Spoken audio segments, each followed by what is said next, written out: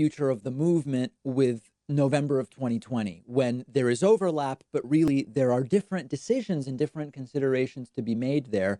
And it's leading to some unclear thinking and people that I think are not thinking in the clearest terms about this. And I want to make sure that if nothing else, we can disagree about where we end up, but let's make sure we have all of the facts and that we're thinking clearly and discreetly about all of these issues. If we come to different conclusions, that's fine. I have no problem. We're adults. But let's think through the different elements of this. First of all, here is Bernie himself saying it yesterday that he is suspending his campaign. I wish I could give you better news, but I think you know the truth. And that is that we are now some 300 delegates behind Vice President Biden, and the path toward victory is virtually impossible. So while we are winning the ideological battle, and while we are winning the support of so many young people and working people throughout the country, I have concluded that this battle for the Democratic nomination will not be successful. And so today, I am announcing the suspension of my campaign. So, first of all, was this the correct decision for Bernie Sanders to make? The answer is yes. Now, Bernie talks about the math, and he says that he has no path to the nomination. It's important to understand that it's been weeks since the numbers changed. So if the numbers yesterday show no path to the nomination, he also had no path weeks ago when we outlined that, and still many people were reacting very emotionally and sort of resisting that. After Super Tuesday, Bernie's shot was diminished to about a 1% shot. After the March 10th states voted, he had about a 0.5% chance. After March 17th, it was smaller than a 0.1% chance, and that has not since changed. So Bernie's decision is the right one. Bernie's decision is backed by the math, and there's no question about that whatsoever. Remember, even after it was just Biden versus Bernie and everyone else was out, Biden kept building bigger and bigger leads in the polls. There was the idea that coronavirus would turn it around and reinvigorate Bernie's campaign. In the polls, Biden kept pulling away. So that's that. I don't really think there's that much more to say about it, particularly because Bernie has suspended his campaign. Next question is about the timing. Bernie getting out yesterday, April 8th, as opposed to earlier, as opposed to later. I don't know that this is the most important issue, but I'm not so sure about the timing. I mean, to me, again, the numbers haven't changed for 3 weeks. So in a sense, it might have made more sense to get out 3 weeks ago when we were not in the middle of the peak of a 100-year pandemic, where this is likely to be a story that gets 24 to 36 hours of attention, and then the attention is going to be greatly diminished. Waiting, I mean, listen, if you've waited this long, maybe you just keep waiting with no other primaries that are voting in person in the immediate. Maybe you keep waiting with the idea that when the virus starts to settle down in the news, as hopefully it will in the next month, although we don't know, maybe there's an opportunity for Bernie to get more attention with this, get some concessions or something with Joe Biden that will be a show of both unity and maybe also some policy concessions that Joe Biden, I don't know. I'm thinking out loud here, but I don't think this is really the most important thing. My instinct is that this is acutely a time because we are, 2,000 people a day in the U.S. are dying right now because of the coronavirus. This maybe is not the best time to get the most attention for what you're doing and maybe spend the political capital you've built in the most effective way. But I don't think it's the most important thing to be talking about. Could maybe Bernie get something out of this in the future? Because remember, Bernie is suspending. You can still vote for him in upcoming primaries. He will continue to accumulate delegates. And at some point in the future, we imagine before or at the convention may be in person, it may be digital. We just don't know right now because of the virus. Maybe there is some show made out of Bernie turning over his delegates, directing his delegates, releasing his delegates, and sending them to Biden in exchange for something that may still happen. I don't know that we need to armchair quarterback that too much. Now, let's move on to a bigger issue. What about the meaning of this for the progressive movement and the understanding of why Bernie lost, which if we don't learn anything from this, it's been a waste. If we don't learn anything from this, the same things are going to keep happening.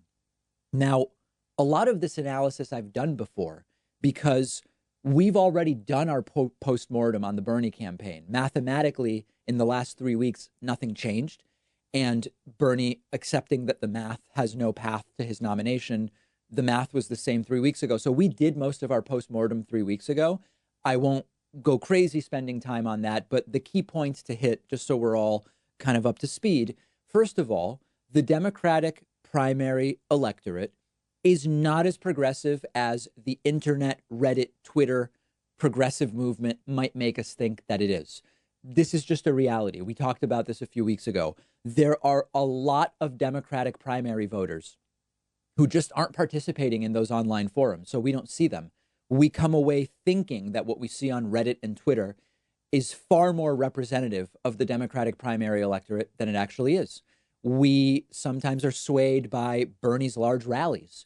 Just because people are able to gather larger rallies doesn't necessarily mean they're going to gather more voters when it actually becomes time to vote. Now, you will hear on Twitter in response to this, you're wrong, David. Everybody wants Medicare for all. Everybody wants free college. People were confused or tricked or bamboozled into voting for Biden because of these wrong calculations about electability. People are wrong. The theme online is, in the online left, it's Bernie is the guy with the popular policies, but people wrongly thought Biden was more electable, so they voted for Biden. That's not really true. And if you look at more detailed polls, it's very easy to say everybody loves Medicare for all, but somehow they voted for Biden. It's not completely true. And this is something, if we don't accept, if we don't realize it, we're not going to fix the problems. If you look at data from the Kaiser Family Foundation, it's pretty clear. I want a disclaimer. Kaiser Family Foundation has nothing to do with Kaiser Permanente, the insurance company. Sometimes when I mention the KFF, people say, David, you're touting industry talking points. No, the Kaiser Family Foundation, you can look up, Google it. It's widely documented. It shares the word Kaiser. It has nothing to do with the insurance company, Kaiser Permanente. They are an independent research agency. And the point is, the more you tell people about Medicare for all and how it would actually work, the lower support is. Now, this doesn't mean Medicare for all is good or bad. I'm talking about the political viability. We have some of the data on the screen. This is not anything about my opinion. It is simply me reminding you the numbers are more complex than simply saying everybody loves Medicare for all, but somehow Biden won by 2.5 million votes. The more you tell people about the specifics of how Medicare for all would work, the more divided opinion is. It's not overwhelmingly against Medicare for all, but opinion about Medicare for all is split very evenly as people learn more about the specifics. So it's not overwhelming support. Number two, policy aside, not enough people liked Bernie enough to vote for him. This is not the Hillary stuff. Nobody likes Bernie. That was referring to members of Congress and the Senate. What I'm talking about is there are lots of people who I'm sure find Bernie's policies fine, but they didn't like him or his campaign enough to get them over the hump casting a ballot for Bernie Sanders. Now, there are all of these hot takes that Bernie lost because voters were confused about issues versus electability. But a lot of people just didn't like Bernie enough to vote for him. It's just the reality. Okay, I don't take it personally. It has nothing to do with the viability of the policies either. Number three, I've already talked about the toxic people around Bernie. There are lots of them. This isn't about mean people on Twitter. That's not what I'm talking about. I'm talking about campaign surrogates. It wouldn't be particularly decorous for me to start naming them. Is it decorous or decorous? For me to start naming them down now, it's over, but there are lots of people around Bernie that were repellent to many, many voters. It was a bad calculation. What can you do? Okay, we learned. And lastly, Bernie was not helped by some of the optics around his campaign. The Democratic Socialist label didn't help. I said this 5 years ago, and there are now more and more leftist folks who are coming around to this. It just didn't help. Thinking about it's not anything personal about Bernie necessarily, but the Dem socialist language, the language of revolution. Most Democrats don't want revolution. They want to fix the system. And even, this is so minor, but like when Bernie praised Cuba's literacy program and then doubled down on it, I get it. Just because Cuba did something doesn't mean that Fidel Castro is good. but it just didn't help Bernie. None of this stuff helped Bernie Sanders. Altogether, many factors. So then we get to, does this say anything about the future of the progressive movement more broadly?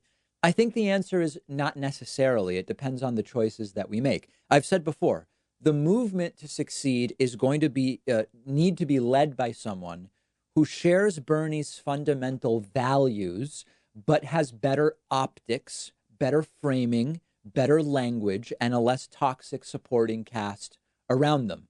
There's plenty of time to figure that out. We don't want to take too much time because we want to make progress and win, but there's plenty of time to figure that out. But in the immediate, in the midst of a 100-year pandemic, during which the president we have is an incompetent, weaponized buffoon, we've got to deal with the general election. This is not trivial. This is not academic. And this is where the black-white hot takes are just exploding on the internet, probably to the detriment of the movement bigger picture, because everybody is claiming to have the perspective that informs what every Bernie supporter should do in November. You've got the never Biden people. You've got the Bernie or bust people, which are not necessarily the same as the never Biden people. You have the reluctant sort of Trump's better than Biden, but I hate him anyway people. Here's my suggestion. Let's stop. Let's be adults here, and I'll explain to you what I mean by that. Bernie supporters have a limited number of options. There's not an unlimited number of paths forward, and those are: you vote for Biden, you vote for Trump, you don't vote at all, you write Bernie in, I'm talking in November now, you write someone else in, or you vote for a third party candidate. These are all different actions, but in practical terms, any of these actions other than voting Biden is an action that gets Trump one vote closer to re-election. That's not a value judgment. I'm not saying it's good or bad. We'll get to the values in a moment.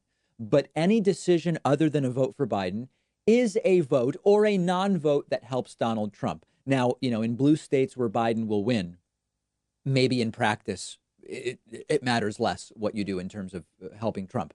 But at the national level, all choices other than voting Biden are a vote that helps Trump get closer to re-election. Now, people may have different reasons for choosing these options. So as an example, you might be a Bernie supporter and you might choose to vote for Trump because you actually prefer Trump to Biden. Like on policy, I guess it's conceivable. You could look at the policy and you could look at everything about them, the people around them, cabinets that they would, okay. And you say, I prefer Trump to Biden. That's one reason someone might vote for Trump over Biden. You might be a Bernie supporter and you might vote for Trump because you see Trump's reelection as accelerationist compared to a Biden win. And now accelerationism is the idea that you should accelerate capitalism because it will speed up its eventual failure, which will bring about the destruction of capitalism. That's an idea. You might choose any of these options other than voting Biden because you want to teach the DNC a lesson, and you see not voting for Biden as teaching the DNC a lesson that, your vote is not a blank check. So here's where I come down on this. I cannot in good conscience take any action that will make Trump's reelection more likely. It's very simple for me. I believe that Trump is that bad. I believe the coronavirus epidemic has been sort of the straw that broke the camel's back, or the cherry on top, or whatever metaphor you want to use, that proves beyond any doubt how weaponized Trump's ignorance and personality disorders and bad ideas and a cast of supporters and staffers are. This is not vote blue no matter who for me. I have a video about this on YouTube you can check out. I've looked at the options and I am choosing Biden over Trump because he's better. Okay. Yesterday on Twitter, our friend Kyle Kulinski responded to journalist Mehdi Hassan's tweet about the lesser of two evils. And Kyle said, okay, white nationalist Richard Spencer versus white nationalist David Duke. Who y'all got? And I responded, half joking but half serious, I guess David Duke. He seems more frail, and his supporters aren't as good at using the internet to spread their white nationalism. The point here is I believe in harm reduction. I reject the idea that accelerationism will succeed at toppling the system. When you look at history, you see that the big progressive advances, which were, in the last 100 and so years, the 1910 to 1920 progressive era, the New Deal era, and the civil rights era. Those were not revolution, break the system and build it back up, burn it down and start over. Those were advances working within the system and improving the system. Now, there is another group that is talking about, Biden needs to earn my vote. The DNC needs to earn my vote. They need to come and get me. And unless they come and get me, unless they make overtures and come and get me, they don't deserve my vote. Another debate is it Bernie who needs to convince his supporters to vote for Biden, or is it Biden who needs to convince Bernie's supporters to vote for Biden? This entire thing is childish to me. This idea of who comes and gets me specifically strikes me as both childish and completely irrelevant. I don't care about these people as people. I don't deify politicians. I've expressed before, the deification of Bernie or Tulsi or Andrew Yang or Trump. It's all cultish. And I just don't think these are people that should be deified or revered in this way. They're just people. They're just people. They are flawed people. We don't agree with everything in their platforms, period. I don't care about the cults of personality around them. I don't care about them coming to get my vote. I'm not signing a blank check. I look at policy and Biden is better. I'm not arrogant enough to say Biden's got to come get my vote. I've looked at Biden versus Trump on healthcare. Biden's better. Is Biden the best? No, Biden's better. I've looked at Biden versus Trump on taxes. Biden's better. I've looked at Biden versus Trump on selecting judges. Biden's better. I've looked at them on the environment. I've looked at them on diplomacy. I've looked at just about every issue, and Biden is better. I'm a big boy. I don't need Biden to come kowtow to me or do anything like that to get my vote. I've done the analysis on my own, and I know what the right decision is here. I'm not going to attack people who are going to go a different path than I'm going. I can only control what I do and communicate it to you, and everybody's got to make their own decisions. I'm not going to do ad hominems of people choosing a different path than me or anything like that. Trump gets another 4 years. I'll do what I can to minimize the damage.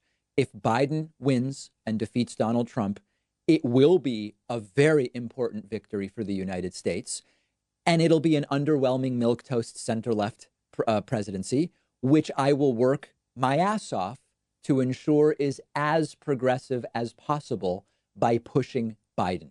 Everybody's got to decide for themselves. Are you okay with your actions helping Trump get reelected? Maybe the answer is yes. I don't think you're a bad person. I just think you're wrong. For me, the answer is no. So I'm very confident in the action that I have to take, and it's voting for Biden over Trump. Let me know your thoughts. I'm ready. I'm on Twitter at @DPacman. We will take a break and be back right after this. The David Pakman Show at davidpakman.com.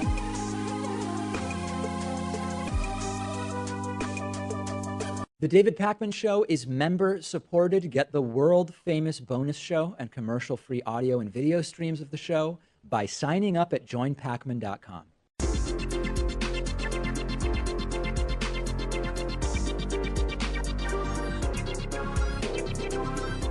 The David Pakman Show at davidpakman.com.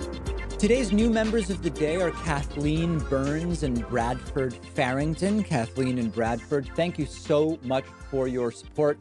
Means a lot, especially when I know a lot of people are having to tighten the belt. Coronavirus, we've got 16 million people over the last 3 weeks who have lost their jobs. So I really appreciate it. Also want to say thanks to Doris Bravo. Doris has been a member for almost 5 years and is today's longtime sustaining member of the day. Thank you so much, Doris. If you are looking for something to do as you are socially distancing and physically distancing and self-isolating, go to the David Pakman Show Reddit at davidpakman.com/Reddit, REDDIT. Nearly 19,000 of our viewers and listeners are now participating on our subreddit. Some interesting posts I saw. User Restless Pedestrian posted an article about financiers making a lot of money off of the pandemic. I have been talking about this more so on the live streams than on the broadcast show for a couple of weeks now. There is a lot of money being made on coronavirus. You have, of course, financiers and banksters who are able now, especially to start processing these loans under the Paycheck Protection Plan. They get 0.05% commission on every dollar processed paid by the government. You can rack up big profits doing that. You've got the short sellers of different kinds who at different points bet on the stock market declining and made money off of that. You have all sorts of different companies jumping in and making masks and other things, which of course is good. Those things are needed, but they've proven to be very profitable endeavors, including when you get a slot speaking at a coronavirus press conference like the My Pillow Trump sycophant guy, Mike Lindell did, making some masks instead of pillows and getting invited to speak on a national stage. So there are all sorts of different people that are cashing in on coronavirus. And what we need to understand is this isn't new. Every tragedy, every calamity has people who are able to profit from it. Sometimes people are profiting by helping in a serious and sincere way. Other times people are taking advantages of loopholes or vulnerabilities, scamming people, selling things like, as you know, silver toothpaste and others claiming they kill the virus. It is nothing new that there is plenty of money to be made around tragedies, and we are seeing that happen. Another interesting discussion on the Reddit is Black Rian said we should start making a distinction between the progressive left and the populist left, pointing out that populism wants to appeal to ordinary people who feel their concerns are disregarded, whereas progressivism is a particular political philosophy supporting social reform and certain policy ideas. I want to be careful about this for two reasons. Number one, when we go crazy with how we name different groups and categorize different people, it's often not useful at all and is often a distraction. And, you know, if you've listened to some of the pedantic phone calls I will sometimes get during live calls from people saying, I used to be a civil libertarian, but now I am a moderate ANCAP or whatever. It gets us very little. It gets us very little in actually figuring out how society, culture, and the economy should go. So here's my one thought. Populism can be left or right. Populism in and of itself can be left or right. And as this viewer is saying, we're distinguishing between the progressive left and the populist left. I actually think that populist left implies progressivism. So for me, there's not really a conflict. The populist left has elements of populism with progressive social policy, progressive economic policy, etc. I would not overly focus on these labels. Check out some of the work from the New School's Professor Federico Finkelstein, who is a fellow Argentinian. He's been a guest on the program, expert in populism, authoritarianism, etc. Let's not go crazy with the labels and the categorization. I don't think we get much out of it. Lastly, a bit of good news from the subreddit. User Bag of Squares has notified us that the pandemic has resulted in their mom becoming a fan of the David Pakman Show, pointing out that she previously was apolitical, sometimes with some anti-Obama sentiment, but that she has recently been on the online media rabbit hole. She came across the David Pakman Show and now is a regular viewer of the show. That's a good thing. That's a good thing. And I've heard a lot of those stories actually during the pandemic. A lot of people home and consuming media they wouldn't otherwise consume. And really great. Appreciate it. Say hi to your mom for me. Join the discussion at davidpakman.com/Reddit. It's free. It's something to do. And you'll see me on there. You'll see producer Pat there. Very, very exciting. We learned this morning that an additional 6.6 million people have lost jobs and filed for unemployment benefits. Now, the real numbers are actually much worse than the official numbers, and I'll explain why in a moment. You might remember that 2 weeks ago, we learned that in the prior week, 3.3 million people lost their jobs. Last week, we learned that the week before, 6.8 million people filed for unemployment. And today we learned that last week, 6.6 million more people filed for unemployment benefits. That now gets us to 16.7 million people losing their jobs and filing for unemployment benefits in just 3 weeks. Now, to understand the magnitude of this, the labor force was right around 158 million before this started. That means 10% of the labor force has filed for unemployment benefits in the last 3 weeks. Now, the question is, can we trust that number? Well, we can trust it, but the real number is much higher. Why? Well, number one, there are tons of people who lost a job but don't qualify for unemployment benefits. Not every type of job necessarily qualifies for unemployment benefits. There are people who are working under the table, as the phrase may be. There are people in certain jobs where you don't qualify for unemployment benefits. So the real number is higher. And number two, the systems for filing have been so overwhelmed that there are tons of people who have been trying to file but couldn't. Unemployment is administered, managed at the state level. Like we have the department in the Massachusetts Department of Employment that manages Massachusetts unemployment. The websites are often not up to the task of handling the increased traffic. The phone systems are often collapsing. So there are lots of people who have been trying to file but haven't been able to. So in early May, the April unemployment report is going to be released, and it could conceivably hit 15% unemployment, which would be historically high. I mean, you have to go back to the Great Depression era where you had, 25% in 1933. We've not seen numbers like that, 15, maybe even we could get to 20% since. These are tragic numbers. It's going to take a long time to recover, regardless of Trump saying it's going to go up like a rocket and we're going to be reinstating everything very quickly.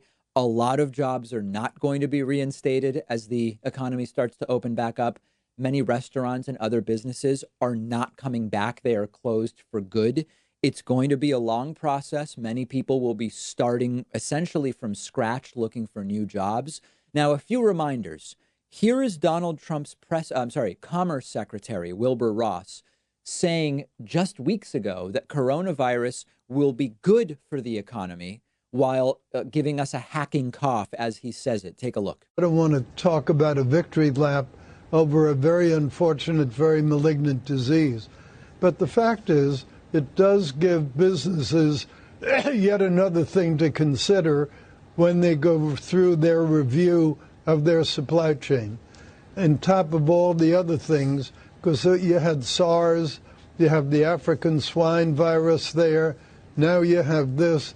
It's another risk factor that people need to take into account. So I think it will help to accelerate the return of jobs to North America, some to U.S., probably some to Mexico. So we can add that to the montage of really clueless people who have no idea what they're talking about. Now, in the meantime, and we're going to talk about this in the interview segment today, people still haven't gotten their $1,200 stimulus checks. From reports I'm seeing, the unemployment supplement from the federal government of up to $600 a week still hasn't started in many, if not almost all of the states that are through which people are receiving unemployment benefits, not to a significant degree, despite Trump's claims during his press conferences that billions and billions of dollars in the Paycheck Protection Plan funds have been doled out already. It seems that very few businesses have actually received any money so far. We're months into this thing now. And where are those benefits? Where is the money? These are very ugly numbers. They are made worse by the fact that the Trump administration has been so brutally behind on all of this. So we need a government that can actually behave responsibly and react quickly. We don't have it right now. The David Pakman Show at davidpakman.com.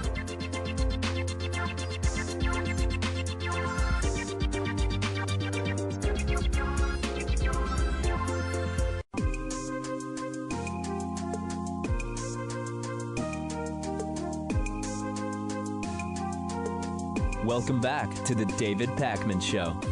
It's great to welcome to the program today Jason Goldwater, who's a California attorney who represents small and medium-sized businesses throughout Southern California, advises businesses on employment and labor issues and best practices. Jason, great to have you on today. Thanks, David. Great to be here. So let's start with, in figuring out, every day we hear this number of billions of dollars is going out. Everybody's getting $1,200. Unemployment's being boosted by $600. The Paycheck Protection Plan, billions and billions and billions of dollars are going out. Let's start talking through what's been announced and what has happened. So the $1,200 were close to 2 out of the 3 weeks that they said it would take for that money to start going out. Is there any system yet for people who did not get direct deposit of their tax returns last year to say, here's how you get me my money? Are any of these infrastructures in place at this point? So they are not. The IRS has said that they are going to create a portal on their website where people can essentially go on and say, I want my money going to this bank account or going to this address. So that has not happened yet, even though the private sector could probably do this in under a day. The IRS, I'd be very surprised if they managed to do it by next week. And don't forget, it's not just people who didn't receive direct deposit, but maybe people whose bank account information has changed, whose addresses have changed.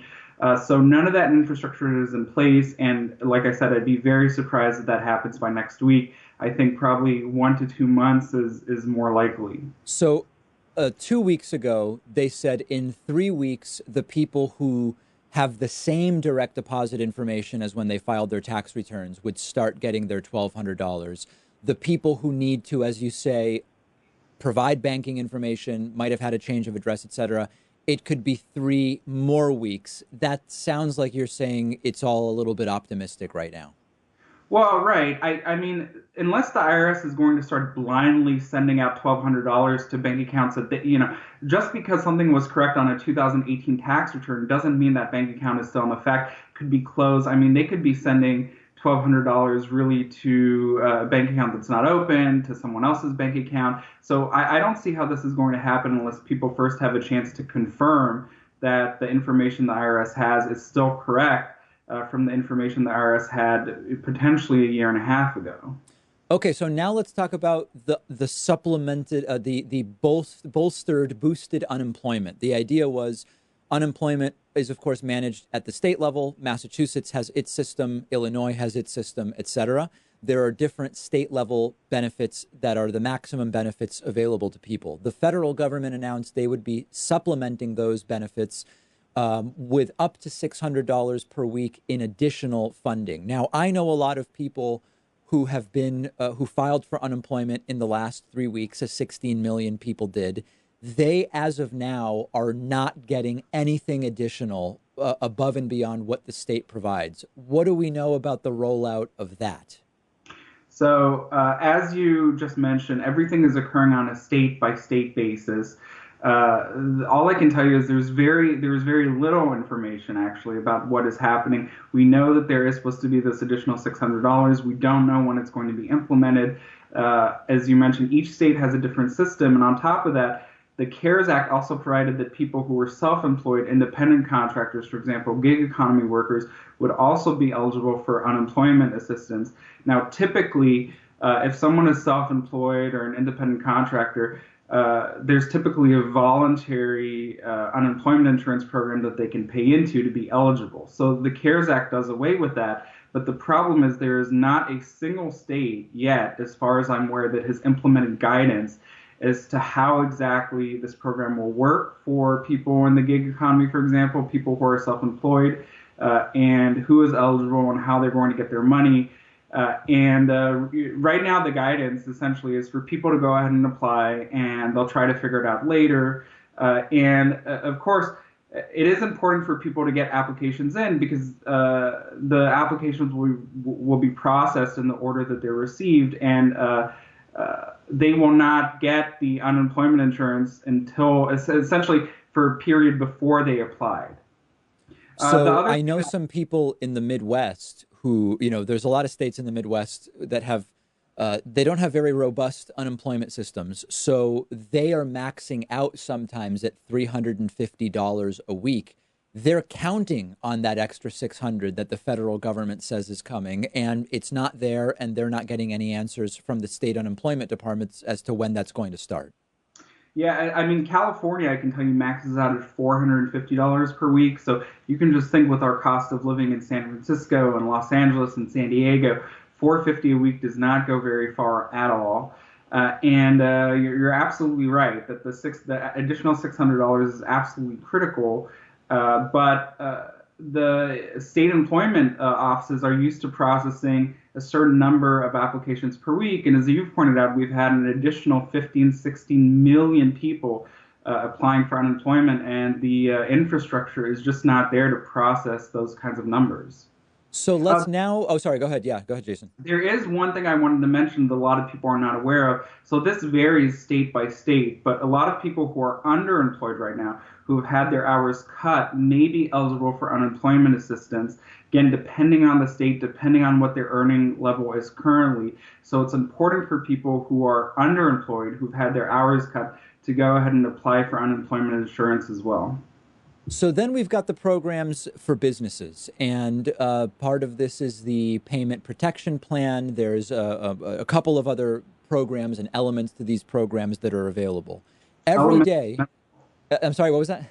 elements of medical. Elements of medical, yes, elements of funding. So every day at a press briefing, Mike Pence or Donald Trump will say something like, a million people have applied, or 3,000 lenders are now taking applications, or we have processed $10 billion.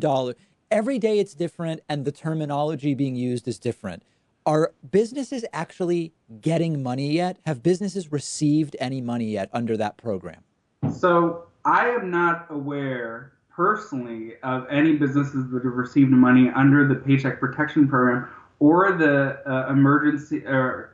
economic injury disaster loan program. So Right. that doesn't mean it hasn't happened. That just doesn't. It just means that the rollout has not been very widespread.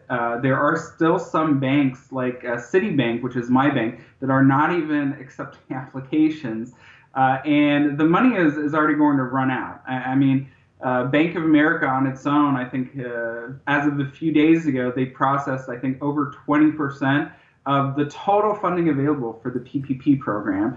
Meanwhile, Citibank is not even accepting applications. So the whole, again, the rollout here has been, unfortunately, a little bungled. It's increasingly seeming to me, and I hope that things can get reopened sooner than later, as is safe. Never beyond what is safe, but I hope things get going as soon as safe. It's starting to seem like a lot of these funds may not even get to people before the reopening starts if things continue on this path. Yeah, I mean, it's not just a question of reopening, but by the time we're through with the lockdown, frankly, there will be so much job loss. And unfortunately, the job loss really is not just affecting at this point the hospitality industries or the restaurant industries or economic industries, but it's affecting all the other industries indirectly. I mean, I can tell you as a lawyer, for example, the courts are closed. So any lawyers who are in litigation have no work right now. Even if they did, businesses don't really want to be spending money on lawyers. I mean, this is affecting every segment of society right now.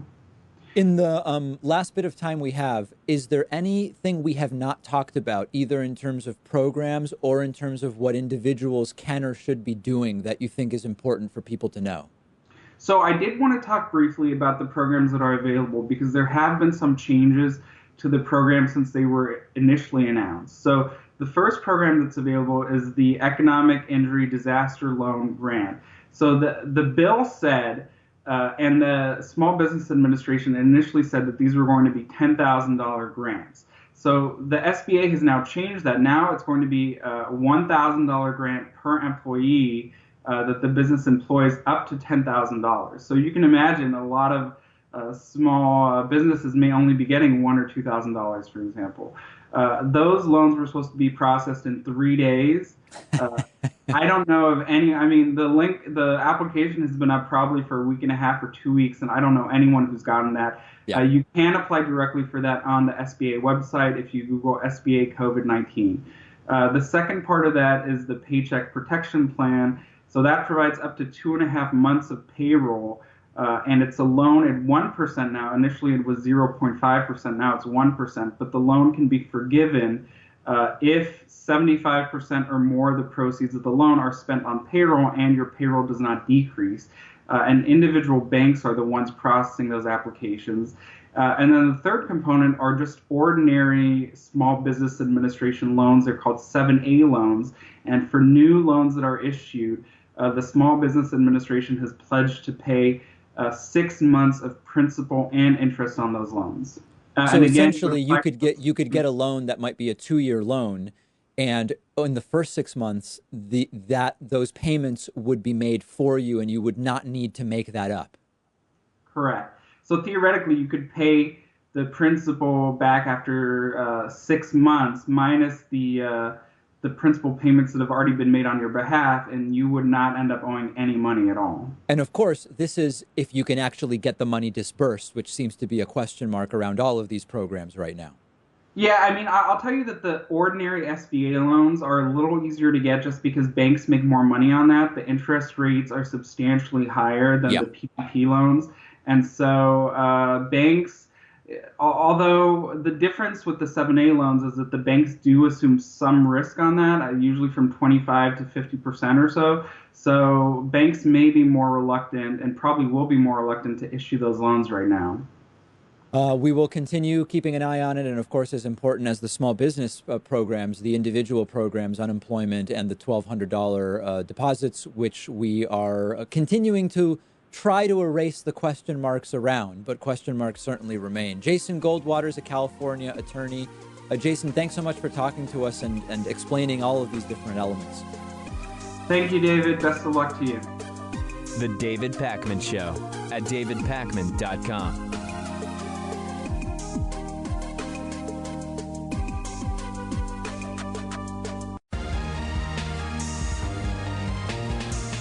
The David Pakman Show at davidpakman.com.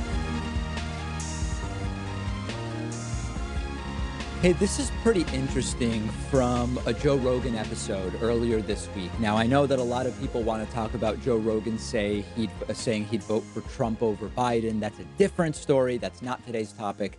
I hope to be able to talk to Joe personally about the Trump-Biden thing soon. But for today, I want to play some clips for you of Republican Congressman Dan Crenshaw on Joe Rogan's program earlier this week. And in the context of coronavirus, they got to talking about healthcare. And Dan Crenshaw rolled out just about every bad argument about healthcare. And what I really like about this is how Joe Rogan ended up kind of de facto destroying the arguments that Dan Crenshaw was making, but in a way that was just completely genuine. It wasn't calculated with talking points. And what I mean by that is Joe Rogan is more of a political hobbyist than a political analyst. And he even said recently, when I say I think I'd vote Trump over Biden, I don't know what I'm talking about. And he actually said, go, listen to people. He actually listed the David Pakman Show. Go listen to people who really are doing this full time. He doesn't consider himself a political expert. I dub it more of a political hobbyist. And Joe has said many times, politics is not his main thing. He's interested in it. He has opinions. He talks to people, but he's not a politics guy. So what's interesting to me about the clips that I'm going to play for you is that Dan Crenshaw is making bad argument after bad argument, arguments that have a lot of history in different political circles as being the types of talking points you want to use. And Joe dismantles them not by trotting out his own crafted talking points, but just by kind of reacting in real time with common sense to the nonsense that Dan Crenshaw was saying. So let's get right into it. I think you'll find this interesting. First, here is Dan Crenshaw trotting out a popular argument from libertarians, including people like Rand Paul, which says Medicare for all or single payer reduces freedom and it sort of enslaves doctors. They argue we're not free with Medicare for all. And Joe Rogan makes pretty quick work of it. And you'll see Dan Crenshaw become visibly confused and sort of start jumping around with non sequiturs, trying to retort, but failing. When we talk about Medicare for all, it tries to move past these essential foundations, whether of a free society that we have to adhere to, and because the other thing I push back on a little bit is the healthcare as a right statement, and I push back against that because when you're calling something a right, what you're effectively saying is that somebody else has a obligation to serve you. And it's hard to call something a right when that right requires the service of somebody else. But don't we already do that? Nitpicky. Don't we already do that with the firemen? Don't we do that with the police department? Don't we do that with public schools? Not exactly. No. I mean, we have public services that I would distinguish those public services from something like a direct point of care. And I would distinguish them to an enormous extent. And here's why. You can add a few 100,000 more people to the nation's population and it doesn't change the mission of the military, right? Like it doesn't take anything away from them. But because of this sort of non-rival, this is like an economics term, but this sort of non-rival attribute of these things, it is different, right? Because there's only a select number of doctors. And we've already said that once you put price controls in, there's going to be less doctors because doctors will be paid less. They'll get burned out more. Then hospitals will be able to, I actually never finished that point. So Dan tries to slip in, this is an economic term, implying, a lot of people don't know this term. But this is an old libertarian argument. That's a really bad argument. So here's the deal. Single payer doesn't make doctors slaves, and it doesn't take away freedom. In fact, we already have the Emergency Medical Treatment and Active Labor Act, which mandates that hospitals must provide stabilizing emergency treatment to patients in a dire emergency situation, or delivery services to a woman who is in active labor, period, no matter whether they can pay or not, no matter whether they have insurance. If you're an ER doctor and someone comes in with an emergency, you must give them stabilizing treatment. This has been around 34 years, since 1986. Back then, you had some people saying you're enslaving doctors, but you're not. And it's a bad argument. Consider lawyers. Everyone has a right to an attorney, even if you can't afford one. You have a right to an attorney. Are attorneys slaves? Are attorneys enslaved by that? No. Now, does any one lawyer have to take a certain case? No, typically not. Does any one doctor have to treat a specific patient under single payer?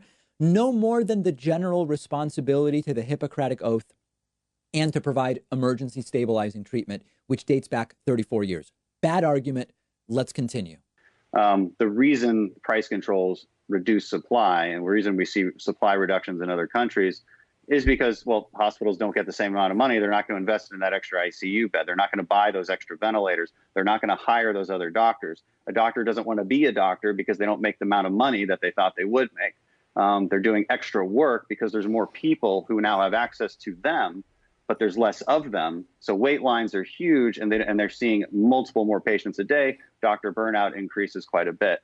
That's the quick answer as to why that happens. But does that kind of answer your question? Now, here I really need you to understand, this is a Gish Gallop. Dan Crenshaw is throwing about 4 to 5 different arguments at Joe Rogan. None of them make sense. None of them are actually arguments against single payer. And now he's moved beyond single payer and is starting to talk about reimbursement rates, doctor compensation. That's one issue. Many countries have successful systems, but they've got to figure out doctor compensation. That's just one issue. Then Dan Crenshaw throws single payer will increase demand and every hospital is going to be full. That's an old, tired argument. When you give everyone health care, it doesn't increase demand in total. It shifts demand from people using emergency rooms and waiting until things are more serious to people going and getting checked out earlier, going to their pre-CP instead of the ER. And that actually can, in many ways, lighten the load on emergency rooms and emergency care and reduces the serious conditions because people get checked out earlier. So Dan Crenshaw here makes so many different arguments in 30 seconds that it's hard to keep up. Now let's skip forward to Joe reacting to this. This is getting really deep on this. Yeah, the human right issue. We kind of moved around with that. The idea that it's different than the fire department or the police department. Well, it's not a right either, actually. The fire department's not necessarily a right as we would. But it's a public service that's provided to everyone. Yeah. It is, but understand. So let's call it a public service then, and let's call doctor healthcare a public service as well. If we were to do Medicare for all, but wouldn't the result be the same if it's provided for everyone? Not from a practical standpoint, just because it's much easier. Again, you could add 100,000 people more to your city, and the fire department would have marginally more work to do. Dan Crenshaw says, not from a practical standpoint, but actually, yes, Joe is right. It would be the same thing from a practical standpoint. It would be different from an ideological standpoint where, Dan Crenshaw's ideology makes healthcare different than being a firefighter. But in practical terms, it is basically the same thing as Joe Rogan points out. Let's skip ahead a little now. And this is just bad from Dan Crenshaw. And Dan does something slippery. Dan starts talking about socialism as a system more broadly rather than just talking about healthcare. Joe's talking about healthcare. And then this is just amazing. Remember how in the clip I played for you, Joe Rogan was saying healthcare for everyone as a public service or a right or whatever you call it. It's like firefighting. It's like police or public education or whatever. And back 5 minutes earlier, Dan Crenshaw argued, no, healthcare is different. Now, in this clip, only a few minutes have gone by, and Crenshaw says, no, Medicare for all isn't socialism. It's a public good. That's right, Dan. That's what Joe said 5 or 6 minutes earlier when you said, no, it's different. Take a look. Right, but we're talking about well, you're talking about socialism overall, not just just involving medicine. You're talking about socialism in general, and I'm saying, isn't the fire department an example of socialism that works? Well, it's definitely not an example of socialism. I think it's an example of a public good, the way the military is an example of a public good, the way the highways are examples of public goods, the way parks are examples of public goods. Right, but they're funded by the people. It's funded by people overall, and it doesn't cost people money to use them, and the people have these as a basic part of our society and our civilization. Dan Crenshaw is just a human pretzel here. He's completely wound up into knots. When Joe says it's a public good like these others, Crenshaw says, no, it's different. 5 minutes later, when Rogan says, aren't we socializing an element of the economy and an element of society that works fine to socialize? Crenshaw says, no, it's not socialism. It's merely a public good. Well, okay, why didn't you agree with Joe when he said that 5 minutes earlier? Here's Crenshaw's last reaction. And Crenshaw, he basically white flags and he plays these pedantic semantic games and says in the end, these are really just semantic issues. No, I understand that, and I have no problem with that. I just would not call them socialists. Well, what would you call the fire department? How does it get funded? It's a public good. How does it get funded? It's a public good. It's funded by the public, right? And it's not relying on it's not relying on the tenets of socialism to function. And now we're kind of having a discussion of definitions, and this is an important discussion to have because oftentimes even Democrats aren't really talking about socialism. Well, even Bernie Sanders doesn't call it socialism. He's talking about democratic socialism, and he makes some very clear distinctions between the two of them, which I think you could apply to things like the fire department or the police department. Yeah, there's a lot in that. So there's a lot there, and I'm not going to subject you to more of this, but I like this for a few different reasons. Number one, they try to stake ideological claims when they can. But when Joe Rogan breaks down those claims with simple questions, they retreat to semantic games and gish galloping, which is just throwing out so many different assertions that it becomes very difficult to keep track of them and actually refute them one by one. That's a sign that the facts aren't on your side. But number two, you all know I've been critical of some elements of Medicare for All plans. There are issues around cost estimates and other issues with a lot of these plans. I would actually love it if the left and right could simply agree on what we know, which is Medicare for All will increase access and Medicare for All can maintain or increase quality. The question is, at what cost will we be able to maintain quality and increase access to 100%? The coronavirus stimulus has proven when we want to, we can find 2 trillion, we can find 6 trillion, we can find 10 trillion if we want to. The money is there if we decide we are going to do it.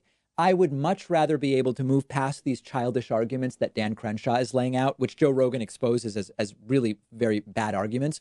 Let's get our hands dirty and do the nitty gritty work of figuring out how this can all work, because it can work. It's a question of at what cost and how to best optimize it. I've been keeping things light in the voicemail segment at 219-2-DAVID-P. We're continuing that today. Take a listen.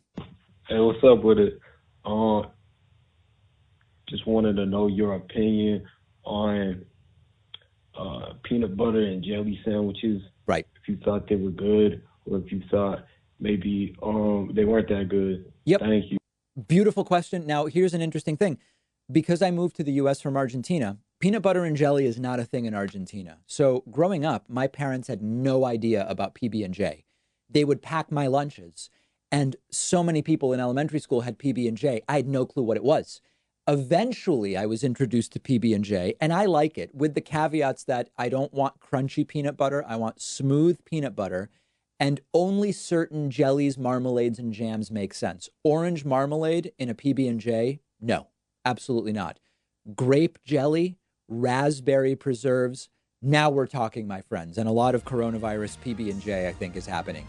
Join me on the bonus show today. We've got a lot to discuss. Pat will join me. We will be back with a new show tomorrow if you are not privy to the bonus show.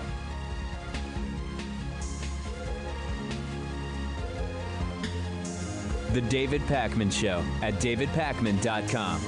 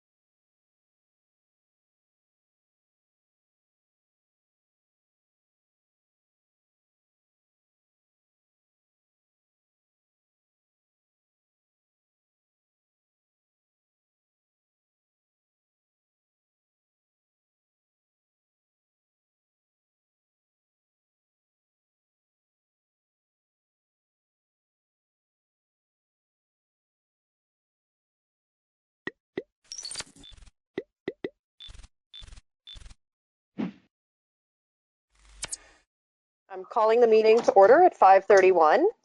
Do we have any adjustments to the agenda? I have none. Okay. Then seeing no adjustments to the agenda, do we have a motion to approve the minutes for March 25th, March 28th, and April 1st of 2020? So moved. And seconded. Any discussion? Hearing no discussion, all in favor? Aye. Aye. Aye. So it's been passed. So I was just going to read off some notes real quick regarding how we're going to go forward with these meetings. But before diving into the logistics of select board meetings during the COVID crisis, I want to take a moment to honor the work of those that operate our town. town hall may be closed to the public, but I assure anyone that may be watching this that behind those closed doors, our town management is not only maintaining regular operations, they are also taking actions that assure the town of Putney is responding thoughtfully and nimbly to every evolving COVID concern in our community. Both Karen Astley, our town manager, and Tom Goddard, our emergency management director, are working overtime with all the town departments to support our community during a very scary time. I also want to acknowledge the dedication and support of my fellow select board members. Thank you for stepping into such difficult circumstances without hesitation or complaint.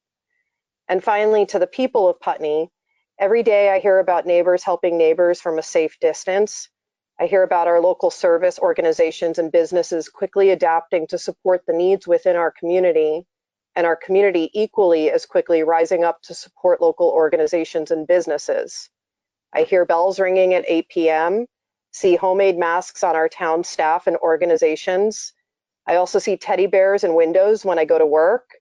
I see how our local school staff quickly restructured their entire way of educating and feeding children overnight. It's pretty incredible, and I'm in awe. COVID-19 has already impacted this community and will continue to, but it will not break what is Vermont strong.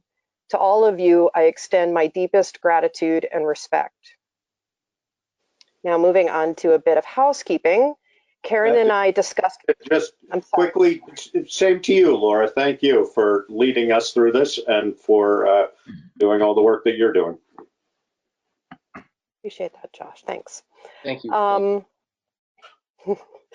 So now a bit of housekeeping. Karen and I discussed best practices to ensure these meetings go smoothly and encourage robust public participation.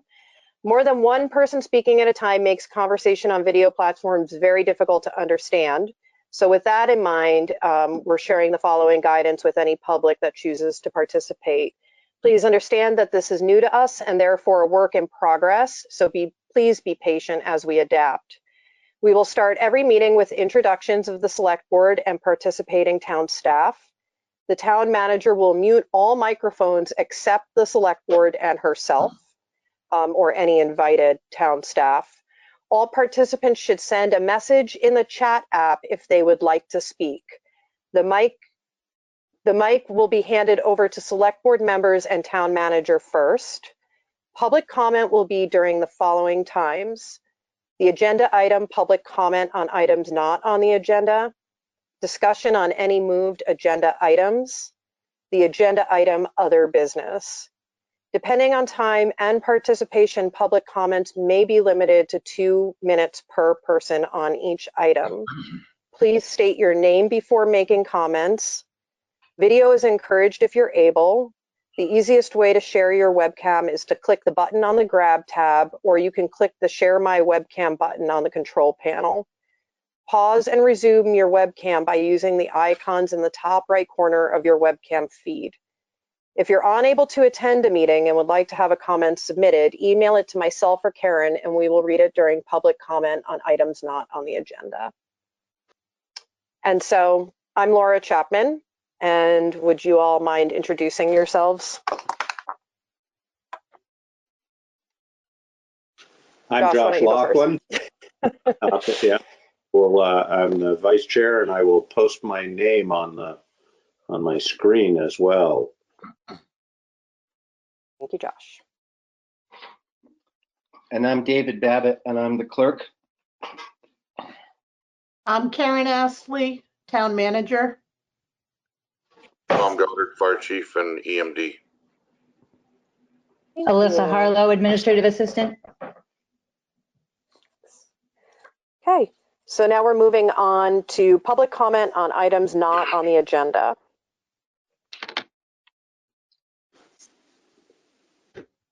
And I'm not sure if we have, I don't believe that we actually have anyone from the public in this meeting right now. So we can move on to select board items. And our first item for discussion is the emergency management preparedness update from Tom Goddard. Thank you. So as of 1 o'clock this afternoon, and again, I'll do the same thing that I have typically done with these. I'll go over state things, information, and then concentrate on locally and regionally. So as of 1 o'clock this afternoon, there are 605 total positive cases in the state. Unfortunately, 23 deaths associated with those totals as well, and 40 positive cases within Windham County. As recently as earlier this afternoon, during a teleconference, the Department of Health is continuing to reiterate to us that we need to expect to see increased numbers of cases throughout the state.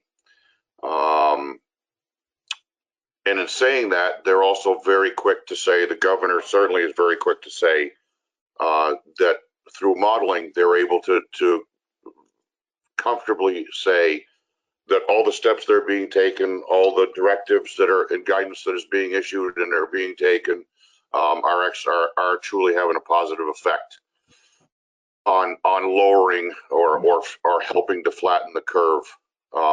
So that's positive. It's also being indicated to us again as recently as this afternoon. The peak is expected to hit us in the state within the next 2 to 3 weeks.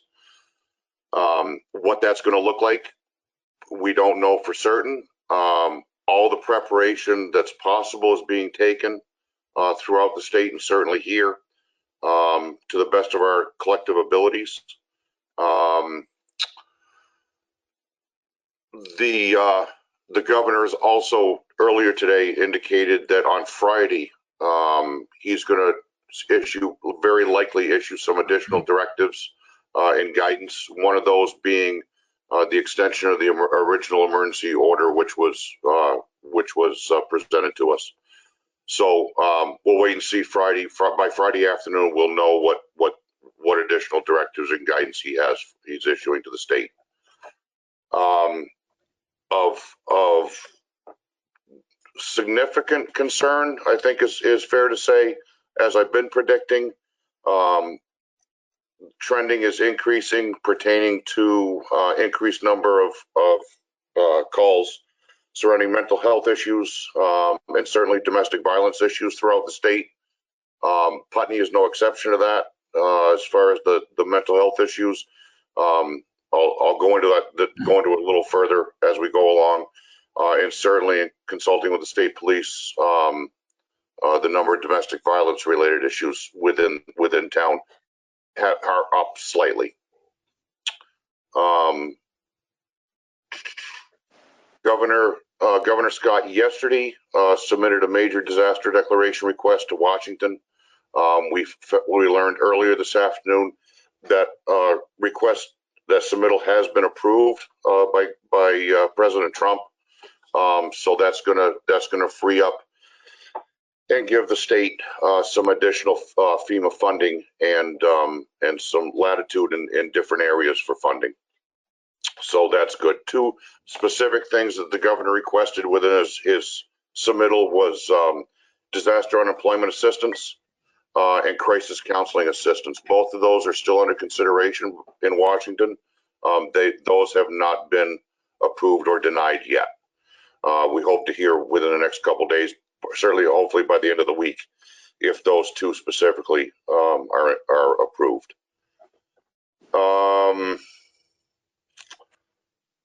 That's it state-wise at this point. Any questions on any of those things? The peak, I know NPR is saying our peak is somewhere between the 4th and the 9th. That doesn't really make sense given what we're seeing. When you hear the governor say a peak sometime in the next 2 to 3 weeks, do you have any anecdotal or reason to suspect that we're talking sooner rather than later, or later rather than sooner, or what are you hearing any? Because I listened to most of the discussion today with the governor, and or not today. Yeah, I guess it was today. I don't have a clear sense of what we're thinking we know about the peak. Do you? No. All I can say is by the graphs and the charting and the trending that's being provided to us, we're still climbing sharply day to day. That was my sense, and that. Yeah, since and I don't remember the date off the top of my head. Since the end of March, we've been on a very sharp and steep incline.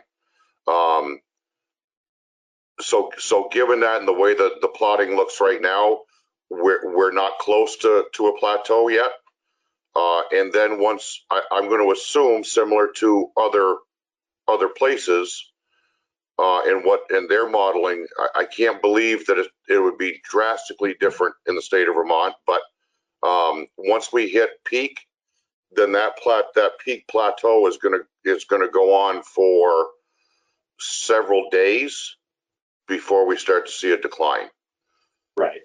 So I think that peak forecast of within the next 2 to 3 weeks. I don't know for certain, but that may include that peak plateau as well. So regionally and locally,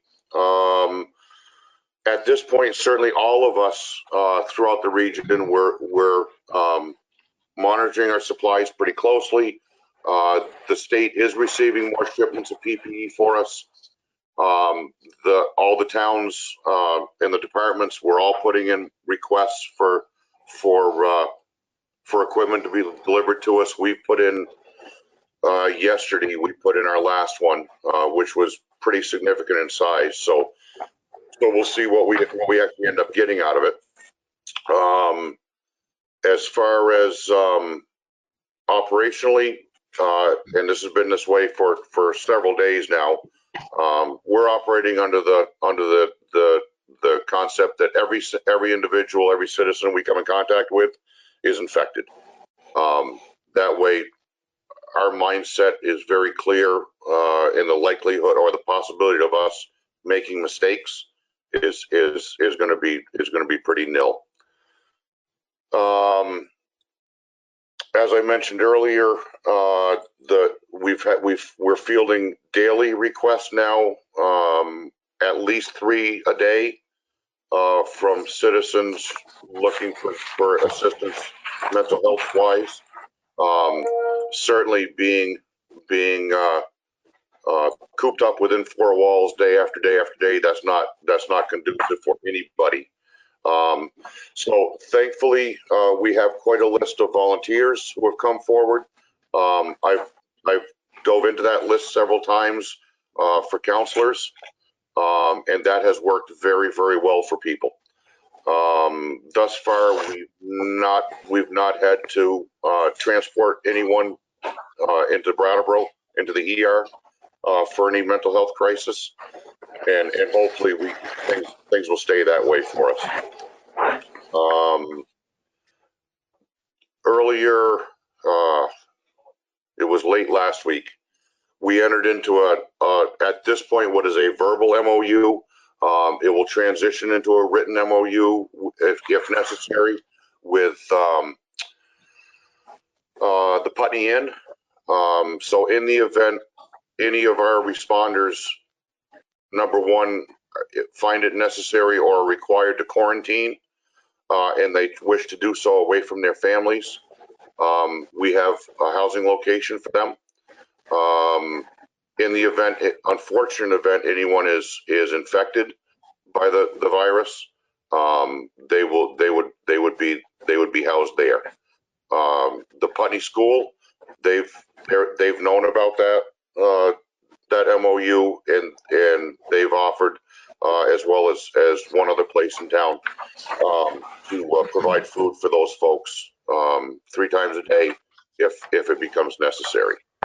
So that's all in place. A directive actually just came down our guidance just came down today from the state, the governor's office, indicating that it would be a wise choice for all municipalities to secure such housing if it becomes necessary. So we're ahead of that curve.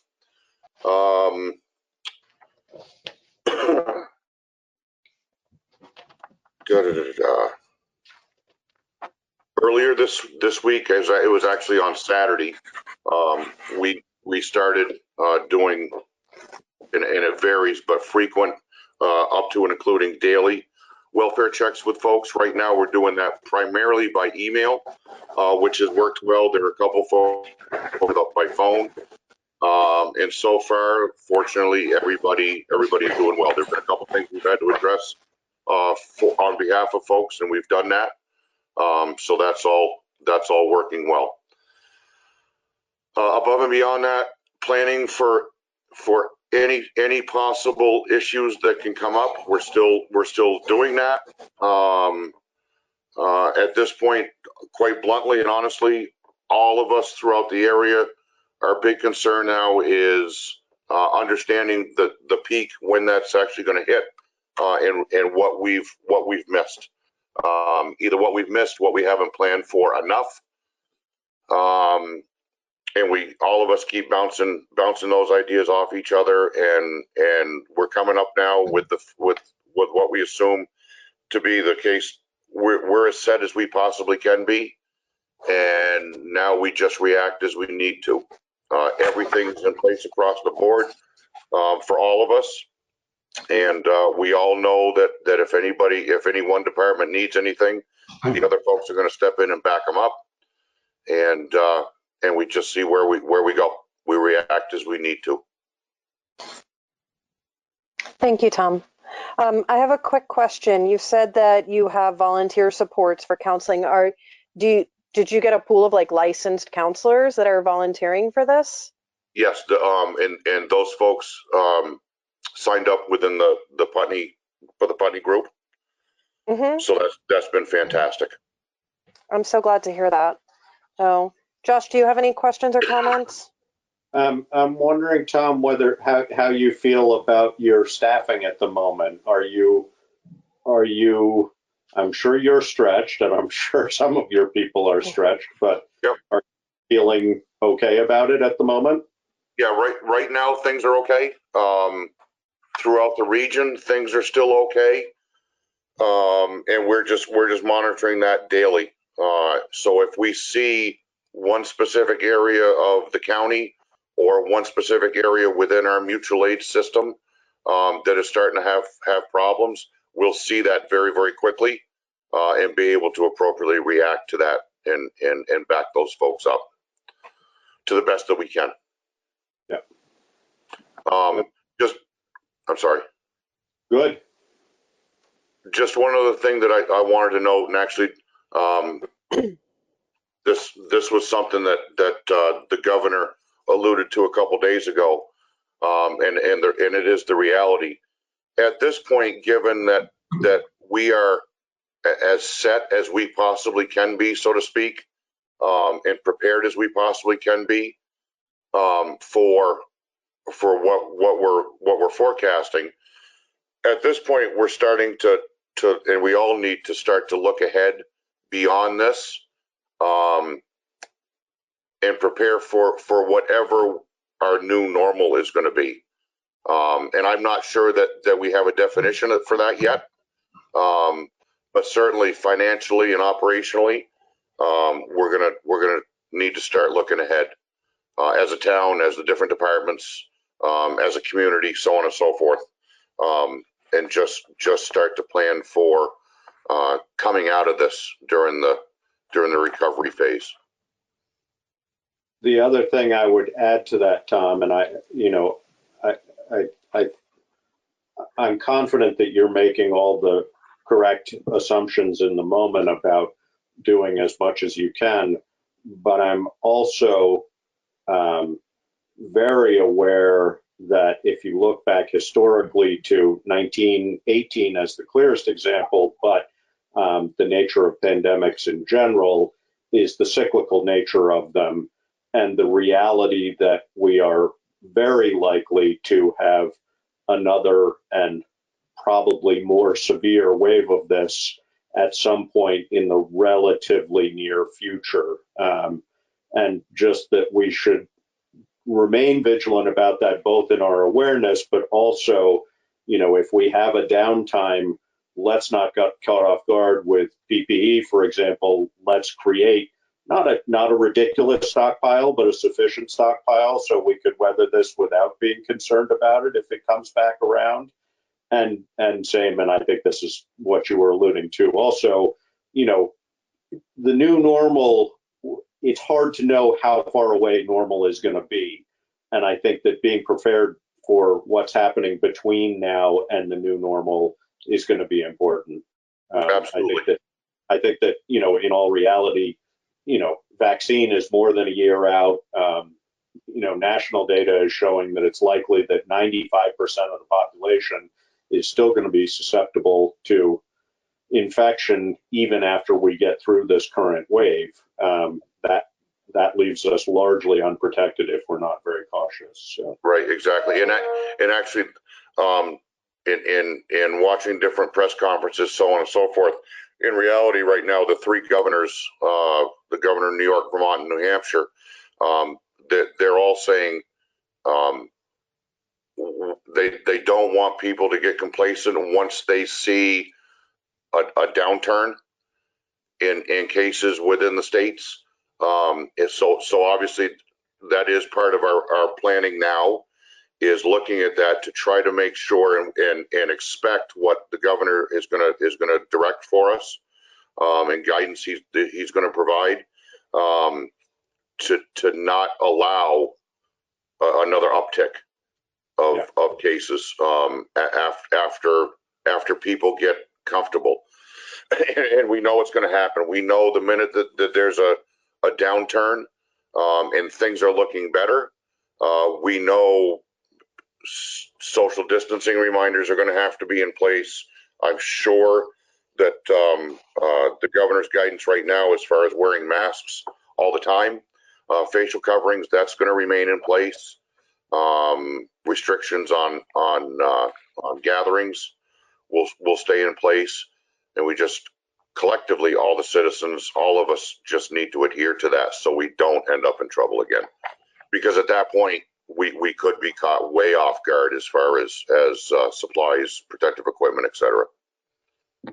Do you have a sense? I know that one of the efforts that looking at is going to have, the countries that have been most successful with this have had really effective contact tracing and follow-up.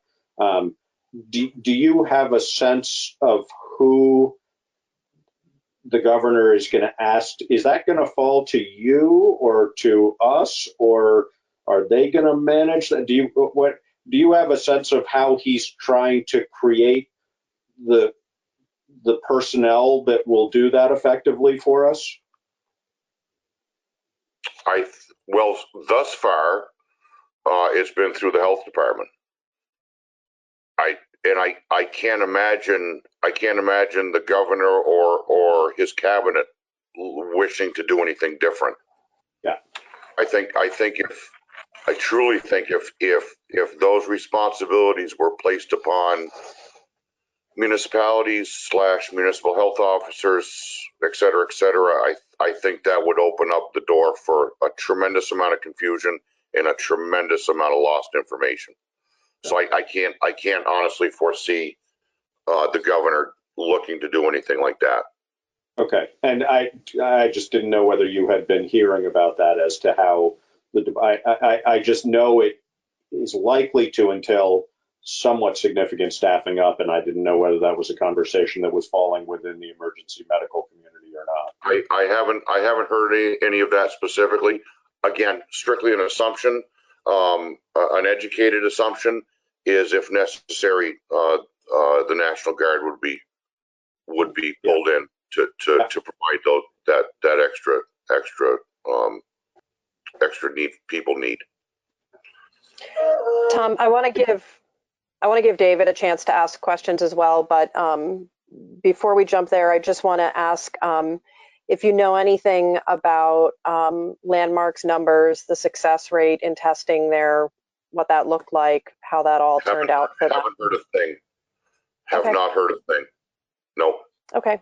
And I can certainly ask the question on Friday. I don't know if we'll actually have any answers. Yeah. That was more out of my own curiosity. I don't want you to waste any of your time on my curiosity. Okay, I'll add it to the list of questions and we'll ask it. David, do you have any questions or comments? I do. Tom, considering that we don't know what this new normal is going to be, and I'm imagining you're putting in a tremendous amount of hours right now. It's part of the plan to prepare for the giving you some kind of help. As part of that plan, have you thought about how you might not put in so many hours and be able to deal with what this new normal might look like in case we do have another bump? Well, right now, several of our folks have been a huge help. They've been into the station during some daytime hours. They've done some things for us, evening hours, things like that. So that's been fine. It's been a huge help. Moving forward, we don't have anything firm in place yet. In reality, it's going to be difficult to put something firm in place surrounding that. We're just going to have to react as things develop, as things come up. So within that, however, our reaction, we're going to be able to react quickly and get things taken care of quickly with regard to your concerns. So I have no doubt about that. I guess my concern is we wouldn't be able to do this without you. And if you're putting in the number of hours you're putting in now for an extended period of time, I can't imagine you'll be able to sustain that forever. So I'm just concerned about you. That's all. Yeah, I appreciate it, and certainly it's not me. There's a tremendous amount of it's all us. So yeah, I'm putting in a number of hours. It is what it is. Again, I've got plenty of support. So anytime what I don't want to do right now is use that all up, because the more I try to slough off, so to speak, if that's appropriate terminology, the more worn out they're going to get, and the more time they're going to be away from their families before potentially they absolutely have to be. So that's all. I mean, it's a big balancing act. And right now everything's good. If I get to the point where I'm realizing I can't do anymore, then yeah, well, I'll pass a lot of stuff off and I'll take a breather. But at this point, I'm good. And I appreciate what you're saying. Well, I guess my last little bit is that if the new normal is going to require more people, what do we do to get you more people, not just the people that you have, so that the weight is off of everybody a little bit? Just a thought, maybe something to think about. I really don't know your job. I don't know what you go through. Honestly, short term, it's going to be through mutual aid. Okay. And some options within that. Long term, I haven't got a clue. Okay. I don't know. Can I jump in? Sorry. Can I jump in with a suggestion? We have scheduled emergency meetings for every other week to fill in the weeks that we regularly don't meet. And I suggest that next week we take some time to really digest and discuss all of this, especially once we get the news from the governor on Friday. It'll give us more to work off of, and maybe we can start to form strategy around addressing the new norm. Right. Yeah, I would just comment also that, it would appear, at least in this moment, that there is a certain level of increased altruism that we should not miss an opportunity if it's there. Coming out of this might be a great time to really do a recruiting push.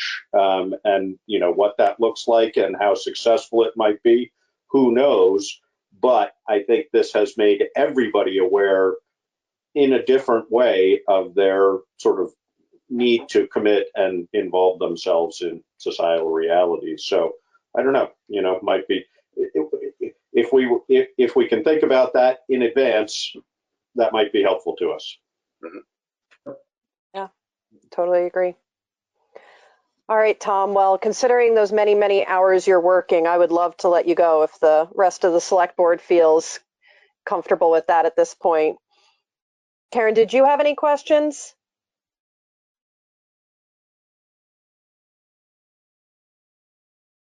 Okay. No, Thank you. I'm all set. All right. Okay. Thank you. Thank you, Tom. Thank you. Okay. So our next order of business is the VTrans annual financial plan review and approval. And Okay. So in your packet, there's the annual financial plan for VTrans. And Megan Brunk helped me out with this, as she does every year. Has everybody taken a look You at it? froze up for a minute there, Karen. Can you? Sorry. I think it's you, Josh, but for the annual financial plan, Oh, might be. I couldn't hear. Yeah.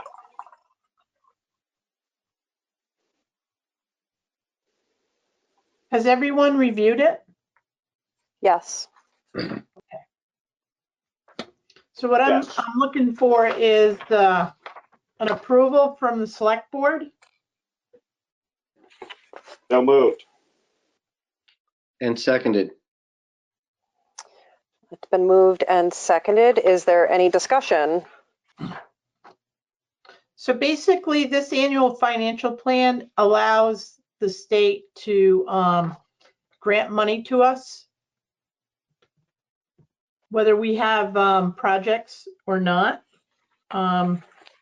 It does fluctuate year after year. And they say if the number is higher, the better grant percentage we will get. So I've seen some years that the number was lower, but I've also seen as last year it was a lot higher. So, but last year we had two major projects. One was a structures project and we had a paving project as well. And for 2021, we don't have any projects scheduled. So the number we're looking at is 849,942.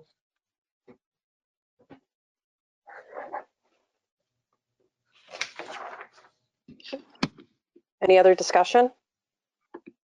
Does this tell us anything, Karen? I don't think it does, but does it tell you anything about when we should put our name in again for a next project? I mean, is that something we should be? I don't want to miss that opportunity when it comes up, and I don't assume we will, but just keeping an eye on deadlines and things. Yeah, no, Brian is really good about planning, and he usually knows what he wants to do the following year. So if you look back in the past year, Josh, we had two culverts that we replaced. So he had Holland Right. Hill, and then he had Houghton Road, and and then he had the big paving project as well on Westminster Road. So now he wants to do some smaller projects, get caught up. He does have Holland Hill on his schedule for this year to do ditching in any culvert replacement there for the stormwater management. And so he's regrouping right now. But I anticipate by fall, he will know what he's going to want to do in 2022. Okay. And that ditching is part of the grant supported project also, isn't it? That is the grants and aid grant funding through Wyndham Regional, which is about $20,000. Okay.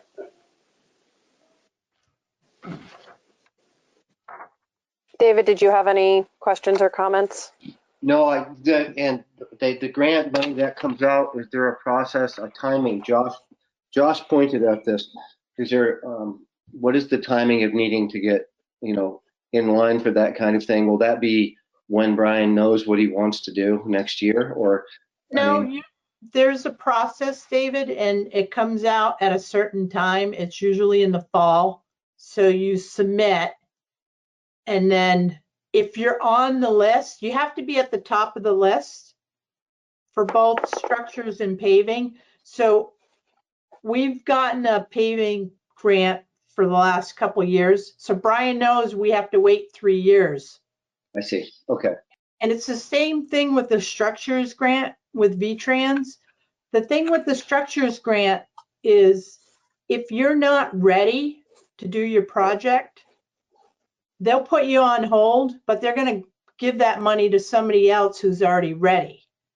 So sometimes you luck out if you have a project, but if you're too busy and you can't get the project done, then you're not utilizing that money.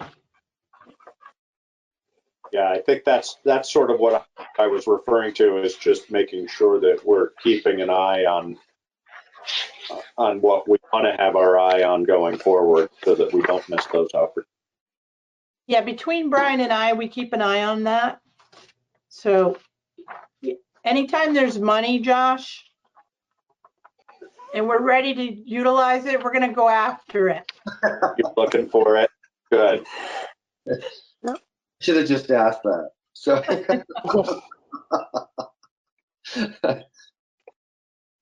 And I can't remember, Karen, do we have any money in our regular highway budget for paving this year or not? We have $100,000. That's what I thought. Yeah, okay, good. Yeah, and then we have 15,000 for bridges. And do you already know what we're thinking of paving and when we need to go out to bid? I do not. Okay. And I would think it'd be, if we're doing any paving, we'd have to go out to bid soon.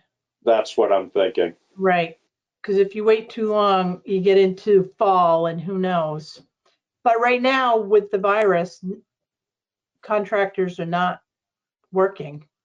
Yeah, no, probably a good idea to get in that queue though. Yes.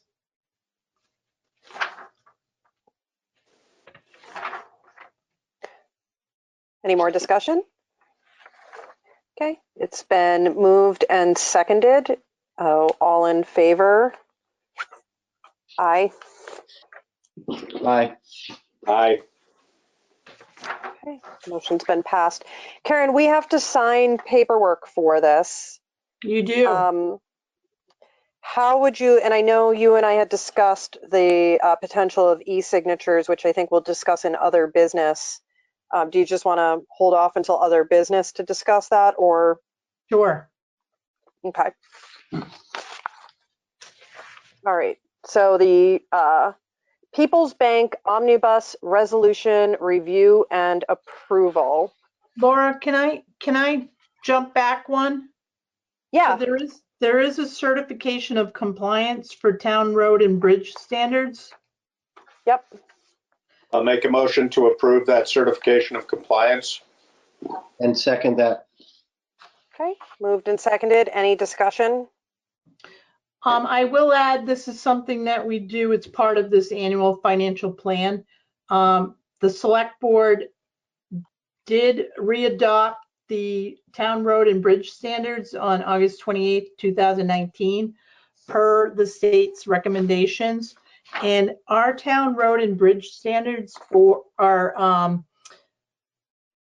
a little bit better, a little bit stronger than the state's. So I'm comfortable with what we have in place. And that's all I have to say on that. And all our numbers match your data as far as distance and so on? Yes. Good. Yeah, there has not been any new roads added to Putney. So that hasn't changed since I've been here. As you know, we've talked about a couple roads, but or a couple trails that people would like to see them as roads. I mean, Yeah. it would benefit the town, but the cost is out of reach for some people. Yep. So it's been moved and seconded, and hearing no further discussion, all in favor? Aye. Aye. Aye. So Thank it's passed. No problem. And now, moving on to the People's Bank Omnibus Resolution Review and Approval. So this is to authorize Alyssa Harlow as temporary treasurer on our People United Bank account. I will add, in our last meeting, we did we appointed Alyssa as temporary treasurer, and we appointed Jonathan Johnson as the assistant treasurer, temporary. After I had talked to the bank, Josh and David and Laura, I spoke with Lori. She's our contact person, and she had asked. She goes, originally I had Jonathan on the paperwork as well, but having somebody on the resolution will grant them the power to make any changes within the account. And the purpose of adding Jonathan at this time was because of the virus. And if we lost like Alyssa to illness or something, I had a second signer. Now, Jonathan will only be signing checks. And Lori explained that all we needed to do for Jonathan was to have him fill out the signature card, which he's done that. I've sent it off to the bank.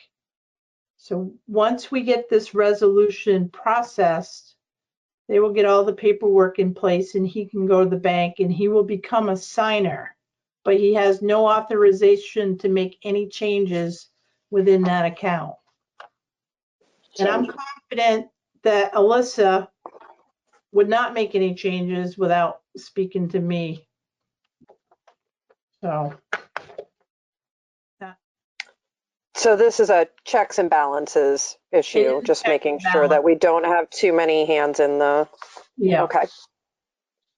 So by appointing, we already voted to appoint Alyssa as temporary treasurer and Jonathan as her assistant. By doing that, we have already done legal action that we need to for Jonathan to be a legitimate signer. Correct. Okay.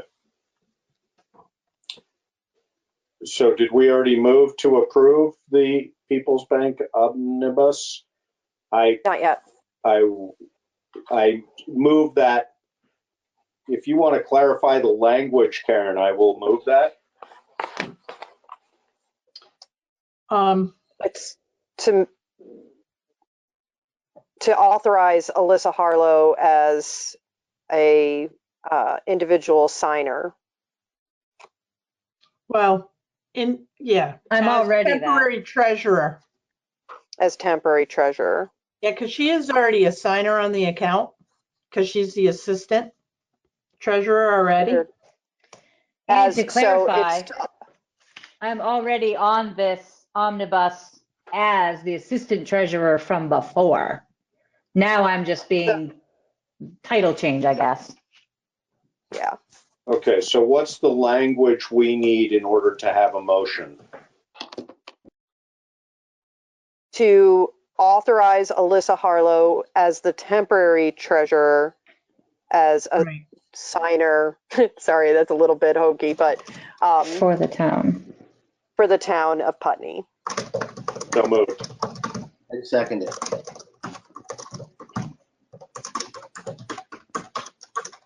I think we need to mute Alyssa again. Thank you. It's been moved and seconded. Any further discussion? All in favor? Aye. Aye. Aye. Okay, so it's been passed. So we did have Sandglass USDA Rural Business Development Grant on here. After speaking to Karen earlier, she has recommended that we table this. On February 27th, we did approve a letter of intent to move forward for a grant. On March 11th, we did not receive the app requested for it. We again requested it, didn't receive it on the 27th. So we do have a narrative now, but we still don't have the application. And until we receive the application, it should be tabled. So tabling that. Are they at risk of, are they at risk of missing a deadline? They are. Their deadline is April 15th, Josh, but in an email to me, they asked for certain information, such as our EIN number, our DUNS number, our SAMS number with the cage number, which I have all that information, but without seeing the application, I mean, I need to be able to review the application, and I would recommend that the select board see it too before we send it off. Yeah, but we're not meeting again until the 15th. So what does that mean for them or for us? It means they're probably going to miss their deadline. They had let me know that I was going to have that application by today, and it still wasn't at the door at 4 p.m. Do we want to take any action that would allow them to meet that deadline contingent upon individual approval or something? I mean, we can also do that probably via email, but I think all of those numbers they requested are not something certainly that you want to send out as a complete unit in a non-secure, potentially non-secure email. No, I wouldn't like do a that. lot of information. Right.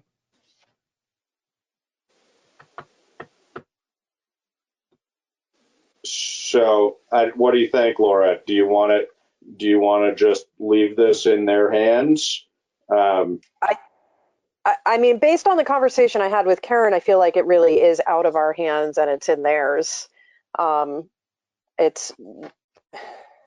not sure how much further we can go for them. We can, Karen, do you have any suggestions as to a workaround on this? If they were to get it to you tomorrow, we could potentially call a quick meeting to approve it.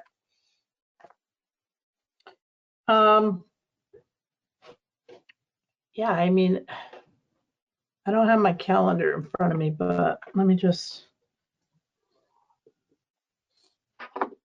It's going to be. Yeah, I don't want to. I don't want to burden you any further, Karen. But if they think that they can, I guess we want to be clear with them that if they want to meet this deadline, they have to get it together probably in the next day. In order to allow for us to try and do something for them. Otherwise, they're going to miss the deadline. Right. You know, if that's the way it is, that's the way it is. But if we can accommodate them, I'm sure that would be good for them. But they need to jump right on it if that's the case. Yeah, I mean, I've been in conversation with a couple people and, you know, without an application, without a complete package, it might be hard to meet their deadline. I mean, we can do the best we can. I believe I'm going to be signing the application. Does the town manager usually sign? I know the town did one for next stage. Do you recall that one, Josh? I think we can authorize, well, I think we can authorize you to be the agent, but I don't think it's inaccurate also the statement you made that we probably ought to at least have a look at that application as well. I prefer, yes, I prefer the select board to at least see it. I guess my feeling would be. Okay. Go ahead, Laura. Thanks. I was just going to say my suggestion would be is that, you know, if Karen has another conversation with them and they're able to get her the application within the next couple of days, then maybe it's something where we could call a quick emergency meeting to review and sign off on it. I'm not sure how far it can be pushed out, so.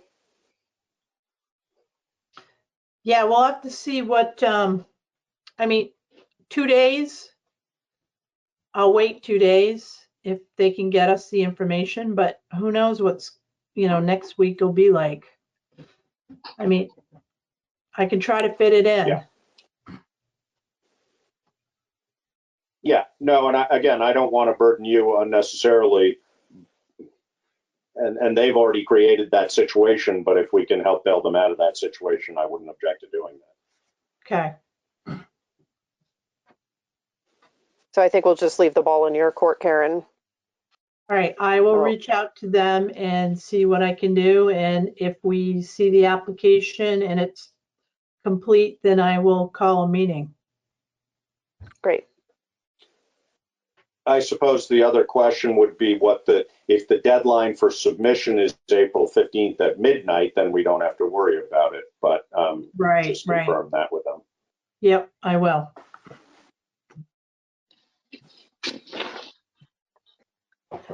Okay, so we're moving on to select board appointments for board committee. And everybody should have received in their packet the entire slate. I'm going to suggest that we approve these by the slate. So moved. Okay. It's been moved and seconded. Is there any discussion? I'd just like to take a moment to thank everybody that steps into these positions. They're purely volunteer and sometimes very time consuming and energy consuming. We appreciate them all. Can I make a comment? Yes, please. I want to just state that some of our committees and our boards are low with numbers. Our planning commission right now only has 2 members. That's not a planning commission. So we are really seeking volunteers that want to sit on a board or a commission. And at this point, those that have low numbers, we're going to try to fill them. And we are in dire need for volunteers. What is the number for the planning commission, Karen? Is it 7? Is that right? I believe so. So even to have a quorum, we would need 4. I mean, it's presumably a quorum of 2 if there's only 2 members, but that's obviously way less than ideal. Right. I think that, Alyssa, can you confirm, is it 5 for the planning commission? It's 7 for the development review board. Yeah, and the development review board doesn't have any alternates either, so they don't even have any backup. But I think it is 5 for the planning board. Yeah, that's what I was thinking too. And our energy committee is completely dissolved defunct at this point. I'm gonna have to I'm gonna recreate that from the ground up. In your spare time. I'm opening up the appointee list just to be sure, because I think the development review board is also low on regular members too. I think the DRB, it can be as many as 9, can it? I thought it was always 7, but I could be mistaken. So, oh no, so the development review board has 1, 2, 3, 4, 5, 6 with 1 vacant seat, and then we have 3 vacant alternates. We did have an alternate, but who was it? It was Peter Loomis. Yeah, he never responds to my asking him if he wants to continue. And last year, when he finally did get back to me, he was kind of sounding like he would rather not. So this year he didn't respond. So I'm just don't know what to do about that. But Planning Commission is 5. Is 5, but we only have 2. So I don't even think they can legally meet with 2 members. It's not a quorum. Does it have to be a quorum of the original number, though, or does it have to be a quorum of the existing members? No, it's the original number.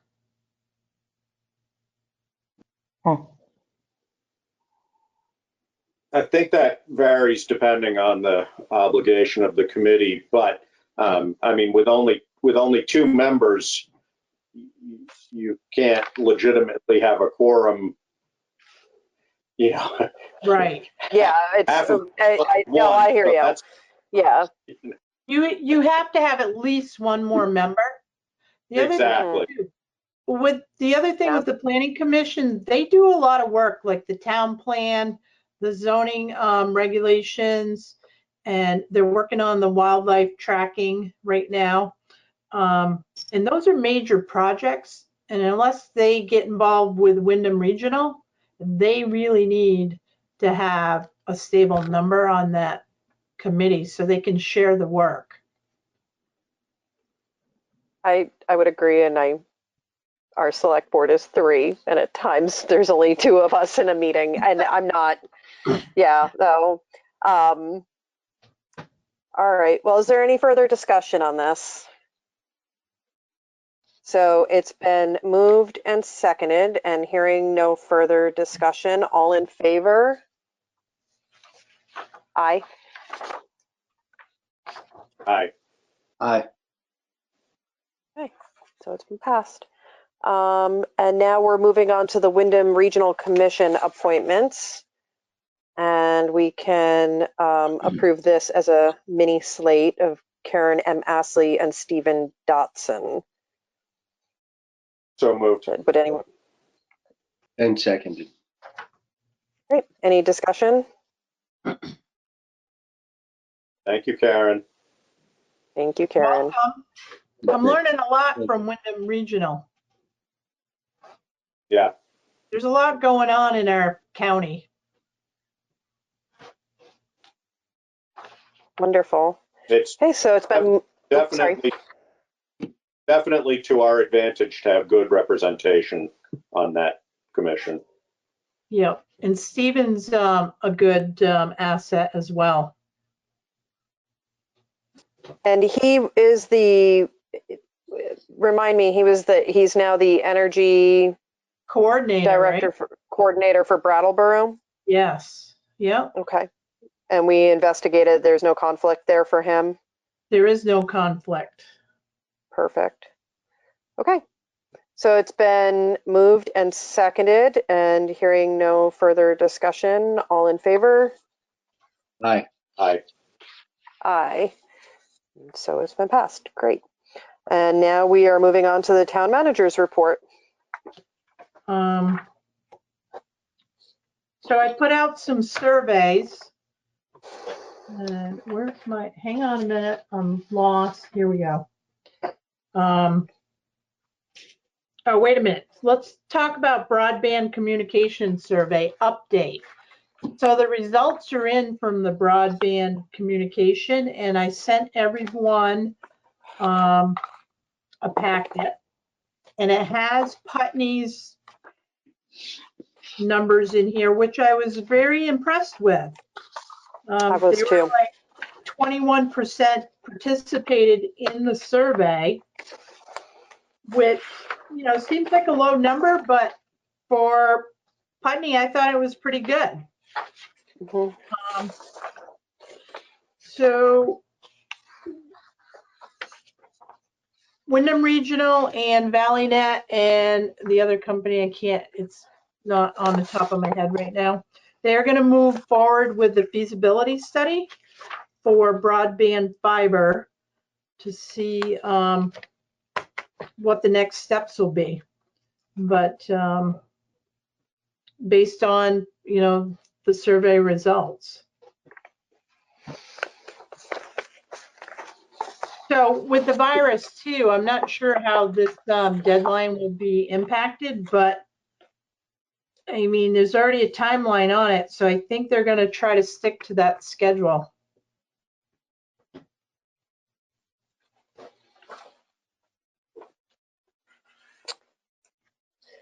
Well, the data coming out of that was pretty interesting. Thank you for sharing it. Oh, you're welcome.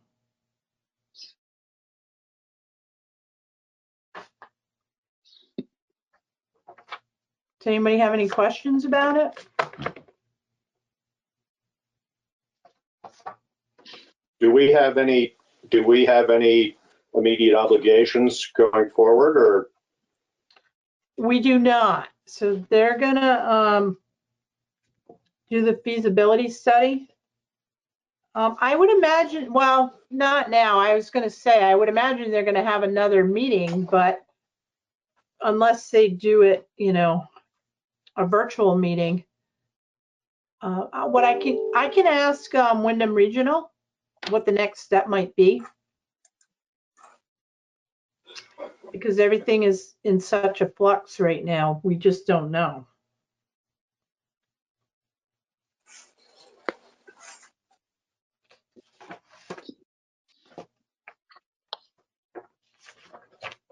Thank you, Karen. Yeah, you're welcome. Locally grown resources survey for Putney. I did finally get that out. We had a few glitches on that. I have to thank Laura for helping me out on that. Anytime.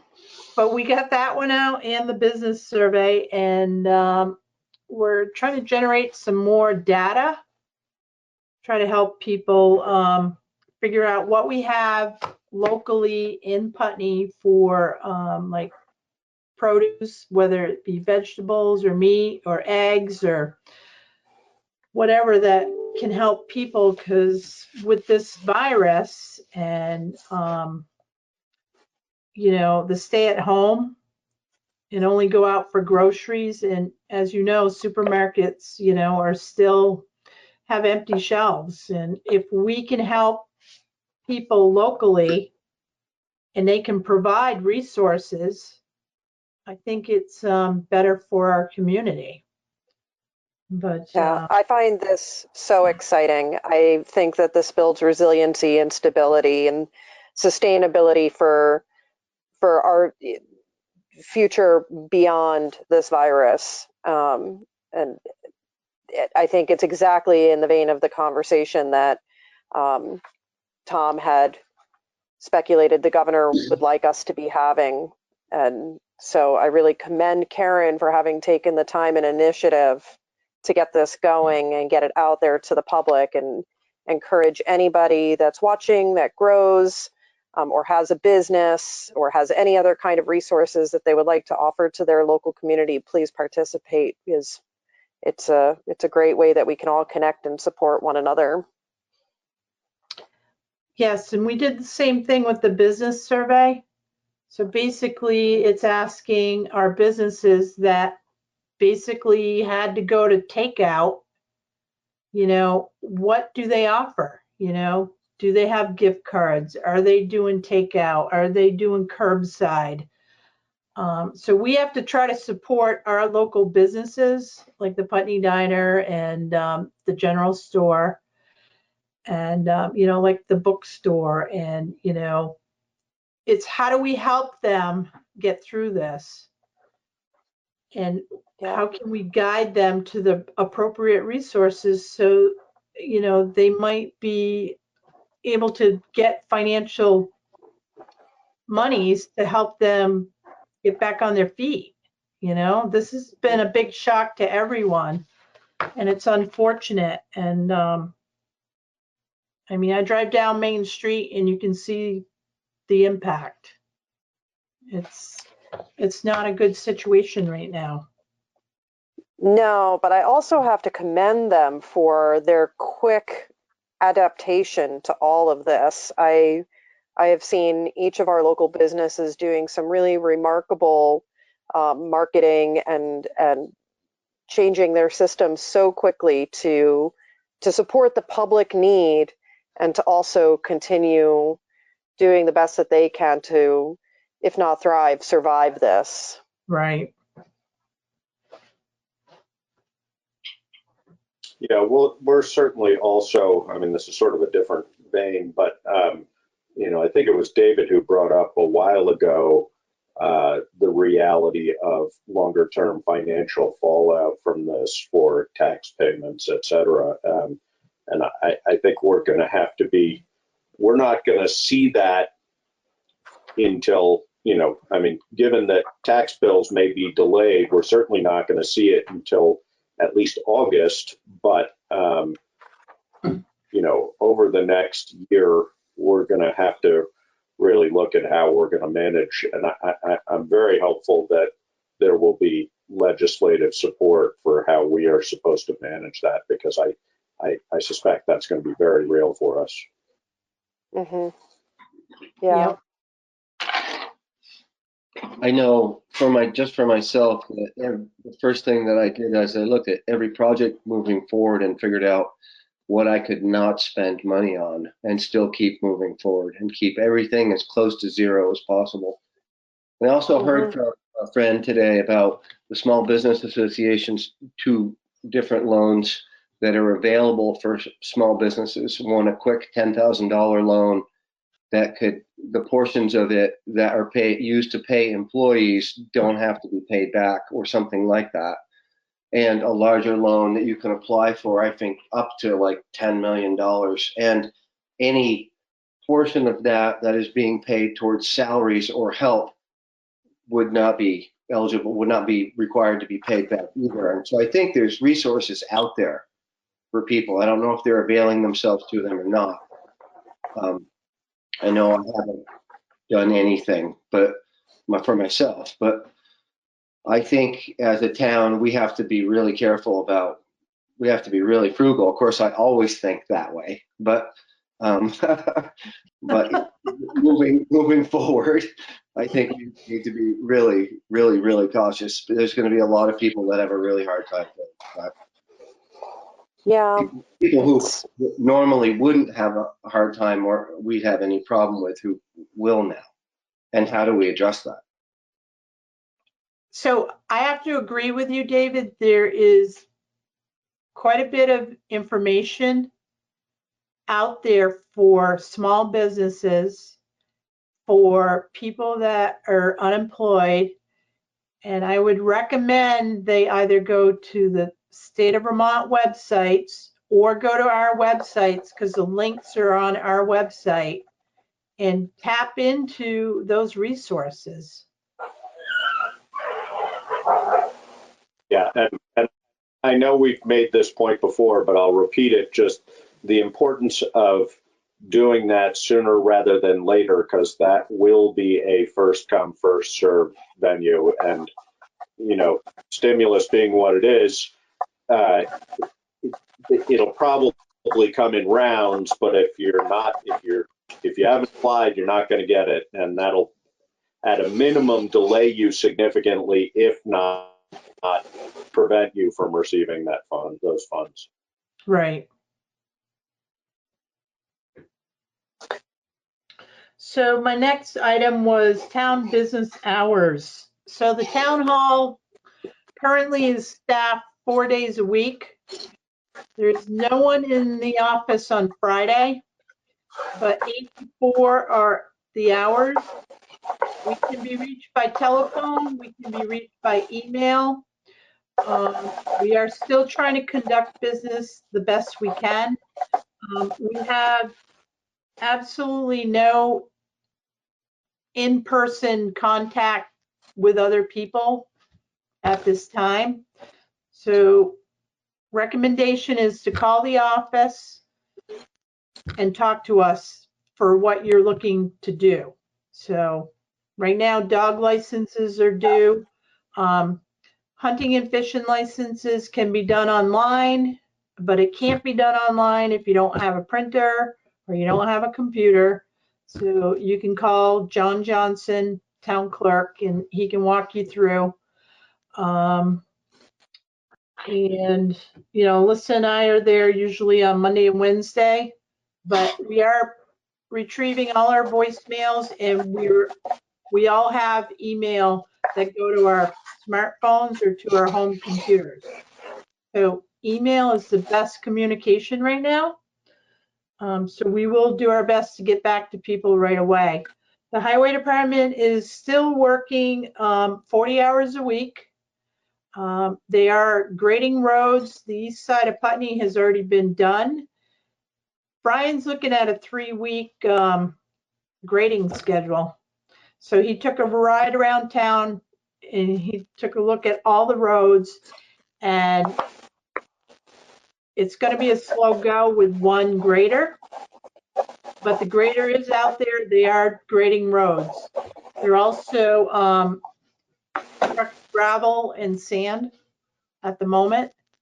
So they're staying busy. Now, the other thing too with the highway department, I just want to let everybody know that, you know, it's good to have the downtime, but the crew cannot put up a road sign because it takes 2 people. So there's no social distancing, but there's some things that they'll be able to do. But right now, concentrating on isolating themselves. They all have their own equipment. There's no cross contamination with any equipment. And if it's a rain day, they're at home, just to let people know. If it's raining, Brian will send the crew home so they're not hanging out in the garage. So Brian's well aware of this virus, and everyone's fear is that we're going to lose somebody to this virus. You know, like a 2-week quarantine, which potentially could be a problem. So we're all taking a lot of caution, and we're trying to keep that 6-foot distance. The listers are still working too. They're still trying to meet their deadline.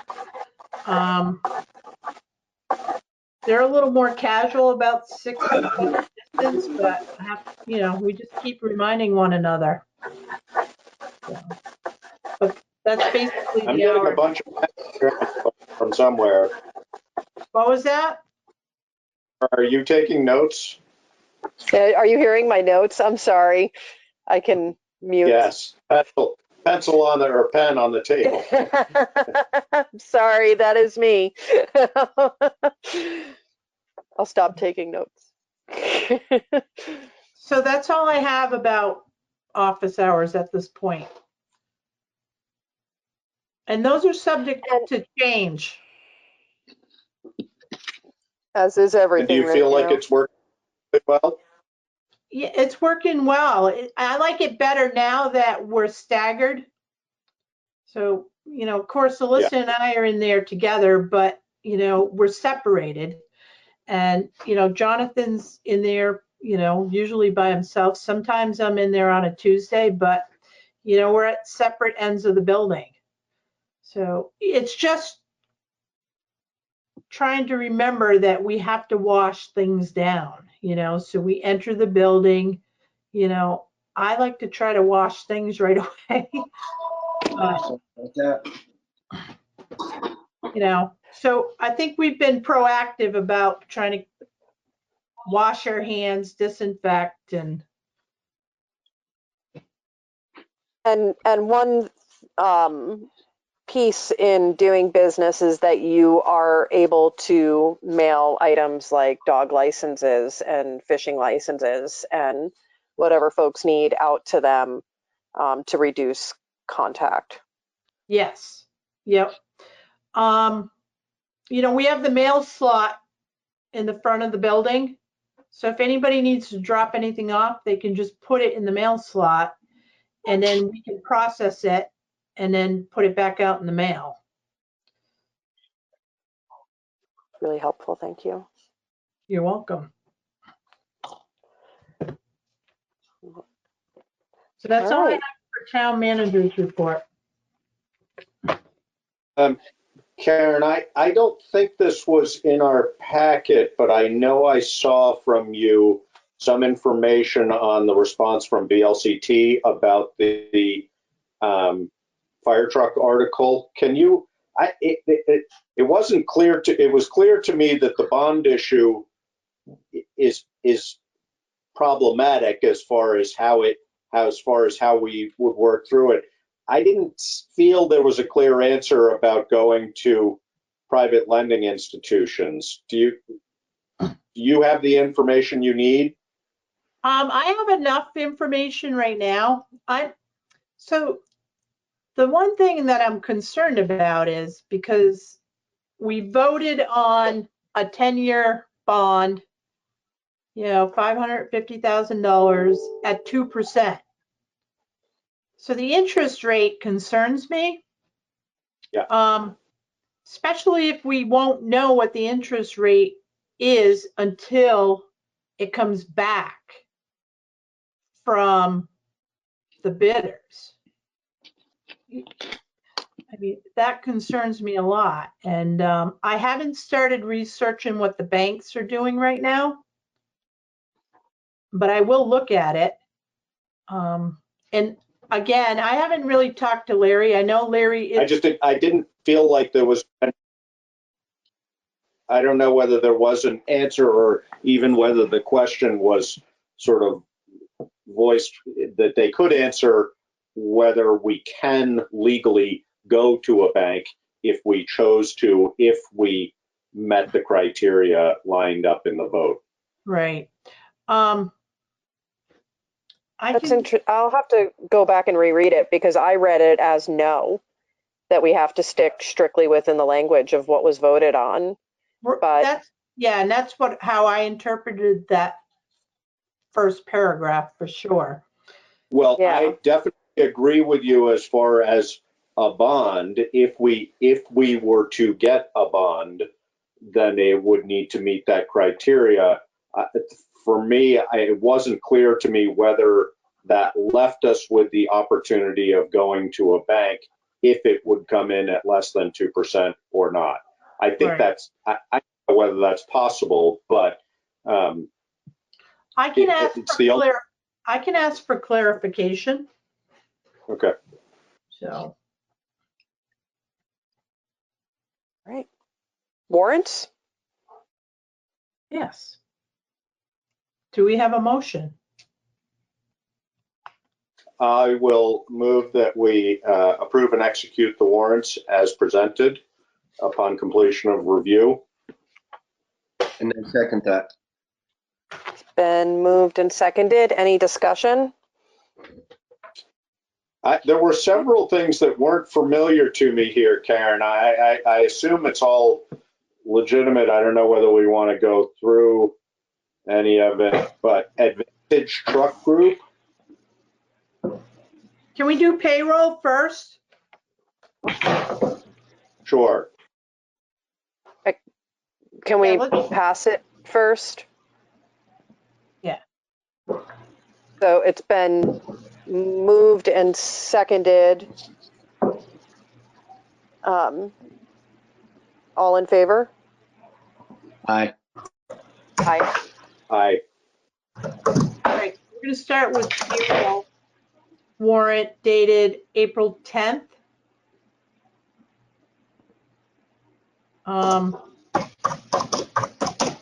In the amount of $15,846.67.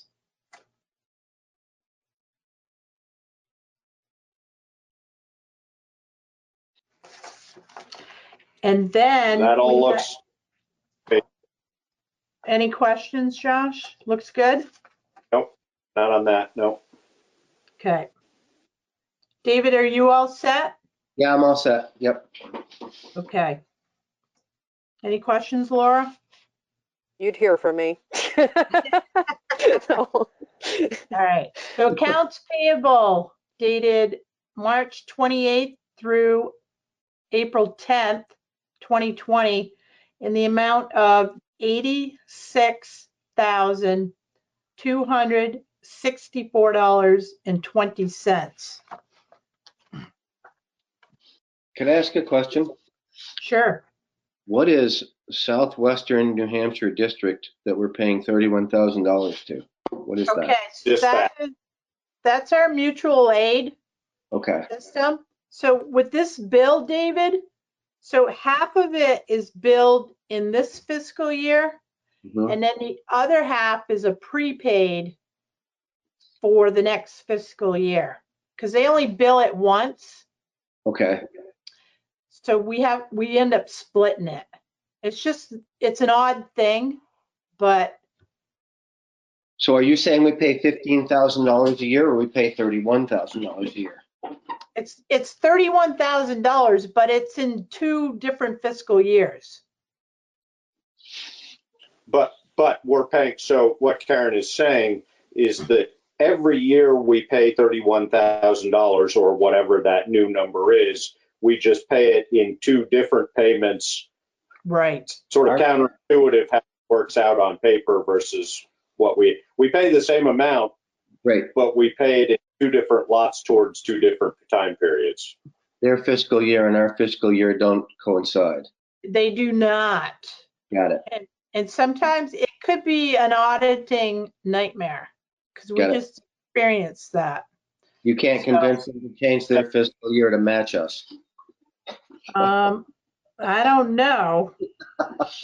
But so in the past, just to share with you, in the past, what would happen is we'd make the payment now, we'd make one payment, and then we would hold on to the bill until like July, and then pay him for the other half of the year.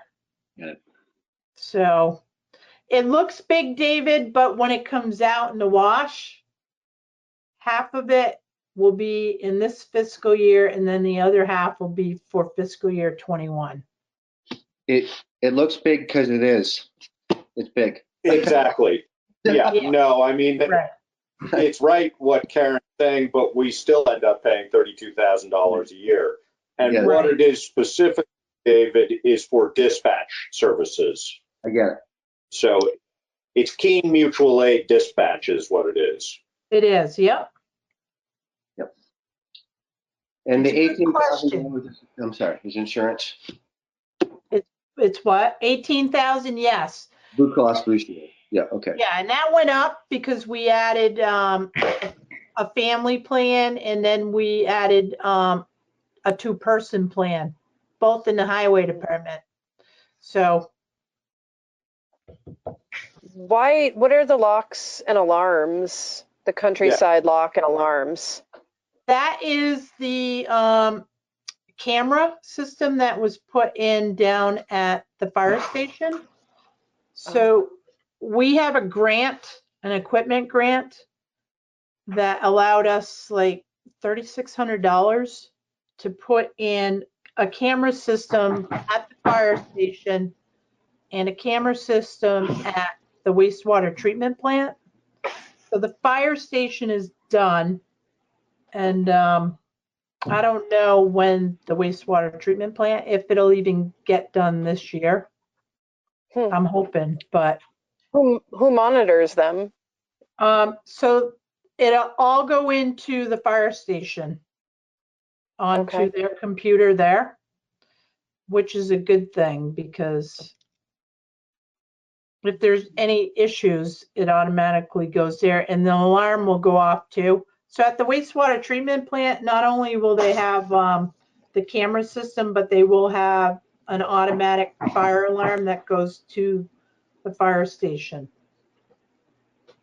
So we won't have a separate monitoring service, is that correct? No, it'll go right directly to the fire station through mutual aid. Oh, okay. And those cameras are the focus of those cameras are exterior of the building, is that correct? That is correct. Yep. And then it's up to like Tom or one of his people to review if an incident happens, if an issue arises? Yeah, but I would think too it would go to their smartphone. There's got to be an app for those cameras to go to somebody's smartphone. So I haven't checked. It just barely got in place. So yeah, I don't know the whole ins and outs of the system, Laura, but I'm sure we can find out. yeah, it's not at the top of my list right now, but that's interesting. I think, Josh, were you asking about Advantage Truck Group? Yeah, there were just several things on. I mean, I'm not particularly concerned about it, but they're just names I don't recognize. Advantage Truck Group, Allen Engineering. Of course, I don't have any of the invoices in front of me. Advantage Truck Group is, I think, a part of Patriot Freightliner. It's where they get a lot of their parts for the trucks. Yeah. Okay. Yeah. Oh, okay. And Allen Engineering is the That's the pool place, right? Right. In the sewer department, they get all of their chemicals and and stuff. Yeah, we pay an invoice from them once a month. Yeah, this one's low. Yeah, it's really low. All right. Was it always Allen Engineering? No, actually, it was Allen Pools and Spas. Right. That's what I thought. Okay.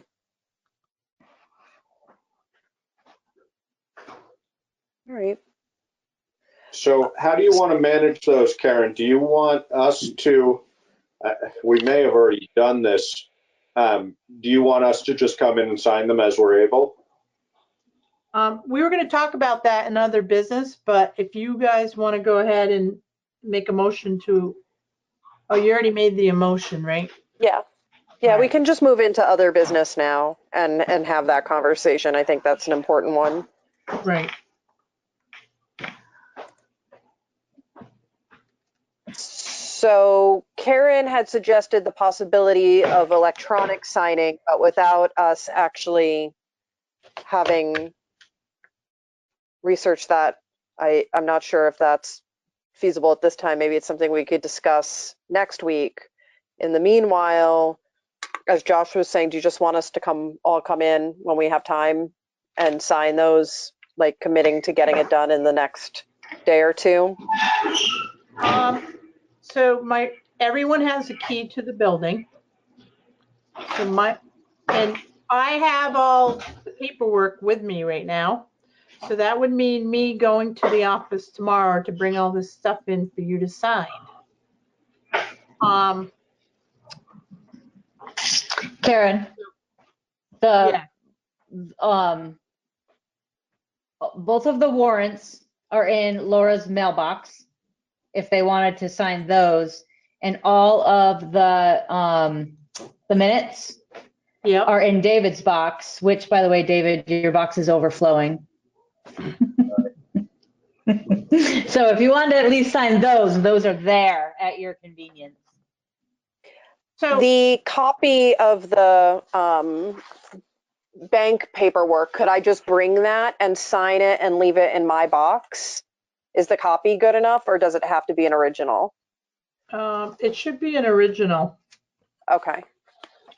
Yeah, we're gonna we'll have to figure this out because we definitely need signatures. And I suppose I like your idea, Alyssa, if we just make the copies and leave the copies in Laura's mailbox. Yeah. Well, if Laura has in her packet everything that needs to be signed, she could sign it so it's an original with her signature. Right. Put it in her mailbox and the other two can sign it. Yeah. Yeah, that's what I was asking. There's like three things. There's like three things, I think. Yeah. There's the VTrans, the two VTrans documents, and the People's Bank Omnibus. document that need to be signed, and then the warrants are in my mailbox. I didn't print those. Yes, exactly. Yeah, I mean, technically, you can't issue checks until those warrants have signatures on them. I think we could make a motion. So come tomorrow and sign them.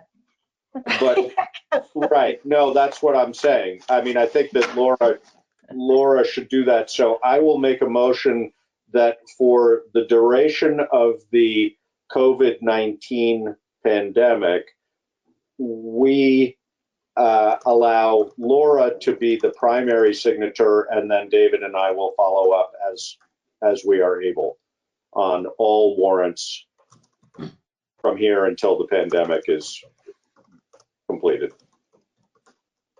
And I second that. I'm fine with that. So can I make a comment? Yeah. So please sign in blue ink. Yeah. That way I know it's the original. And number 2 is, I wanted to say something and it's gone. Sorry. Might come back to you. So it's been moved and seconded. It's been moved and seconded. Any further discussion? Where are we going to put those once they're signed? I can either leave them in my mailbox. I'll leave them in my mailbox. I won't be the last person to sign. So whoever's the last person to sign, we'll have to put it wherever you want it. Can just leave it there and I'll pick it up on Monday. Yeah. Okay. Would you like me to bring a can of Lysol with me and spray everything? No, but my recommendation is if you guys go like Friday, Saturday, or Sunday, knowing that there's not going to be anyone in the building, that would probably be better. Yeah.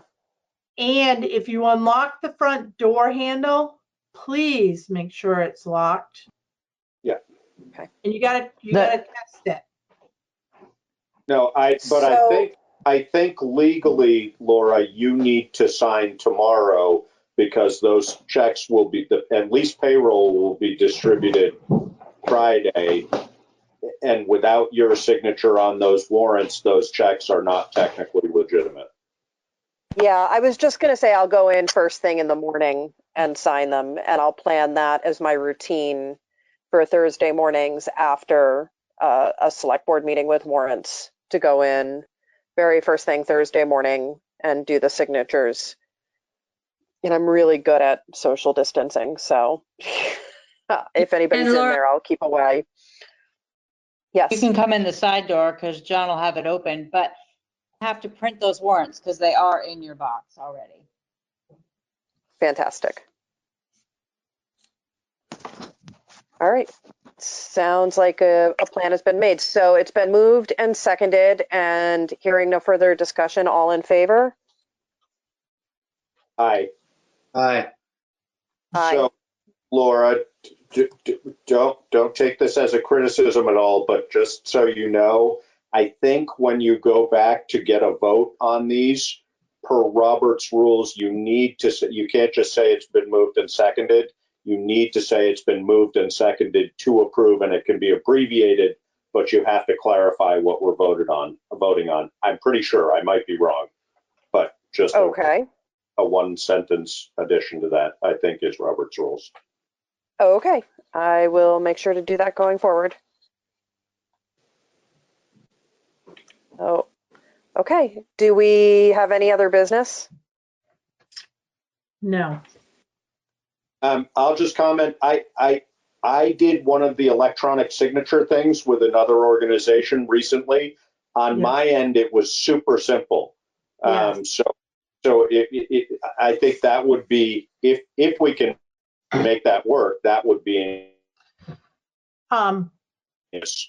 I'm not sure what's involved on the other end because I didn't have to do it, but all I had to do was click on a link and then choose a signature that looked sort of like mine and click on that, and it was done. So I just did an electronic signature today. It's fairly easy, and if you're all in agreement to use electronic signatures for this temporary period, we can get it set up. And I would be the one initiating the signature on the documents. No Yes. one else. I would be responsible and accountable for your signatures.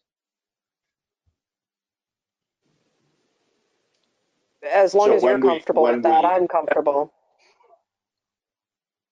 Yeah, I am too. And I think what we would probably have to do, we might want to check with the state on this, is just we would probably have to approve you as the initiator of that or something. I'm not sure. We should just find out what the obligation is for how to make that legitimate.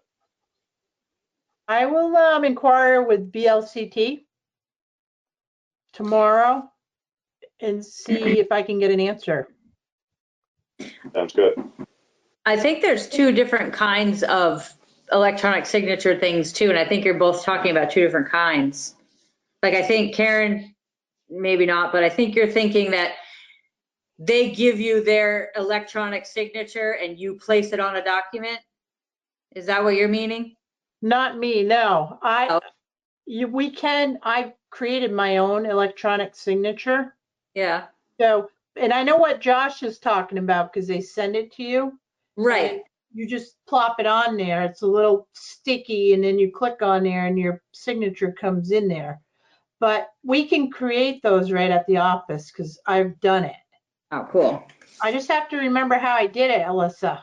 Okay. Well, yeah, because you can do it where it automatically sends to the next person on the list after the first person signs it. Oh, nice. Because I did that with the house and all this. Like I would sign it, Lance would sign it, and then his brother had to sign. Yeah. Because he owns the other house that we own. So Yeah. he had to sign too. And so it was like all three of us got it in a row. All right. So. Well, if the select board is okay with electric signatures and we are able to do that, which I'll find out, then, maybe that's the route to go for now. I'm supportive. Maybe in 2 weeks, we're going to be all at home. We already are. You mean back in the office?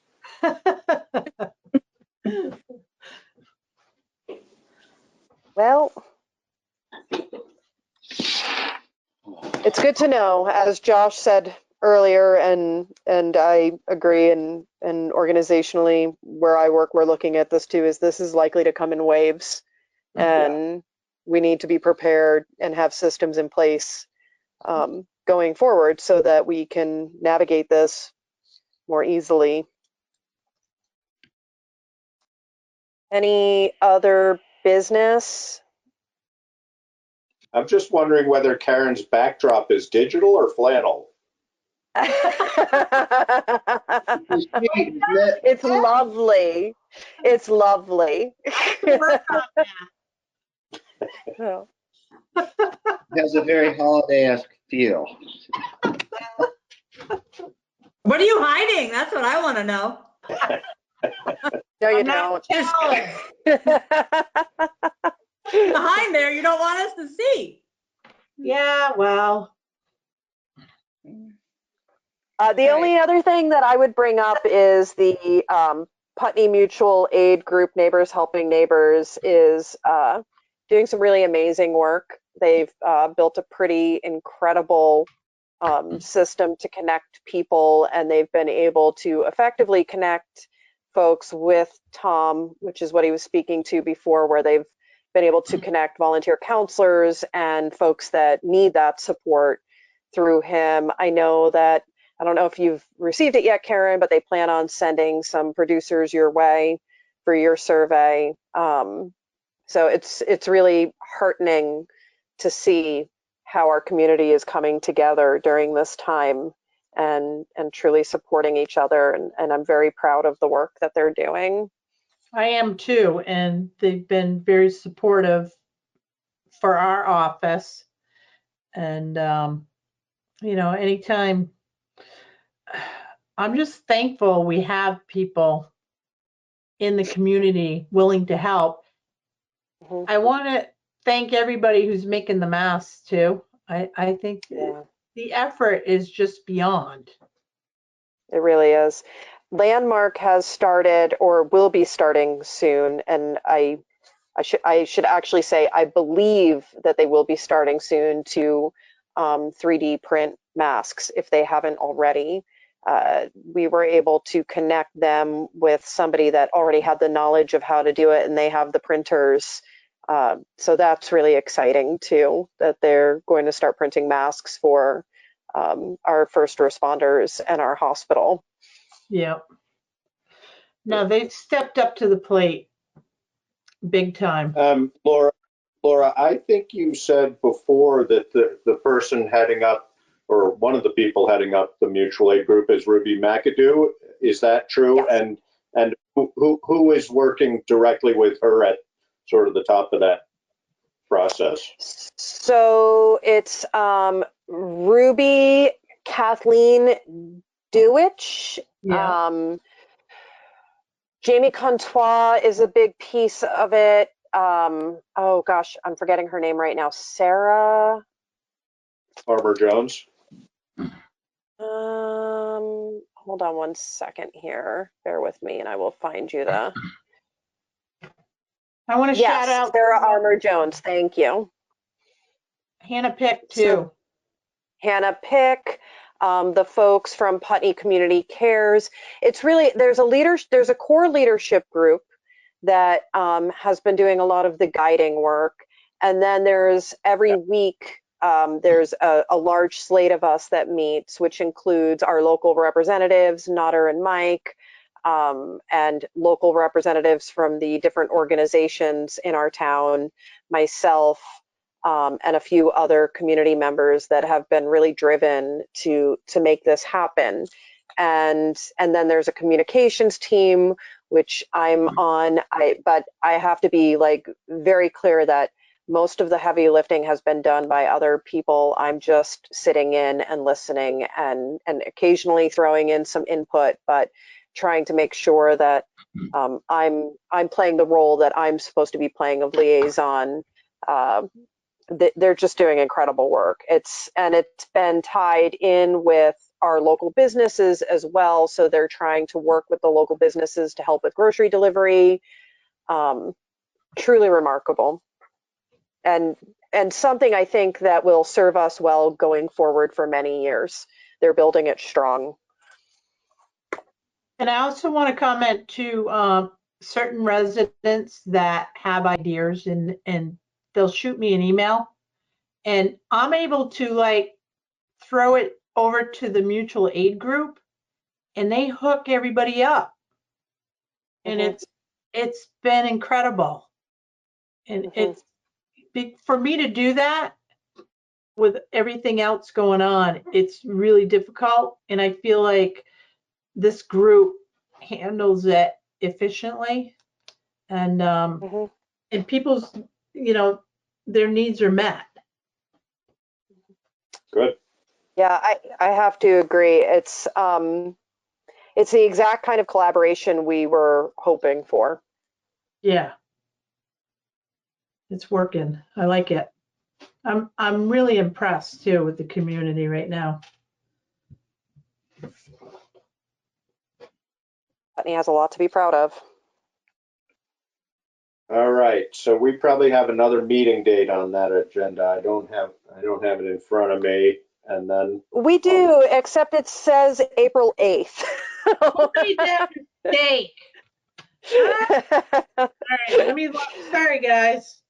So I believe it's April 15th that we're supposed to be meeting, and that's our 5 o'clock, not a 5:30. Right, April 15th is the emergency preparedness meeting. So April 22nd is the next select board meeting. But we also have a meeting the 15th at 5. Yep. Yes. Okay. Yeah. And I would love to see for us start to, and if you to have any ideas, or I would love to see us start building an agenda aside from just COVID response for those meetings, because I feel like some of what Tom talked about earlier and what both you, Josh, and you, David, were saying are really important pieces that we need to start addressing as soon as possible and fleshing out. We may not be able to come up with the answers, but at least to have the discussions, I think, is really important. Yeah, because I don't think we're in the thick of it yet. And then when we come down that downside, and like Tom mentioned, it's going to be recovery. And we need to plan for that, because it's not like everybody's just going to be able to come back out onto the streets. And No, no, not at all. All right, I will make a motion to adjourn. No, I'll second that. It's been moved and seconded. Any discussion? Nope. The motion to adjourn is moved. Or did I say that right, Josh? You're going to have to correct me as I go. It's been moved and seconded to adjourn. All those in favor? Aye. Aye, thank you. Long day. Aye. have a good night, everyone. Take care. Thank you. Thank you.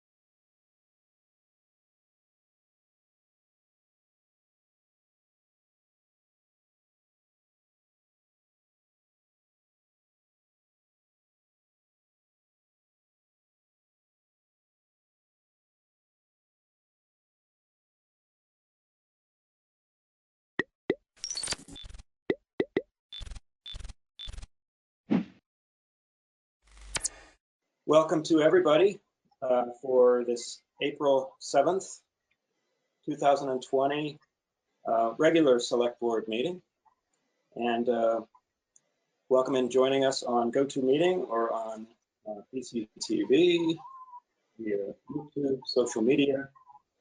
I'm Tim Wessel, the chair of the board. And I took the liberty of putting that in my name. I don't know if that's presumptuous, but I thought maybe people who aren't used to seeing the select board might find that helpful. So just a hint, maybe Liz and Ian, you might want to put in your titles. I wanted to ask Peter, do you know if this has been properly warned?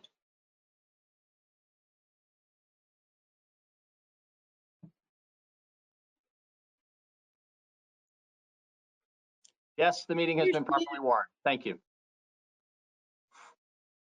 Thank you. Our first action of the evening is to approve the minutes of both March 17th and March 23rd. Do I have a motion? I move to approve the minutes from March 17th and 23rd. Thank you. Liz has moved to approve the minutes. All those in favor? Aye. Aye. And that passes 4-0. We are absent one member today. Excuse me. Chair's remarks are very simple and straightforward. There is purported to be a Chinese expression. I have no idea where it comes from, but it is the saying that may you live in interesting times. And I think we can all admit that we currently live in a very interesting time, for better or worse, and we should continue to support our friends and neighbors and family however we can.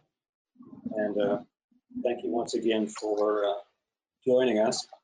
I'd like to just pass it over to our town manager, Peter, and let him make a few comments. Thank you, Tim. Actually, I'll pass on general comments this evening. I'll have a lot to say in a couple of minutes about COVID-19. Thank you. Great, thank you. I also want to say that if for those of you who didn't join last time, we did have a special meeting last Thursday, which went fairly well. It was our first go-to virtual meeting experience. We have someone in the background, our very steadfast assistant town manager, Patrick, and he is going to be muting and unmuting people as necessary. The board generally is going to stay unmuted unless they need to be muted personally to kind of keep the flow of information going on. But you'll see that as you join the meeting, or if you leave, depart and come back, your camera will be turned off by Patrick.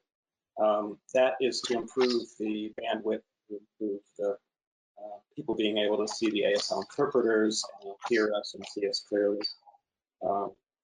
And I will be opening it up to public participation, have that as a separate agenda item for anything that does not appear on the agenda. That's when you can make general comments or questions to the board. And then I'll do my best to, during each agenda item, I'm also going to open it up for public comments. Okay. Right now, I'd like to open it up for select board comments and or committee reports. Does anyone have anything to share? Any comments they'd like to make? I'm not sure there's been a lot of committee work since Thursday.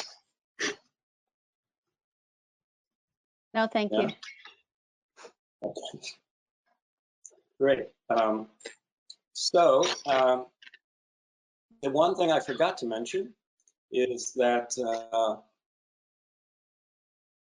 the chat window is open for your alerting me to the fact that you'd like to say anything, either during public participation or during one of our agenda items. And I happen to know that Millicent Cooley would like to step up and say a couple words about a very helpful program she's going to let us know about very soon. So Patrick, if you could help bring Millicent online, that would be wonderful.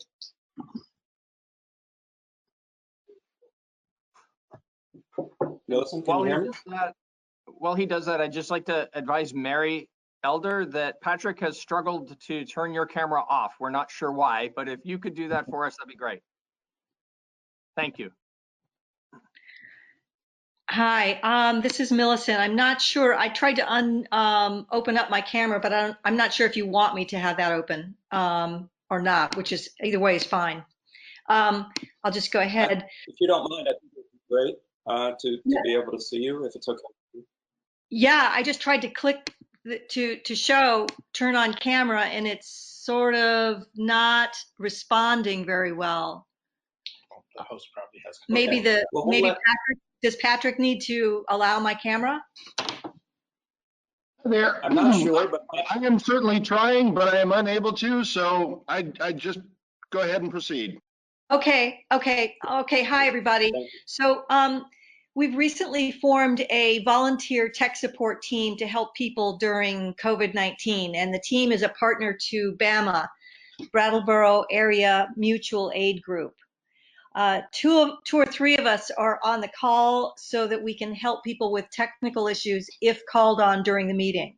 And our hope is that, so the scope of that is only right now for this meeting for GoToMeeting access here and features. Well, the tech group is trying to help people with other issues broadly outside of this meeting. The way to call on us is to use the chat feature to open, to use a chat feature to reach us. On the bottom, you should select the name of one of the people on the tech team. I'm going to give you those names in a minute. Don't select everyone. Just select it. And the people you can see to ask for help are me, Alan Baker. I saw Alan came in and then he left for a minute. He'll be signing in. He may be having trouble signing in.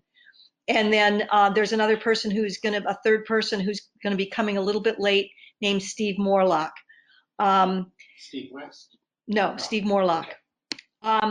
So the person, if you contact me, for example, it may be that somebody else responds to you and reaches out and tries to help you. We're all, the three of us, two or three of us are coordinating help in the background as a team.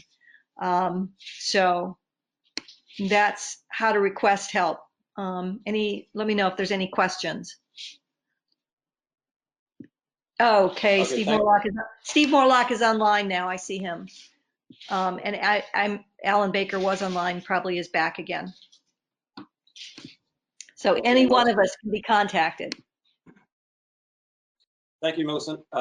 So just to repeat, that's Millicent, Steve Morlock, and Alan. Did you say Baker? Yes. Well, okay. Alan Baker is correct. Thank you. The three of them are standing by. We are going to try it this time. Thanks, Millicent. Alan Baker. We're going to try it this time so that you can use the chat feature. I'm actually not sure that's the best way to go about it in the future, but it's absolutely fine to use that now. My fear is that if people don't do the direct message to one of the three of you, it'll start to clog things up when I'm trying to keep an eye on it for public participation in general. But let's see how it goes, because it's a whole brave new world we have here. So I'd like to also say, is there anyone else out there that would like to say anything currently during public participation? I don't see right now. There is a caller on the line, but I don't see anybody sending me a chat to sort of raise their hand, as you might call it. So Patrick, do you want to try to bring in a caller, or is there a way we can open that up and see if anybody needs to chat?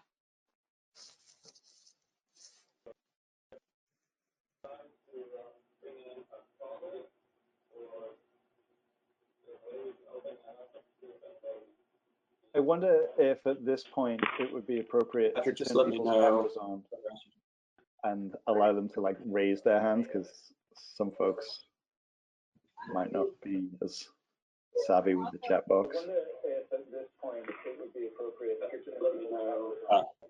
getting some echoing on the audio as well. Yes. Yeah, that's part of what will happen if we start to turn everything on, I think. Plus, we will slow way down. I see our ASL interpreter is pixelating, at least on my end. Well, we have a caller on chat. Mm-hmm. Yes. Okay, I see that Kurt is chiming in.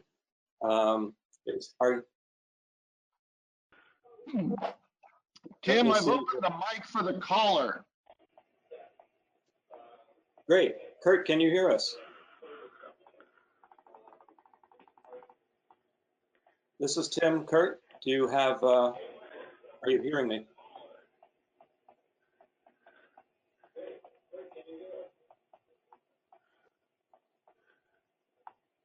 Okay, I'm not hearing Kurt. I don't know if anybody else is.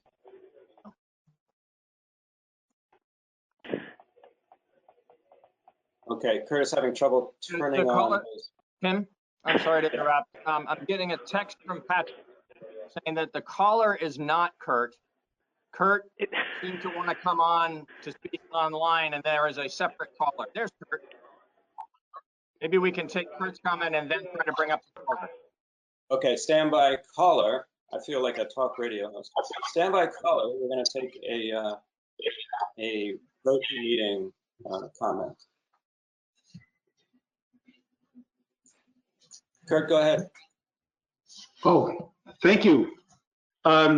This is now the public participation? Yes. It is indeed. Okay. I was wondering if, I'm not sure if this comes in as part of the RTM agenda, but I was wondering if there's some provision for people to follow up on the RTM votes with their powers of referendum and petition that are, in the charter, because we're having a new way of conducting our meetings. The people need a new way of doing their checks and balances on the RTM. I wonder if that's being addressed somehow. RTM is an item on our agenda tonight. You saw that? We can bring it up in. Okay. Okay. So if I can understand your question about that, it's about the process during RTM? Not really. The charter provides for people to ask for a reconsideration. That is, that they can vote on something or revote something that's voted by the RTM if they don't like what the RTM says. And there's no way now to do that really without, petitions can't be done in public. Well, RTM, by the way, is representative town meeting, just so everyone's clear on that. We have that. We're going to discuss what we're going to do about representative town meeting and some of our options with that a little later. So I would suggest that I keep that question in my mind, and we'll try to address it during that portion. Okay. Thank you. And I was unclear, Patrick, whether Gary Stroud is actually on the phone call or if he is watching through GoToMeeting. Hi, Jim. So one of the things we're learning about GoToMeeting is if you log in via the web, for whatever reason, I don't have the ability to shut your camera off. And so those images remain. Maybe, further work will help us to find a way to fix that. But for tonight's meeting, I don't think I can affect that. Okay. We do have a well, we're learning as we go. I'm sorry? I'm sorry. We do have a caller, and I believe you said earlier that the chat indicated the caller wished to speak. No, I was assuming it was Gary but Gary says that he's watching, so it's not him. So I don't think we have a caller that wishes to speak. Okay. I'm sorry, just a technical question since we're getting our sea legs here. I don't know if we would be able to know that a caller wishes to speak. I think the way we're going to have to find that out is for Patrick to open up the callers' mics and find out whether they want to speak under public participation. Sorry if that's cumbersome, but. Yeah. Okay. So shall we do that if we still have a caller?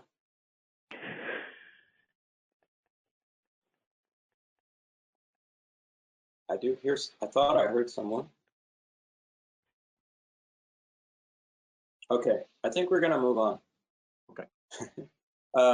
We are at item number 7, which is an encompassing COVID-19 update agenda item. We're gonna start with an overall update, RE time operation update with Peter. Thank you, Tim. I'm not going to go as deep into the overall perspective about how town operations have changed during COVID-19, not as deep as I did last Thursday evening at the special meeting, because the tape of that meeting is available for people to view on BCTV, and much of what I described is available on the town's website in our daily updates and our timeline of actions. So I think that would be long and repetitive for people. What I intend to do is just say in a couple of sentences sort of the broad view of how town government is functioning in these times, and then provide an update of what's happened since Thursday. That broad perspective is that police and fire services are being provided 24/7 and supported as usual by the dispatch operations 24/7. But they are procedures for both departments have been modified to reflect the public health best practices, the necessity to protect both the first responders who are coming into contact with people who may have COVID-19 or have been exposed and be carrying COVID-19, and also in order to protect the public from the first responders as well, just the general precautions that are necessary to, since they can't maintain social distancing in all cases. In some cases, they can provide emergency services and maintain social distancing, but in many cases, it's necessary to have person-to-person contact. And so they're taking some special precautions, both with the equipment that they're using and with the procedures they're following. We'd just like the public to be aware of that. But if you have an emergency, call 911. Police and fire will be responding to provide emergency services, along with Rescue Inc. and other emergency providers. Our sort of intermediate layer of activity is in the field services that are provided by various members of the Department of Public Works team and the parks maintenance crews. So they are active, but practicing social distancing. They're mostly working as individuals rather than as crews these days. They'll go out, a single person on a single piece of equipment, and perform tasks that can be done by a single person that are intended to keep the community safe, both from a public health safety point of view and from a physical safety point of view.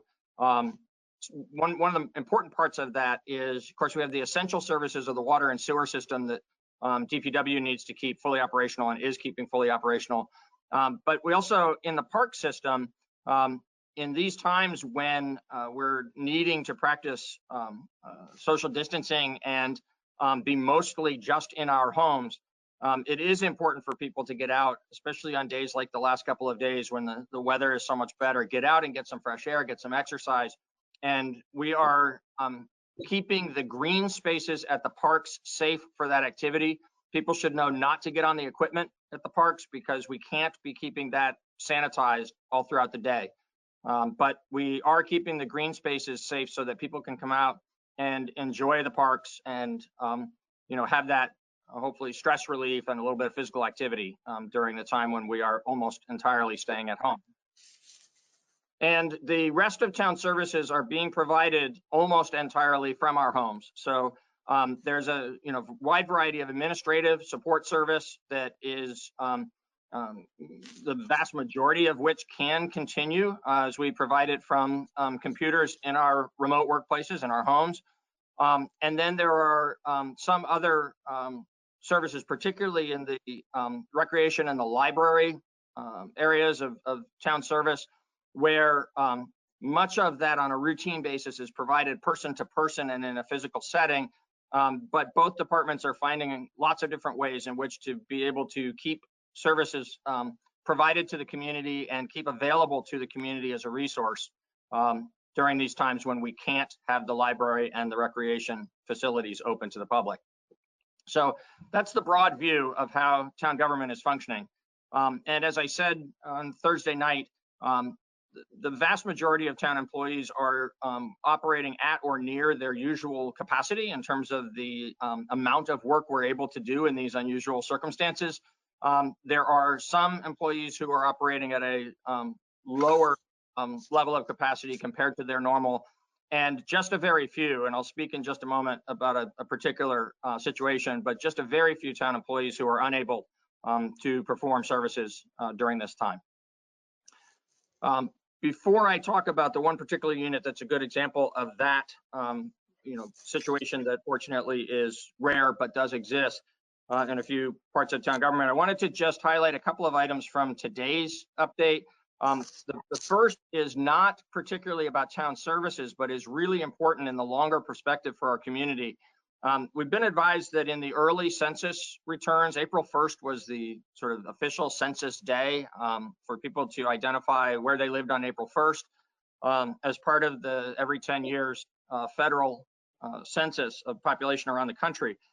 And we've been advised that compared to other parts of the state and other parts of the country, Windham County is coming in very slowly on that. And so we just want to put a reminder out, and I'll continue to remind in the daily update folks that, I know we're all very distracted at these times, just coping with the current state of affairs, but it's important for folks to be responsive to the census. And if you find yourself in a situation where you, can't find your way to do that online, or maybe you don't have a way to connect and do that online, and you don't have the piece of paper that was mailed out to you, just be alert for when census takers contact for asking this information about our households. We want to all be responsive because we need a complete count of the population of Brattleboro and of Windham County for our area to benefit from the wide variety of programs, both the federal programs and the state programs that are population based. So for the whole next 10 years, the entitlement or the eligibility for certain kinds of aid to support activities here in our community is going to be based on our population compared to others. So we ask people to please be aware that it's important still to participate in the census. And I think I will leave it at that for update. Liz? Tim? It looks like. Thank you. Yeah, I just wanted to mention that I was a census taker 10 years ago. And it's a very interesting process, but it's also very important. And I think now with the crisis that we are experiencing is a perfect example of why we need the census and why people need aid from the federal government. And so it's even more important and visually important now. Let's do it, and let's be counted, and let's get what we need from the federal government. Thank you, Liz. So, thank you. It looked like Ian maybe has something before I move on into talking about the staffing. No, I can wait till you're done, Peter. It's fine. Okay. So next I want to talk about furloughs of town employees. And we've been becoming better aware of what the federal and state aid packages are going to provide for individual employees, as well as what they're going to require of the town. That is frankly still not completely rolled out, but we believe now it's fully enough rolled out that we understand the basics of how the program is going to work. Most importantly, we understand financially what an individual employee will be entitled to, and financially what the town will need to reimburse. And so without going too deep into the weeds, I want to just make clear something the select board is aware of and town employees are aware of, but the public may not be. It is common that public employers, that local governments and state governments are self-insured for unemployment insurance rather than purchasing insurance for that coverage. It means that on the occasions when we do have an unemployment insurance claim by a former town employee, they receive the benefit they're entitled to from the state of Vermont, and then the state of Vermont bills the town of Brattleboro dollar for dollar for that cost. That's a good way for us to approach this protection because it's not, unlike the many other types of town activities where we do purchase insurance because we will routinely, over the years have claims. We don't very often have unemployment claims. That almost exclusively happens in a situation where there's been an unfortunate parting of the ways, or where when it's more than one employee, it would most often happen during a very severe economic downturn. And so spending money year after year for insurance for a kind of coverage where we almost never have a claim is just not smart. And we budget a little bit of money each year. We don't usually expend that line item. This year, however, the addition of the better protections for employees who are going to collect unemployment insurance during this time, the increased benefit with the $600 per week that the federal government is adding to what someone will receive from the state of Vermont.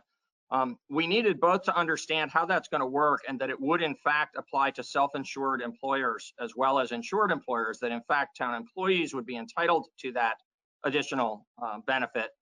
And we'd need to understand whether or not the town was going to be obligated still to fully repay. In the instance where the town employees would not be receiving that benefit when so many other unemployed workers in our society would be receiving it, would cause us to be more reluctant to implement furloughs as a protection for the employees. And if the town were going to have to repay dollar for dollar like we usually do, then it actually financially would likely have been better for the town to simply keep paying employees, even those that are not able to provide services during this time. In fact, it has turned out that town employees will be entitled to the $600 federal contribution as a part of their weekly benefit, and that the town will, during this time, during the period of time of the special protections in place because of COVID-19, will only have to reimburse 50% rather than 100% of the benefits that will be provided to town employees. And the combination of those two things means that in certain circumstances where town employees are not going to remain actively employed and in service to the community during this time, that it is in the collective best interest of the employees and of the community and the taxpayers to have a limited number of furloughs.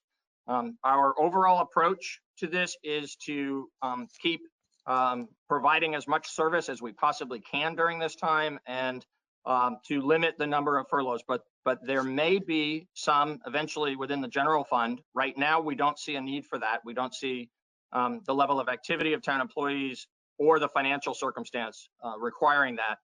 We did, however, determine earlier today that based on our now more complete understanding of how this is going to work, and based on the fact that the parking enforcement unit is fully shut down and has been for the last few weeks and will be for the foreseeable future, that it is appropriate, since the parking fund operates as a small business. It is an enterprise.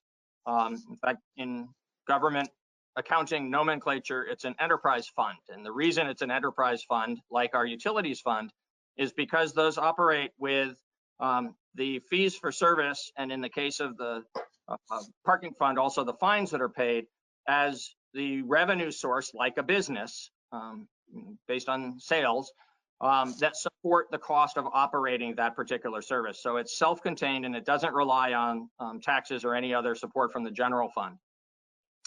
So in the parking fund, where revenue is now zero, and we expect it may remain that way for at least most of the rest of the fiscal year, if not all of it, we've done some early forecasting of where that may leave us at the end of the year, and we believe that it's likely that the parking fund will end the year in a deficit of greater than $100,000. The fund balance that we started the year with in the parking fund is greater than that. In fact, it was over $200,000. So we don't expect the fund to go into deficit and have to rely on a general fund subsidy.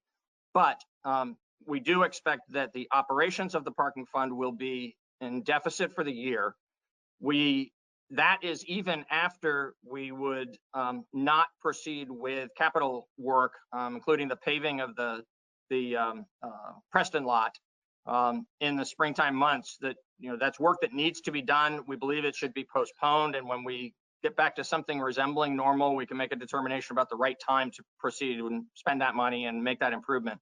But for now, with no additional capital investment in the parking activities, and by reducing the cost of staffing in the parking fund, we think we can contain that deficit there to something that's a bit north of $100,000. That involved, to get to that number, involved advising 3 employees this afternoon that effective Friday, they will go on furlough. We advised them, and I want to make sure that others are aware that they will continue to be covered by the town's health insurance program. They will have all of their other benefits, stay whole. One of the important differences of a furlough versus a layoff, we much more commonly hear the terminology of layoffs. So a layoff means that a person actually separates from their employment. The benefits stop. All of the employee relationship ceases, and the employee is advised that it's possible that at some time in the future they may be invited back. That is not how it works with a furlough. A furlough is a temporary period of time, an explicitly temporary period of time, where the employer-employee relationship remains, but the employee is not paid any salary by the town, but rather is in an unpaid status. And based on that unpaid status, particularly now under the special rules related to COVID-19, the employee is entitled to collect unemployment compensation. And then we will bring these employees back to be the parking enforcement unit again when we reactivate that activity in the community. And our expectation is right now our sort of uninformed target is July 1st, simply because that's the beginning of the new fiscal year. So the paperwork that we will file together with these employees will show an expectation that they would return to active service on July 1st. Clearly, just how the situation evolves in the weeks ahead, that'll determine how we actually proceed that way. So I thought it was important that there be a good, complete explanation of how this is working, both for the town and for the employees, because of the magnitude of taking this step with these 3 employees. There is a 4th employee within the parking fund who actually originally was in the parks maintenance team, and so is going to go back to parks maintenance for this period of time. So that'll become a general fund expense. It'll help us to contain that deficit in the parking fund, and it'll help the parks maintenance folks in doing the important work that they're doing and keeping the green spaces safe and dealing with the increased maintenance that comes with this time of year. Are there any questions or any discussion you want to have around furlough before I wrap up? Ian. Yeah. Yeah, Tim, I've got a question. Peter, so my question sort of involves furlough and also a little bit about the town employees you were talking about before. Do all of the town employees have adequate equipment to be working remotely, who are working remotely? And if any of them don't, could they potentially be furloughed because of that? So there are a variety of ways. I can't really give just one blanket answer to that. What I would say as part of sort of the larger picture is there are many employees who are staying either fully busy or nearly fully busy, doing either their normal work. In many cases, the administrative employees are doing their normal work, and then other employees are doing some things that are sort of more special project related or otherwise things that are important to the department in the bigger picture, but not things that wouldn't be part of their day-to-day activities if we were functioning normally. There are some employees that are operating at a relatively more reduced level of capacity, and it is that group that we'll be paying attention to and communicating with around some additional repurposing. We've done some of that already. The most significant is to actually, have this custodial employee from the parking fund become part of the parks team fully. But we've got a lot of other partial repurposing that's going on with employees who are doing tasks that are different from their normal tasks. And they're still important tasks as part of keeping town government as functional as possible during this time. But there are some positions that we think, if this goes on just for a few more weeks, then we don't anticipate necessarily that there would be more furloughs. But if this goes on for many weeks or a few more months, it's likely that there will come a time when a more substantial number of people are just not able to keep providing service remotely, and we would expect to see a higher number of furloughs. So we're going to need to just sort of go day by day and week by week on making those assessments. If you have a particular question about a level of activity in any particular department, the department heads are in the meeting and able to be activated to participate, and can speak with more detail and less generality to what's happening in any particular functional area. Okay, thank you. Thank you. I think Daniel had a question too. Yeah, I was wondering to what extent the HR director is supporting staff as they kind of navigate the unemployment system. I'm hearing from a lot of folks in the community right now, that it's not easy. The advice is to begin your application online, and then oftentimes you end up also having to get on the phone. Yes. And that's hard because they're experiencing huge numbers of calls right now. Yes. So just given that we have a HR director on board, like, are we going to support these staff as they move into their furlough? Yes. In fact, earlier today, when we met with these employees on GoToMeeting to describe, what we're doing and why we're doing it and why it's only parking at this time, we want to make sure that employees were well aware of how this would personally affect them and their household, and also see how the decision is being made in the broader context of town government. The employees were, very understanding of that. We had a really good open conversation about it. And of course, they have some concerns as well about particularly the process, not so much ultimately what the benefits will be, but more the process. Sally Nix, our HR director, will be their full partner in this and was on the call. It was Sally and Patrick and I who met with the 3 employees on GoToMeeting. And we pledged at that moment, and it's a promise we intend to keep, that Sally will fully partner with them through this process. At any time that they need any assistance, Sally is going to provide that guidance to them and that assistance to them. And she has become the most knowledgeable person within our organization, as you would well expect, in the details of this sort of tricky business of not just getting into the unemployment process, but getting into it when so many other people are also getting into it during this COVID-19 period of special benefits. Great, thank you.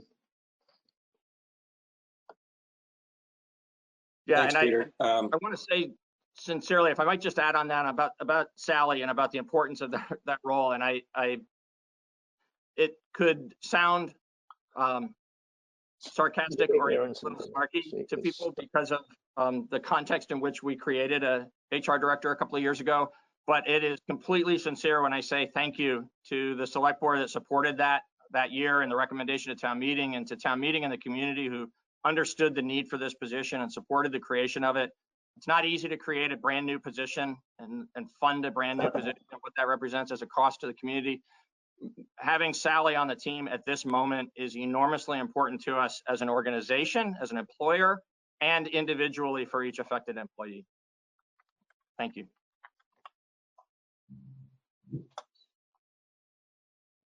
Thanks, Peter.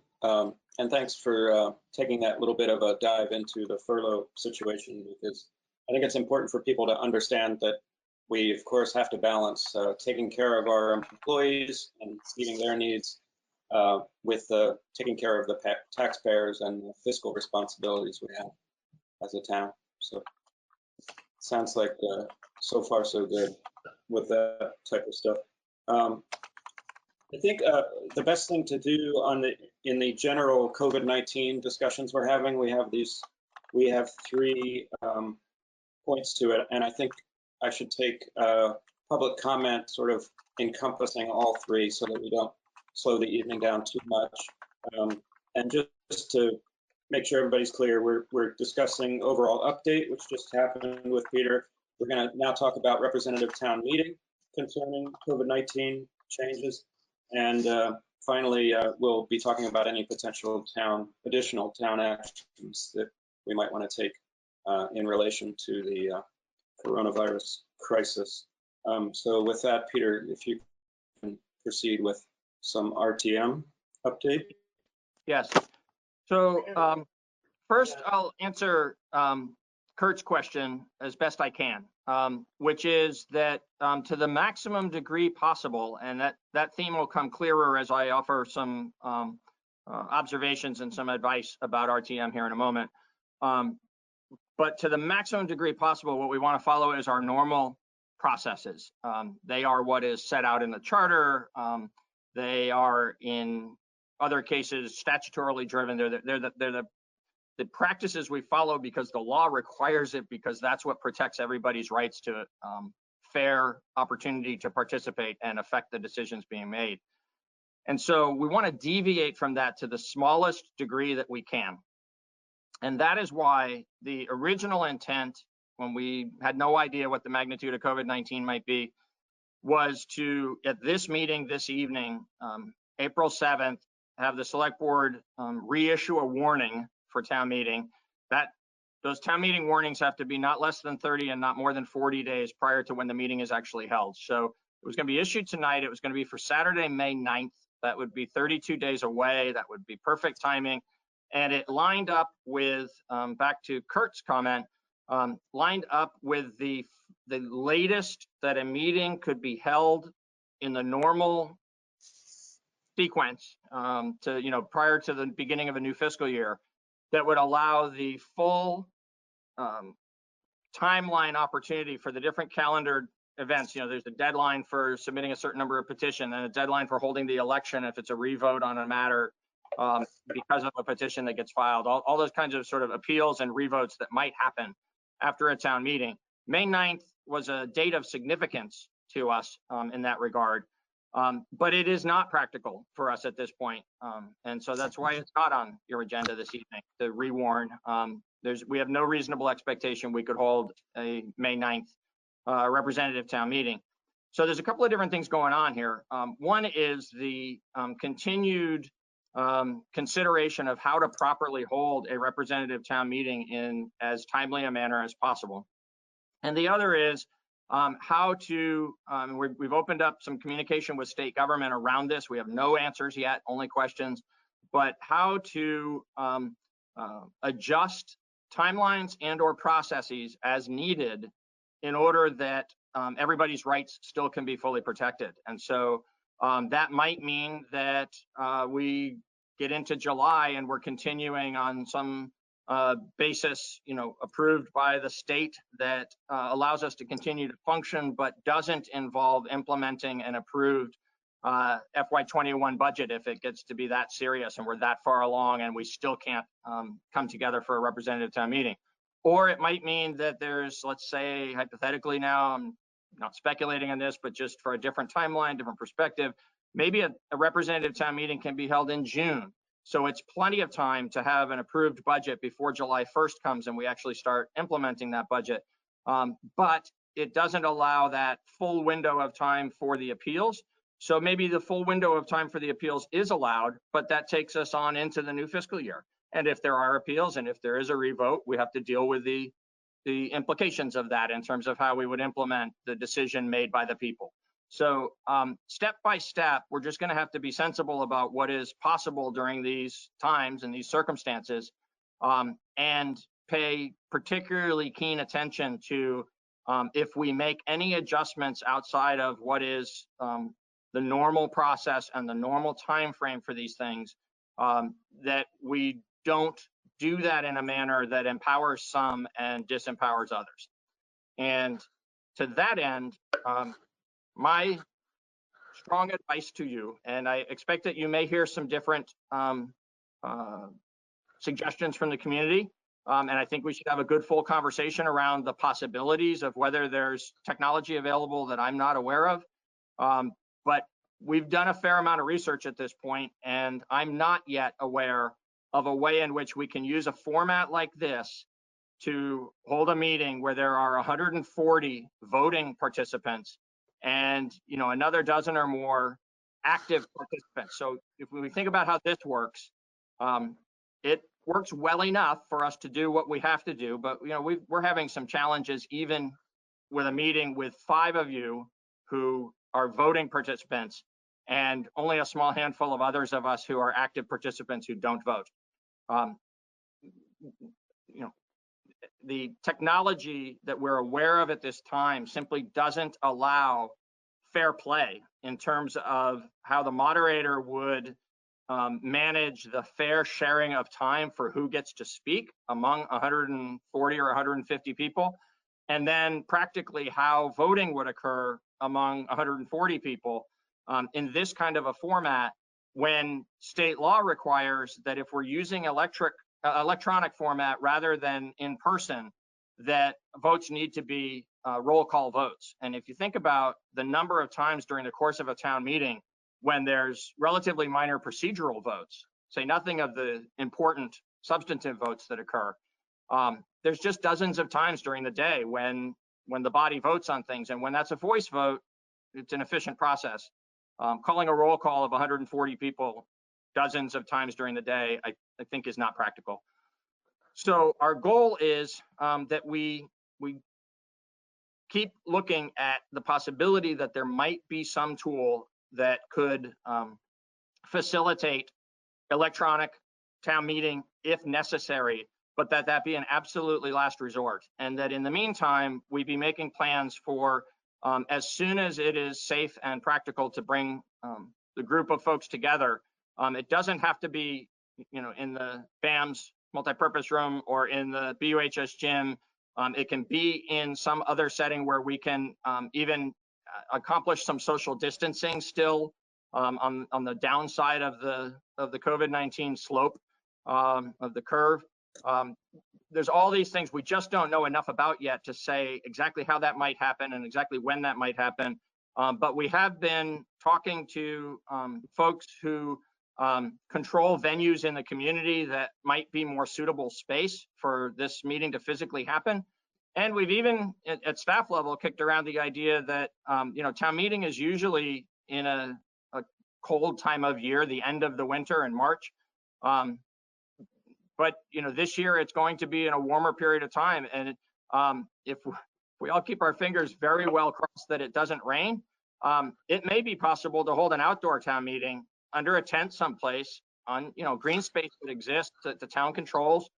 That would be a very unusual but a very proper public setting for this to come together in a way that would be safer for everyone from a public health perspective. So my 2 cents for tonight is please just hang in there with this, and let's not try to solve it faster than we have to, because there's terrific potential that we could actually end up sort of harming the democratic process in our eagerness to accomplish a representative town meeting. Thank you, Peter. Yeah. Well, I'll refrain from making any comments about how I feel it could be a bit of a nightmare to try to move representative town meeting to an electronic format. For now, I'm sure we might talk about that in the future. What I would like to do is just say 2 things really quickly. One is to remind people that the chat feature is very handy, but just please use it to only let me know if you want to say something at the end of a agenda item or during public participation, not to actually express views, because with open meeting laws, we cannot log that the way we can basically the meeting. It's not an open meeting situation, even if you're chatting to everybody. Someday in the future, we might work that out, but it's just too complicated right now. And my other thing is that I'm going to go against exactly what I was advising earlier, and just change things up a little bit and go ahead and take a question, because Millicent had a question directly related to representative town meeting, and I'm kind of hoping it's something that we can answer quickly or address and then move on to the next item under the COVID-19. How do you feel about that, Peter? Okay. So Patrick, if you could bring up Millicent's audio. He did. Thank you. Okay. Yeah, hi, thanks. So I thought that I read at one point that the town was considering doing Australian ballot. And I don't know if you still are or not, but that prompts me to kind of say one thing that I really hope happens one way or another. I feel kind of strongly about it, that however we do this allows it allows all of the reps an opportunity to hear each other, because we learn a lot when we hear each other. That to be fully informed, about a democratic vote, we need to hear the responses of the other. And I know that this adds to the challenge that Peter was describing about, how do we do this? But that's a democratic principle I think that our whole thing rests on, and I feel that that's very important. To the side, I have, I'll send Peter or this and the select board, I have a private suggestion, but I don't know if it's a good one, but I will send that. I don't want to take up too much time here, but I just want to say that principle of hearing the differing opinions of our peers is really, really important to preserve. Agreed. Thank you. Can I speak to the Australian ballot piece? I'd like to just put that to rest for now. So, Sure. Millicent, thanks for that comment, because the special act of the legislature that the governor has signed that modifies the open meetings law in certain ways to allow these kinds of meetings that don't have a physical location just temporarily during COVID-19 also does allow for certain decisions that would normally be made in a collective face-to-face town meeting to be made by Australian ballot instead. And it's exactly that kind of, from just my own perspective and the advice I'm offering to the board, it's exactly that kind of a change that I worry about that would make it more expedient. We would potentially be able to stay on a faster timeline for these decisions to get made, although frankly, it also raises the question of how to safely hold an Australian ballot event during these times as well.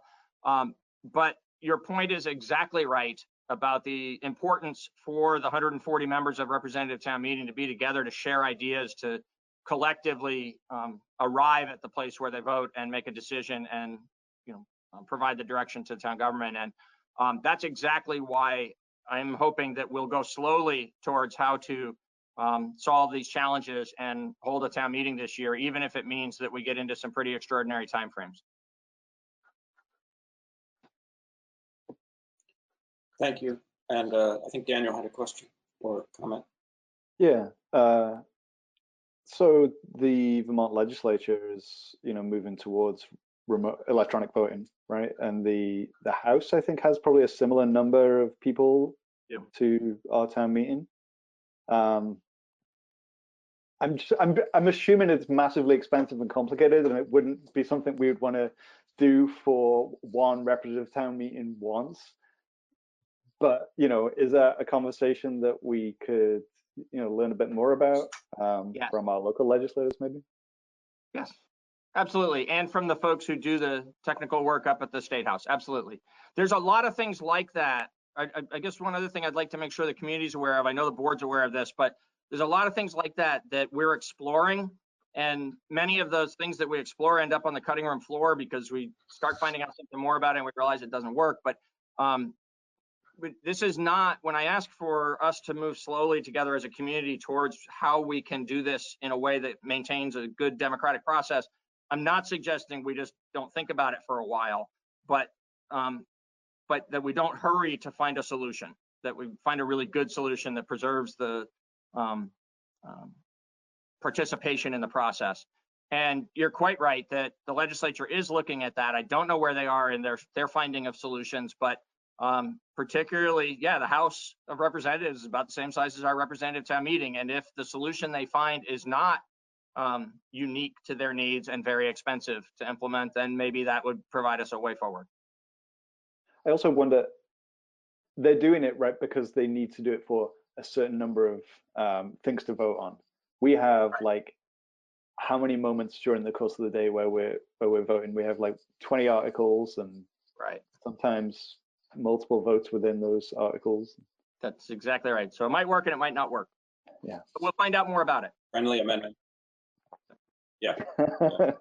What's that?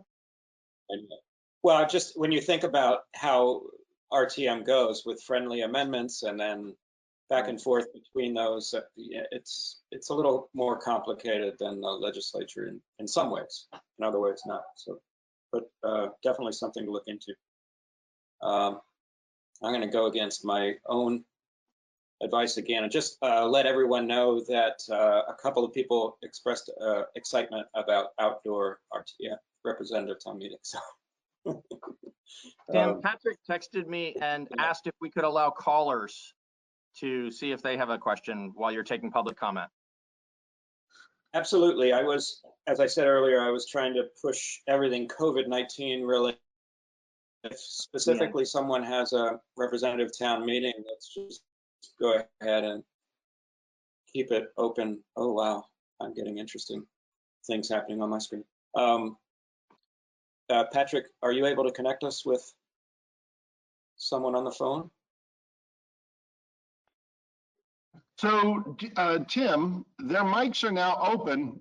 You might ask them if they have anything to say. If we hear crickets, then I'll shut down the mics. Great. Well, anyone on the phone, you probably heard that, but if you didn't, we're just waiting to hear if you have anything to say, and if you don't, we'll just move on. I just want to say thank you. Great. Who's this? This is Terry Carter. Oh, hi, Terry. Hi. I'm listening on my phone. I don't have the app to do it on my device, so that's what you're hearing. My little Well, we're device. glad that you're able to listen and even talk to us. So this is all new for us as well. So thank you. Well, this is very insightful. I appreciate it. Thank you. Great. Thanks, Dave. I think unless there's anyone else on the phone that wanted to chime in, and I'm going to go ahead and maybe ask Patrick. I think Gary Stroud had something to say concerning RTM, I hope.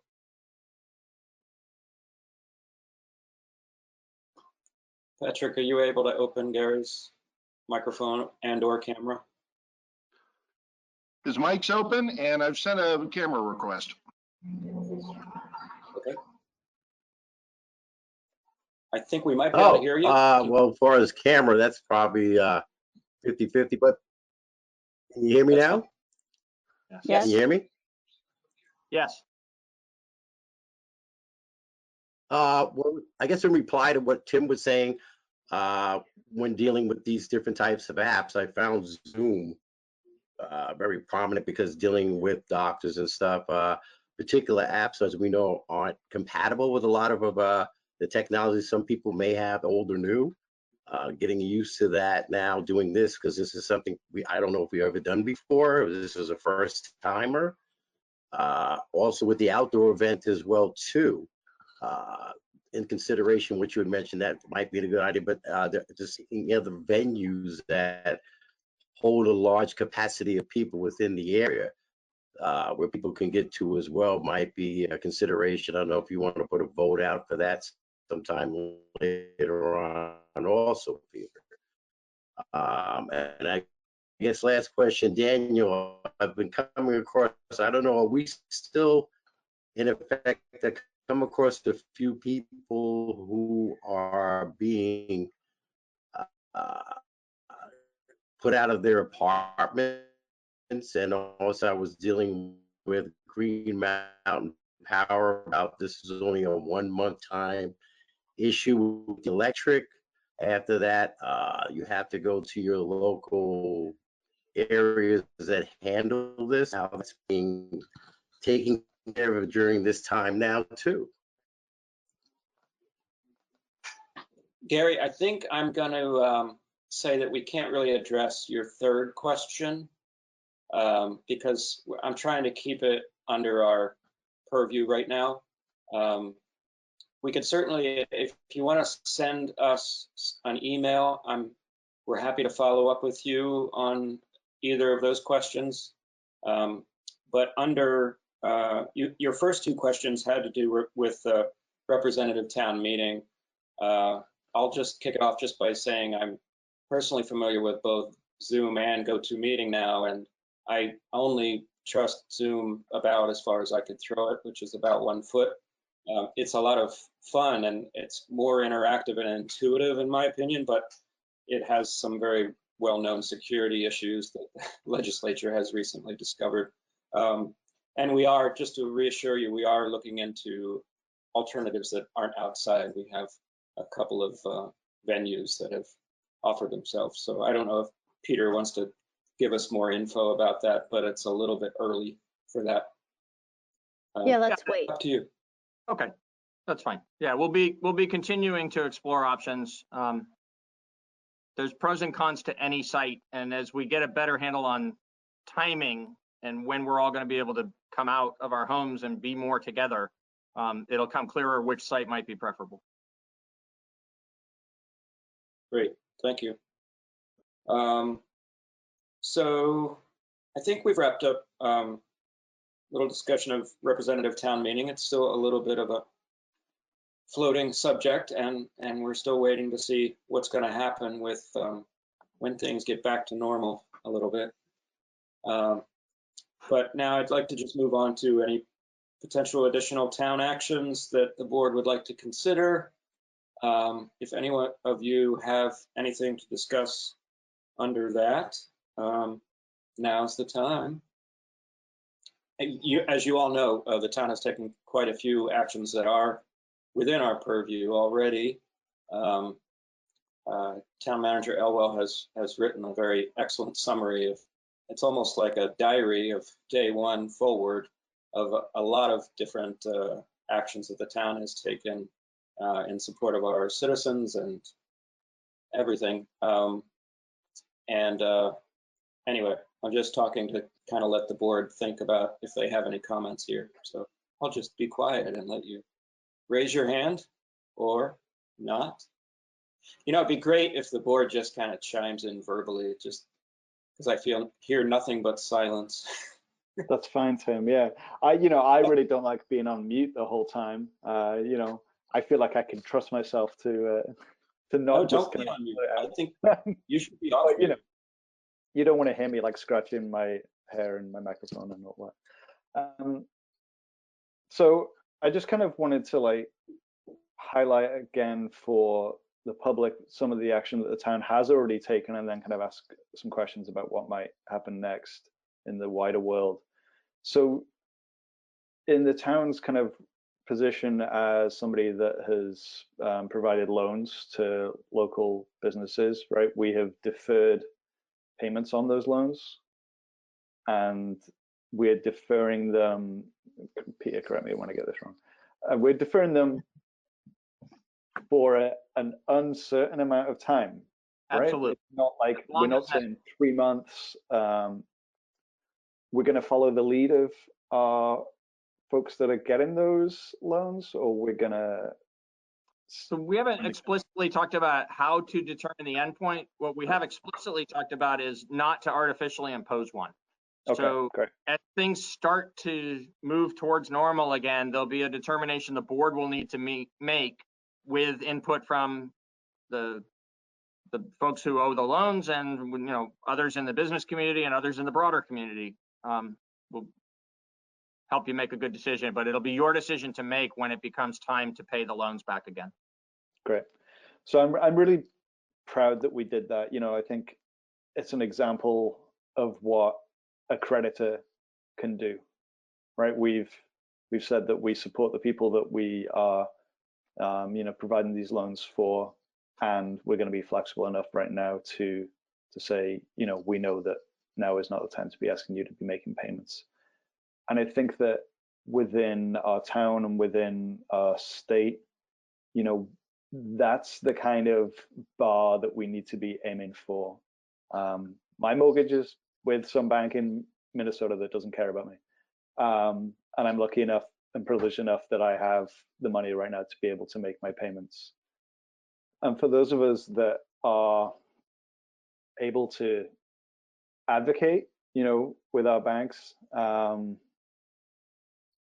think we need to be pushing as a community to, you know, to be pushing our creditors to say, you know, let's take a break until such a time as we know where we're at. You know, and I'm proud that like the decision we made about not pursuing any utility shutoffs, and you know, Gary was kind of alluding to the decision across the board with public utilities, mostly you know, electric and gas companies, to not cut people off right now. But you know, everybody's bills are still piling on in the same way that, you know, those loan payments that we've deferred will still be paid later on.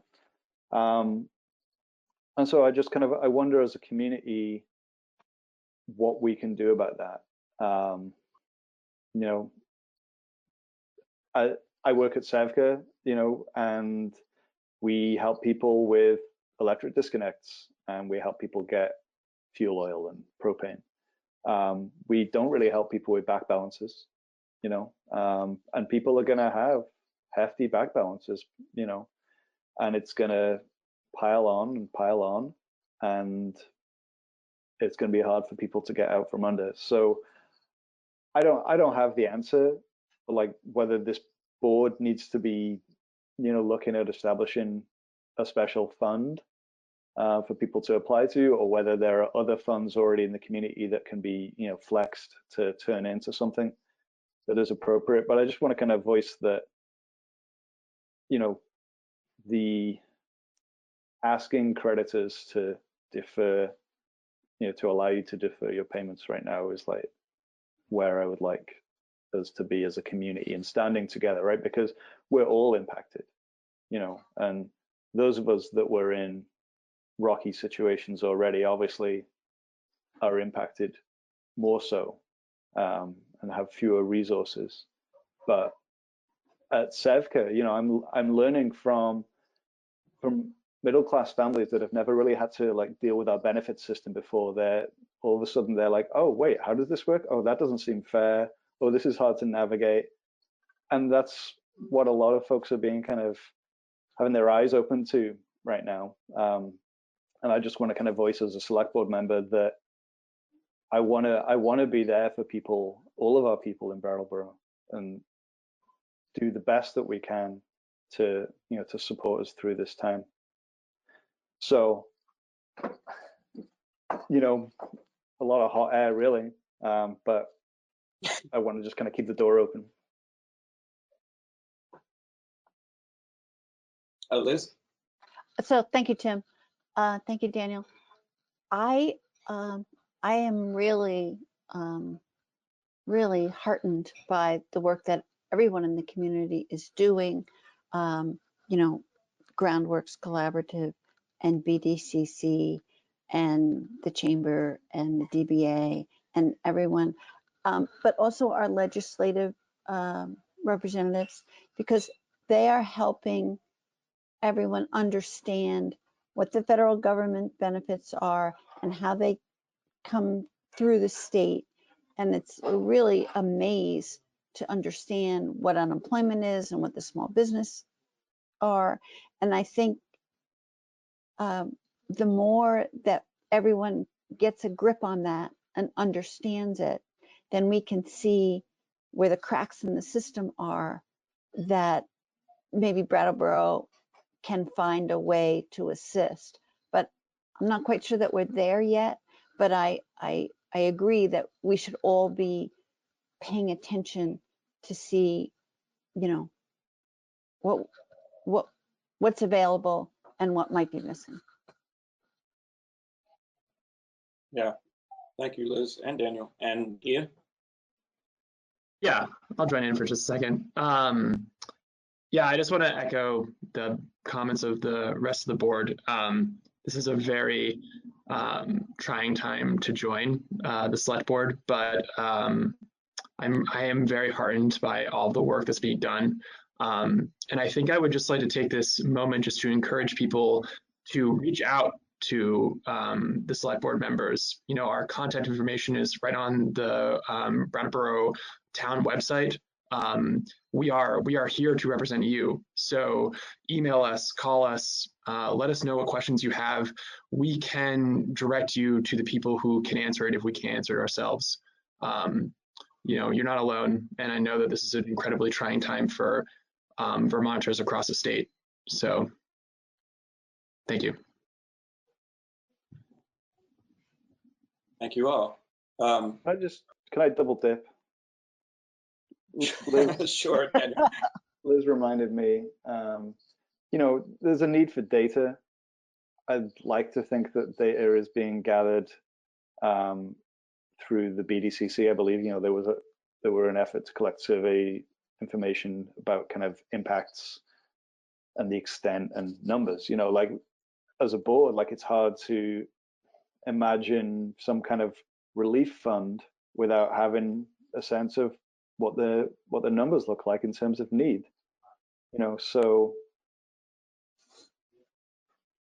you know, I had a conversation with a local small business person today, and they wanted to see the board step up in a, you know, in a kind of an aggressive way. And also we don't know how much would be needed to fill that hole, right? And whether or not that's something that we can do, you know. And without the data, I really don't want to make decisions, you know, without data in front of me. So whatever we can do in this community to get that information will make me sleep. Well, I don't know if it'll make me sleep better, but I'll feel more informed.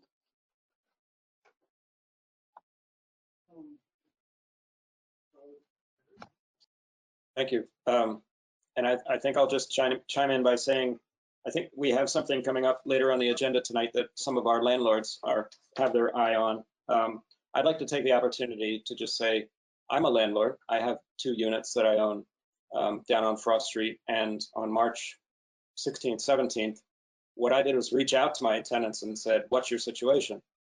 Because I know I still have not been able to get any feedback from the mortgage company, getting any breaks on my end for paying my mortgage. However, I'm trying to do that, and also checking in with my tenants about what their situation is. And they're lucky, and I'm lucky that they're retaining their jobs that mostly work in essential services right now. So they said to me, thank you for asking. It's good for April, and we'll see about May. And so I'm going to have that conversation again in a couple of weeks. And every landlord out there should be having this conversation, because why would you want to lose your tenants? That's a terrible situation, to be empty for a few months and someone, you know, can't have a decent home to be safe in when they could actually need to be quarantined at any point. This is a very serious situation for everyone in our community, and everyone should do the right thing, and that includes landlords just pushing the pause button like we all have to do on so many things, and talk to your tenants about if they're able to make payments and work out a deal if they can't. So there was, I wanted to be able to bring in Stephanie Bonin to make some comments. She wasn't able to make the public participation portion, but this is very germane to this agenda item before we leave the COVID-19. So if Patrick could just bring Stephanie up, either audio, video, or both. She'd like to tell us about a nice thing that happened over this past weekend.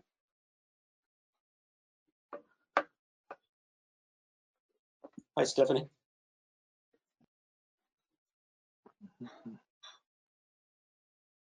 Patrick, ready to go when you are. Thank you. I have been tenacious for the downtown community needs, and that is the need of having cash in hand right now. So I hear everything that you guys are talking about and hear Elizabeth's comments on where the cracks are. And we are about 3 weeks into this, roughly. Someone can correct me. And rent was due last week. Bills keep piling in, and the business community has no income coming in, just like many of our community downtown, whether it's residents, organizations, anyone. So with that in mind, we created the 48-hour gift card challenge this past weekend, which was from 10 a.m. on Friday to 10 a.m. on Sunday. And the before work, which is actually just as important, was getting the businesses up online to be able to sell gift cards online. And so we had, at final count, 41 businesses participating, and over half of those businesses, we got them online specifically for that challenge. And so that will continue to reap benefits from many more years, as long as they're open. And so the 48-hour gift card challenge was created. The idea was that we need to help our community hibernate until they're able to reopen. And even the restaurants who are doing takeout, who are probably seeing 20% of their sales, that's not called being open. So when I say hibernate, I include takeout business in that hibernation. And so the challenge was created so that they could have some money in hand to be able to close their doors, to be able to pay the bills that just keep on coming even when the doors are closed. So the kickoff was a $5,000 match. And we started it off and said, 48-hour challenge to support our community by buying gift certificates online. If you're able to, we invite you to do that now. And an extra incentive is a $5,000 match, so that every gift card that's purchased can then become another gift card, dollar for dollar, and go to a family in need. I was definitely expecting to spend a lot of my time pushing that message out there to the world. And in reality, the $5,000 match I called after 4 hours, and probably should have called it after 2 hours. And so that was extremely amazing that we were able to reach that number so quickly. And several hours later, I got a call from another community member who said, I really want to extend the match with another $5,000 match. So I, of course, was very shaky and excited and announced that, okay, we have extended the match for another $5,000. So that match was also met very quickly. And for the rest of the weekend, I had 3 more calls. So one call was for a $1,000 match, and that was a family that has a second home here. Another call was another $1,000 match that was also from a family who had started out their relationship with Brattleboro through the SIT Graduate Center, and then has continued to have a second home here. And their kids saw it online and said to their parents, I think you can extend this. And then the last call was another one of our community members who had never given in this big way and really wanted to give $1,000 and extend it. So I get to announce the heartwarming, incredible results of the 48 hours, and the impact in total, which means all of the gift certificates purchased and all of the matching money, means that from this challenge, $57,503 went directly into the hands of our community, both family in need, and then also the business owners, which is, to me, exactly what they need right now. That's wonderful. Wow.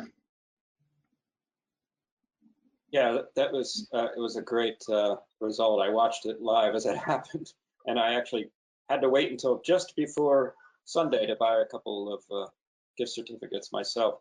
And So I just wanted to also let people know that it's an ongoing thing, right? You've set up a really nice interactive webpage on brattleboro.com, not to be confused with brattleboro.org, which is the town site.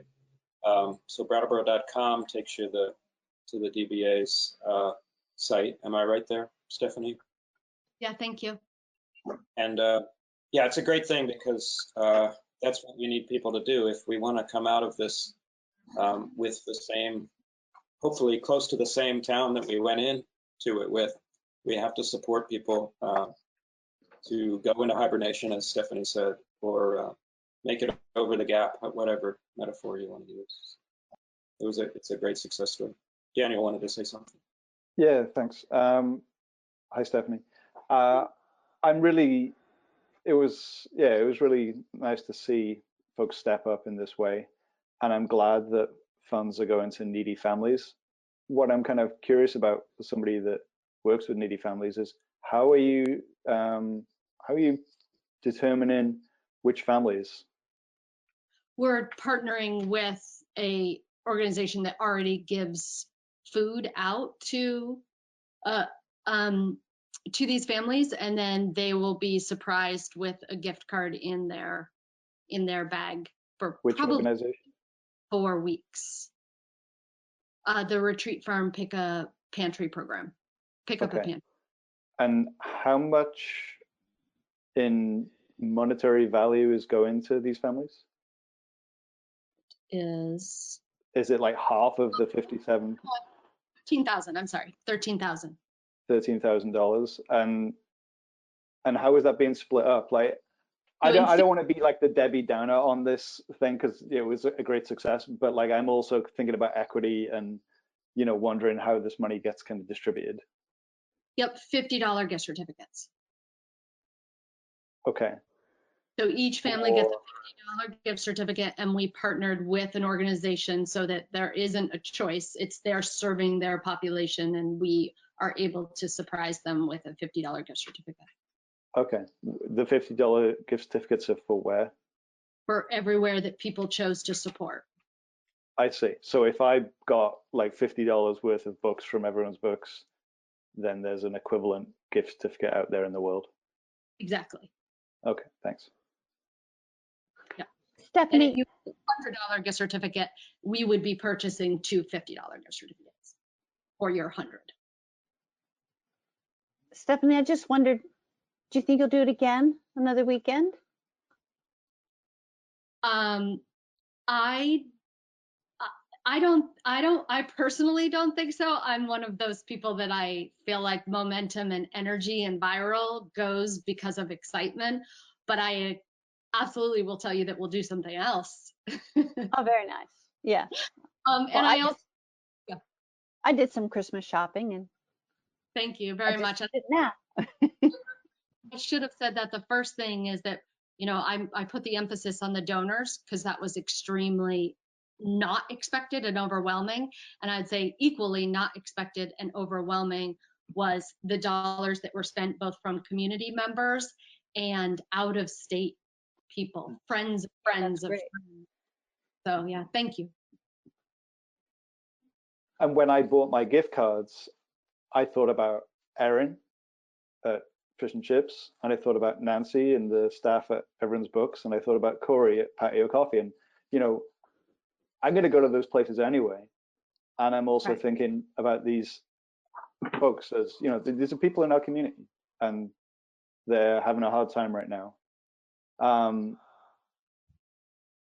It's interesting, as a kind of like a redistribution of wealth, right? Like somebody has $5,000 that they can let go of. Most of us don't. And so I would encourage people in the community who do have that kind of cash lying around that are ready to redistribute it to not wait for some other moment. There are plenty of people out in the community who have needs right now that can be met, and there are organizations, as you point out, doing that work. I work for one of them. So yeah, and I also want your comments about a new population coming to you in your work is like that to me is so one of the things that I've been really, really continued to put my voice to is that, you know, all the people that are applying for unemployment and all the people that are applying for help with food, there is a huge portion of that who have never done this before and never asked for help before. And I think that we as a community are also saying it's okay to ask for help, and we're having to change our identity around that. And I what you said, I think there is going to be something that comes out of that, because we will have a lot more lived experiences in our community. That's for sure. Yes. Well, thank you all. And thank you, Stephanie, for the update. Great to hear. I think we don't have anybody contacting me via chat, or, well, we might want to just try. I bet you Patrick's going to want me to try. I don't know if we have anybody else on the phone. I don't think we do, actually, if I'm reading my info correctly. So I'm going to go ahead and have us move on. Oh. Sorry, I thought I heard somebody. But I'm going to move on to new business, which is going to feel a lot more like regular old select board business to people, which is kind of nice, because we've been talking a lot about stuff that is very strange to us. Let's move on to new business, and our first topic of conversation is going to be a grant, the Association of Vermont Conservation Commission's grant. And I think Sue is going to come online for us and chat with us about that. It's so great to have somebody operating the levers behind in the background. There she is. Hi, Sue. Hi, Sue. Hi, Sue. Hi there. This is weird to be the first one with normal business. So I'm here tonight. The Conservation Commission wants to submit a tiny grant in the amount of $480 to the Association of Vermont Conservation Commissions. They've partnered with the Friends of the West River Trail, who have the Riverstone Preserve along the West River Trail. And they want to do an interpretive. There's an existing trail, it's about 1/3 of an acre, and they want to do some interpretive signage there. So that's the grant. There's no match required.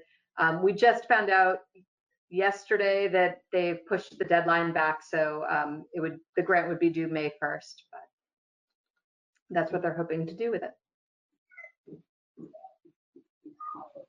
Great, thank you. Sounds like a great idea.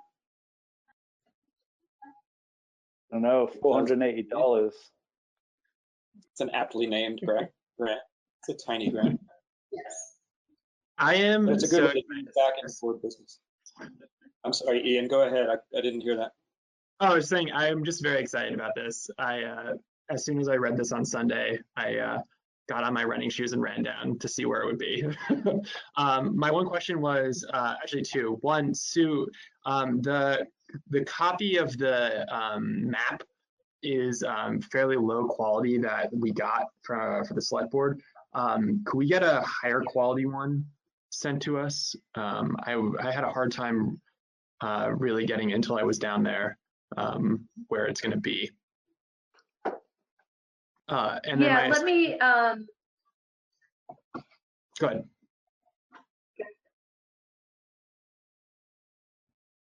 I will. I'll try to get you a higher quality of the map. It may have been because it was coming from my house and the scan wasn't very good. So I'll see what we can do about getting a better quality map. And the second question was, is it only for signage, or would there be any work done to the trail itself with the 480? Yeah, no, it's just for signage. It's the creation of the signage and the actual purchase of the signs and the installation, which will be done by the Conservation Commission and the Friends of the West River Trail. And I should add that Lynn Levine, she's a resident of Dummerston. She's done a lot of work in forests and trail building. She's doing a lot of in-kind work for this. She's a member of the Friends of the West River Trail. So she'll be working on the content of the signage with some other people as well. That's very nice of her. It's a nice trail, and right now it's a very busy trail. Oh yeah. And I encourage folks who are using that trail to, you know, keep their distance, be reasonable, and also, oh yeah, and you know, if possible.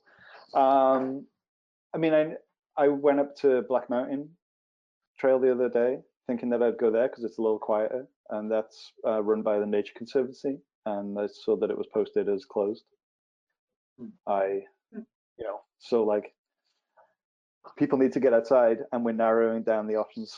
Not that the Brattleboro Select Board has much to do with that, but just want to put it out there. You know, I hope that the West River Trail can stay open, and I hope that we can kind of be responsible in our use of it. Quick question. Peter.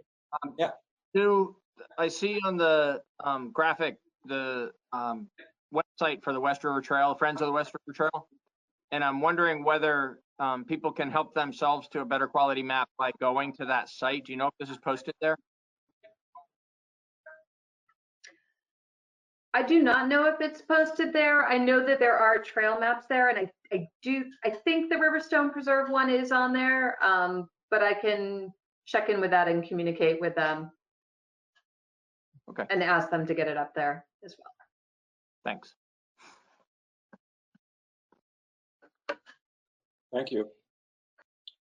Shall I make a motion? Oh, yes, please.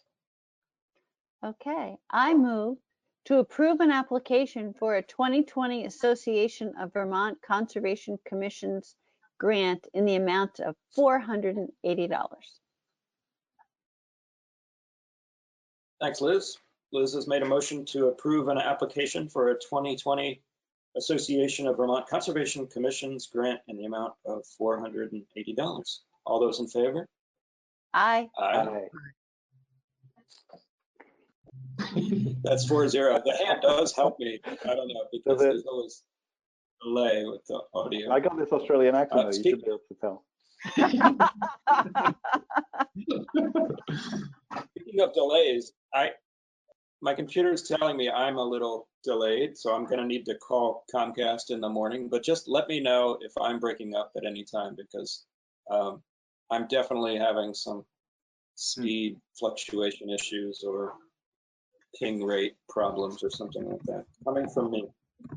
So our next item on the agenda is an ordinance amendment, and Peter is going to speak to that initially. Thank you.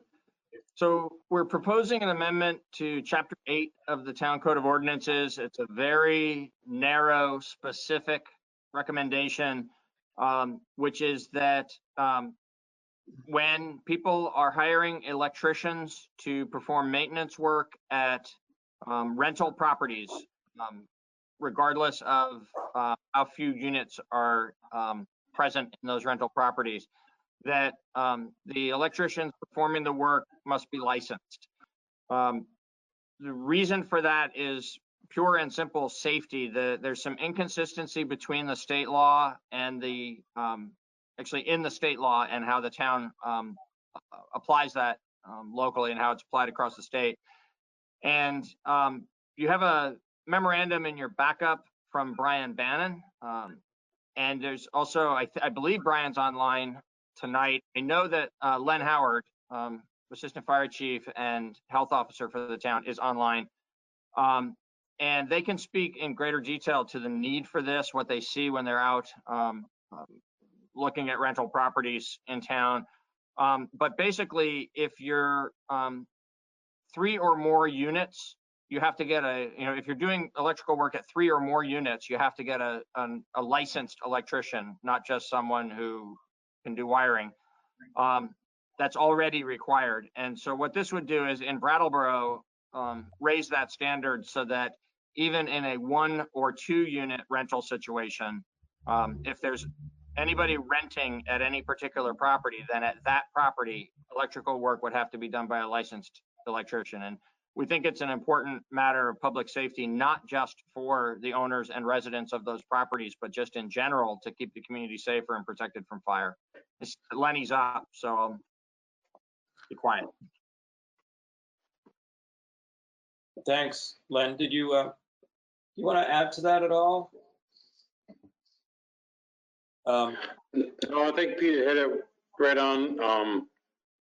It's very inconsistent, I believe. I mean, if you have 3 or more units, you have to get an electrical permit and have a licensed electrician perform the work.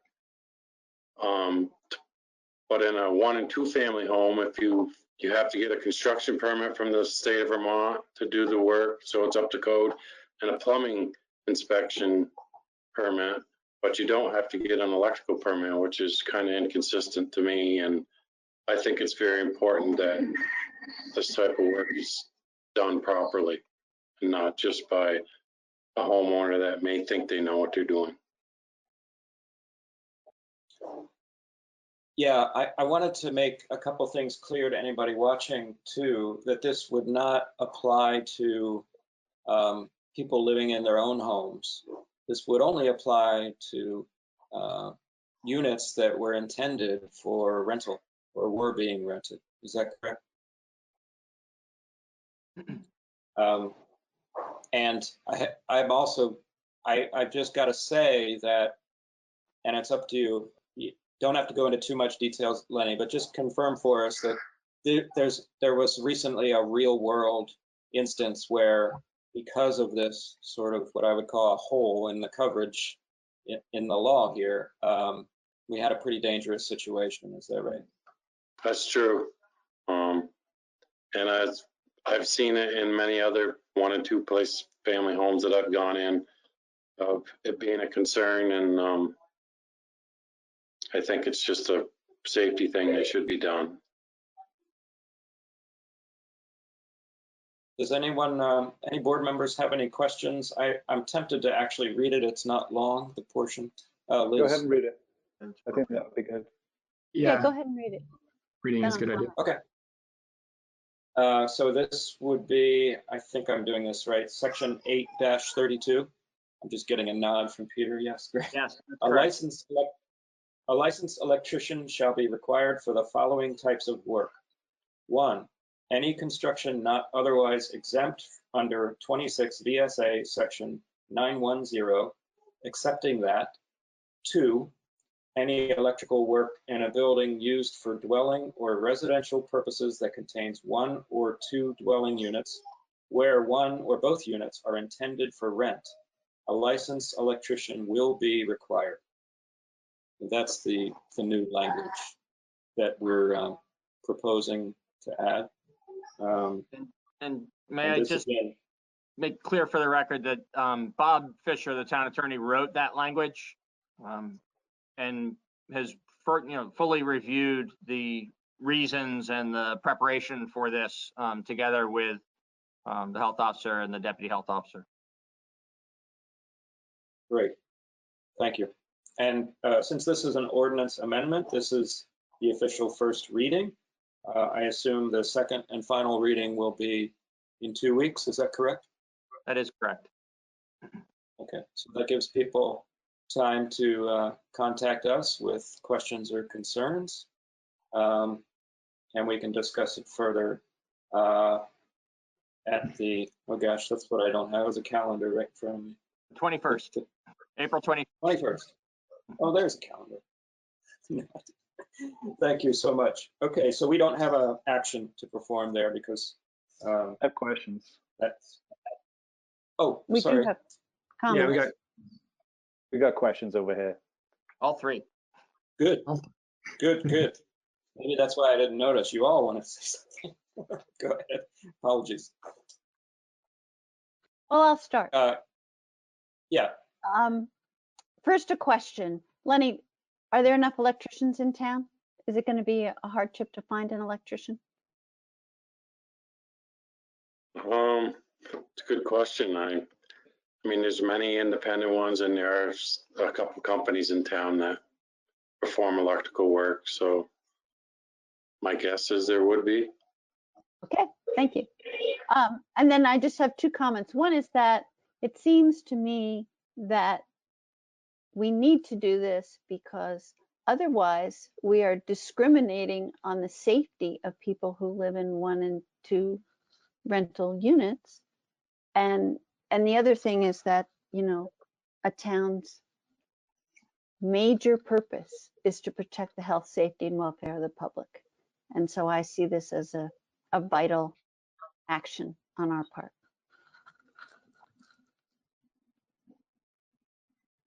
Thanks, Liz. Daniel? Oh, okay.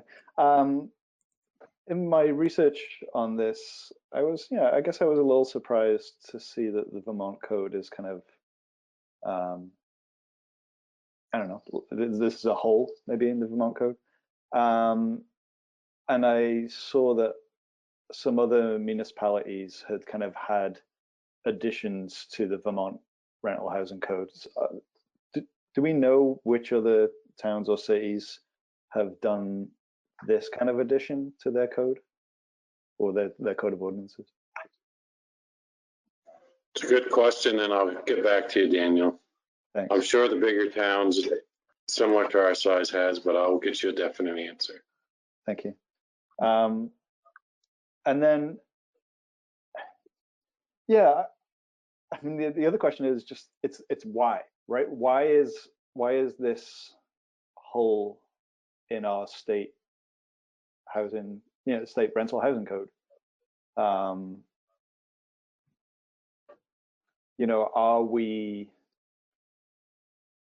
we going too far by requiring this of folks if it's going past what the state of Vermont requires for code? I'm not, I don't think personally I would feel like that, but I'm just kind of wrestling with what it means to say, oh, our state code on something is insufficient and the town of Brattleboro needs to go further than that. I think all of the rental housing that I've lived in, I would like it to be safe. And I know that 50% of Brattleboro residents live in rental housing. That's significantly higher than our countywide, numbers and statewide numbers. So we're talking about half of the population of Brattleboro. I mean, some of those may live in 3, 4, dwelling properties, but I'm sure many live in 1 and 2. And I know that, many of our local electricians really, they take a great deal of pride in their work and doing it, to code and safely. And I just want to kind of make sure that we are doing our research about this before we kind of go further than what the state requires. And I wondered, I saw that the example of the Central Street problems was mentioned in Brian's memo.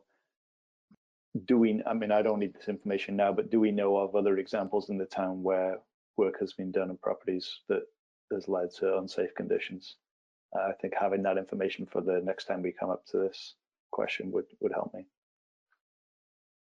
The short answer is yes. Are you asking for more documentation about other specific addresses? I guess so, yeah. I mean, I guess I want to know, to what extent is this a problem in our community before we kind of, take this further step to go past the state kind of housing code.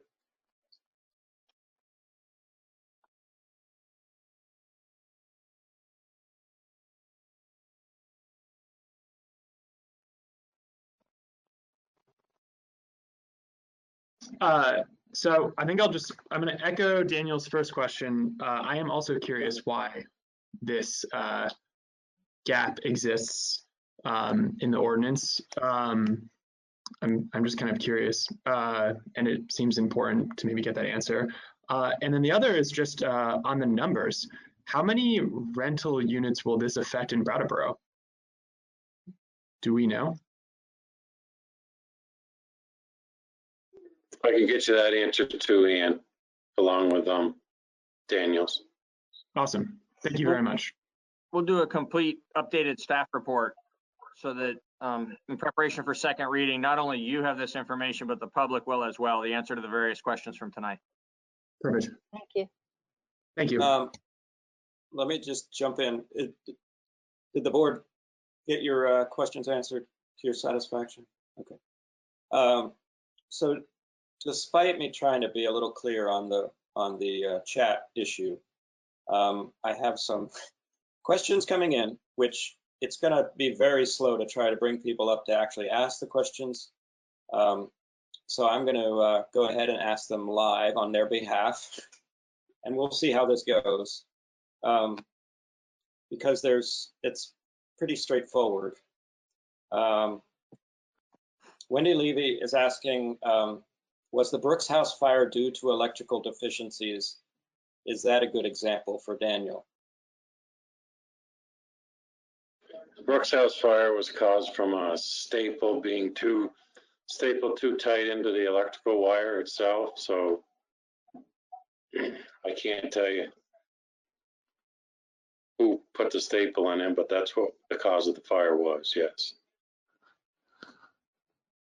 Okay, thanks.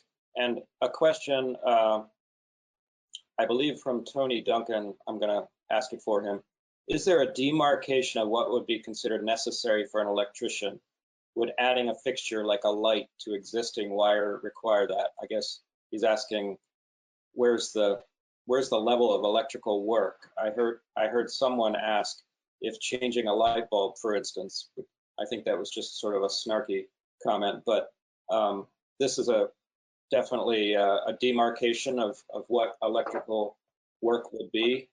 Do you have anything in mind, whether like adding swapping out a fixture on a wall, if it's a simple procedure like that, does that count as electrical work?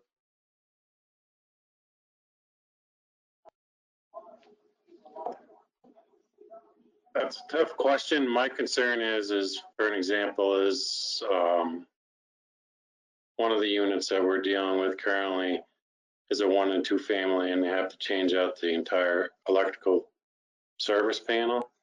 And unfortunately, he's not required to have somebody that's licensed to do that the way the current state codes are written. So that's an example or a concern that I have. I wouldn't just want anybody putting in an electrical panel in my home.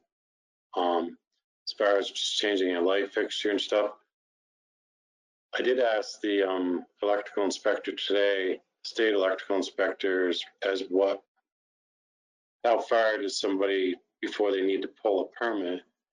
And he did say a light fixture or a light switch you don't need a permit for. So I guess you can kind of read between the lines there, but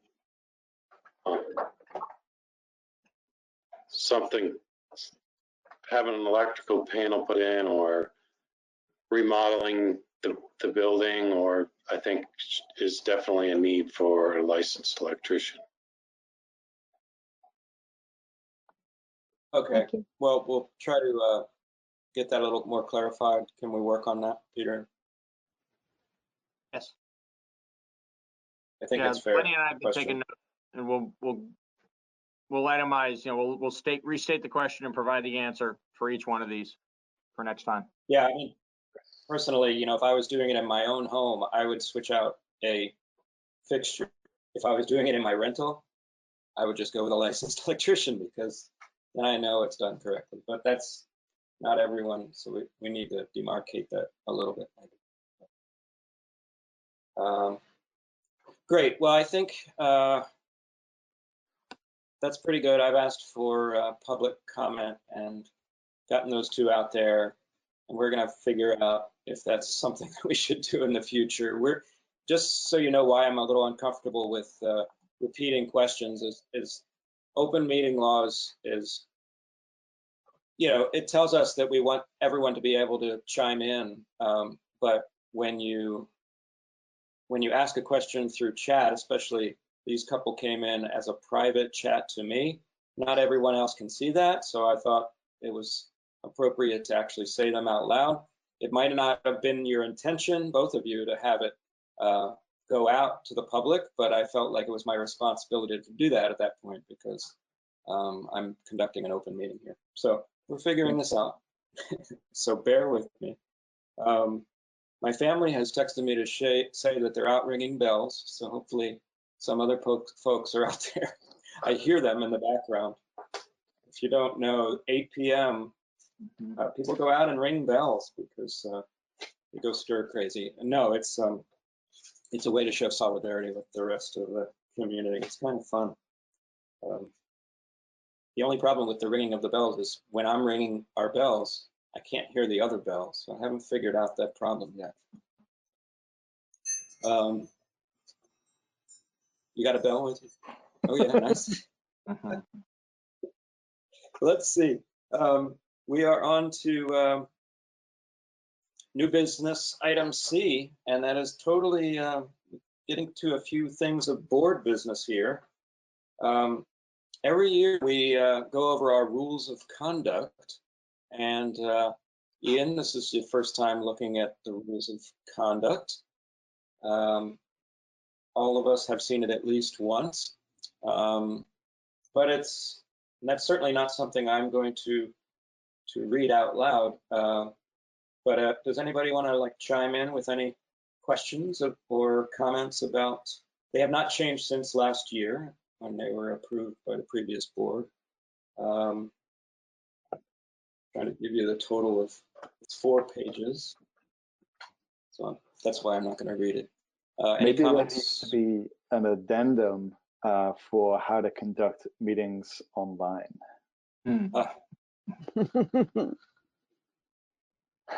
Certainly. I'm half joking. Because I saw Wendy's comment in the chat just now, and we don't have the parameters kind of exactly spelled out clearly for everybody, so it makes it a little bit more challenging. Yeah, and I just saw that chat because I was so interested in talking myself that it was hard for me to do both at the same time. But just to reiterate the chat, we just want people to use the chat as sort of a hand-raising situation rather than ask direct questions, because either the people watching through BCTV or other methods on the phone, they're not going to be able to see or understand that question is being asked. And certainly if it's a private chat, no one will see it. So I'll feel forced to actually ask you, call it out, even if you didn't intend it to be called out. So anyway, the chat feature should be used just to say, I have a question, simply that. Daniel? Maybe we could write that stuff down and just make it available with the link and the call-in, just like a few kind of simple bits of protocol. Absolutely. Just so people know what they're getting into. Yep. If it's acceptable to the board, I'll just work together with Tim on that, since he's the one who has to navigate this and keep control of the meeting, and then we'll put some bullets down in the information that goes out to the community before the next meeting. We're unanimously nodding, Peter. Thank you. Let it be noted for the record. Thank you, and thank you to Wendy. Thanks to Wendy for bringing that up, and also to Patrick, who actually attempted to write that stuff down, but I don't think it's all come together yet, being our second meeting only. As to the rules of conduct, I'm happy with them. Does anyone have any other comments? Yeah, I've got just a newbie question and a comment. I mean, I love reading rules, but I did find I think I wanted just to double check it, which is why my screen keeps changing. For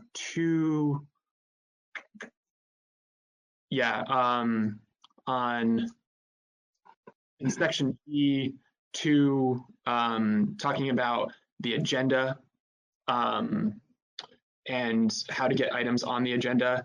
I had to go back and reread that section multiple times to make sure I understood it exactly, which, I'm not proposing any kind of change to it, but just as someone who's putting new eyes on the rules, I would say that is a section that sort of drew my attention as being a little clunky. And the question actually comes from that.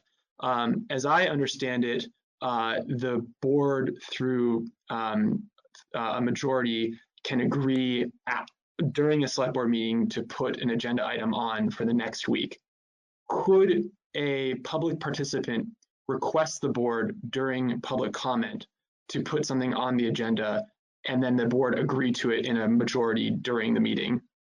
Is that an avenue that a public participant could use to get an agenda item put on the agenda for the next meeting? Not traditionally, right? Peter, you want to chime in? Yeah, what I would say is it is definitively fair game for a member of the public to speak about any topic. I mean, that's what public participation exists for. It remains at the discretion of the board whether or not to hear it as a formal action item of the board. And what I've seen more typically, it can happen the way you described, Ian. It also can happen during the course of a meeting, just discussing some other substantive matter that's on, say, tonight's agenda, that three of you might say, we should really discuss that aspect of this thing further, and let's have that be its own item next time. So a board certainly always has the ability to decide that some topic is going to be an agenda item for a future meeting.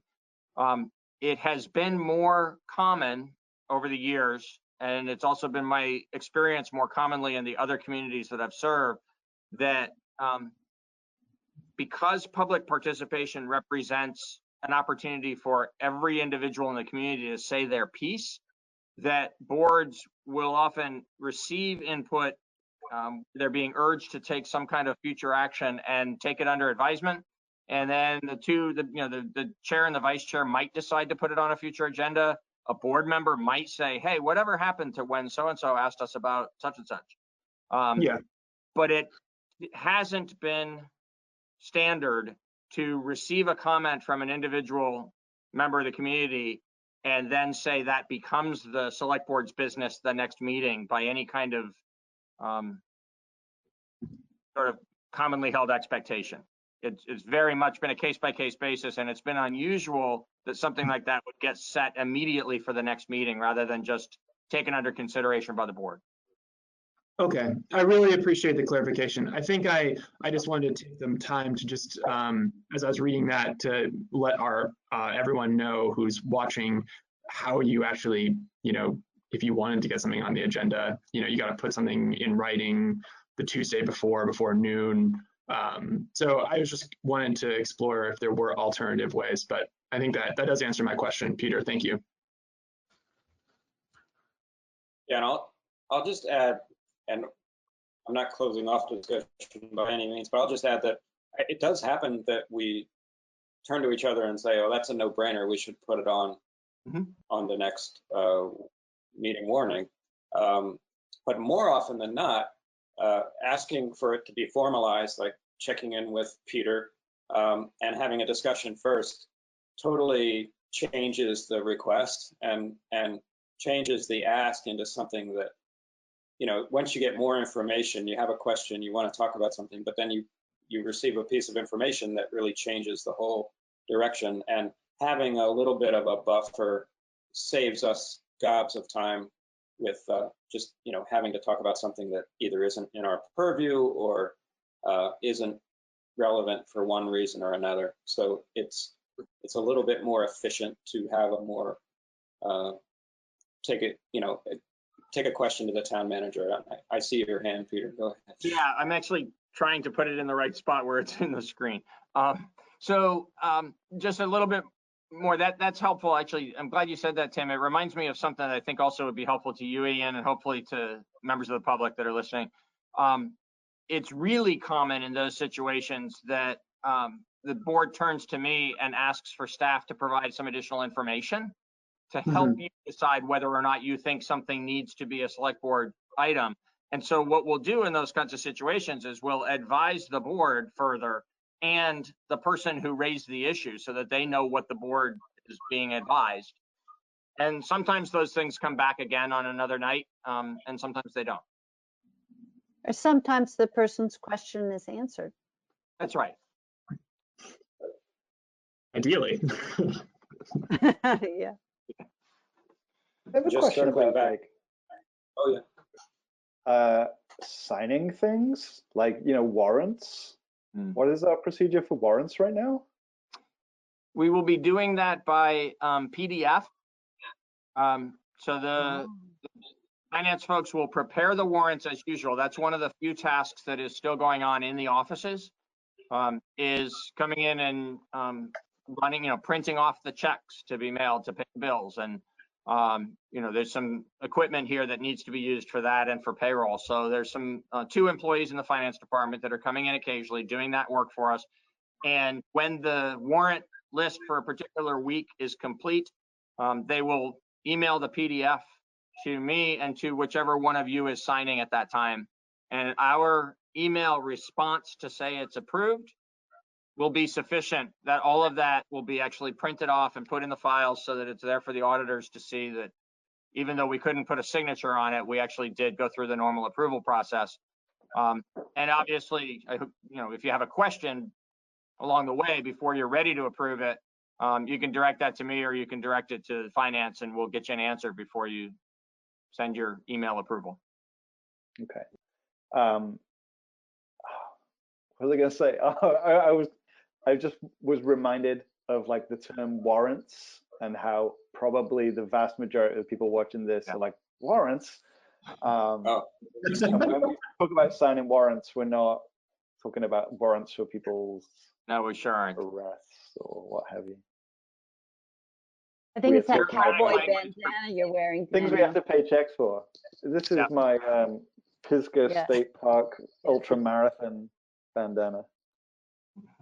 I didn't run it. I just volunteered. Not too long.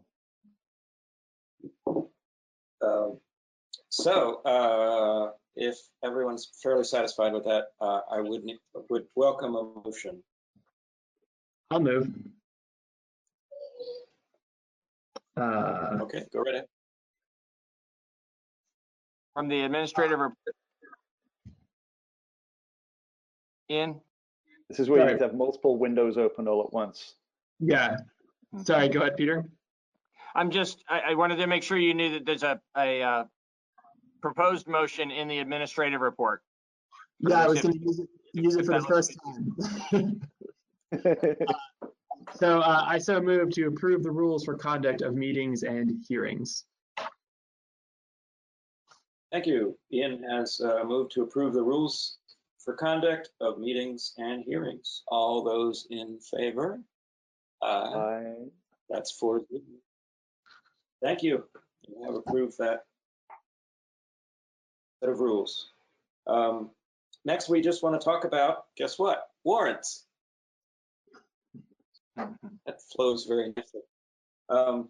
When we sign warrants, which are basically, we still say it's losing all meaning now because I keep saying the word over and over again. But these are basically the authorizations for expenditures, checks, etc. We take turns in our board, usually nicely, about signing the warrants, and we have a rotation schedule, which the board members have in front of them. And this is just a boring bit of board business that we do. I have a certain time period that I always like to do. Daniel's shaking his head. No, I think thinking about the future now is no longer boring. I'm looking at these dates. I'm like, what will be happening on June 8th? I have no idea. Oh, true. Well, you'll still have to sign warrants. I might choose not to. I might choose to take a later date. Or email your approval. Yes. Now, that's true. We're going to be able to do even warrants with PDFs? Okay. That's what we're going to be doing for right. now. We've cleared that with the auditors, that's sufficient for now when it's not safe to be passing around pieces of paper. Great. Great. So we have these, does anybody have a preference of where they are? I have no preference, so if anyone does have a preference, go right ahead. Okay, I have a preference. Go right ahead. I like November, December 31st because I tend to be, because of my work schedule, I tend to be more likely to be around then. But of course, with PDFs, who knows? I'm really hoping by November 2, though, we're going to be signing these things in person again. So I'm going to just say that, and that's what's going to happen, I'm sure. Anybody want to take April 1st, which would include, now? No. Okay. Liz or Ian? I will take the first shift. Brandy's not here, so she's going to end up with the last chosen one. June 8th to August 21st. I'll do that. Unless Great. Daniel That wants includes it. No, I'm holding out for a later one. Okay. because you really want to do that. I want to go and hang out with Jan and talk to Jan about what's going on, and absolutely. You can't do that online. I mean, I guess I could give Jan a call, but it's not quite the same. You can't hit Jan's candy bowl online. January 4th to March 19th is Daniel's then, I assume? I was going to do like the August one. Did you take the August one? No, you said later, so I was giving you the last one. I thought Elizabeth was doing June to August. I'll do That's August correct. to October. I'm hedging. I'm saying by August, I'm going to be able to go back into the municipal center and hang out with Jan every Friday morning. Yes. Good. So we will assign Brandy to January 4th to March 19th. And I'm sure she You know what they would say in New Jersey? They'd say, from your lips to God's ears. It's been a while since I've heard that one.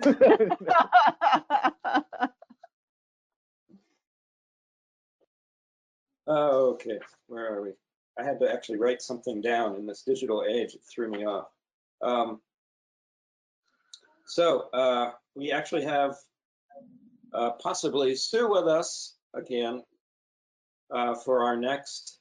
Oh no, wait, I'm sorry, I'm skipping something. We need to talk about annual select board appointments for committees and boards. And this is very important. So the select board serves on various committees and boards, and this is when we duke it out for who gets to serve on what. I have some added duties now, so I am hoping to step away from my duties on the traffic safety board, traffic safety committee, I should say, even though I really enjoy it. So I just want to throw that out there. Does anybody want to express a desire to be somewhere where they're not, or somewhere where they'd like to be? I would love to step into the traffic safety committee in the safest way possible. Great. Anyone else interested in traffic safety committee? No? Well, I'm going to write Daniel's name in, and then we'll, I don't know, take it as a slate if we need a formal motion on that. So going back to the top, we have a capital grant review board that meets as needed. And there is 2 slots. I'm happy to serve on one of those slots. Is anybody else interested in that? Any background? I'll toss it to Peter to give us a little description. Ian? It meets very, very rarely, hasn't met actually in several years, but it's there in case there is a proposed new capital grant funded project that would add to the maintenance costs of the town.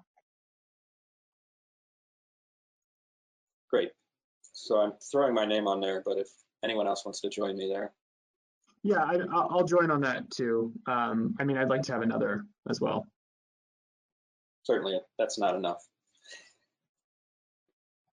The next one down is the Rental Housing Improvement Program Loan Committee.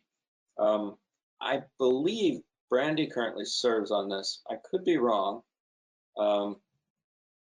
but she's not here to speak for herself. So does someone have an interest in this committee? I also have an interest in this committee. Great. Now, I think it's also, that's a meet as needed situation too. Yeah. But this one and the next one, I believe we're gonna have some activity on, since we're all being positive and think we're gonna get through this in the next couple of months. We hope. I think there's gonna be some definite need there. So if Ian is unchallenged, I'll write his name down. You know, And next is, I just had a thought that might be, this one and the next one might be quite busy in the coming months. And if Brandy is still interested, you know, maybe they would like to share those responsibilities. May I just offer some perspective about the difference between the two? I quite agree that the Small Business Assistance Program Committee is likely to be very busy during the recovery from COVID-19. I'm not sure that the Rental Housing Committee will be, because that's funding specific to making improvements in rental housing properties, as opposed to sort of sustaining or growing a business in rental housing. And so I think we actually may enter a period in the second half of this year when it's less likely that landlords are going to be in a position to be investing additional funds in the physical plant of the rental properties. So I think the two actually represent something quite different in terms of the potential unique impact this year of COVID-19. thanks, Peter. Good point. Where were we? The small so business. Ian is right. I have Ian's name down for the Rental Housing Improvement Program Loan Committee. So who is interested in the Small Business Assistance Loan Program Committee? So Liz has raised her hand. Okay. That's great. I'm getting a nod and a dark stare from Daniel. So that's going to go with. This is my neutral face. You got that Negan. Neutral face. My stare. Thanks, Liz. So Brandy, unfortunately, isn't able to chime in, but that's quite all right. We can always adjust things if we have to later. Wyndham Regional Commission is a term from April 1st to March 31st. April 1st, 2022. Yeah. Yeah, on that one, I'm sorry that we did this. We've created a confusion here, but we've got a separate agenda item at the next one because it's likely to involve you appointing people from outside the select board. So, so we probably should just skip over Wyndham Regional during this item and deal with that in a minute. Sorry. Yeah, I was actually going to say that, but I was doing it in a very overly verbose manner. Thank you. The next one is the Wyndham Solid Waste Management District Board of Supervisors. If memory serves, last year we elected Patrick to serve on that, and he's been serving very well and faithfully. So if the board wants to continue in that manner, that can happen. And there can also be a board member backup, which might be a nice thing if somebody feels lightly used. Could be me. Could be Brandy. Or if anyone waste wants to just draft Brandy. I thought Peter. Yeah, we could draft Brandy and see how she feels about that. Backup in the past. It's been done multiple ways. There have been select board members as member. There's been select board members as backup. Patrick has been the backup when it's been a select board member in the primary role. And he was the principal person this past year. I honestly don't remember whether I was backup this past year or whether a select board member was. Patrick attended all of the meetings. So it's really sort of, if you have a particular interest and you'd like to be involved in the regional solid waste decision making, it's an opportunity for a board member, but it's something that Patrick has expertise in and has represented the town well in if you prefer to delegate it. I think my time would be wasted. Be a solid waste Okay. of time. Yes. Well, I think since Brandy can't speak for herself, I don't think we should draft her for that. We'll just go with Peter as the alternate. Does everybody feel okay about that? Yes. And at the bottom of the sheet is a good reminder note that all board members are ex officio members to the Board of Civil Authority and the Board of Abatement. I just wanted to point out that the Board of Abatement might be very, very busy. Yes. This year. Yes. For better Because or of worse. challenges paying property taxes. Yes. Absolutely. Yep. So, board, just Ian, so you know, we are always included on Hillary's emails for those meetings, and it's always encouraged that we can make it. I've made a few, but I haven't been able to make all of those meetings. It's great Well, when we can, though, because Ian's an old hand at that. go ahead, listen. I said Yeah. Ian's an old hand at that. As a justice of the peace, I've had the opportunity to sit on the board of abatements and the Board of Civil Authority. So yeah, I would definitely encourage all of the rest of the select board to be there. Yeah. It's very interesting. Yep. Great. You hear that, Daniel? Be there. Oh, I've been. There was a difference of opinion, like in past boards, about whether or not the board should serve. But I do believe if it's possible, it's the right thing to do. Oh. Any other comments on that? Do it. No. Peter, do you think, see, I feel at a loss. I would turn to Jan at this point and say, do we need a formal motion? You do not need a formal motion on this. It's sufficient. Maybe I'll just recite back to you, make sure that we've got it written down right. But what I have is Daniel for the Traffic Safety Committee, Tim and Ian for the Capital Grants Review Board, Ian for the Rental Housing Loan Committee, Liz for the Small Business Loan Committee, and delegating to Patrick and me for representing the town's interests at the Solid Waste District. Is that what you intended? Okay. Yeah, so you're good to move on then to the Wyndham Regional appointment, which is something that actually does require a motion of the board in order to comply with Wyndham Regional's requirements.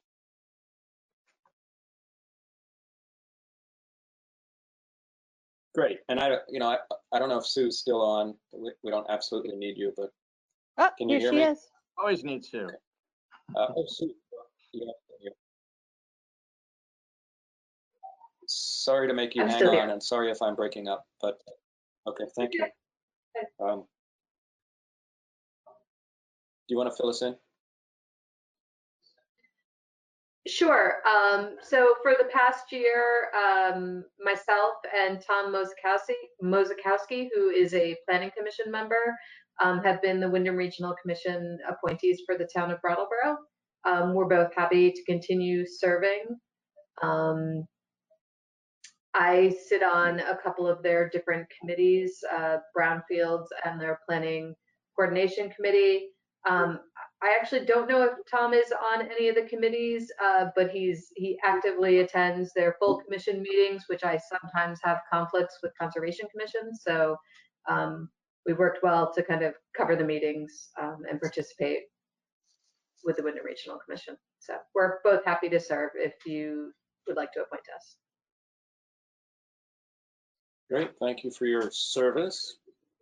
And it certainly would please me. How about the rest of the board? Absolutely. Sounds great. So whenever someone would like to make that motion. I'll make a motion. This will be my first online motion, I think.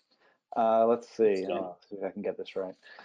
Okay, I move to appoint Sue Fillion and Tom Mosakowski as representatives from the town of Brattleboro to the Wyndham Regional Commission for the period from April 1st, 2020 through March 31st, 2021. Thank you. Daniel has moved to appoint Sue Fillion and Tom Masakowski as representatives from the town of Brattleboro to the Wyndham Regional Commission for the period of April 1st, 2020 through March 31st, 2021. All those in favor? Aye. Aye. 4-0, unanimous. Thank you, Sue. Thank you, Sue. All right. If anybody doesn't have any last minute brainstorms, I think we've come to the end. I just wanted to say, happy Passover to everyone celebrating out there. And also that the Easter Bunny is coming, I hear, on Friday. You could check out the Recreation and Parks info for that. Something to do with a vehicle parade again with the Easter Bunny. Does anybody? I don't know why I was compelled to do that. Where can you go from there? Yeah. I'll be coloring virtual eggs. There's other activities as well. I think they're also doing a exercise thing. Yes. A bunny hop? It's always good. I'm sorry? A bunny hop? I'm not sure what it thing? is. No, they're leading exercise groups or something as part of the holiday experience. I'm not sure. Would you like me Clearly, to? It's yes, sure. Peter, please explain. It's one of the ways in which the recreation department is trying to help families and particularly kids to stay active and stay engaged with each other in a safe manner remotely, and through digital connection. And so they're offering online gymnastics classes where kids are doing the exercises and activities at home, along with the folks who are leading the class online. And there's in today's report, I'll leave it in there again for tomorrow, make it easy for people to see. Today's daily update from the town, we put in the different times. It's on Wednesdays and Fridays, and there's a different time of day depending on the age group of the child.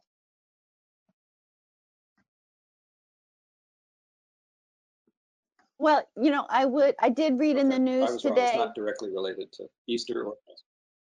I did read in the news today that in New Zealand, the Prime Minister determined that the Easter Bunny was an essential service.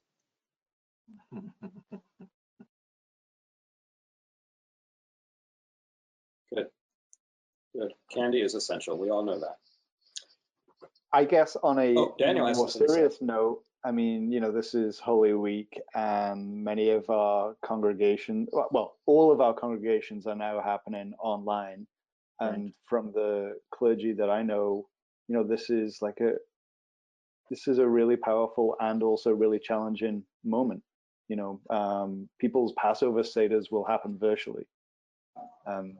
That's really hard. People's church services are happening virtually. And I don't know. I mean, I guess that's just another kind of wrinkle in this moment. And I wish everybody well for this week of holidays. Thank you, Daniel. Yes. Yeah, thank you for that. We all support that. Thank you, Daniel. All right. Well, does anyone have a motion? I'd love to move to adjourn. What do you think? All those Two in hands favor up. of adjournment? Aye. Aye. Aye. Thank you. Good night. Thank you, everyone. Bye. Thank you.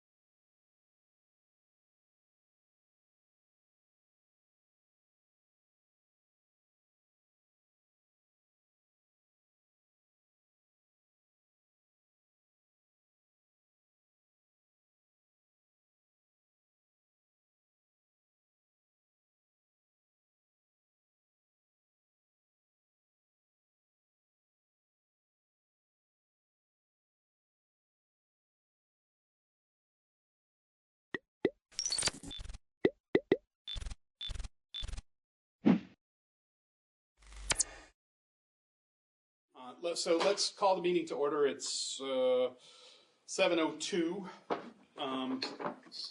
Just a technical thing for those of you, we don't have the bandwidth for that, Keegan, for the video.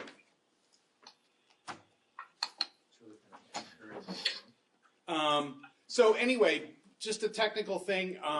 Everybody who's dialed in, you can unmute yourself and speak. If you're on the computer, you can actually, there's a way to raise your hand and I can see you. If you're on a phone, you're just going to have to talk and I'll get to you as soon as I can. That about covers the technicalities. If you're having trouble hearing, let us know. I apologize, but I don't think we have the bandwidth to do this. The early video with the access with this many people on here, we were freezing and hitching and whatever. The meeting is being recorded by Brattleboro TV, so any of the visual presentations we have tonight will be available to anybody, but we're just not going to be able to see each other on this, but we can all hear each other. So anyway, we have two new board members. One is virtual, Keegan, and the other is here, Dana West. We can introduce ourselves for the camera and for the public. I'm Joe Winrick, I'm the chair, and then we can just start down on bottom end there. Leanne Gilson, Brookline. Dana West, Jamaica Rep. Lori Garland, Director of Finance. Al Clausen, Townsend. Bill Antone, Superintendent. Ken McFadden, Newfane. Mike Foley, at-large member from Townsend.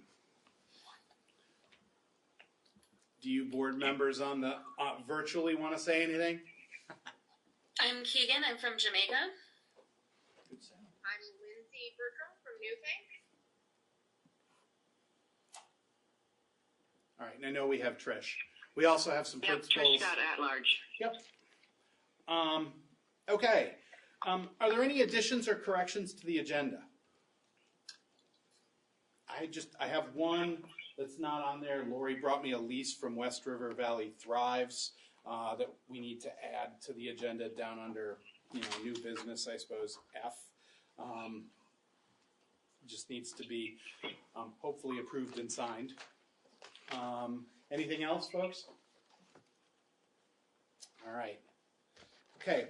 Quick look at the board norms. These are probably especially important tonight to maintain our focus, communicate respectfully, be present, keep the board productive and effective, and respect the agenda, staying on task. Adding the virtual participation to this is going to make that, all that more important that we pay attention to that. Okay, members of the public, if you're here to talk about something that's on the agenda, we'd ask you to join us at that point. If you're here to talk about something that's not on the agenda, now is your moment. Yes, sir. Please state your name and town for the camera. My name is David LaPasta. I live in Fountain. I would like to ask on behalf of a number of parents that the current proposed health curriculum be looked at and possibly addressed to accommodate proper education for us parents on the changing subjects that will be discussed prior to teaching our children. As parents play an important role in our children's education, and this is something we need to get right. Okay. Could you help us with that? Because sure. Could you just tell me a little bit more? I'm a little bit aware, but specifically to the amaze.org curriculum. Okay. And what is your request? My request is that we look into it a little further. Maybe we educate parents as to what we're going to be teaching our children. Okay. Prior to just teaching our children. Okay. At the least. What was that curriculum? I'm sorry. Amaze.org. Amaze.org. And what school does your child attend? Okay. Okay. One more. Can I ask one more question? Sure, please. Would it be okay for the principal of that school to directly contact you to follow up on what Absolutely. you? Okay. Thank you. I will make sure that happens. Task for staff. Sure. Thank you. You have a question? I'm good. No, Ken. Nope. Okay. All right. the principal will be in contact with you. You're welcome. Anything else? All right. Moving right along, correspondence. I believe there was a memo in the board packet that went to everybody, and it should be posted as well, from Rick Heggie with regard to posting information on the school Facebook pages with respect to summer programs and things, and just kind of pointing out that we should probably talk about, as an entire district, what we have as a policy on sharing that kind of information and making that available. Right now, it could be, while I'm sure there was no intent, it could be seen as favoritism that a couple of programs got mentioned, and there are other programs that exist, I'm sure, that didn't get a mention and could. So just, in a future meeting, I think we probably want to look at, sort of as a board, a policy about how we deal with this kind of public information posting. Since Rick is here, is there anything you want to add to my explanation of your correspondence, Rick? Yeah, to me, it's just a matter of being fair. And then I saw the two things from Newfane that were several days apart, even. So I'll be honest, there's too much happening coming out of DC, which keeps promoting this and promoting that as opposed to this and this and this. And I'm all for information for the parents. I think it should be looked at as a whole, so that in this case, every program would have equal opportunity to have their stuff presented at the same time. That way nobody can sit there and scream, well, you forgot me, or you discriminated. Because like I said in the note, there are at least 4, maybe 5 preschool programs that our students attend. And so at the very least, every one of those programs should have an opportunity to put something together for distribution to all the parents. Okay, so it's a matter of fairness more than anything, and being equal to a non-public entity. Yep, thank you. So we can add that to a future agenda, talking about what the policy would be on that. I've got that down. Okay, great. Does anybody else have any correspondence that they received? It's the only thing I saw. No? Okay. The next piece is the fiscal year 21 budget information. I know Lori put together a presentation. You can project that. Oh, right. So take it away. Okay. Well, it might be easier for the board members if you wanted to go over there to be able to view it. Those of you online, the board did receive the presentation on Friday. I will have it uploaded after tonight. We didn't want to, our IT department was pretty overwhelmed with everything that's going on, so I did not get to them to ask them to upload it to the board site, but it will be up there as soon as possible. Okay. So we're going to talk tonight about the budget development process and how the unified tax rate is established, and then how it flows through to your town and to you individually. But before we do, let's just step back and take a look at what does West River represent. Okay. So the best place to start is with the mission statement. So I'm going to read that mission statement to you. In West River Modified Union Education District, all students will have an outstanding educational experience in a safe and welcoming environment so that they may achieve and surpass their learning goals.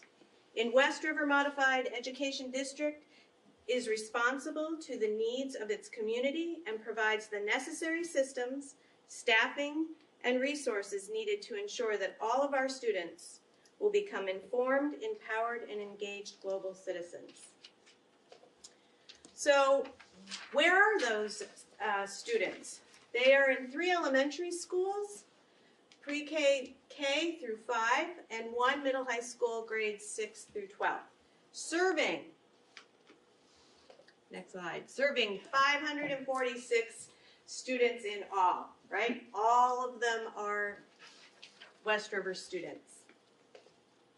Where are those students? For some new board members and for the public that will look at this online.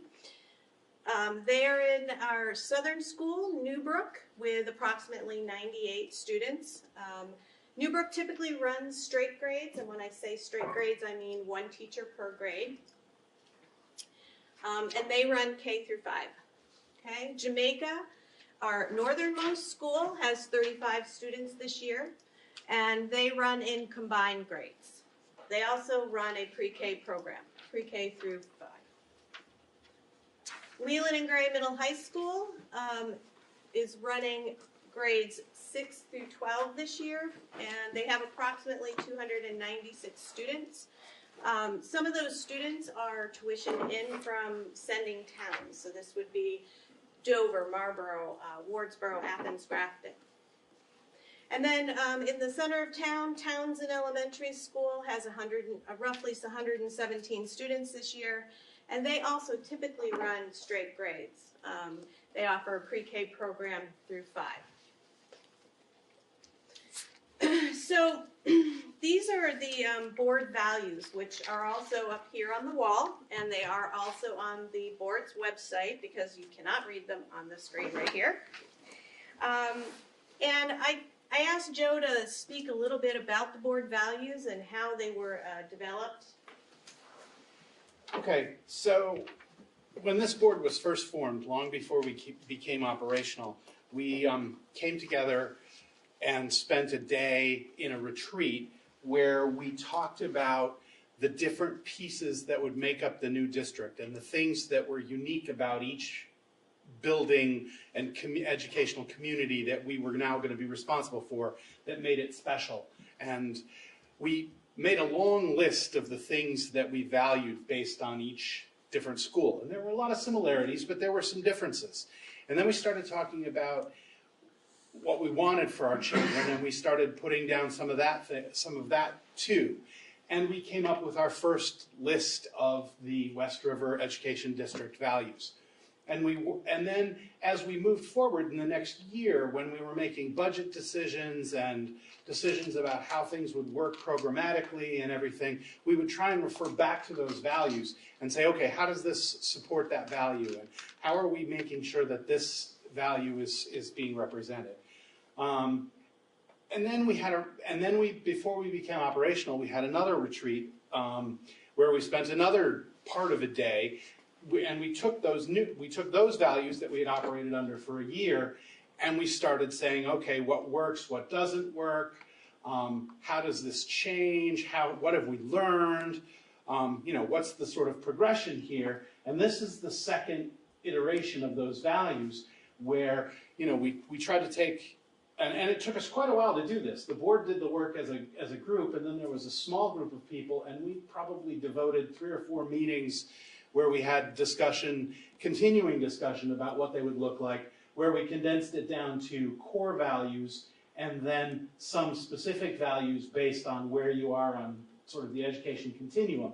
And these values are still, I think as a board, we're looking at those things, we're referring back to them constantly as we make decisions and trying to make sure that we remember that that's what we've agreed is important for our children, as well as, I fully anticipate that at some point next summer, we'll sit down and spend part of a day again going through and saying, okay, now what? What's changed? What have we learned? I'm sure that we'll come out of the experience that we're having right now, having learned a great deal, about values and what's really important and what we can make work. And I think, so it's a constantly evolving document, but it just gives the board and the administration and everybody really a way to go back and say, okay, look, here's where our focus really ought to be. Here's what we've thought about. Here's what we like. Here's what we think. They're not carved in stone, but it is a point of reference for us. So we try to use those as we make decisions constantly. Thank you, Joe. You're welcome. So, of course, those play into the budget development. So using the values and using these guiding principles, we have a budget process.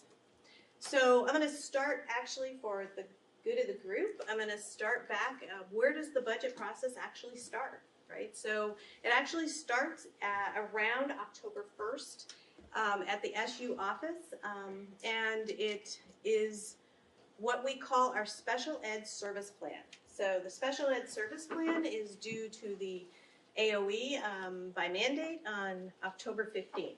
So that's where the whole process starts. In that process, we're planning for, the Director of Special Education is planning for services that will be for the next fiscal year. So about a year and a half in advance is what she's planning. So then, along those lines comes the SU superintendent's budget. So the superintendent's budget is the central office as well as the business office. You gotta love video. That's great. Like, who is that? So all of these budgets, the superintendent's budget and the special education budget, and then the agency budget, which is reviewed, not voted on, all feed into the individual district's budgets. So that's where it starts. Around November, December is when the SU board as a whole votes on the superintendent's budget and the special ed budget. They also review the agency fund budget at that point. Lori? Yes. Could you repeat that one more time, just so the public knows when WCSU part of the budget is put in place so they can show up for meetings? Sure. Thank you. Absolutely. So between the months of November and December, typically that is when the SU budget and also special education budget is presented to the SU board. It sometimes will take a couple of meetings of questions and that type of thing, but that is the typical time frame. Thank you. You're welcome. Okay. So this season for West River, so we're going to talk about West River now going forward. We formed a budget committee, the board formed a budget committee, and the purpose of the budget committee was to take a deeper dive into the budget to better understand where the numbers come from and what the numbers represent. Okay, so following these guidelines, a first draft was presented to the board, the full board on 12/9. Okay.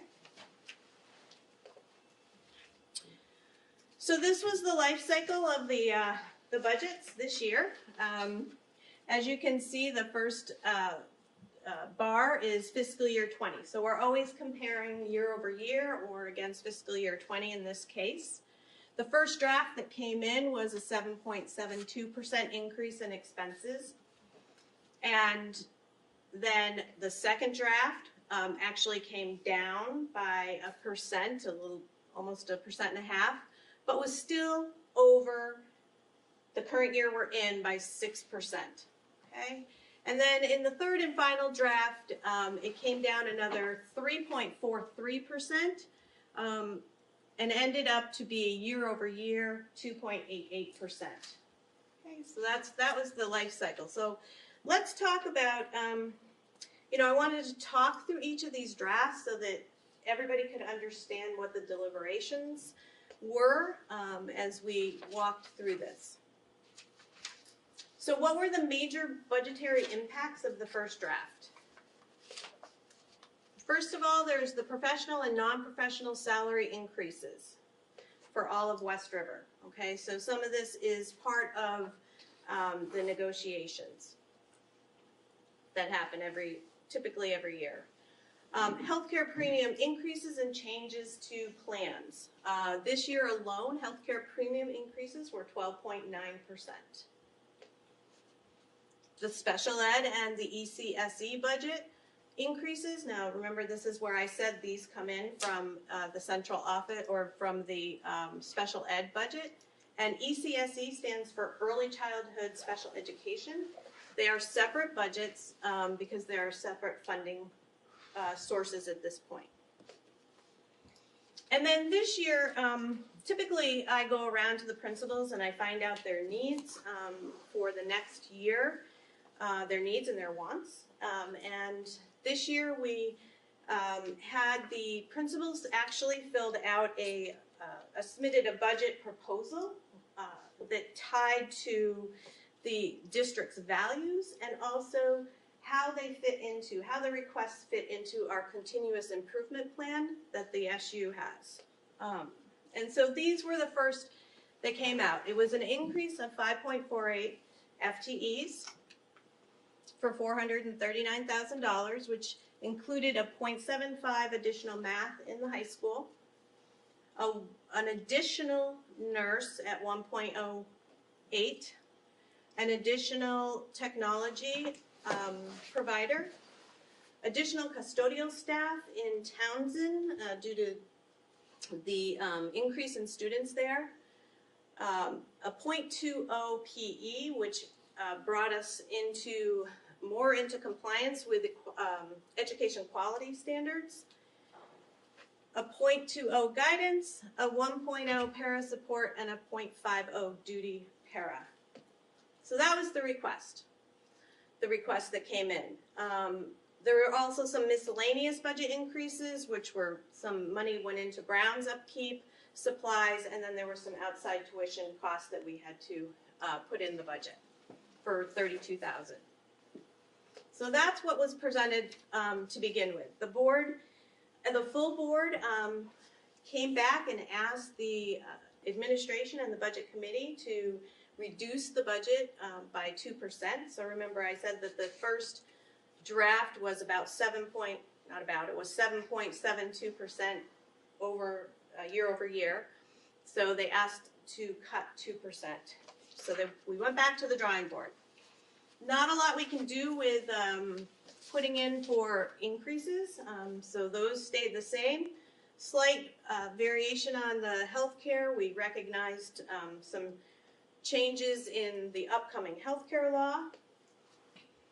Special ed and ECSE budget does not change at this point.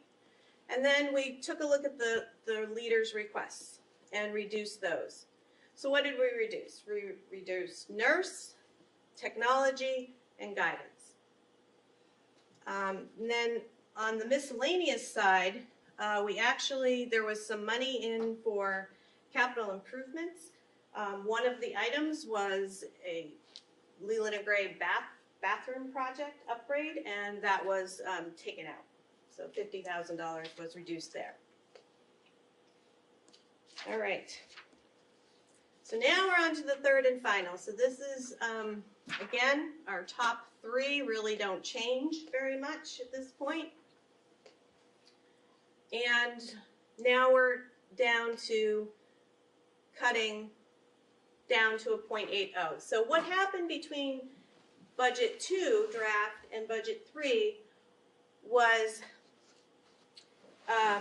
the revenues started to come in from the state and also the equalized pupils. Okay, so when I was able to present draft 2, it had revenue assumptions which were decreased. We had a decrease of $152,000 of revenue and also equalized pupils.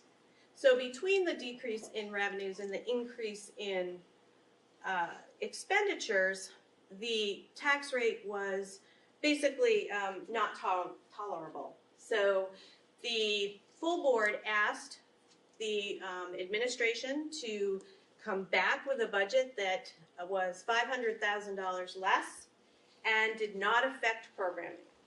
Okay, so these were the items that were cut. It wasn't that nurse was cut, it was that the additional nursing staff was cut. So it was back to its original level. Same thing for custodial. There was also a professional staff position that was cut that did not affect programming because it was, it's a reorganization of students at that point. So some of the bigger cuts down here, which are a little bit hard to read this far out, but we had the bathroom project that we had already cut. All the supply lines across the entire budget were cut 25%. And then the remainder is the removal of the balance of the capital improvement money of $145,000. So this represents cleaning only for next year. No projects, just cleaning. So this was the budget that was approved at that meeting on was January 27th, and yeah, we can talk about where the different functions, what does it represent? So this was the $12 million budget that you see in your annual report, and what are the different percentages of services? So direct instruction is 55% of this budget, okay? So then add on co-curricular and work-based learning for another 4%. Student support services, which is your nurses and guidance counselors, is another 8%. My numbers are really small. Board and SU assessment is 6%. Administration and front office, this is the principal's office in the budget, is 9%. Technology is 4%. Building operations represents 7% of this budget. Transportation 3%. Food service 1%, and debt service was 3%. So that was the breakdown on the major functions. Okay, so now we get to how do we get to a cost per student, which is what drives your tax rate. Okay, so the total expenses came in at $12 million, you can see there, and there are some offsetting revenues that we have to subtract out. Offsetting revenues are tuition, grants, small schools grant, transportation aid, anything like that that is not ed spending. Okay, so you subtract that off. So a simple calculation gets it down to $10 million. This is what needs to be raised to run West River. We divide that by the equalized pupils that is driving the cost there, and we get a cost per student of $20,000, almost 21. Okay, so now we're going to take the cost per student and we're going to get it down to the unified tax rate. So we start out with, nope, back one. Oh, sorry. Yeah. Thank you. So we start out with that $20,970, and we have to look at it in terms of the threshold. So the threshold is a basically a containment measure that the state has put into place, right? So it's $18,756. If you're over that, then you're paying a penalty, which this is over it. So the penalty is $2,214. There are some exclusions to the penalty. Capital improvements is actually one of them. So the payment for the bond for the biomass project is actually helps to offset the penalty in this case. It's all broken down on a per pupil basis. So the penalty or the double taxation that is in play here is $1,400, $1,487. Per student. Per student, right.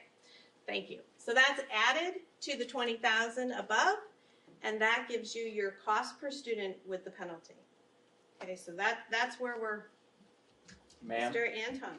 Madam, could you just explain that in terms of, so the budget is built for expenditures of $20,970, but because of the system, the taxpayer is charged for the $22,457. Right, Okay. that is correct. All right. Okay, so we take that $22,000 now that includes the penalty, and we're looking at dividing it by the yield that is set by the state on December 1st. As you came in, there aren't a lot of people in the audience tonight, but there is an information sheet of frequently asked questions about all of these terms that I'm going through here, and I would ask that you would take the time to read through those to understand what they mean. So we divide it by that, and we get the unified tax rate, which is $2.06. That actually, and I want to just focus on that for a second, because that's your true tax rate. Okay, so you have incentives because you chose to voluntarily merge, which is wonderful, but that really is your true tax rate. Okay, so there were two different mergers that are in play for West River here in this budget. One is the 6 cents, so it was 8, 6, 4, and 2 cent incentive rates that come off your tax rate, comes off the unified tax rate. And we're in year 2, so it's 6 cents. Those are gradually going down. That's why I point out the $2.06 above. Okay. Oh, sorry. One more, sorry. So I just want to keep everybody have in mind, $2 tax rate, right? Easy to remember. Okay. Now you can go forward. Okay, there's a whole lot of words on here, and I hate it when slides have a lot of words on them. This is actually, it's another incentive, the 5% incentive, and it is another incentive based on voluntary merger that basically says, in a nutshell, I got to get to the right page because I had to write this out because I want to give you the simple version. In a nutshell, it means that a tax rate is not allowed to increase or decrease more than 5% as compared to the previous year's equalized tax rate. Not unified tax rate, it's a different rate, okay? It comes from the state. Once that rate surpasses, the town gets the unified, that we just talked about, the $2 rate, forevermore. Okay, so once you go beyond that, and I have a chart on the next slide that maybe lays it out a little bit better. This is fiscal year 21, and it looks back at 20's equalized tax rate. Okay, that may not have been the tax rate on your bill. Okay, that was it's a little different calculation that the state is using to compare. Okay, so for this year, Brookline, Newfane, and Townsend are all in the green, which they're not really in the green because I forgot the green. But they're in the green. They still have that 5% protection, okay? Jamaica last year, based on the previous equalized tax rate, surpassed. So they lost this protection. So it says that, you know, you can't go above, so the town ETR is basically the max. Brookline's at the max there. It's comparing it. Jamaica's getting the $2 tax rate as their starting point. This is all before CLA. Newfane is at 1.88 before CLA, and Townsend is at 1.9554. 5.4 before the CLA. All right. What happens after that 5 years? So the 5% incentive is scheduled to keep on, I don't know, on task with the 8, 6, 4, and 2, although I have heard that it may be pulled back before then. We just have to take it year by year at this point. And like, for example, Newfane's taxes last year were actually up 12%, and their tax bill only showed 5%, correct? Right. So when does that other 7 come back to haunt you in the end? Does it come back to haunt you in the end? Well, who pays for the incentives? Everybody across the state is paying for the incentives. So eventually, yes, it will come back. Because think of it this way. The incentive, remember when we were at the $2.06, I think it was, that was your real tax rate? So these two incentives are artificially lowering your taxes. And that will go away and you will see an increase. Or not, depending on the next few years, right? What happens? There's a lot of things in play right now. Okay. Okay, so who does this tax rate affect? It affects everybody, right? Homeowners, renters, retirees, parents, guardians, grandparents, and it affects from the following towns, including Wyndham. So everybody understands that. This tax rate affects them as well because they vote on part of the budget. So their tax rate has the secondary rate in it. Okay, and how? There's two different ways that you pay on your homestead or you're going to pay on income sensitivity. So let's go down through and look at each town and what has happened over time. So Brookline, we have Leanne here, she's our representative from Brookline. What has your tax rate done over the last 7 years? Okay, it's gone up, obviously. It's gone up about 28%. And I just want to also point out, what has the CLA done, right? Because the CLA has a big effect on your tax rate, right? We all get to a unified tax rate. West River gets to a unified tax rate, and then it has to go through the CLA, and that can make a big difference in a year's time. So look at what happened to Brookline. Their CLA jumped almost 6%, 5%. So, all right, let's go to Jamaica. All right, Jamaica's gone up 58 cents or 40% in 7 years.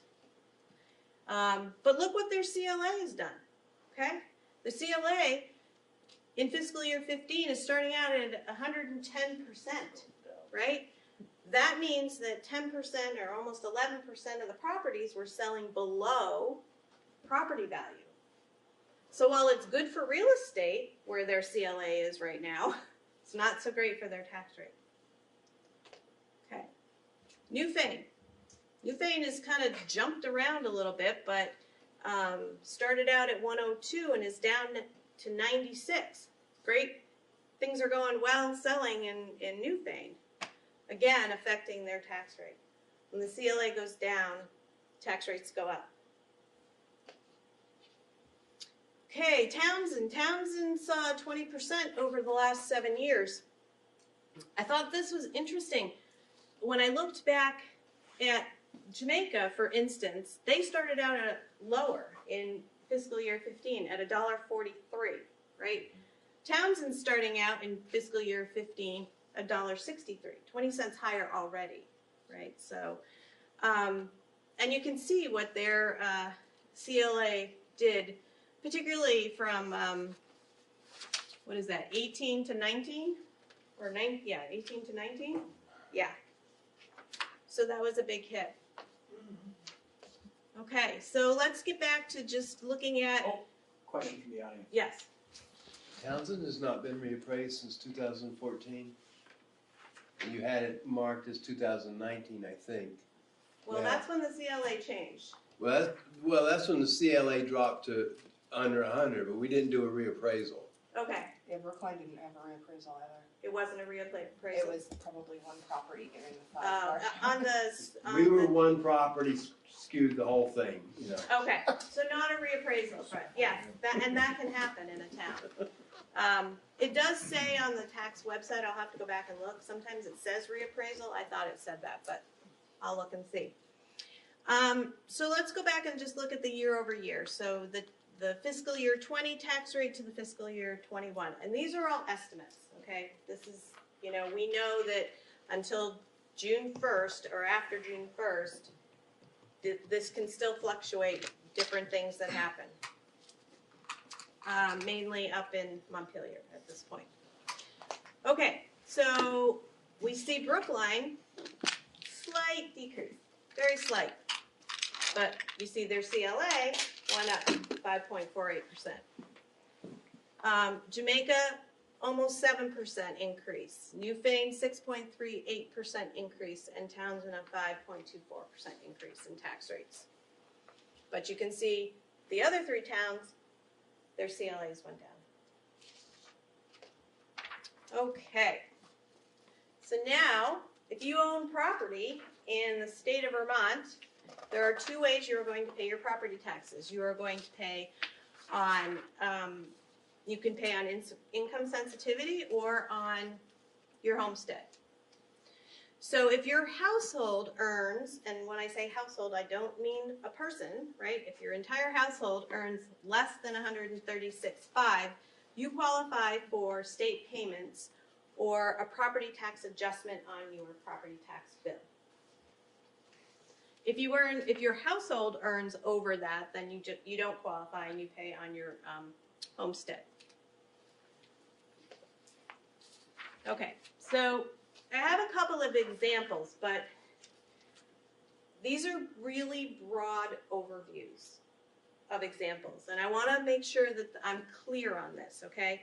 Each individual's tax situation is unique, and there's not a table or a chart somewhere that's going to say this is what your tax credit's going to be, okay? There is now on the Vermont Department of Taxes a tax calculator. It actually works pretty well. I've done it for myself. I've done it for some of the towns here. However, I'll caution, if you do use it, it does not take into account incentives. Okay, so those are nowhere to be found on that. So if I'm from Dummerston and we did not merge voluntarily, so I can figure out my taxes pretty close.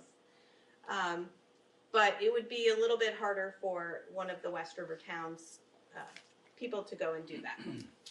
So first, we're going to talk about income sensitivity. So the Smith household earns $75,000 and they live in a house.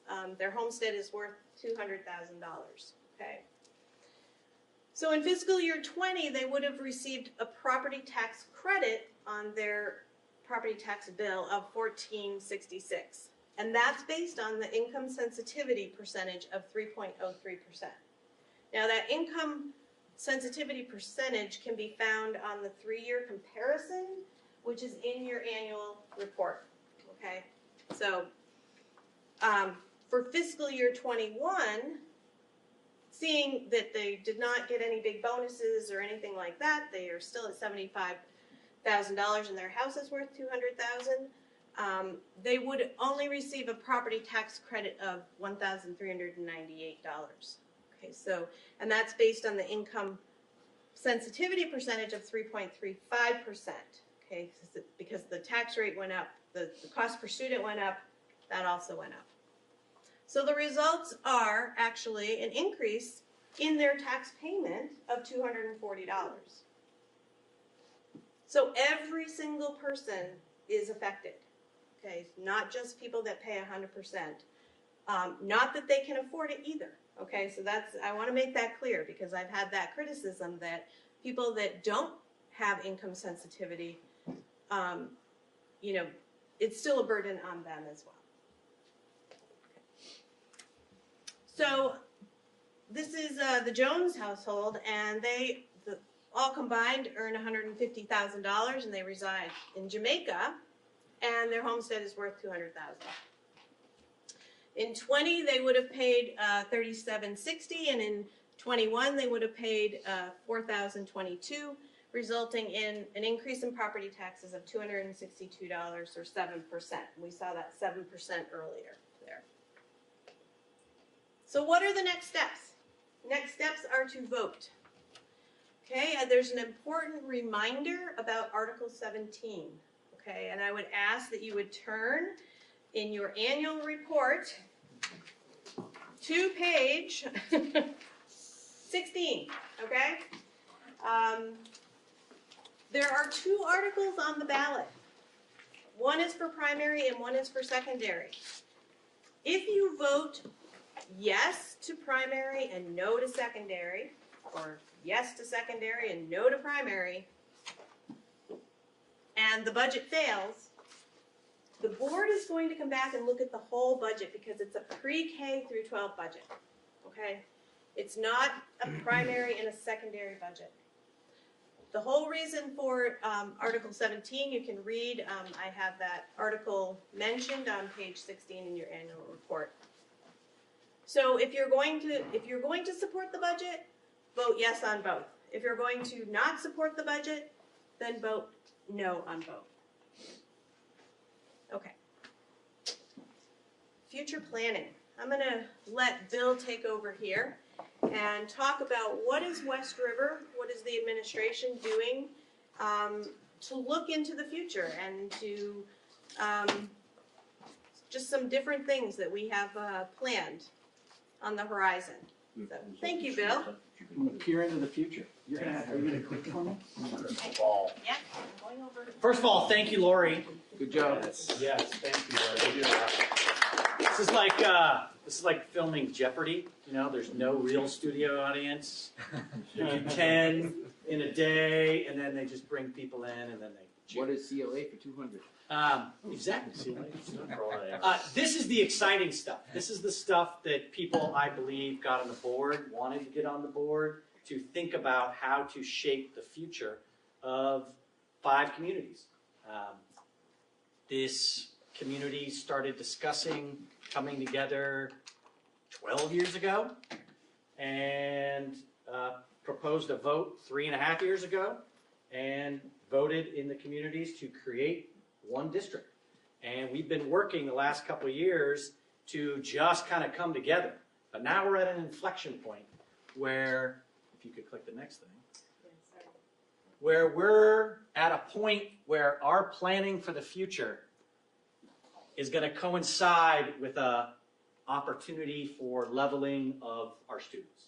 And so this is really it. This is our shot as a community to do the right thing, to do some deep planning, some deep thinking, get feedback from our community, hear what people want to invest in for the next 50 years.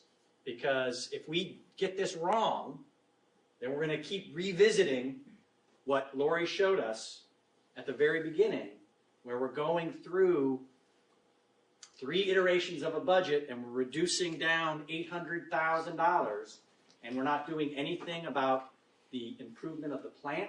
We are not doing anything beyond what we're currently doing. We are just maintaining the status quo. And our students don't deserve the status quo. Our communities don't deserve the status quo. But we're going to have to do some hard work. We're going to have to make some hard decisions. And we're going to have the community invested in the path that this board is going to lead. That's one of the exciting things I think we have in front of us. It's very, very challenging. But you all have made some high-quality decisions, I would say, over the last few years. You've hired some really good principals.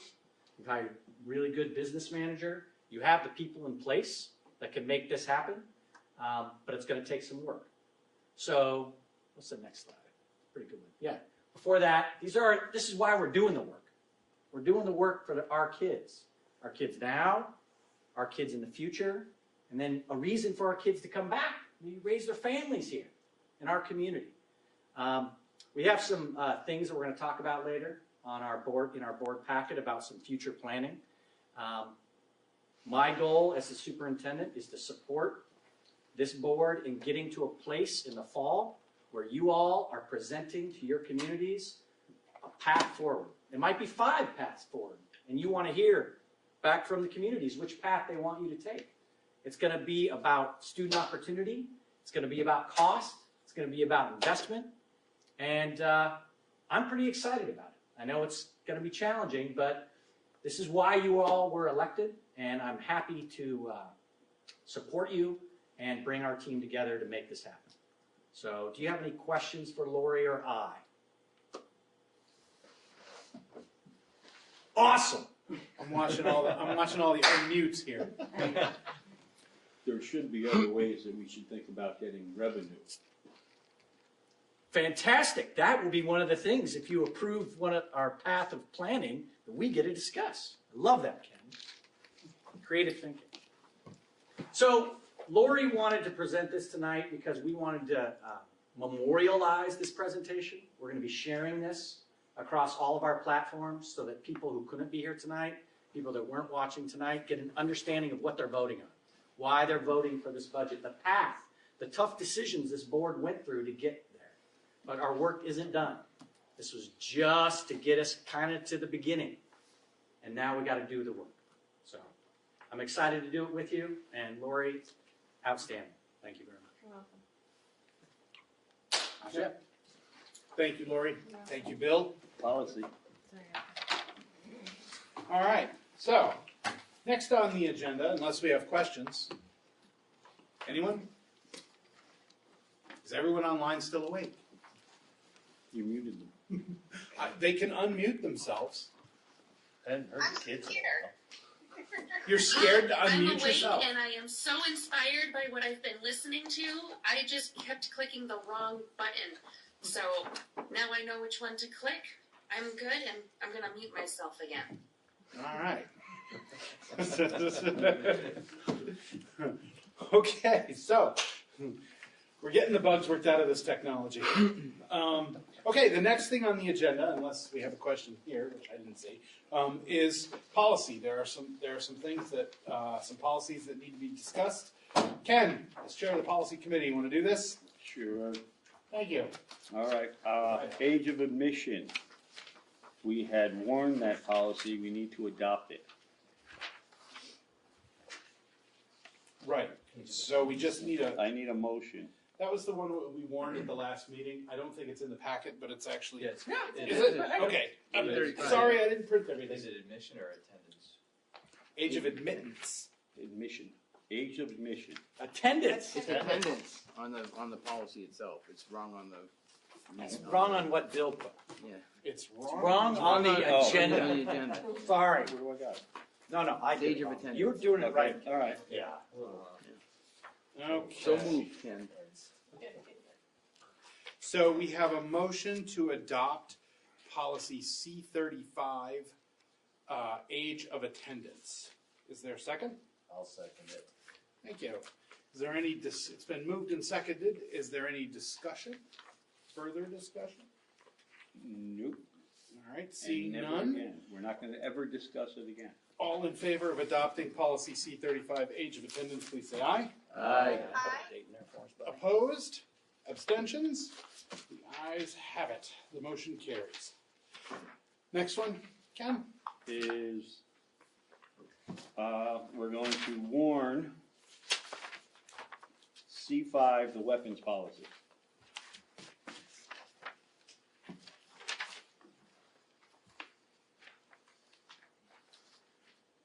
There, yeah, there was a few changes in it, and it was under the sanctions where it says any student in grades pre-K through 12 who brings a firearm to school shall be brought by the superintendent to the school board for an expulsion hearing.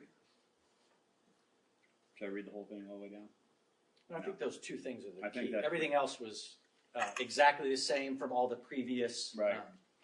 districts. And the second one is any student in grades pre-K through 12 who brings a non-firearm to school shall have the incident reviewed by the principal in consultation with the superintendent may recommend the student to the school board for an expulsion hearing. Those are the add-ins.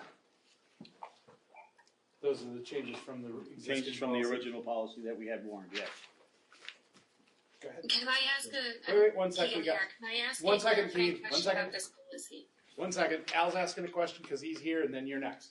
Go ahead, Al. Thank you. So when we say non-firearm, I assume we mean non-firearm weapon. Yes. Right? Yes. Okay. Is that clear enough in here? Firearm would be. Could be a A pen. we- it's not a firearm. A weapon can be any standard instrument, Okay. depending on the intent it is used in. Right. So just Under wondering- definitions, the second bullet on Oh, page okay. 1, it says weapons means a firearm. Right. So is it- When the policy committee discussed it, they thought that it matched the language that we were given, but the ability to create a distinction between a Firearm weapon and and a a firearm, exactly, and a non-firearm, so that the principal would have some discretion. Because under our old policy, it was an immediate expulsion hearing, and there was no discretion allowed. Correct. In the case of like jackknives or Correct. anything like that. But I think Al's asking if we should just put that word in, right? Yeah, not. Right after Right after non-firearm. non-firearm Oh, just weapon. add the word weapon. Yeah. Weapon. Yeah. Oh, sorry. That's right. Okay, Keegan, Thank you. your question? So this was actually more of just a clarification. At the school I currently teach in, there are school projects that kids have had special permissions to bring in weapons for demonstration purposes, specifically looking at muskets or bayonets as well as swords. So I'm just curious if this policy leaves room for the student creativity, provided that they have school permission to bring in obviously unloaded weaponry, but at least have as part of a classroom demonstration. I would say that under the policy as currently under consideration, that no, there would not be the ability to bring in a sword for a high school presentation.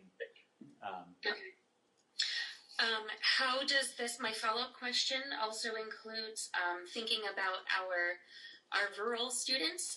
In my school, we have a hunting and sport and fishing club, and they also go through their hunter safety courses, which on occasion does allow them to meet at the school with their weapons before they head off to the firing range.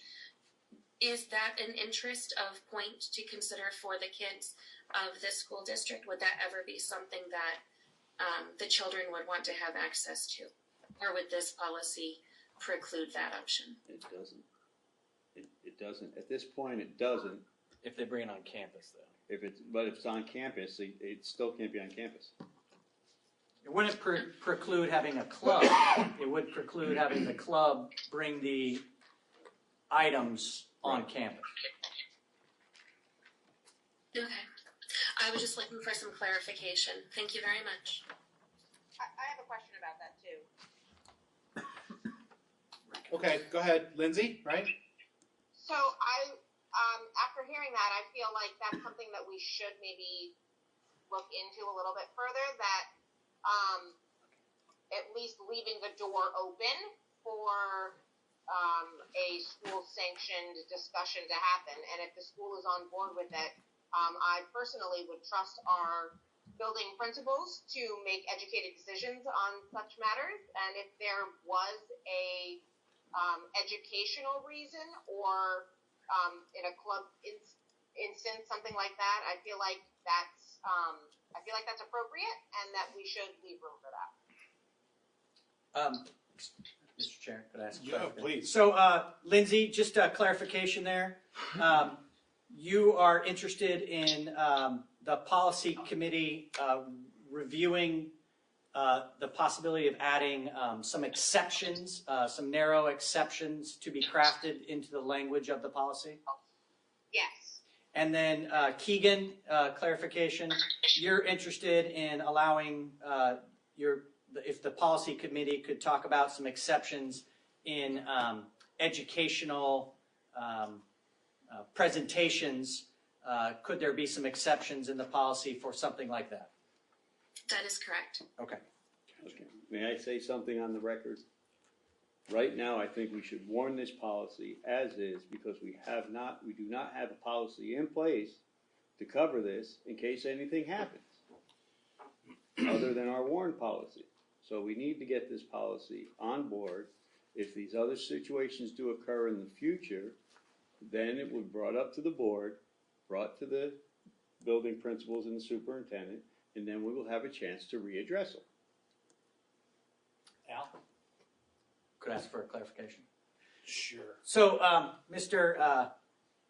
McFadden, what I hear you say is that you are recommending that the board warn the policy as currently written, but to take the suggestions from Keegan and Lindsay into further discussions of the policy committee while this policy moves forward to become the acting policy, and those discussions occur in a parallel path? Correct. Okay. Your question now. So my question is, as part of that consideration that we'll be looking at, what are the insurance implications for the school? And that's why we'll have to look at it during policy creation, which is gonna be. Okay. All right. Okay, anything else on this policy? What Okay. state does she teach in? Vermont. Here. Vermont. Vermont? Okay, just checking. So. Yes. Oh, just to You want some clarify, burn? I do have experience with both of these instances that I brought up. And I can tell you that having a student who's part of the fencing club through Norwich, having him come to my school and giving a demonstration was one of the most transformative things that my students had ever seen. They had never seen fencing as a sport before. And it really kind of broadened their awareness of other clubs and extracurriculars that they could get into. As to the bringing in of a musket, this was part of a lesson related to the Revolutionary War and the French and Indian War that I had taught. And a couple of kids came in with their parents to talk about the revolution of weapon development. And that was also another way where some of my students were able to connect on a different playing field. In a very safe, very insured way. So that's just kind of where I'm coming from, having had the experience and seeing the positive outcomes that the kids were able to have. Okay. So, Are you interested on being on the policy committee? Or at least I'd getting love us a to. copy of your school's policy? Okay, Keegan's in. Keegan said yes. Awesome, thank you. You're welcome. All right, so do you want to make a motion then to warn this policy, Ken? I do. All right, is there a second? I'll second it. All right. Any further discussion on the motion to warn the, what's the policy? Code C5, weapons and firearms? I just actually have one other question. Okay. To Bill, what, as far as timeline goes, is there any reason with these discussions happening side by side that is there any this policy needs to be in place for a certain amount of time or anything like that, or would we be able to move right immediately into the other policy if we were to? We could revisit it tomorrow. Decision. We could revisit it tomorrow. Yeah, there's no timeline. Once the board warns and adopts, you could have the revisions ready by the time that you are looking for adoption, and then you could recommend to the board. You don't even want to adopt this one as you warned it. So yeah, you don't have to keep it in place for any amount of time. Thank you. Okay, so all in favor of warning policy C5, weapons and firearms, please say aye. Aye. Opposed? Abstentions? The ayes have it. It's warned. One more policy. Okay. Would like to warn F31, school closings. I think it's appropriate we have this in place before midnight tonight.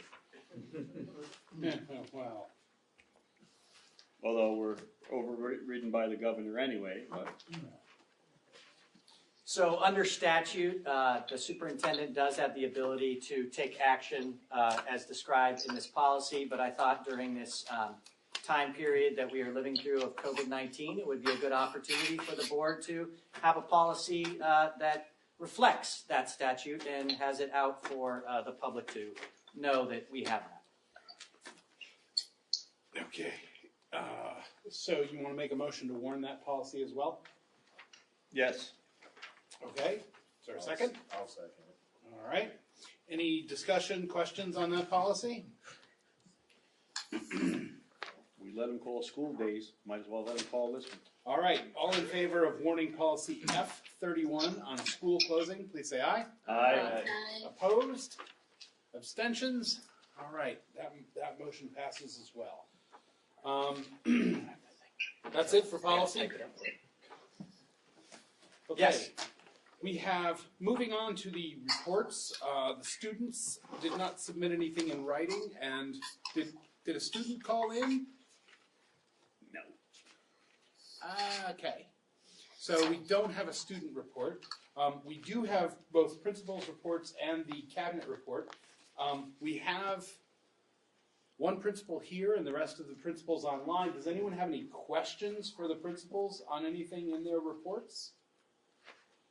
Or questions for Bill? We might as well lump it all together. If they want to share any highlights, would be. I have some questions. Okay.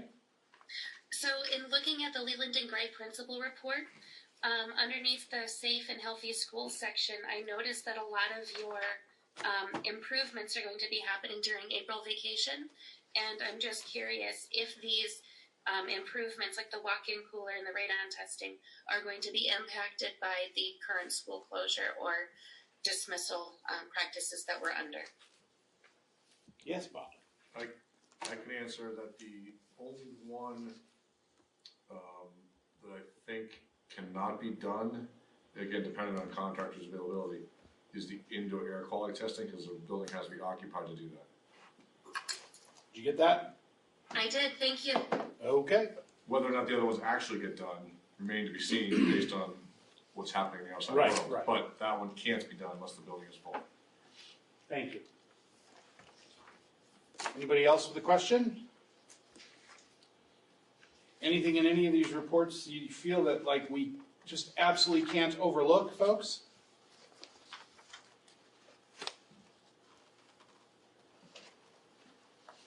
Well, the principals are all quiet. They have no highlights to share.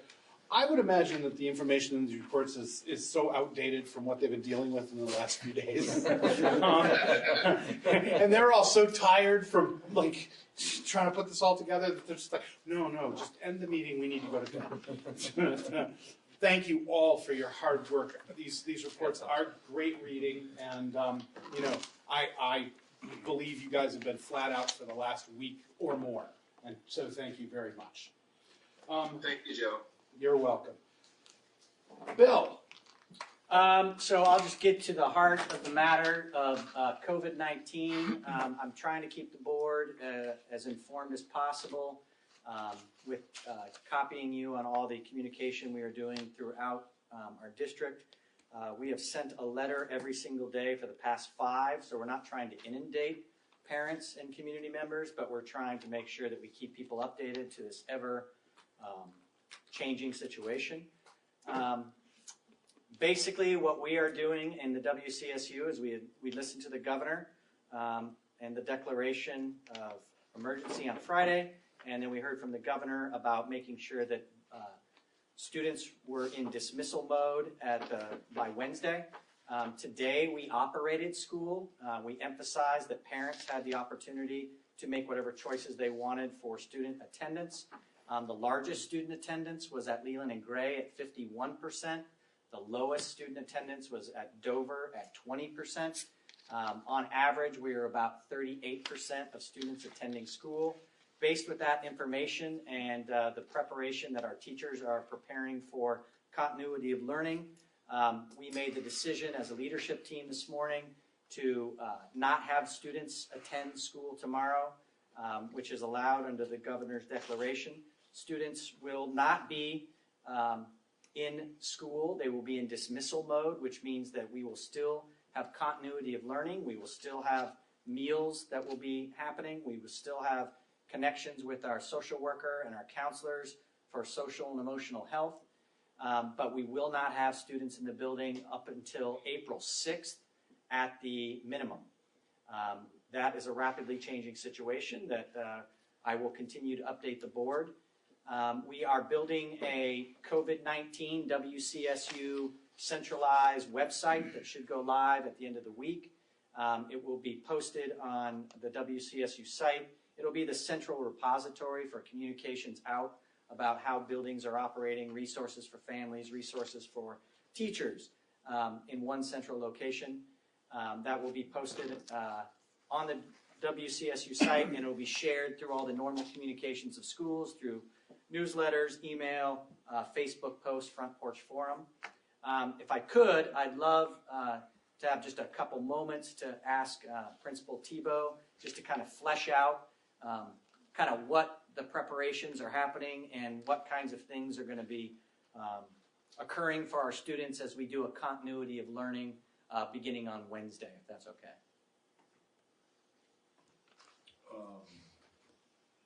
I think you're quiet enough and far enough away that people online are having a tough time hearing you. Sorry. I'm accused of being quiet, but. Yeah, I know. I mean, just want to add a little fuel to the fire. You and me both. All right, well, I guess, I can come stand over here. Does that help, you think? Come on over. Probably. So, where to begin? One of the things I said to our staff today is that obviously this is such an unusual circumstance. It's not something that any of us, either administrators or teachers, are prepared for. So it's going to feel a lot like doing your first year of teaching all over again. But in essence, what we're going to be doing here is that we have sent, we're sending home information probably either late tonight or tomorrow morning, that we're going to be moving to an almost entirely online learning environment. We surveyed our students last week and discovered that we literally have under 10 families that don't have internet access. So for those families, we'll be dealing with hard copies of things that they'll be able to pick up at the school starting on Friday. In the meantime, teachers are working on establishing a Google Classroom for each class environment and providing work through students that way. We've surveyed our staff around their knowledge of Google Classroom, and tomorrow morning we're starting at 8 a.m. with trainings by some of our more proficient users and experts for the staff that aren't experts, and that'll be right off the bat, and then we'll move into some time for them to actually begin doing that work. A lot of them have already been thinking about it and doing this. We've been talking about this for a week and a half now anyway, so their teachers are really kind of on board with what to do. Yeah, it's going to be pretty different. The other thing that I can say, I guess, which is broader than just the teaching world, but we're also committed to providing lunches and a breakfast at lunchtime for each family that wants to, that needs it. And so we're going to have pickup locations at Newbrook, at Jamaica Village School, and here at Leland and Gray. They'll hand, the families will pull up in their car, identify the kids, we'll give them a lunch and a breakfast for the next morning from 11 to 1. Starting tomorrow in those 3 locations. Chris Parker's done an excellent job of laying out what that will look like. And so the food will be there, the training is happening for the teachers, and the online environment will come. Do you want me to get into the working arrangements, or do you want to talk about that? Or yeah, sure. We met with leaders of the association this morning to talk about how we can develop the ability for staff to work remotely, and some compliance checking on our end to make sure that we can ensure that all that is happening and the kids are getting that stuff delivered to them. But we feel pretty comfortable with what we've come up with as a solution that will allow teachers to work remotely if they so choose. There may come a time at which the building might be closed to teachers, and we're telling them in the meantime they can utilize the facilities if they wish for internet, for copying, for whatever. But at some point that may change, and we'll know. When we do, we'll let them know. But at this point, we're going to allow them to do that, log their time, and prepare the lessons for the kids to do online. Thank you, Bob. So that's where we're at. Nice. Thank you. Happy to take any questions. Al. So I love how your term that you used earlier about memorializing the budget. I think we should do the same thing after all of this happens. 2 months down the road, whenever it is. Yeah. What went well, what did not go well, what do we need to put in as part of our playbook. God forbid anything like this ever happens again, but there'll be emergencies where we may have the loss of building or whatever. I think this is, unfortunately, a good opportunity to see what can be done and what can't be done. And the ability to build teacher skills for using this as an approach too is huge as far as what that can do after for expanded learning opportunities. It's really pretty cool to think about that. Yep. Leanne, go ahead. Is there any type of list of resources for parents of, say, essential workers who don't have the option of having a parent, students of essential workers that don't have the option of a parent at home? Will that be a resource that's provided? Is such a thing even exist in this rural area in our current climate? So are you talking about resources for For childcare. For childcare. So during the declaration of emergency, the governor said that he would like the school systems to play a role in that. They have yet to give guidance on what that looks like. But we are prepared. We are, we dove right into the planning of remote working. We dove right into the planning of food preparation. So once we get a little bit of guidance on that, we are game to figure it out. Okay, I know a couple families in the area, single parent households where both parents are, where the parents are, they both work at home. One thing I will say is since this has all began the last 2 weeks, 10 days, the amount of people contacting our principals about wanting to volunteer, wanting to help, wanting to assist has come from every single community. We're using the principals as kind of the point people because they are the ones that know their community really well. As an example, I got contacted by a group of people in Jamaica who are creating a rotational child care operation where different people are responsible on Monday, Tuesday, Wednesday, Thursday. I've had people from Wyndham and Brookline reach out to me. I've pushed them back to the principal about helping with food delivery if that becomes necessary or assisting in that nature. So those kinds of things are happening. It's not centralized right now, but I would say that if you know of anybody that needs assistance, contact the principal in the building that either the child goes to or that the community they live in. I'm finding nothing but abundance of support from neighbors looking to help. So actually I have more people looking to help than people asking for it. So please encourage them to reach out. Ken. Also, Bill, this is a question for you. You guys met earlier this morning between 9 and 11? Yes. And 11 o'clock, the governor came on and was talking about, besides teachers, the paras, the custodians, all the rest of the staff. Yeah. What's the word I'm looking for? Support staff. Support staff. That's the word. That's the one I was looking for. Your support staff. Yes. It says that the governor assured our informed superintendents that they're going to be put to work too. So before the governor made that declaration, we were already planning to make sure that we were going to invest in the people that have invested in our communities. And so our children. We have our plans in place to everybody who wants to work. We have a role for them.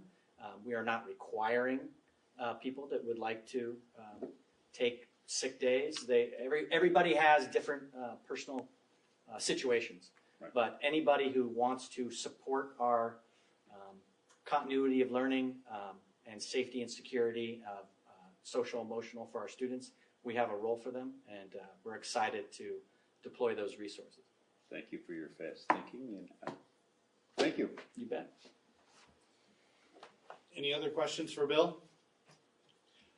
I continue to be amazed at the amount of work that you guys have done, you and your team and your principals, everyone, to put this together and to continue to serve our kids and our communities in this. You're to be commended. Thank you. They did a great job. We have a great team. On short notice. Yeah, and we're ahead of some other districts. Well, too. and There's no it way. changes every day. Yeah. I mean, Friday we were going to stay open and Sunday we closed, and it's in place seamless. Fluid So is the it's term. Fluid is the term. That's good. It is. Constant change. It is truly a test of your abilities, and right now I'd say you're passing with flying colors. So anyway, moving on. Class configuration. So at our last meeting, the board heard of some changing demographics that are occurring in Townsend. Just as a little history, we had in Townsend this year, we had 2 teachers for 3, 4, and 5, and the 2 teachers and the principal decided that it was best to serve the Townsend students by combining the 4-5 class, which was 24 kids. And next year, we were predicted to have similar 24 kids, so we made that plan in the budget to have it staffed in that way. Since that time, we had another individual come into our current 3rd grade class, which will be next year's 4th grade class, and 2 more that are in our current 4th grade class will be returning this summer to our 5th grade class. So we now have an anticipated 27 students in the 4th and 5th, with 19 students in 3rd. And so my task was to come back to the board and give you guys some thoughts about what to do, because they'll all have budgetary implications. So there are 3 options that we have identified. One is that we do not hire anybody, that we keep 2 teachers for the classrooms in Townsend, and you have 19 3rd graders and 5 4th graders in one class, and you have 5 4th graders and 17 5th graders in another class. So you'd have 2 classes. One class would have 24. Of those 24, 5 would be 4th graders, and the other class would be 22, and in that class, 5 would be 4th graders. So you have almost a 4-to-1 ratio of a combined classroom, which is not ideal for instruction and is not ideal for the students, but it is an option for the board to consider. The second option is to have a straight 3rd grade and have 27 students in one class and hire a paraeducator to support that large class.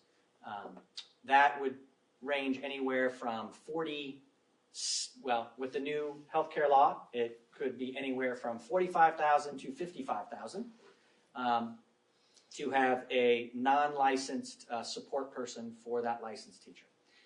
The third option is to hire a regular ed teacher and have 3 straight grades, a 3rd grade class of 19, a 4th grade class of 10, and a 5th grade class of 17, which could range anywhere from $65,000 to $85,000.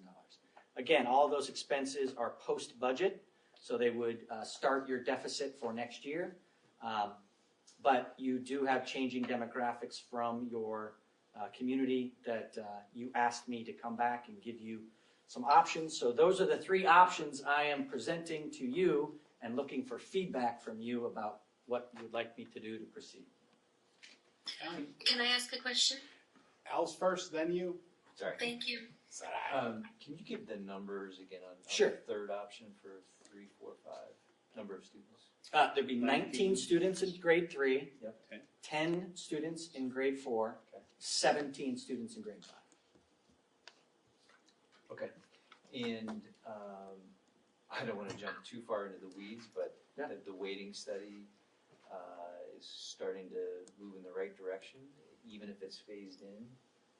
Maybe there's the potential that this could be covered. So the weighting study did leave Senate Ed, which is fantastic. The current timeline of the weighting study is a study to be presented to the legislature on July 1st of 2021 and a rollout of 3 years.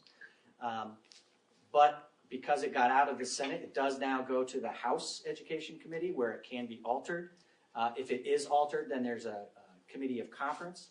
So you're right, Al, it is entirely possible that the report could be due on September 1st or October 1st or November 1st, because then if the report came out before we rolled out a budget of February 2021, then yes, it could have a fiscal impact. But again, those are all unknowns that we don't know right now. Keegan. Thank you.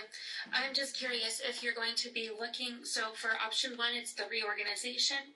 Option 2, you're looking to hire a para to support the 3rd grade teacher. And the third option is to hire a full-time classroom teacher.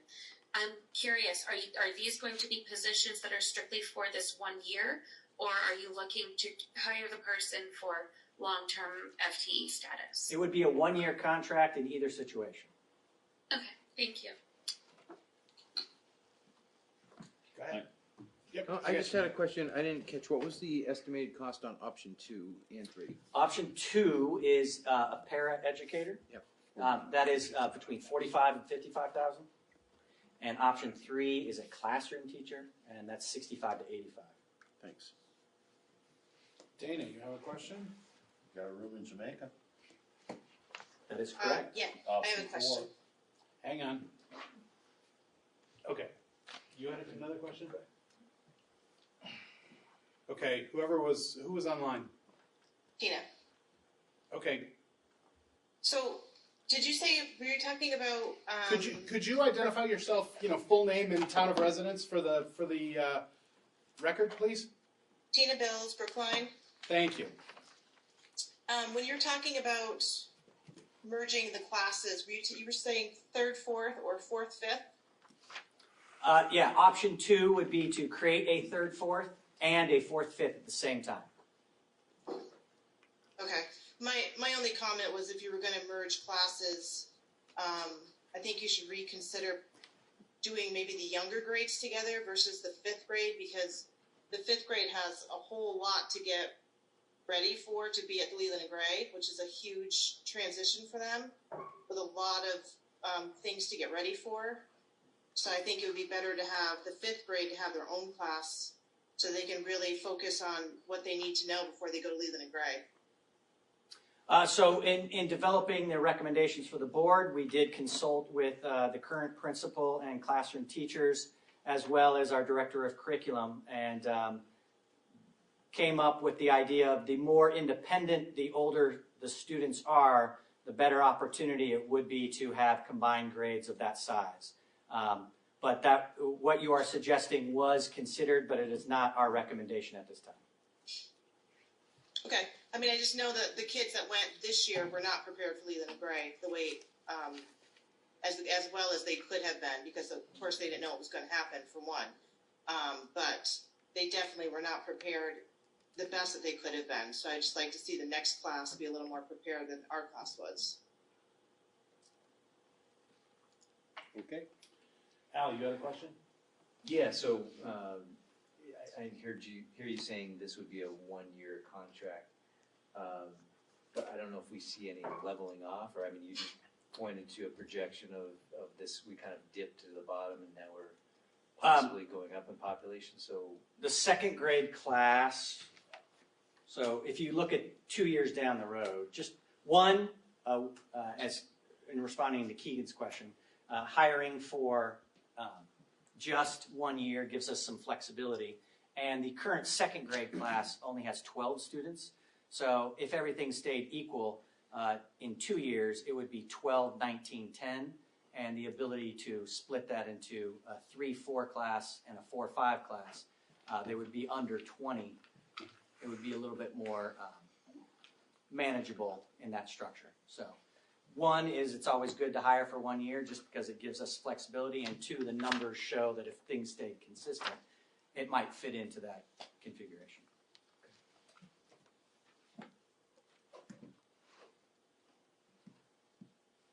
Based on conversation, go ahead, Kevin. Okay, good. No, go ahead, it's fine. I was just gonna say, I know at Newbrook before in the past, if we had an extra large class like that, we would go with the para to help out the teacher, and it seemed to work out very well. That's why it's one of the suggestions, is that it is a possibility for a positive outcome. And mixing up classes too much does kind of make it harder for the teacher and the students. I will tell you that the strong advocacy of the principal is understandably the most expensive option, but having the straight grades, kind of going back to Ms. Bill's question about having the preparation and intensity and focus on a specific grade. But we also understand the environment that we're in, and so we wanted to bring you guys some options. May I ask another question? Yes. I have some fairly large classroom sizes with the current kiddos that I teach, but I've got like a 30-70 split when it comes to students within any given classroom that fall under IEP or 504 services.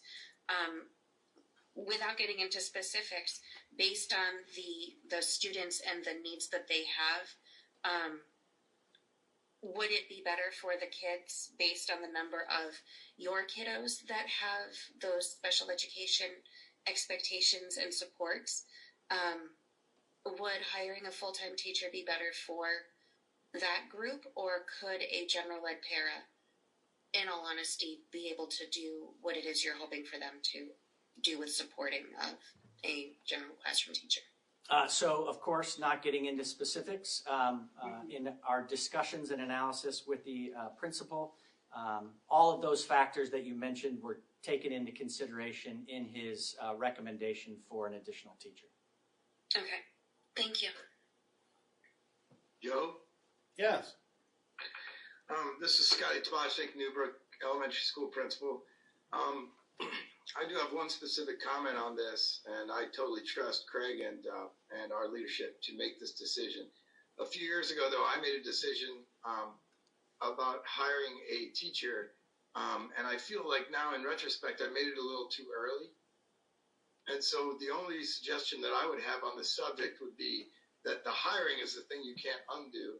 So if you are going to err on the side of caution, it would be to not hire and wait for a few months and just make sure that the families in question still have similar placement ideas for their kids. Bill, go ahead.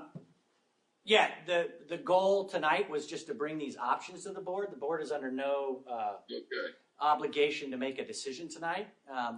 I think that they have to look at all their different options for making this task, and part of it could be to give it some time. Yeah, I think, Bill, you know what I'm speaking about. And I just think that if you can wait just a little bit more, things might change, and it might be helpful to wait. I don't think there's too great of a risk of waiting a little bit. I just don't want the board to be surprised if we have this conversation in April and a decision is necessary. Thanks, Bill. Rick. Just a real quick sort of off question. Are we in the midst of the choice? We are. That's why I was wondering what you've gotten so far. We've gotten 4 requests. None of them involve this grade level. And that ends on March 31st, so that would be another opportunity to kind of close the door on that and bring it forth to the board. Oh, I have something. So hang on. Dana was ahead of you. I was just wondering on the school choice if that's gonna make, you answered my question with that. All right. So. Ken? Let's see, you threw me off my game here. Where was we can come back to you. You know, and I know I'll remember it. Hiring timeline? No, timeline. So what I'm hearing though is that these are the options that we have, but we don't need to give you any guidance at this point, and that it's actually probably prudent to wait until choice has played out to see which makes sense, and at that point we can revisit the recommendation of the principal and the administration and make a decision. Yes. Ooh, I remembered. Oh boy! Since this board is so happy to have committees, why don't you put a committee together to study these 3 options with some of the teachers and the principal on this committee to see what would be the best outcome. Are you volunteering to chair that committee? Absolutely not. I'm on 2 committees already, thank you. I think there's your answer. Bill? While I do think that committee work can sometimes be very helpful, I think in this situation I would ask that a committee not be created and possibly wait till our April meeting to kind of see where things stand and the board can discuss the options put before them. I think that makes sense. Okay. Any Let's see what further happens. discussion on this? So, yes, Al. I just wanted to say, it sounds like we've probably excluded one, right? I don't think we need to go down that path.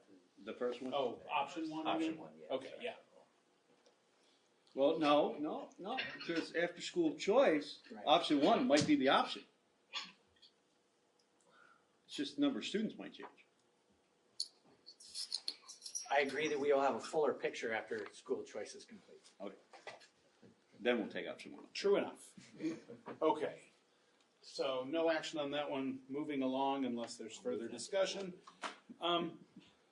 We need, since Jennifer Dorta Duque was not reelected from Jamaica, it would be nice to have another person on the negotiations committee. Jen and I were doing it. We've had our third meeting with the WCEA. We've exchanged some proposals.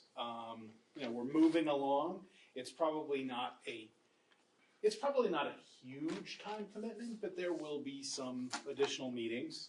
I can bring you up to speed on where we are and what's going on and sort of what not in public. But is anyone interested in serving on this committee? I can't. I know. I'm just saying. Now can't either. Nope. No. So do I get it? Oh, it's Trish. Yes, Trish. Hi, I would help out if you needed another set of hands. Okay. Well, I don't think it's limited to just. I don't think it's limited to just one. I mean, you don't necessarily get it by virtue of getting the position. If you're interested, oh, that's not how it's worked. That's not how it's worked as long as I've been on this board. If you're interested, you're certainly welcome, and we could have the three of us as well. If you just thought you were kind of stuck with it, I'm happy to have Trish, join me, and we'll finish it out. Have Trish join. It's or you can both be on. It's really, I just don't want you to feel like you're being forced. All right, so Trish has volunteered. So I think we just need a motion to appoint Trish to the negotiations committee. So moved. Second. Do you only need help from one person, or are you looking for additional? It was just the two of us, and it's fine. Okay. Like I had said to Dana, I mean, if you're interested, you're welcome to join us. We're gonna make her really busy on the policy committee. You've already volunteered for the policy committee. You're going to have plenty of stuff on your plate. Very well, thank you.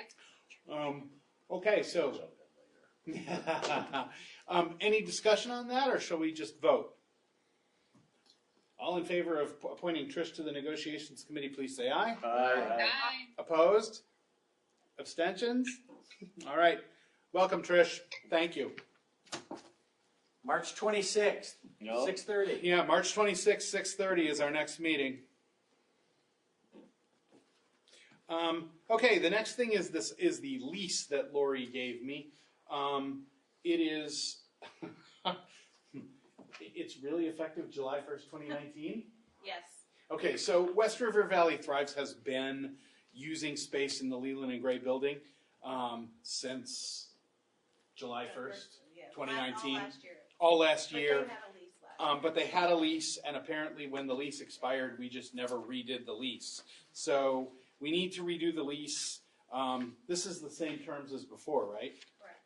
It's $675 a month. That includes the space on level C, electricity, phone, internet, janitorial services, heat, and AC.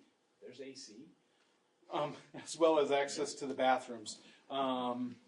It's been working for over a year, but in order for West River Valley Thrives to, is it grant driven? They need to show a copy of this lease to somebody. They do. They need So- to show a copy of the lease.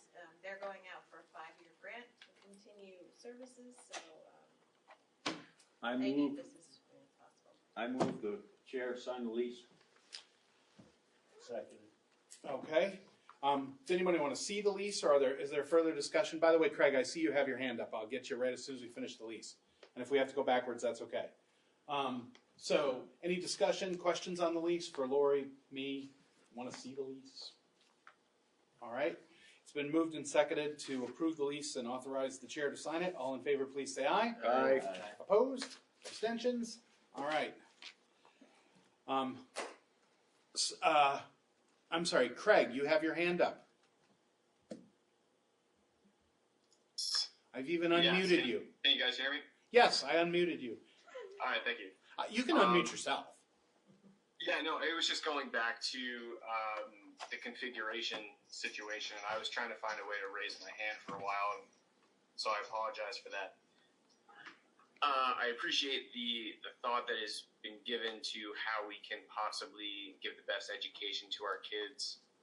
I think Tina Bills made a really nice point of getting students prepped and ready for the middle school. And going through this configuration this year, we sort of lived out the experiment, and I think we made a lot of really nice adjustments. And looking forward, as Bill mentioned, we do have some increase in population for some of the classes moving ahead, and a one-year position would certainly be the best benefit for the education of those kids, especially in 4th and 5th grade. And to Scotty's point of waiting to sort of seeing where school choice plays out, I agree with that. The caveat being that if we wait too long, again, this is sort of the season for educators to be finding new jobs and new positions. If we wait too long, we may miss out on a really good candidate. And so I would just advise the board to consider that earlier may be better. And if the difference is something like $25,000, the quality of education that those 3rd, 4th, and 5th graders will be getting for the year as a trial will be worth it. So that's just kind of my point. Craig, so clarification. The board meets again April 13th. Are you thinking that it's your opinion that that is too long of a wait?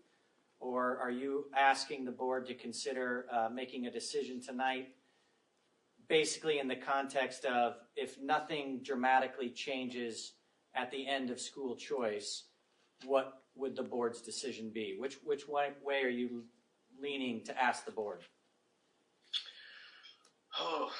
Good question.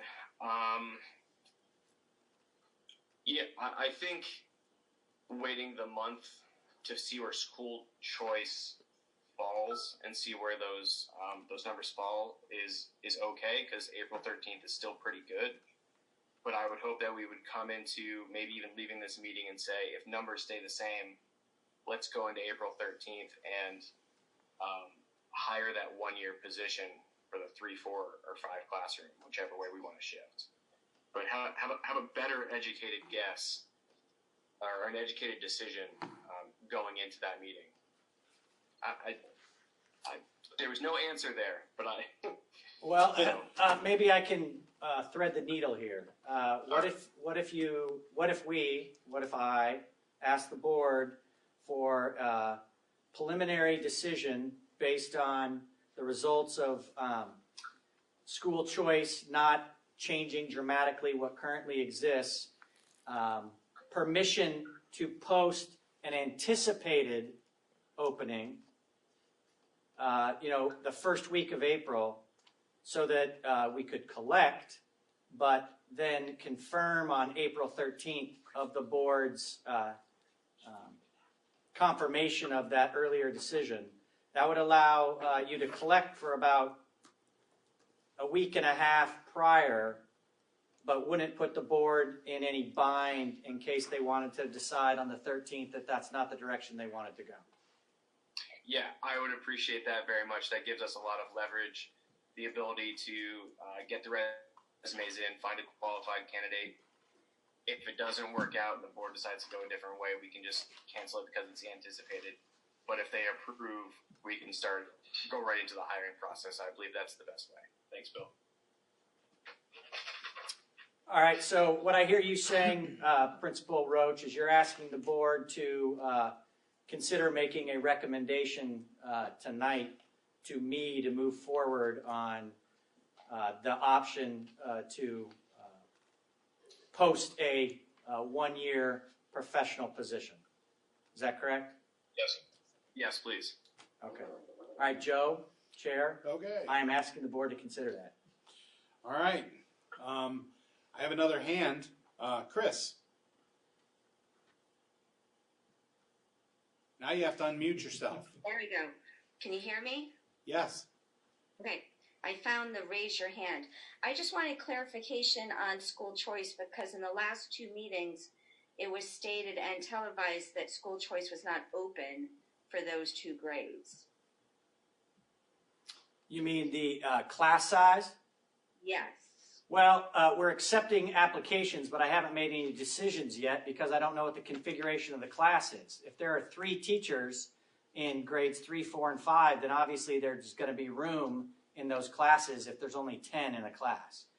Right. And I just wonder if people were confused by the way it was presented, that they may have thought that they couldn't apply for that if they wanted to. I've received not applications, but inquiries about those specific grades, so I'm pretty sure people, if they were interested, at least asked for clarification.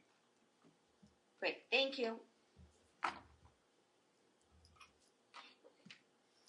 Okay, so moving backwards just a little bit, we've had the request from both the principal and the superintendent now to at least give a preliminary recommendation, you know, all things being equal, option 1, option 2, or option 3, so that when choice does close, things can move ahead, you know, with the process, with the hiring process.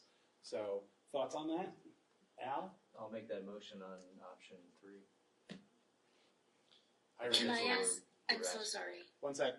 No, he was asking for a full-time position. He didn't say which position. Okay, so your motion is to hire the full-time teacher. Which I think, Craig, was that what you were advocating for? I'm trying to understand that. Yes, I was advocating for a full-time teacher. Okay. Okay. Yeah. So we've got a motion. Is there a second?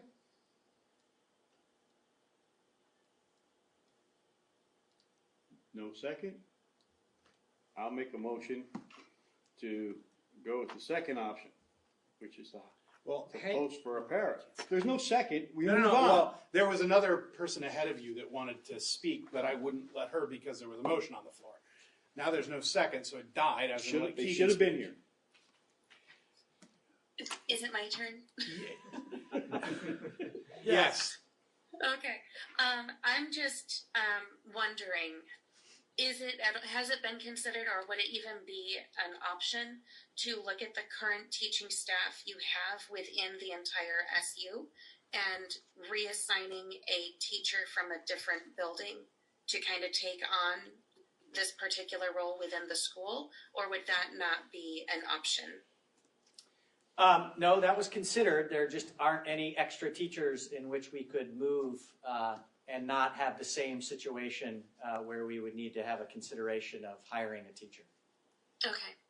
Well, if that's the case, then I'm happy to be the second to the motion that died a few minutes ago.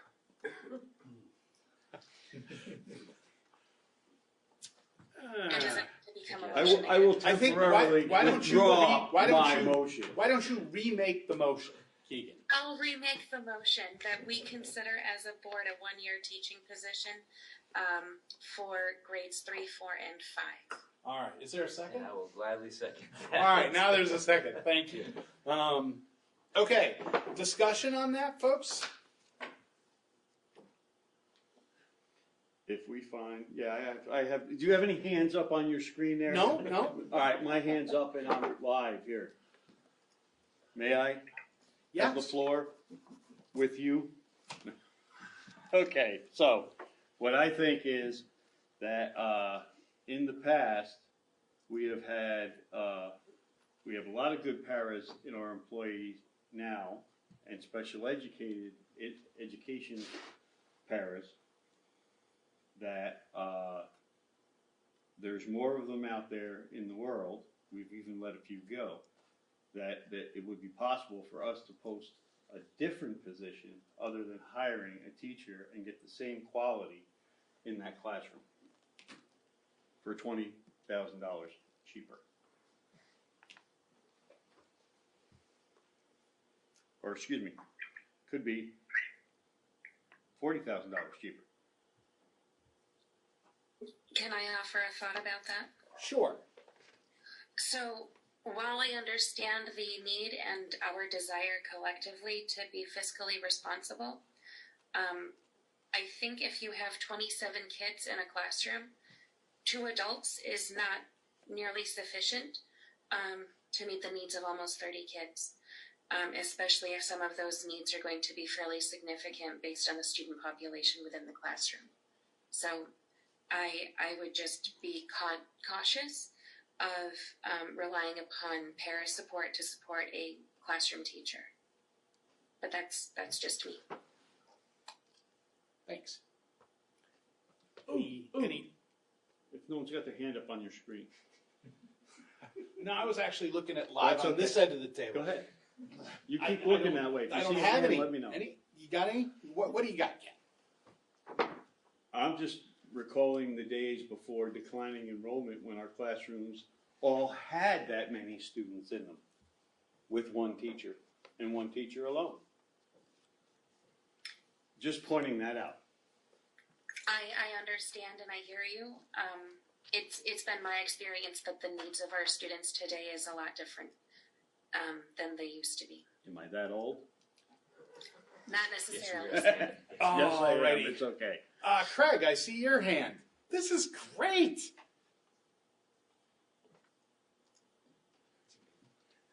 I'm unmuting you. I'm unmuting you, Craig, but it doesn't want to take. Unmuting. How about now?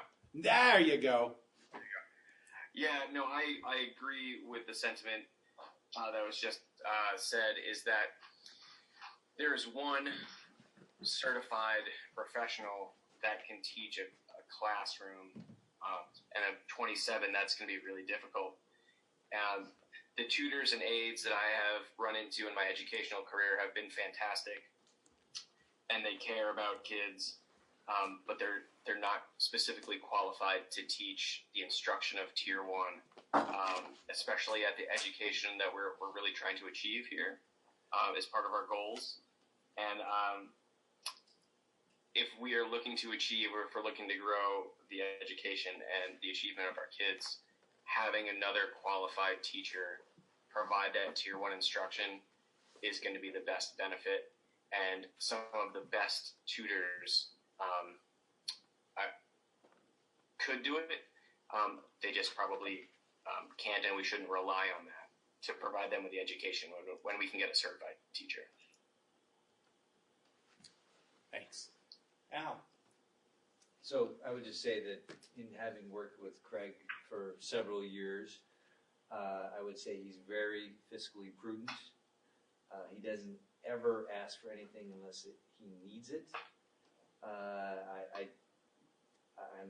I'm glad that he has advocated for this, and if he have, I fully believe that it's necessary and vital for the appropriate education of at Townsend Elementary.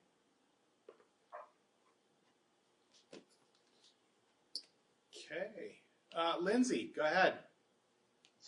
So I just wanted to say that being, especially that we had a lot of comments in the school choice survey regarding the huge jump in class sizes and how that was going. I can't actually see it going well at all to have 27 kids in a classroom, whether you add a para or not, just based on how the community has already responded to class sizes at Townsend. So I guess that being said, I'm on board with the classroom teacher. Thank you. Craig, go ahead. Can you unmute yourself? Yes. There you go. No, I just wanted to thank Lindsay for bringing that point up, because the last meeting we did review that, and that really was a strong opinion of people. And if we can help alleviate and give people what they wanted for school choice and improve education, I think that's the way to go. So I just wanted to thank Lindsay for bringing that back up. Want a clarification? Sure, Ken. Is there enough room in the Townsend building for another full classroom? Yes, we actually have a whole other classroom waiting to be used. Thank you. Thank you. Yeah. Is it safe? Fire safety safe, approved. Yes.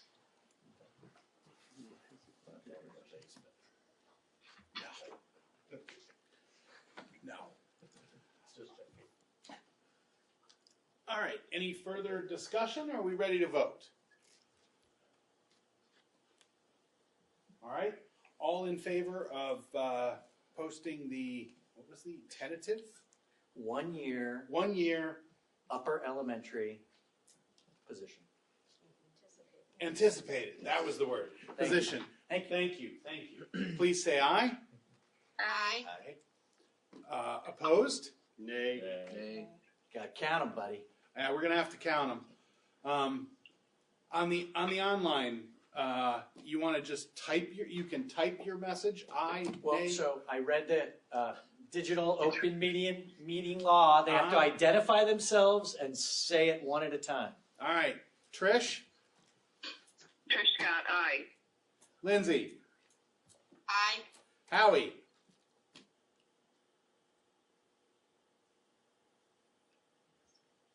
Howie appears to. Oh no, there he is. Howie. He's on the computer. Can he wave? Can he? You can chat. Actually, he has to do it. He has to do it orally. Howie. It has to be heard by. You have to orally vote yay or nay on the classroom teacher. I've unmuted your mic. Talk to us. Okay. Well, we have the other two. We'll wait and see if Howie goes in. Then we have Keegan online. Keegan. I'm sorry, I forgot you. That's okay. Aye. Okay. The rest of the ayes. Tina Bills, aye. You're not on the board, Tina, but nice try. Aye. Howie, you have to actually say it according to meeting law. We have to hear you. I see you typed it. Oh, your mic doesn't work. He says his mic doesn't work, but he's typed I twice. Have them call it in. Here, you want to give him my cell phone number? Yeah, call the cell. Call here.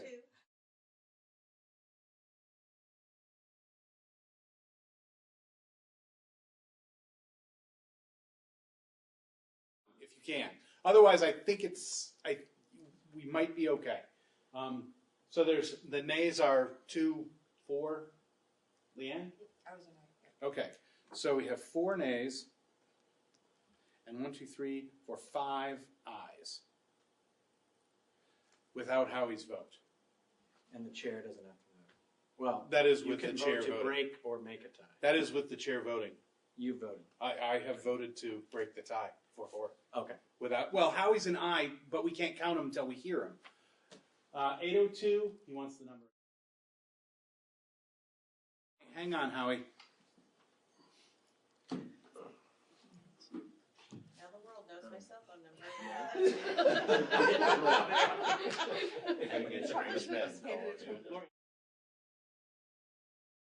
Thank you.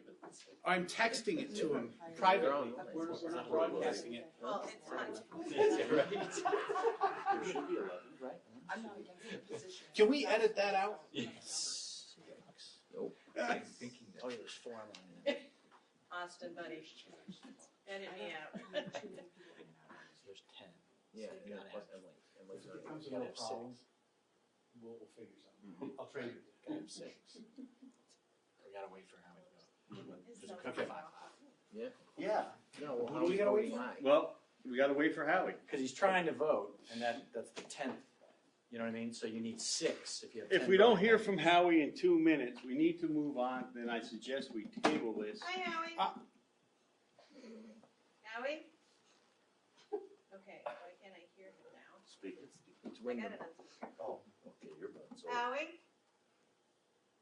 Is your volume muted way down? Howie?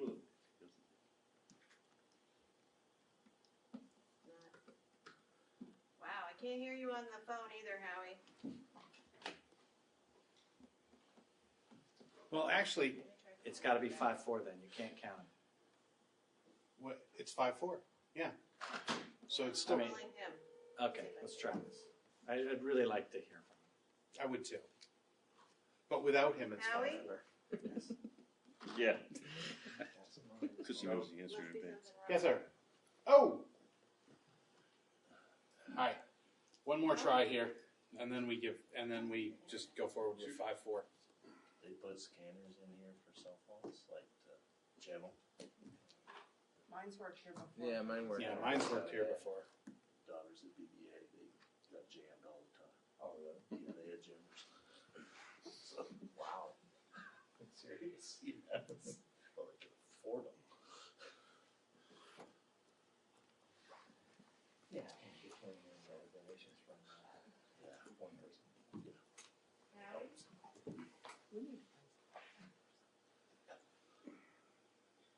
Howie?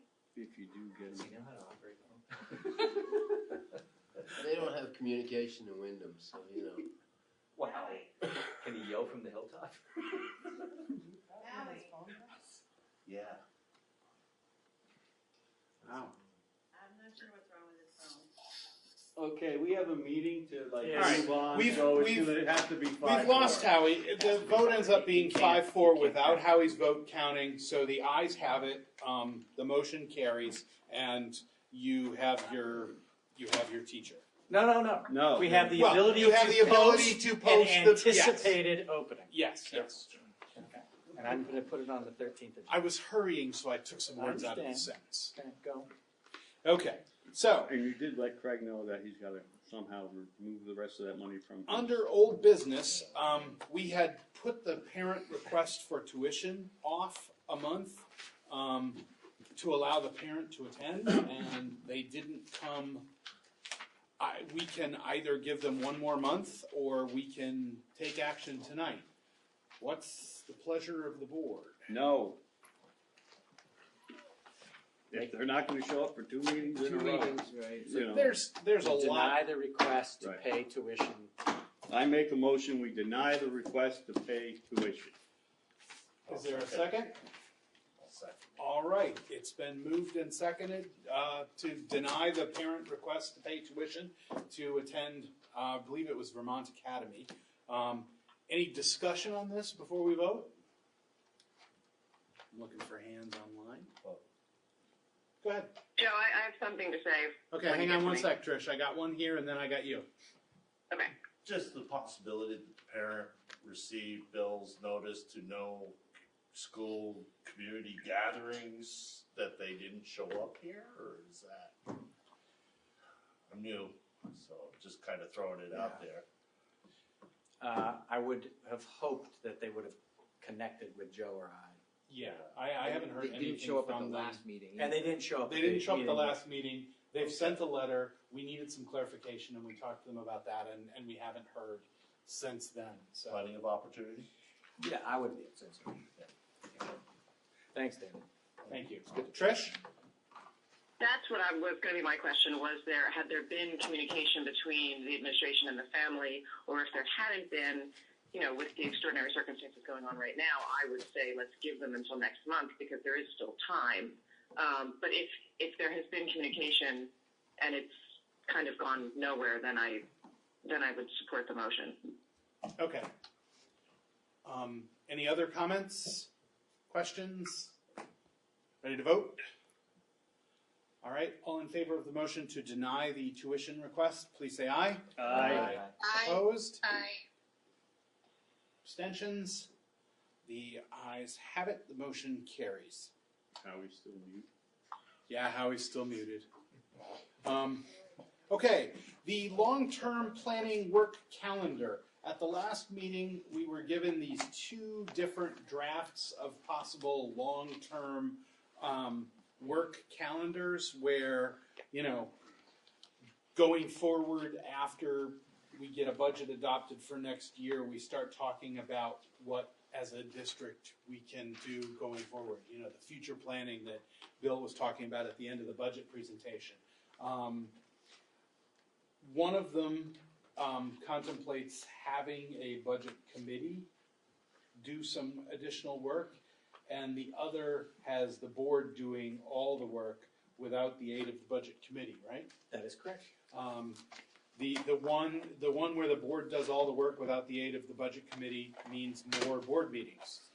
These these meetings would be in addition to the regular board meetings. We'd go back to most of the time to a month. So we should, tonight or certainly at no later than the April 13th reorganization meeting, adopt one of these as the plan going forward for the work that we have in front of us for the next 6 months or so. Thoughts tonight? I think it would be a very good idea to have a budget committee separate from the regular board meetings. Okay. Keegan. Yep. Rick. Sorry. I looked at him move and I looked at Mike. Well, that's exactly what I said last time is what Keegan said, so I'm still on that page. Okay. Anyone else? Should have a budget committee. Okay. Just not a committee though. But. Yep. Well, we try to keep those to a minimum. Well, we had one this year, and apparently it didn't work out too well when it worked out, the committee did great work, but apparently the public wasn't too happy with what the committee wanted, and then asked the administration to go back without the committee. Okay. And come up with a budget. So we've heard support for the budget committee, and again, this can all be decided at the reorganization meeting, but it sounds like, based on the feedback we're getting now, we could have one different member is at the reorganization committee, or we could just be the same as we are now. But the plan, I guess we can give Bill the heads up that he should sort of look to plan with the input of a budget committee, and then that committee can be finalized at the reorganization meeting. You can be volunteered or, if you're interested in serving on that and all those extra meetings, think about it now and then you'll get tapped at that meeting. Does that make sense to you? Yep. Does that work for everyone? Board? Yep. Did I capture it? All right. Great. The next item is blizzard bags. Yes.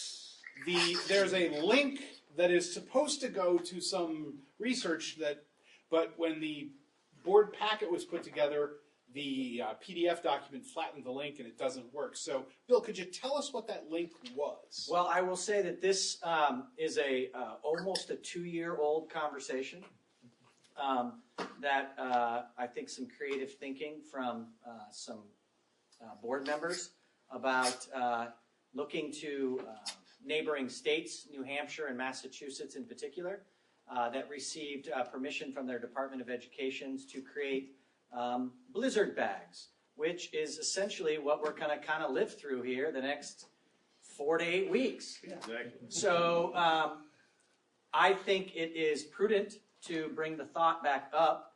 In Vermont, the current pathway before COVID-19 was a pretty extensive waiver that had to go through the Agency of Education and the State Board of Education.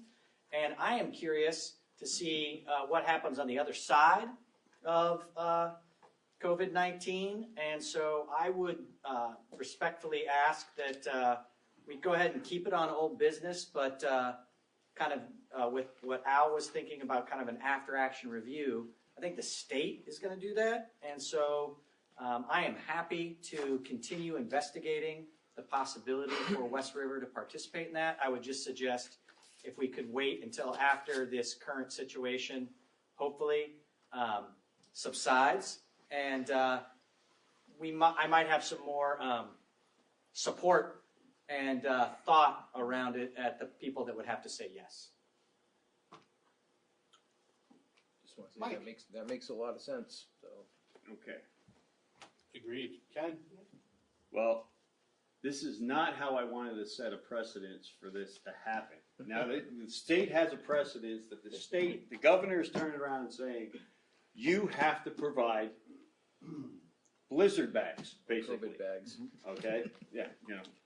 So we got a Whatever, model, whatever you right? wanna call them, virus bags, whatever you wanna call them now, but, so, well, you know, I came up with a whole bunch of different names for them in this situation, but believe me, I'm gonna tell you, the best thing to go with, stick with blizzard bag, okay? It'll cover any situation.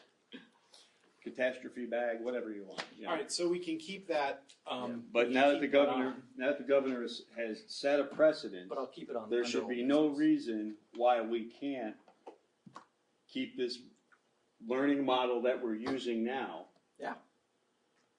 for the winter, so that we don't have to have the problems that we've had in the past with extending the school year. And the board should stay on top of this. Yeah, what I'll do, as, if it's okay with the board, I'll just leave it under old business. Yeah. So that we can't get rid of it.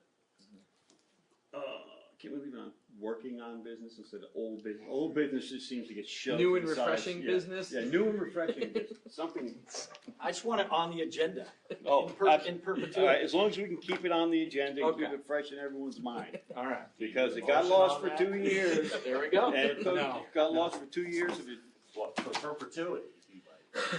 Well, you just need the If you- indulgence if you- of the if you chair went through that who 2 sets years the ago, thinking agenda. the headache you would've saved this Chair week. indulges. Yeah. New chair, maybe no indulgence, I don't know. Anyway, all right. So we'll keep blizzard bags around, and we will probably learn a great deal in the current situation.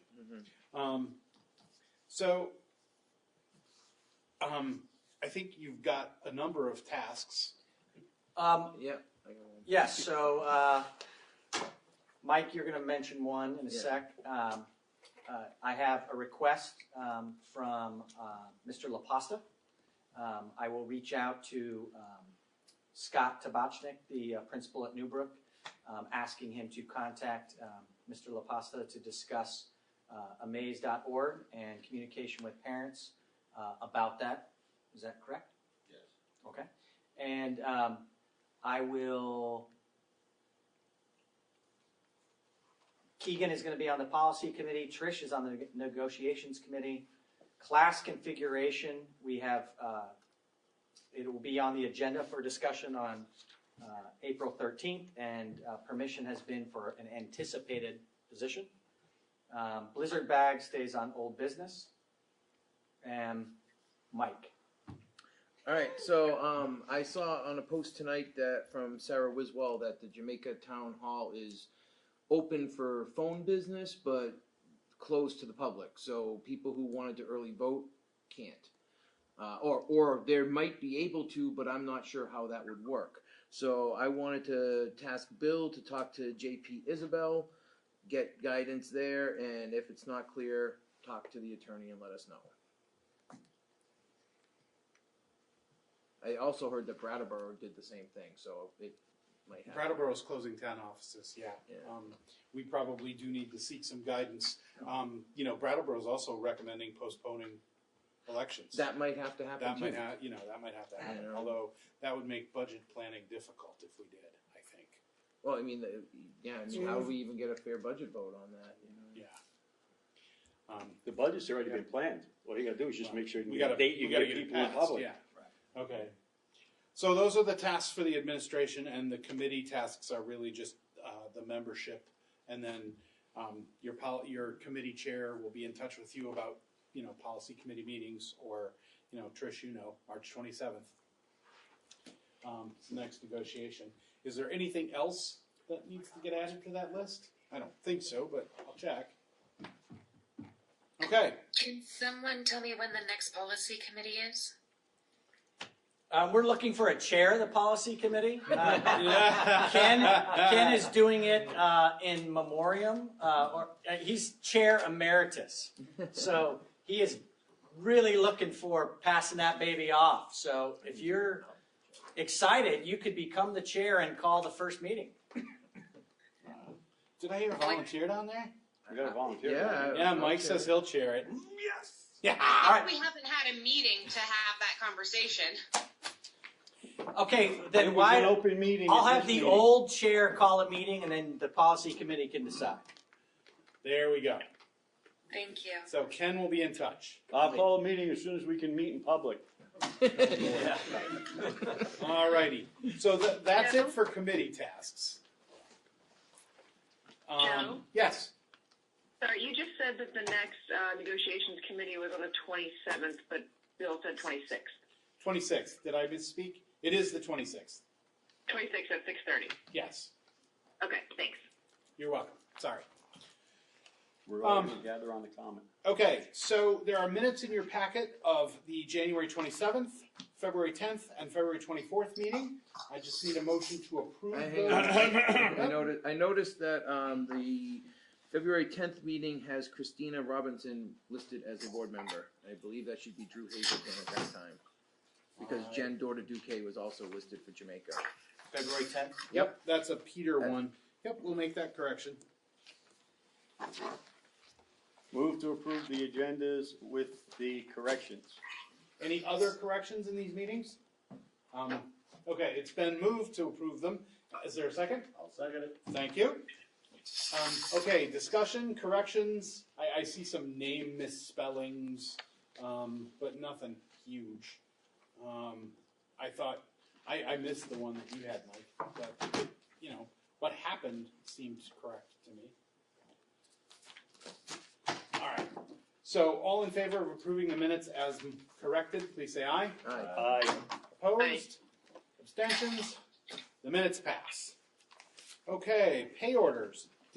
Yes. Yep. Okay. Here. The pay orders got reviewed? Yep. Yes. Okay, so So you ready? who wants to make the motion? So moved. Approve them. I make a motion. Usually, How hang about on. somebody make it who knows the numbers and the amounts? Do you have them? Yes. All right. Okay. Go for it. Thank you. Thank you.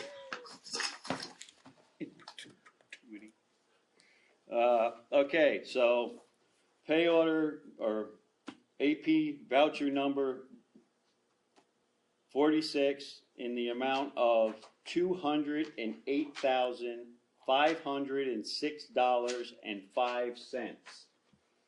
The second pay order voucher is number 47 in the amount of $17,968.49.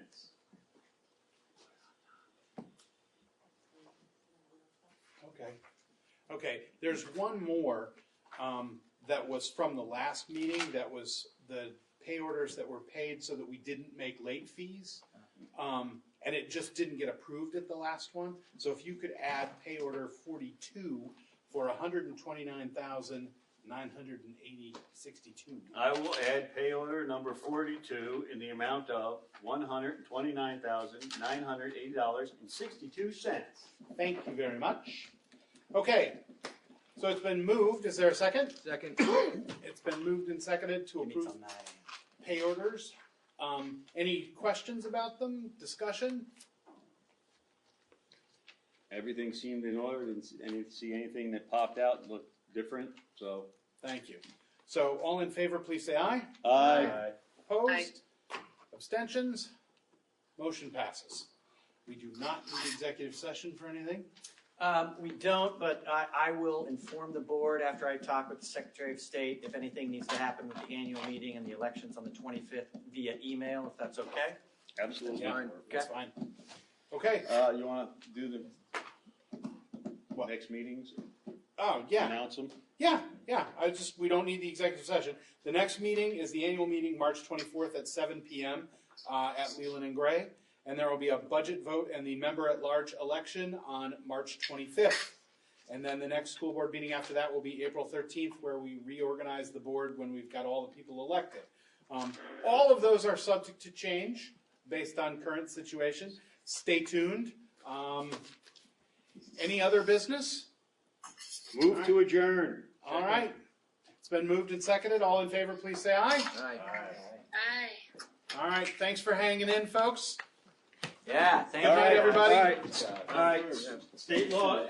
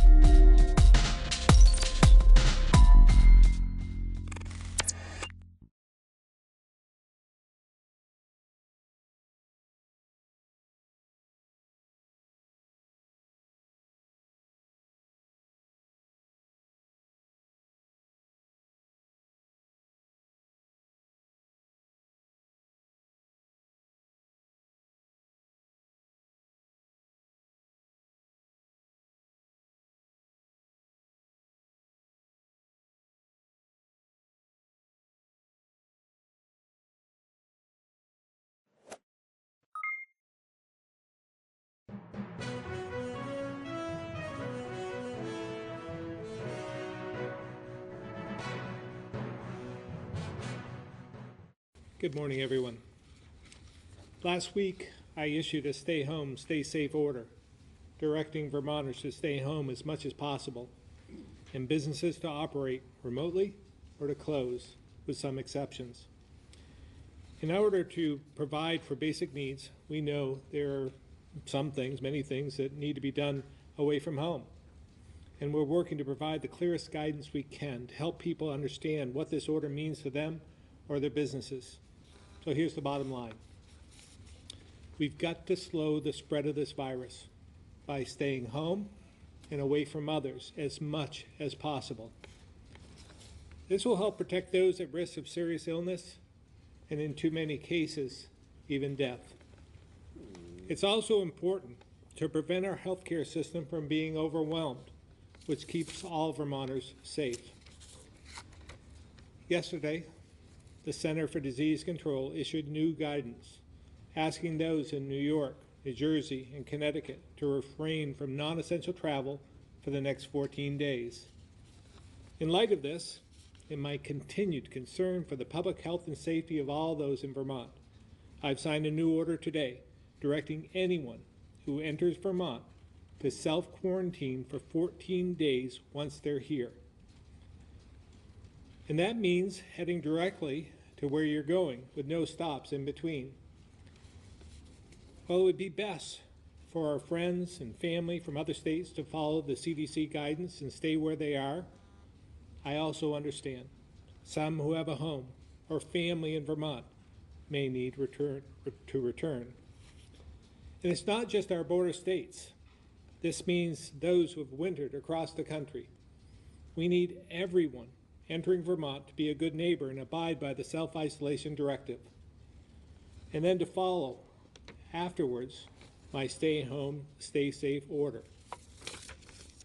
To be clear, this 14-day quarantine does not apply for those just going to the grocery store or an essential job across the border.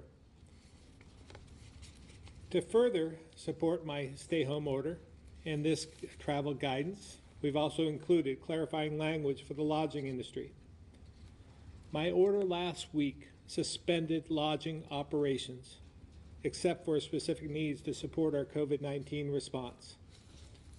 To provide more certainty on what this means, today's order makes clear it applies to hotels, motels, bed and breakfasts, short-term rentals, meaning those booked through Airbnb and others, and all campgrounds and RV parks.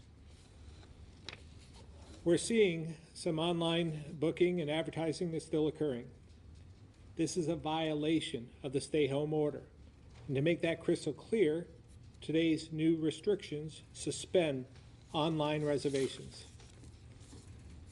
I've also asked law enforcement and the Attorney General to help with these measures, with a goal of full compliance through monitoring and education, but with the possibility of additional steps if necessary.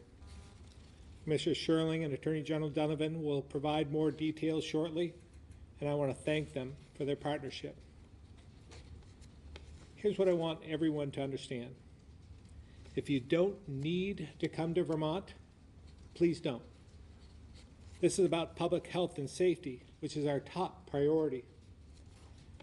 But having said that, we can't let this become an us versus them view of the world. That's not who we are as Americans, and certainly not as Vermonters, and we shouldn't let anything change that. Our message is this: if you're entering the state, you're directed to isolate in order to protect those already here, as well as the capacity of our healthcare system. This will help protect those currently in the state while allowing people who own a home or have a family to be here as well. We've got to remember, as Americans, we're all in this together, and we all have a role to play in keeping each other safe. So I'm asking everyone to join us in this effort, to be united, and to stay Vermont strong. I'll now turn it over to Commissioner Sherling for a brief update on the work of the Vermont State Police to assess lodging compliance over the weekend. Commissioner Sherling. Good morning. Over the weekend, we directed law enforcement in Vermont to monitor compliance, in particular with lodging properties here in Vermont. 318 properties are known to exist in Vermont, exclusive of the Airbnb type properties. Of that, this is a running spreadsheet of those checks. Vermont State Police and local law enforcement were able to successfully check on all of those properties. Of them, 88 were open. Half of those 88 were in compliance. In other words, they were housing folks that were involved in the response, visiting nurses, healthcare professionals, military folks, flight crews that are flying in and out of Burlington International Airport and the like. 44 appear to be non-compliant. For those non-compliant properties, yesterday they received a letter from the Department of Health and the Department of Public Safety indicating that they need to bring their operations into compliance, and the Attorney General's office will be following up with that cross-section of apparent non-compliant properties today. After that, there will be regular monitoring by law enforcement. Folks can expect to see troopers and law enforcement in the parking lots, checking in with staff there to ensure compliance. Again, this relates exclusively to the health of Vermonters and the capacity of our healthcare system. To emphasize, we really expect voluntary compliance with this stepped-up effort to do these cross-checks, the letter, and subsequent phone calls by the Attorney General's office. We have every belief that these properties will become compliant and that we'll be able to maintain health and safety as a result. Thank you. Good morning. I've always believed that the best way to enforce the law is to give people the opportunity to comply with it. And I want to thank the governor for his leadership during this crisis and his philosophy of that enforcement principle. That we work with Vermonters who need our help, and we ask Vermonters to comply with the governor's executive order because we all have a role to play in this crisis. As Commissioner Sherling said, the Attorney General's office is reaching out to those 40 or so hotels and lodging establishments this morning. We're asking them to comply with the governor's order. We will work with you if you have questions. I do want to say that the governor's executive order does carry penalties. There are civil penalties that range from $1,000 to up to $10,000 per violation. There is also a criminal penalty that carries a $500 fine and a maximum penalty of 6 months imprisonment. I want to be very clear. The last thing any of us want to do is enforce these orders and seek those penalties. We're asking for your compliance. We're asking for your cooperation. That being said, we also know that we all have a role to play during this crisis. We're prepared to do our job. The Attorney General's office is prepared to do its job. We'll be reaching out to you today. If you have questions, talk with us. We will work with you, and we are prepared to partner with the Vermont State Police, the Department of Public Safety, and Governor Scott to do what's best for our state of Vermont. Thank you. With that, I turn it over to Commissioner Levine. Thank you.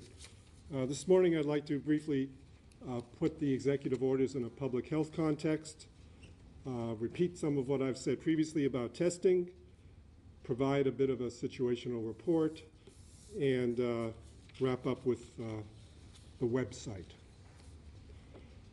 If we're to succeed in flattening the curve and preserving the capacity of our healthcare system, it is essential for the health and safety of all Vermonters that everyone strictly comply with Governor Scott's executive orders.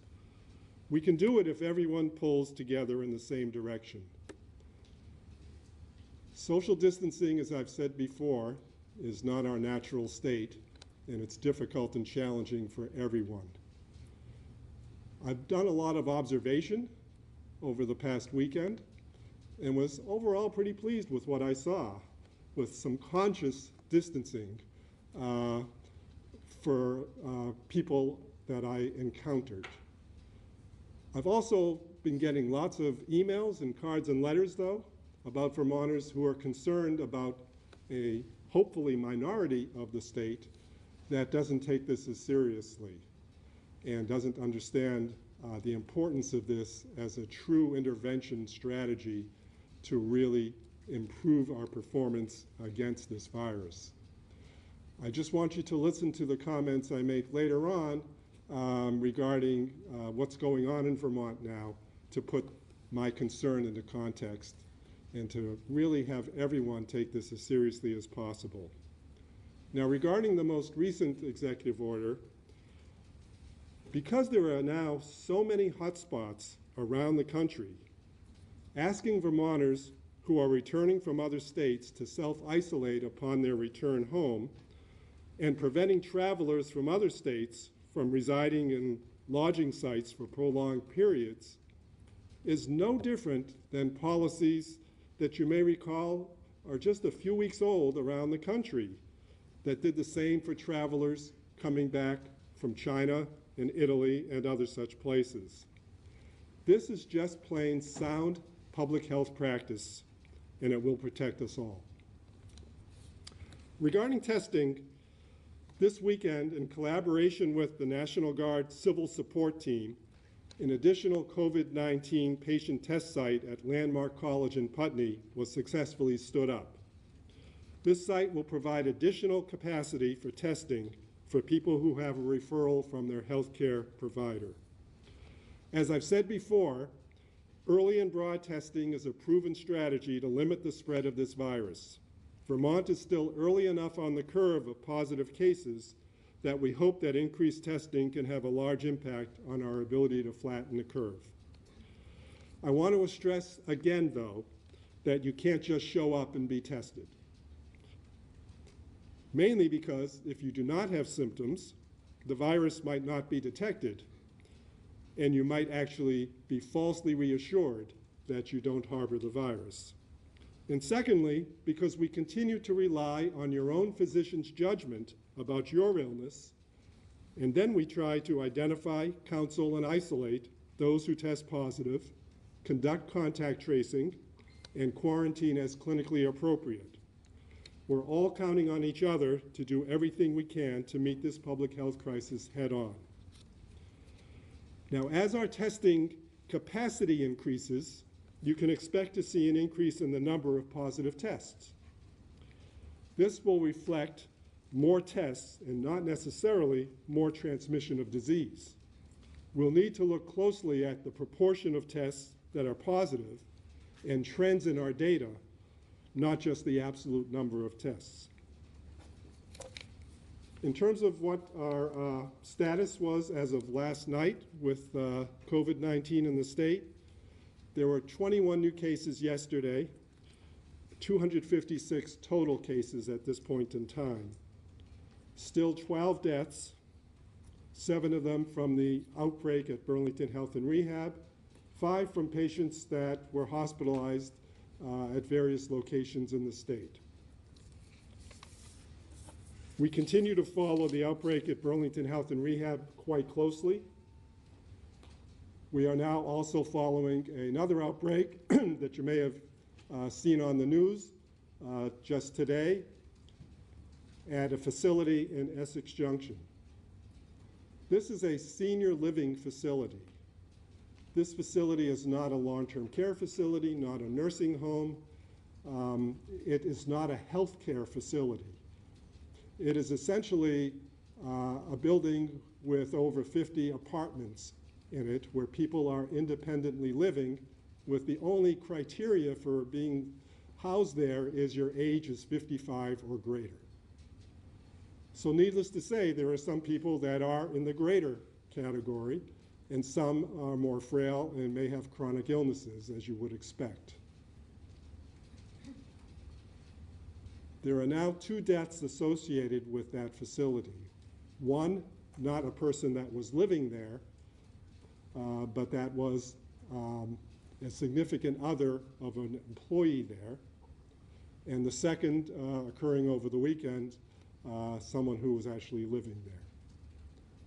The health department has been very involved over the last 5 to 6 days with its basic work that it does in all of these outbreak situations, which is making sure they're aware of all people who were in contact with that initial case that brought the disease in, and making sure that we've done all the appropriate follow-up on them, made sure that they all are connected with their healthcare providers if they become symptomatic, and make sure they are all isolating as is appropriate. This is ongoing, and obviously it's more breaking news, so I won't have a lot more details to provide you with there. But we've been in constant contact and helped the facility with its own communications to the residents there.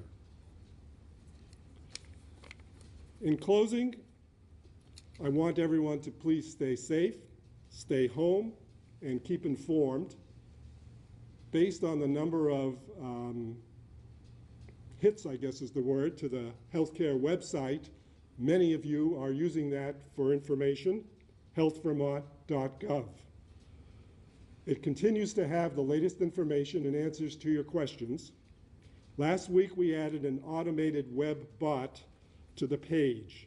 With this tool, you can type in a question, and the bot will search a knowledge base that is updated daily from our extensive FAQs, frequently asked questions. We can use the questions people input to keep expanding our FAQs in a collapsible section called Ask a Question About COVID-19. Thank you. Well, thank you very much. I just want to remind everyone, we have Secretary Smith, Agency of Human Services, on the phone, who will be answering questions, any questions that might arise in his area of expertise. And we have a lot of questions, a lot of reporters, media on the phone as well, so we're going to do our best to get through those questions. And if you can be prepared with a *6 to unmute yourself, that would be very helpful. All right, we're going to start with Lisa Loomis at the Valley Reporter, *6 to unmute.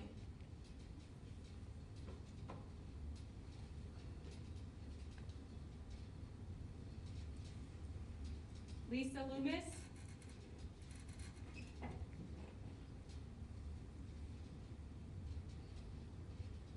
All right, we're going to move to Joe Gresser at the Barton Chronicle.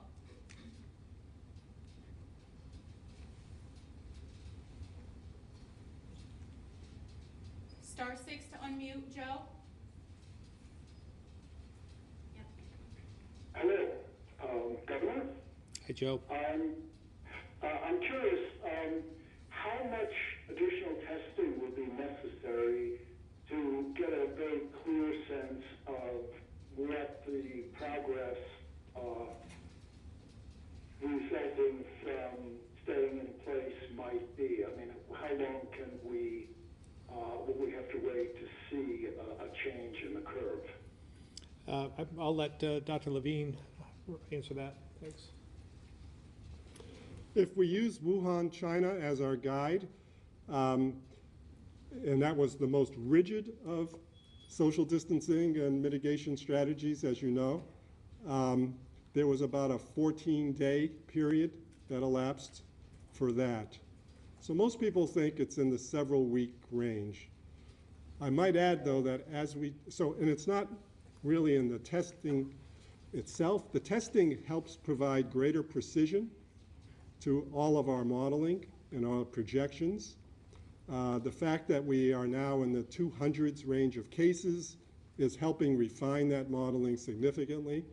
But obviously, we'll be watching very, very closely over time.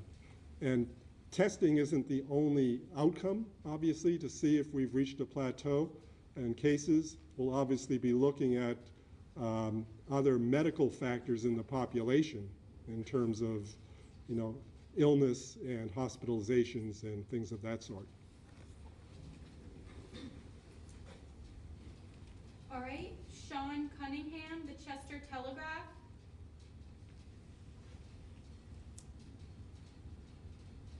Thank you. I've just got a quick question about the difference in totals between the map and the graph that's published on the health department website today. There's a difference between the map and the graph, and I wondered if those totals represent the number of residents of other states who've tested positive. Dr. Levine. I'm going to have to check that out because I don't have it in front of me, but It is true that we've had a number of positive tests of people who live in other states, predominantly New Hampshire, but other states as well, that might explain that. And we've had some Vermonters whose positive test occurred in another state. So I'll get back with a more precise answer, but I suspect it's one of those two. Thank you. Greg, the county courier.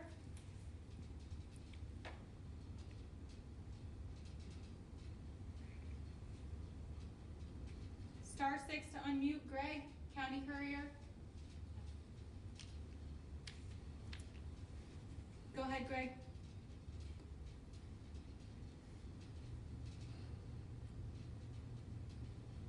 Greg, you may need to unmute your phone or we're going to move to the next caller. All right, moving to Andrew at the Caledonia. Can you hear me? Oh, go ahead, Greg. Okay, thank you, Governor. It's my understanding that the state is acquiring refrigerated trucks. Other states have done this for bodies related to the COVID-19 virus. Is that what this is for? And where would those trucks be located? Yeah, thank you, Greg. We are currently searching for trucks to just be prepared. We hope it doesn't come to that, but considering the number of people who are the morticians in the Vermont, we have to be prepared for most anything, and we'll be strategically placing those around the state if it becomes necessary. But we want to make sure, again, that we're prepared for the worst. Thank you, Governor. Andrew, Caledonia Record.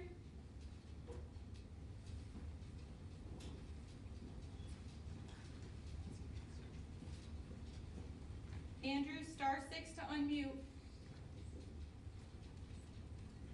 My question is for the modeling.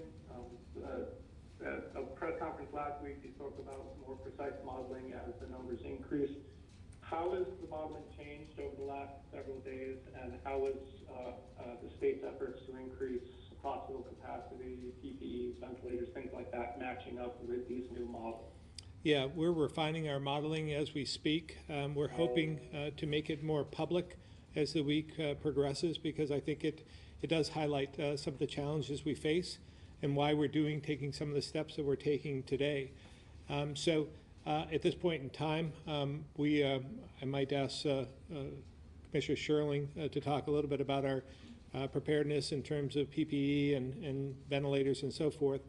But we're trying to stay on top of that, but we're watching the modeling as well, and that's why, again, if we take the steps we're advocating for today and last week, we hope to stay underneath the line of the capacity of the healthcare system, and that's our goal. Mr. Sherling. Thank you, Governor. I think the Governor covered the modeling component relative to PPE and ventilator and surge capacity. There are teams continuing to work on those things. We have literally millions of items on order in the PPE supply chains. We're working closely with the hospitals and the federal government to try to ensure that we get as many of those units as possible. The update on ventilators is we have over 400 that have been ordered, and we're working daily to get delivery dates for those. There are parallel efforts also, including efforts to explore whether Vermont manufacturers can produce certain types of PPE, and there's a parallel effort actually to develop a ventilator that could be constructed here as quickly as possible, and additional efforts to ensure that, if possible, we can use a ventilator for more than one patient. And important to note that we're working in support of the healthcare professionals, the Department of Health, and the hospitals on those efforts in particular. I might add, and Commissioner Sherling, unless I misstate this, we did receive some support from the federal government over the last couple of days. A number of trucks have been brought in with some of the PPE, the equipment that we need. So that's good news, but it doesn't mean that we relax. In some respects, we're pulling every lever we can, using some of in-house and searching throughout the country to be sure that we have all of the available equipment that we need to fight this.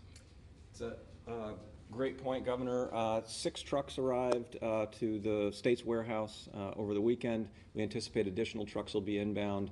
The state's storage warehouse for PPE actually can't handle the amount that it's storing at the moment, which is partially a good sign. So there's an additional warehouse space that the Guard is assisting to set up, and Guard teams are now taking over some of the logistics in support of the Department of Health and the Department of Public Safety because of the volume that we anticipate needing to move. All set, Andrew? Okay. All right, we're gonna move to Chris Roy at the Newport Daily Express. *6 to unmute. Can you hear me? Yes. Yeah, how is the state going to enforce self-isolation for the folks who are returning to Vermont, maybe from their winter homes or traveling? How are you going to ensure that those folks self-isolate? Yeah, admittedly, Chris, that's very difficult. As you can well imagine, someone coming in, driving back home after wintering in, let's say, Florida, coming back home, and then we can only educate and advocate for them to do the right thing, to protect their neighbors, to protect their friends, to protect their family members. This is the right thing to do. It's literally in your hands to do your part. And we're asking, that's why we're having all the message boards along the interstates, in the airports and so forth, to make sure the message gets across. If you're coming into the state, make sure you self-isolate for 14 days. And again, we are not going to be able to enforce our way through this, but we can ask Vermonters to do the right thing. Anything else, Chris? Okay. Ann Galloway, BT Digger, *6 to unmute.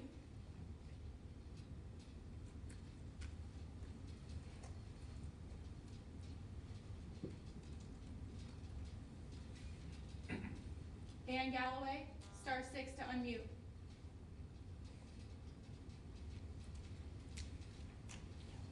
Okay, go ahead, Ann. Oh, can you hear me? Yes. Thank you very much. Governor, when will hospitalization rates per day be released?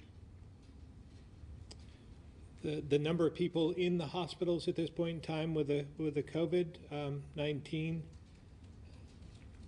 Yeah. Yeah. It's a good question. I did talk about that over the weekend. I'm going to turn this over to Secretary Smith, who probably has the answer. Sure, Ann, thank you very much.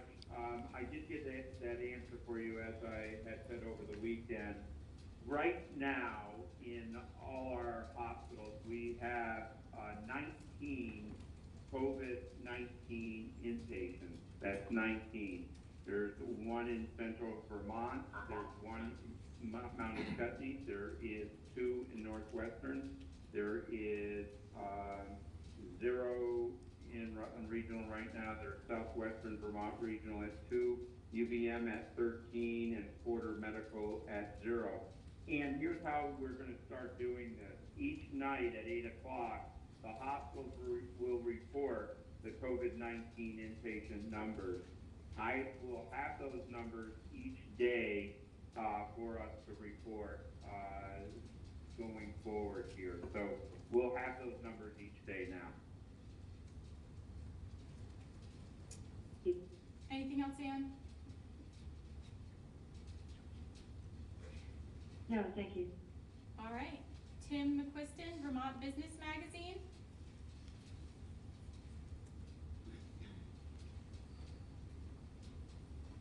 Good morning, Governor. The state of Vermont is the largest employer in the state, and of course the budget is getting hit pretty hard here. Have redundant employees, DMV workers on the front end, has there any been layoffs or furloughs, or what do you plan? Maybe they've been redeployed in some way. What is your plan for state workforce? Yeah, we're redeploying as many as we can. For instance, using some of the DMV employees to help with the Labor Department surge that we've seen. in other areas of government as well. Obviously, we're trying to focus on the crisis itself today, but our budget is going to be problematic, obviously. So we are going to work alongside the legislature, alongside our congressional delegation, to provide for whatever relief we can, knowing we have to provide essential services to Vermont. But we have to be realistic as well. So we'll work through, get through the next 3 to 4 weeks. But ongoing, we're trying to dissect the federal bill to see what this means to Vermont and Vermonters, and as well as our state budget, and then and monitor what else is needed. The congressional delegation has been having ongoing support for us. I speak to Congressman Welch and probably Senator Leahy almost daily, and they want to be a willing partner. So as we move forward, again, we'll see where the challenges are and see what we can do to mitigate that.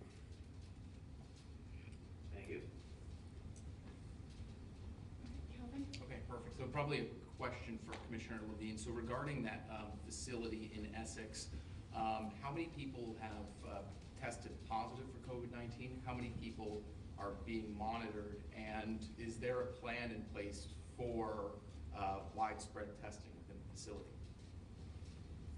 So number one, I'm aware of one that has tested positive. We're currently aware of and have been in communication with 10 who we believe had the intense exposure. And we're going to continue to abide by what I mentioned in my opening comments, that testing is not treatment, and testing will occur for those who become symptomatic in consultation with their healthcare providers. Everyone who has been identified as a significant contact is by definition doing what they would do if they were a positive test, which is self-isolating, assuming they were not so ill they had to be in a hospital. And that is the basic rule of how public health works in this kind of a situation. Testing, in a broader sense, is really not indicated. Other places where you have healthcare workers in contact with people, not just an independent living situation, that becomes a bit of a different equation. But in this situation, that's really what's happened. So there's no plan for wide-scale testing of every individual living in the building. And then I guess just to follow up, so because it's an independent living as opposed to like an assisted living, so I guess is there any different guidance or support that's being offered to the residents there? Or probably it's the same guidance no matter which setting, to be honest, because even if you're not a close contact, you live in another apartment, you're supposed to be abiding by all of the rules that came down in the executive order in terms of social distancing, in terms of staying at home, staying safe. So that would be the advice that everyone would have anyways. The major issue in buildings like this, as opposed to living in your own home, are that there are now congregate settings in those buildings. So there's a room where everybody goes for laundry. There's a room where everybody goes to get their mail. There are card playing rooms and things of that sort for social activities. So we have to be very direct about advising people to not be congregating in those particular parts of the building. Does that answer your question? I think what was also interesting in terms of what Dr. Levine had described to me earlier was that if you're not symptomatic and you're asymptomatic, the tests aren't as accurate. And so you might get a false sense of security if you have the test early and think you don't have it when you might. So you have to just assume that you may have it and to self-isolate and monitor your own symptoms. Take your temperature. Make sure you're taking care of yourself by staying away from others. I mean, it's very clear. It's not any different than it's just a home. And so stay away from others and make sure that you're taking care of yourself. Just like if you're traveling from a hotspot into remote. Right. Oh, yeah, right. I mean, it's the same principle as if you're traveling from a hotspot outside the borders of Vermont into Vermont again. We want you to make the assumption you may be harboring the virus and not symptomatic yet. All right, Mike Donahue, Vermont Press Association. Star 6 to unmute, Mike.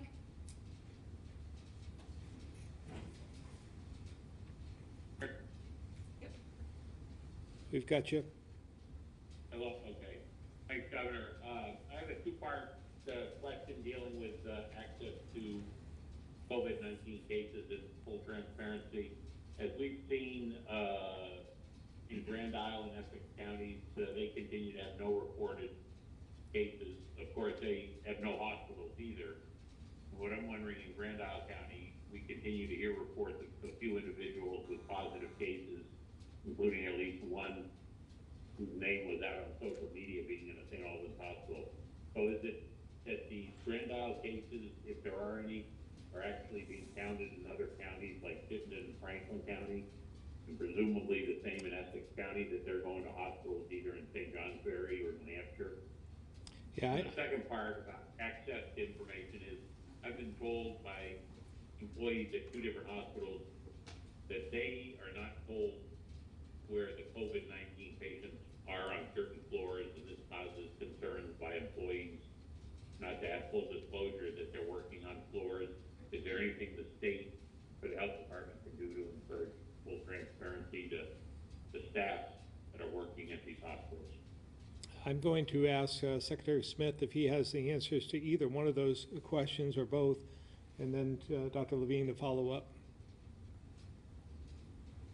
Yeah, I don't, Mike, but let me, Mike Donahue, this is Mike Smith. I don't, but let me check on those to see if I can get some answers for you on the first part of your question. The second part of your question is a medical question, and I'll leave it to Dr. Levine.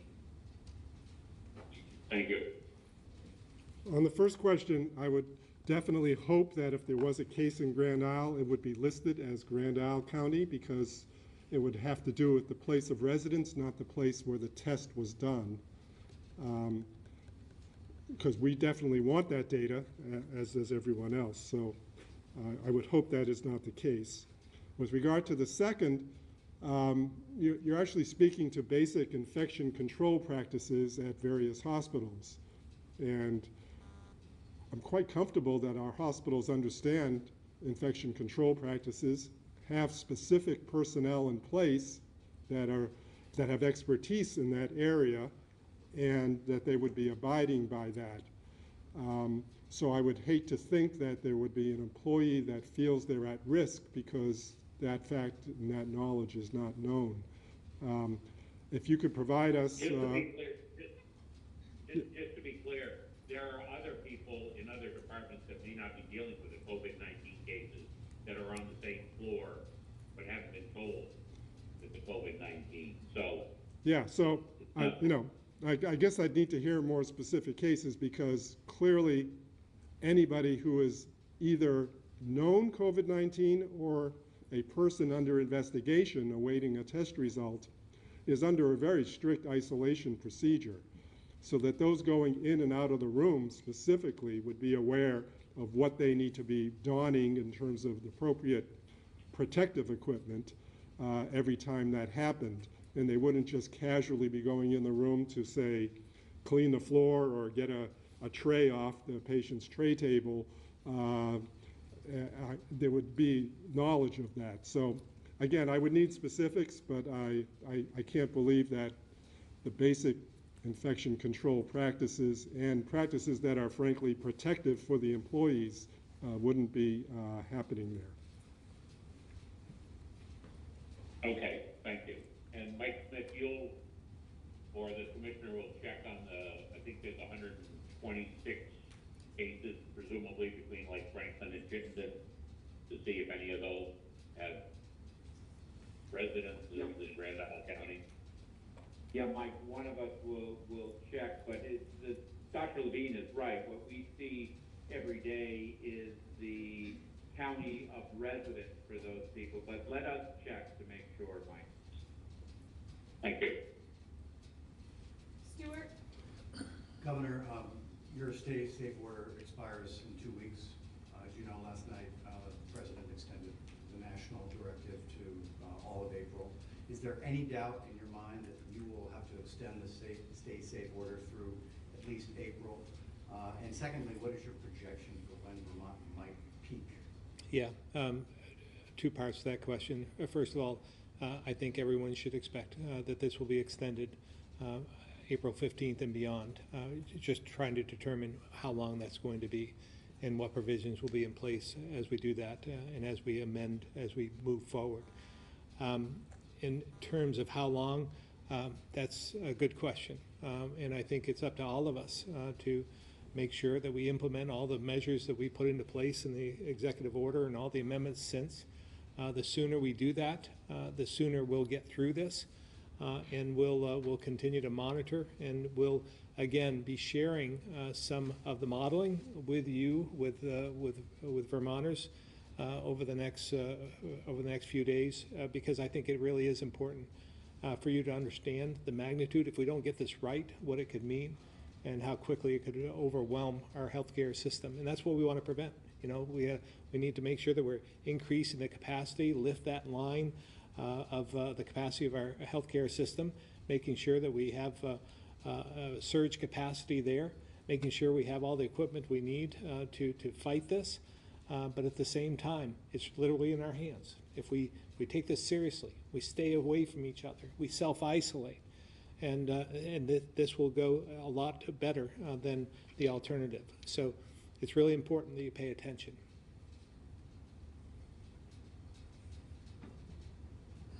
Tanya, the Islander.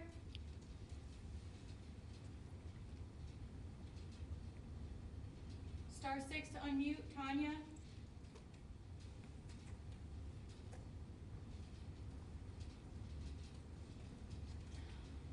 All right, Pat Bradley, WAMC.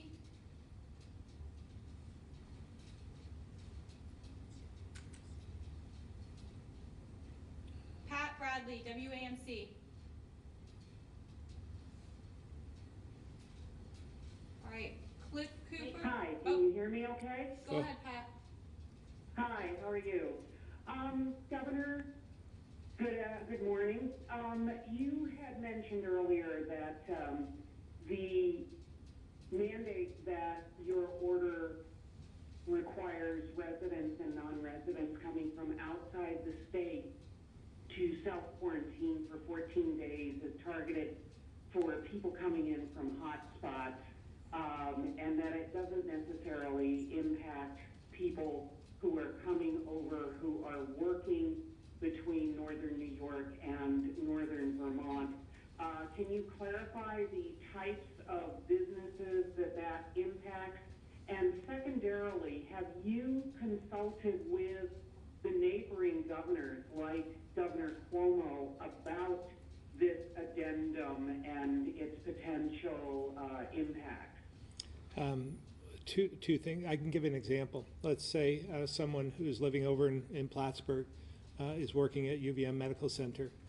They're part of the COVID-19 response, so we understand they'll be going back and forth. So that would be allowed. If, for instance, someone is in the dealing with national security, working for Border Patrol or something of that nature, that would be exempted as well. I have spoken to a number of governors. I have not spoken to Governor Cuomo, but our other neighbors, Governor Sununu, Governor Baker in particular, I speak to on a regular basis.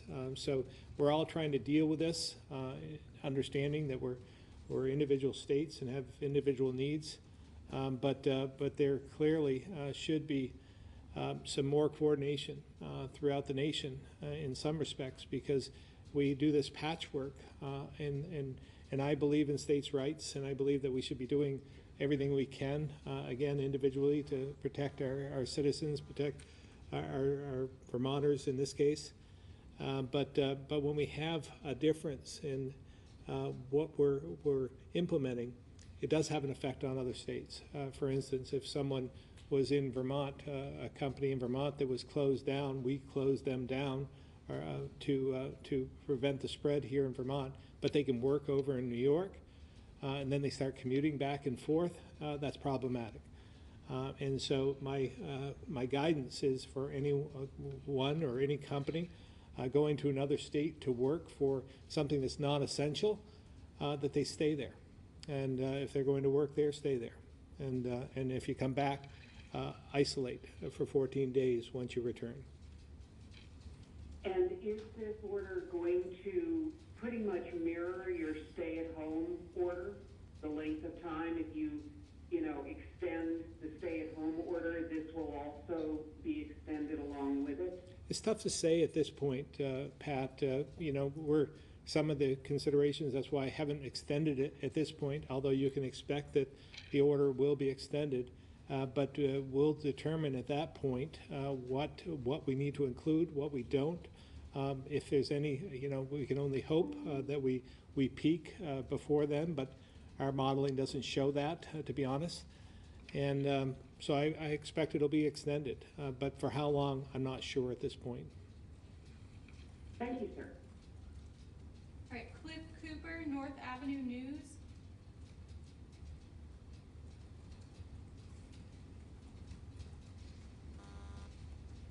Cliff, star 6 to unmute. Yeah, this is Cliff Cooper from the North Avenue newspaper. I've just got a question about the U.S. mail, and the carriers don't have gloves, masks, neither do the tellers.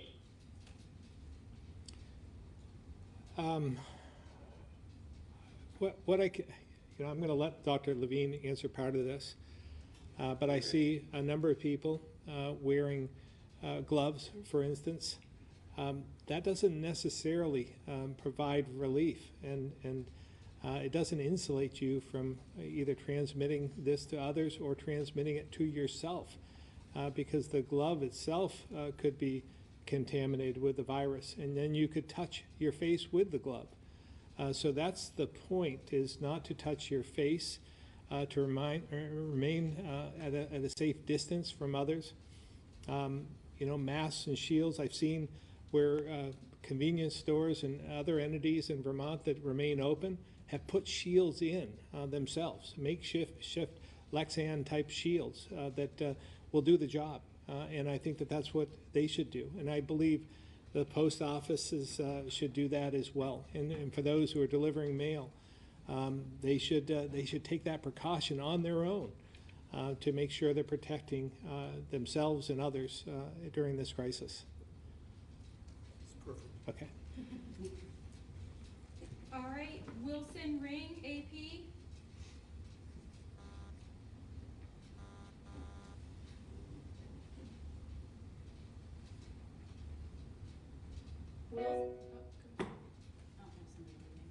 Wilson Ring, AP.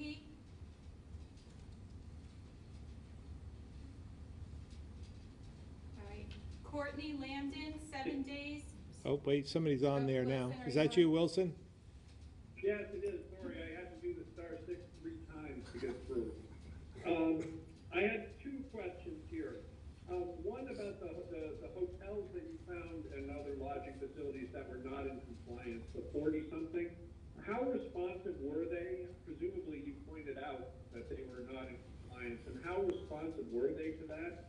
And to that being pointed out to them? And then secondly, is there any estimate yet on when Vermont expects to see a peak? I'll let Commissioner Sherling answer the first part. In terms of responsivity, the initial contact on Saturday was just reconnaissance to see what levels of compliance. Yesterday, they were delivered letters, as I indicated, and then there'll be follow-up calls that begin today. So I don't think we have a full gauge of the responsivity at this point, but we expect that folks will largely be compliant with the 44 properties that, again, to be clear, appeared to be out of compliance. This was not an in-depth detailed investigation. Okay, thank you. In terms of the second part of your question, Wilson, I don't want to get ahead of what we're doing with the modeling, trying to refine that, but suffice it to say it's sometime we feel, sometime in April. But we'll be sharing that as the days go on here this week. Thank you. All right, we still have several callers that we're trying to get through. So just a reminder for everybody, for clarity, we will be having a separate briefing on the modeling and projections this week. So there will be more details and a briefing scheduled specifically for that later this week. We're going to go in the room to Fox 44.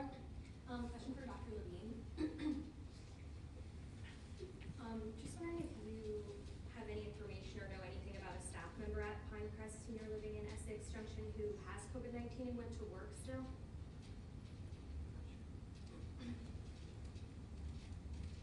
You're making it sound like currently as opposed to previously. Yeah, well, if they had it and like had gone to work, they'd Yeah. probably still have it, I'm assuming. So we believe previously there was a staff member who was unaware of their status, who may have been infectious for a couple of days. We're not aware of anyone currently. And for you, Mike, probably, but I received several calls over the weekend from people in the valley who are in that danger zone as far as medical and age. And they were concerned about the B&Bs still operating, and they've seen them constantly running back and forth, and they were worried that they either A, weren't part of it, and Governor, you already gave us the answer to that, but is there anything in the works to hit the Airbnbs at all? Yeah, again, we're doing the same thing. This approach pertains to them. We saw the same thing. We heard from the same people, and we're trying to make sure that they comply. Commissioner Sherling, anything to add on that? Sure. With the additional clarity that was issued today, we fully expect Airbnb operators, if you know them, if you're listening, you need to shut down your operations. We will begin monitoring for online postings this week, and we'll be making referrals for contact to the Attorney General's office thereafter. And just to add to that, we are, part of the order is to close the online reservation portion. So I know that I think Commissioner Sherling, you told me earlier that on the page, the Airbnb page, that there is already a notice that's going up at this point in time. There is. We expect that there'll be additional clarity after today. Some, let's be honest. Some didn't know or didn't know that it pertained to them. And that's why part of the education, a part of what we did to try and get the word out, and that's why it's important that we do, and we hope all of you will carry that as well. All right, Courtney Landon, 7 days.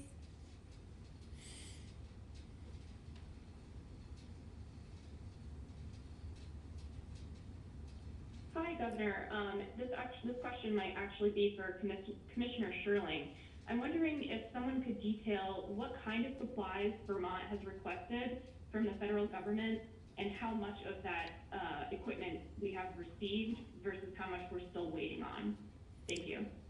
Just to be clear, we're not waiting on anything from the federal government. In some respects, we're going and we're pulling every lever we possibly can and finding a lot on our own. We should be able to share some of that information with you again this week, we hope. But I'll let Commissioner Sherling answer the rest of that. We have standing requests for millions of personal protective items from the federal government. I think our request is for 600 ventilators. And we've received a cross-section of N95 masks, surgical masks, gowns, and face shields. Hundreds of thousands of those items have come into the warehouse. I don't have the exact counts in front of me. Again, as the governor indicated, that is one avenue of exploration to bolster these supplies. It is not by any means the exclusive avenue. Thank you very much. Ethan, Burlington Free Press.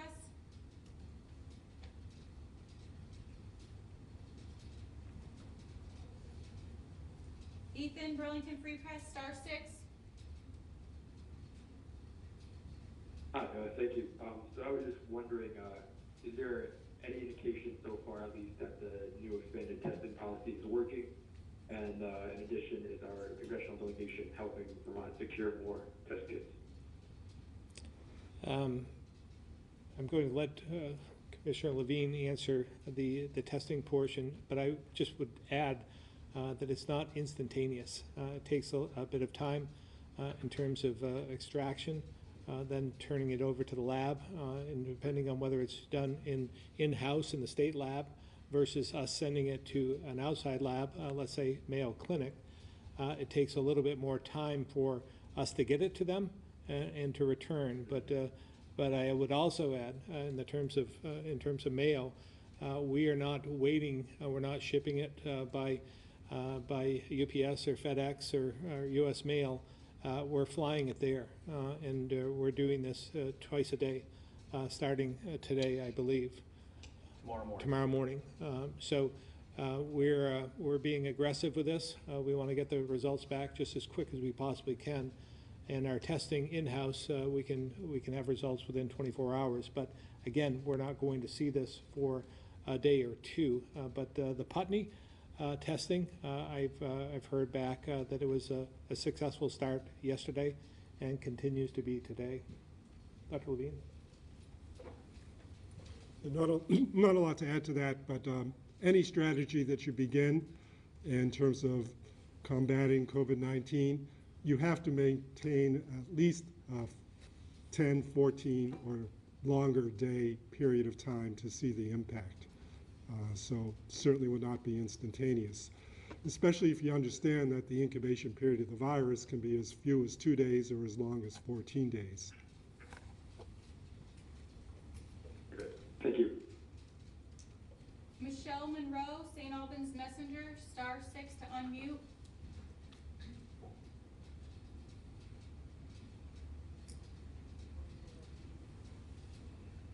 Michelle Monroe? Yep. Hello? Hello. Can you hear me now? Great. I was just wondering what steps are being taken to protect the prison population and the staff who work in the prisons? I'm going to refer to Secretary Smith on that, if you're still on the line. I sure am, Governor. Michelle, like I said the other day, there's been extensive sort of precautions that I've never seen before in the prison population in terms of what we're doing. First of all, we have suspended all in-person visitation rights for the prison population. We have done that now and substituted video conferencing for the inmates for visitation rights. Secondly, we have established sort of spacing, and as you know, right now our prison population is at some of the lowest that it's been in quite a while. We're just under 1,500. I think a year ago we were at 1,600, so that allows us to get some spacing. We are monitoring employees coming in terms of temperature checks as we move forward, and we have on-site supplies for testing for inmates.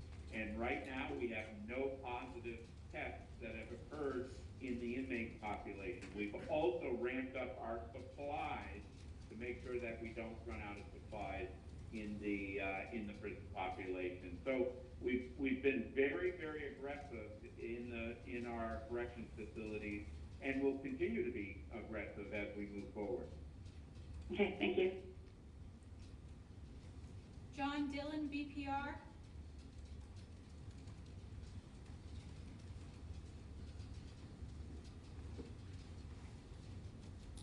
I think you're on, John.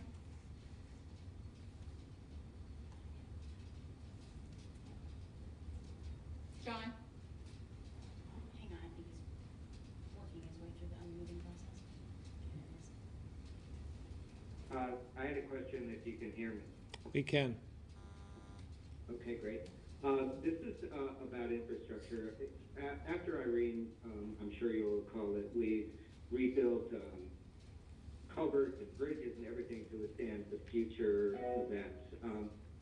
right now, our infrastructure for the internet is inadequate for many people working at home or trying to learn at home. I wonder if there's any effort underway to maybe use the bully pulpit to talk to Consolidated and other internet providers to beef up service. In some cases, I understand it's just a matter of installing a new switch in neighborhoods. So this is a need I've heard from people pretty much all over the state, and I'm wondering if there's any effort in that regard. Thank you, John. As you may recall, after Irene, there were a lot of lessons learned, and we did things better after that. We built bridges differently. We dealt with obstructions differently. We did many things in a different manner. We'll do the same thing in the aftermath of this crisis as well.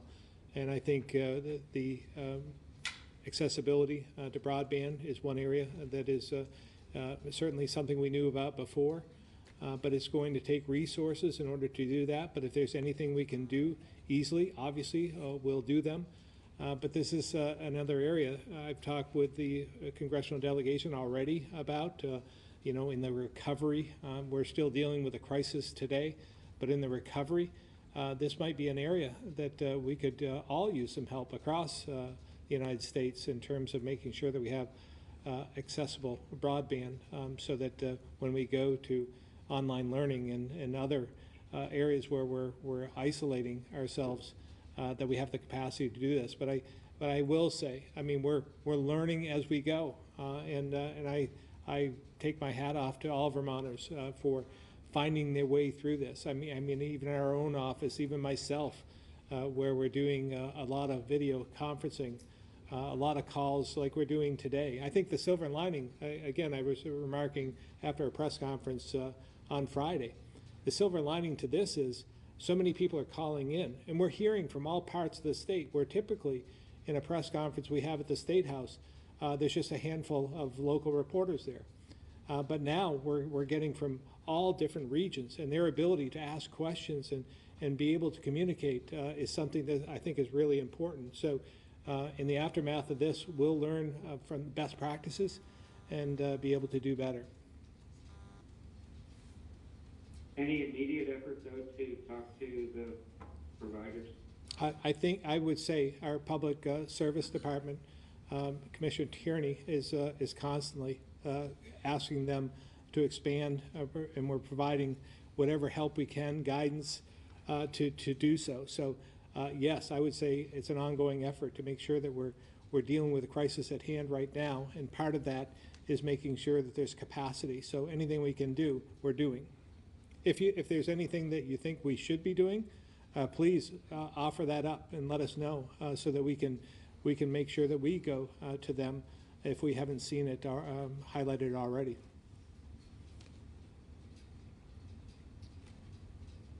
All right, all set, John? Okay. Patricia LeBoeuf at Bennington Banner.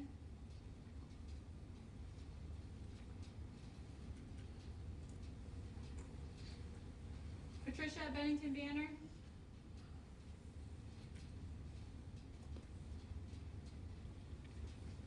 All right, Nora at the Valley News. Hello? Hi, Patricia. Yes. Okay, go ahead. Sorry, star 6 was giving me some trouble. Funny, so I was just noticed actually just earlier today, testing seems to be a large part of mitigating the spread of the virus and preventing deaths. I know they mentioned specifically Germany and I believe South Korea have extended sensor testing, and it has been reported the U.S. lags behind other countries in testing. I saw a new test was just granted emergency use authorization by the FDA and is expected to roll out this week.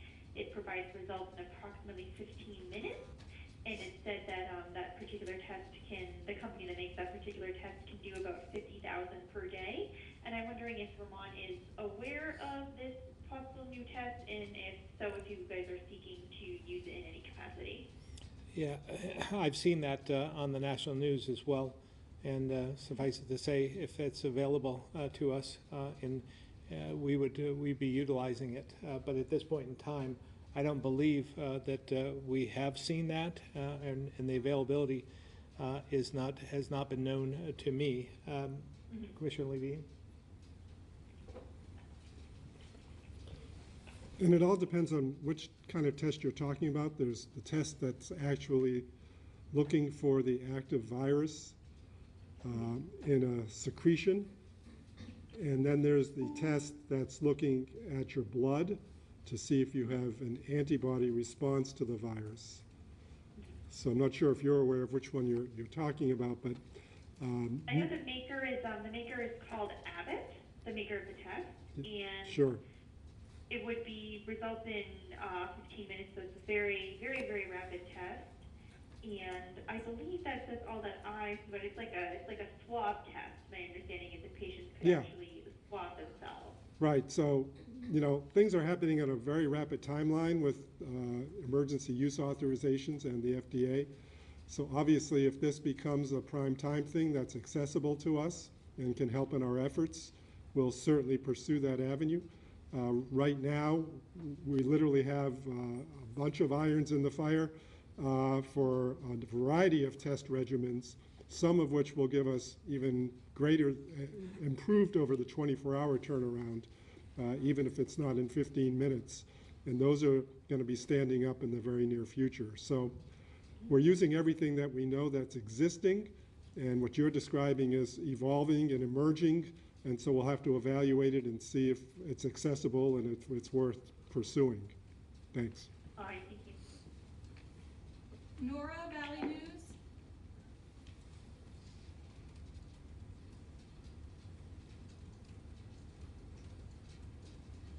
Nora, Valley News. Right. Alan Keys, Digger. Nora, are you on? All right, we're going to move on to Alan Keys at Digger. Hello? Go ahead. Can you hear me? We can. Okay, yes, hi, this is Nora. So yes, I was wondering, is there a statewide effort, I guess, to provide housing or temporary housing for healthcare workers who may, want to live separately from their families during this time? I believe there are accommodations being contemplated at this very moment, but I don't have the specifics on that. Secretary Smith?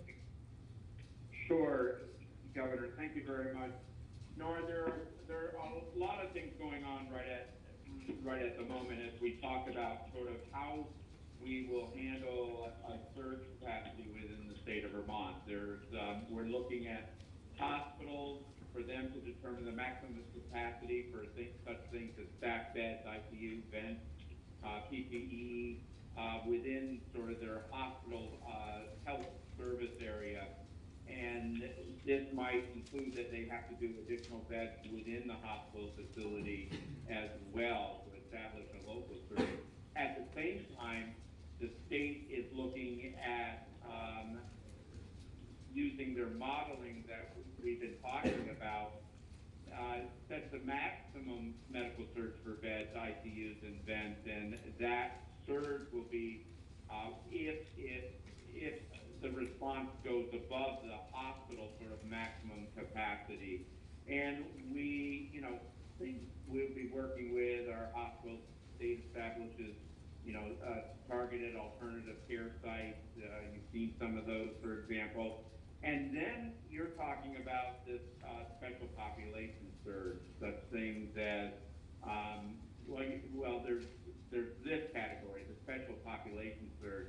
And those are areas, a wide array of areas like mental health and social service and long-term care, homeless, and prisoner population that may need special need consideration for COVID-19. And then there's isolation sites for people like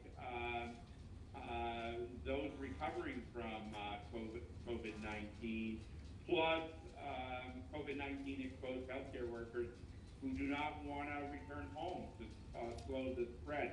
These various steps are ongoing right now, in order to address any potential increase or surge that may happen, as the governor said, in the month of April with this particular virus. All right, Yeah. go ahead, Nora. Just a quick follow-up. Yes, sorry. And so how does that work? Is that led by the hospitals or by the state? You know, is it a local sort of discussion or is it statewide? In terms of special population surge, we're doing that right now at the state level in terms of finding maximum levels over the hospitals. The hospitals are responsible for the initial surge and their hospital service area. If it goes beyond that hospital surge area, then the state would bring its resources in, what I would call a state medical maximum, helping the surge there. With the special population, what I was talking, mental health, social services, the state is handling that right now and looking at various sites. I think I saw a news story on that this weekend. And then the isolation sites would be a partnership with the state and the municipalities and community partners that are out there. Thank you. All right, Alan Keys, BT Digger.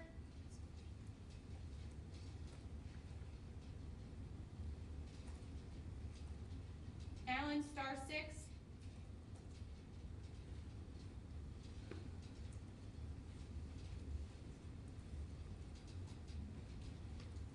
All right, that's our last question. Oh, Alan. Go ahead, Alan. Hello? Go ahead. But any state employees who are either suspended or on administrative leave taken up in press? You're breaking up, Alan. Yeah, didn't get all that. Can you try it again, Alan? Yes. Have there been any state workers who were on suspension or paid administrative leave pending the outcome of an investigation then pressed back into service? I have no knowledge of that at this point in time, Alan. We'll look into that, but I'm not aware. No, I have no knowledge of that. We'll look into it. Yeah, we'll look into it and get back to you. All right. Again, I want to. Oh, go ahead. I'm curious if there's been any change in your assessment that 80% of the cases that are diagnosed would not become hugely serious, could be handled by stay-at-home isolation. Any adjustment in those percentages based on the experience that we've had? Not to this time. Well, again, I want to thank everyone for tuning in. This is extremely important, and if we can just self-isolate, follow some of the procedures and some of the order that we have put into place, we'll get through this quicker. And I want to thank the Attorney General for participating today and his partnership in this effort as well. Thank you.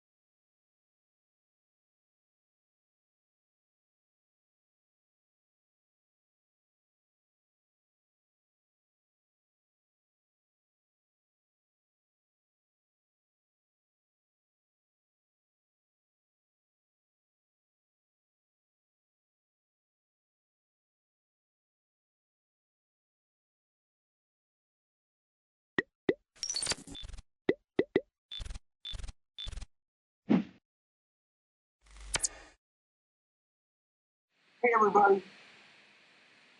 Can you hear me? Hello, Ken, you're shaking your head. Thank you. I got Ken, Dana West, Mark. We have Austin and Brian from BCTV. We have Dana West, Lori Langevin is our assistant business manager. At Leland and Gray, we have myself, Bill Antone, and Lori Garland. And I think Beth from Wyndham was on somewhere. Hey, Dana and Mark, can you mute your mics for me?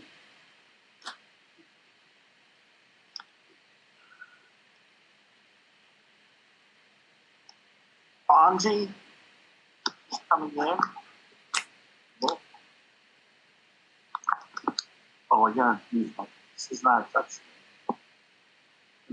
Anji, are you there? Hi. Hey, how are you? I'm doing okay. How are you? Good. So we're going to ask everybody to mute themselves. Okay.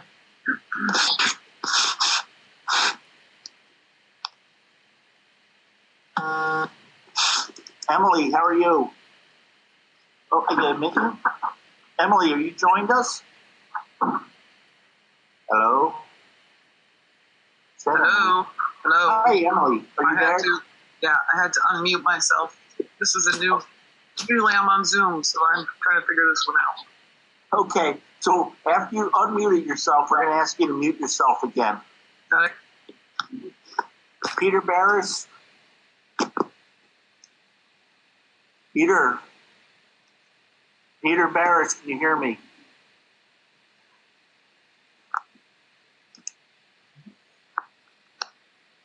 Wants to join the meeting. H.I. Who's that? There it is. Hello. Hey, Peter, how are you? Hey, man. We're good.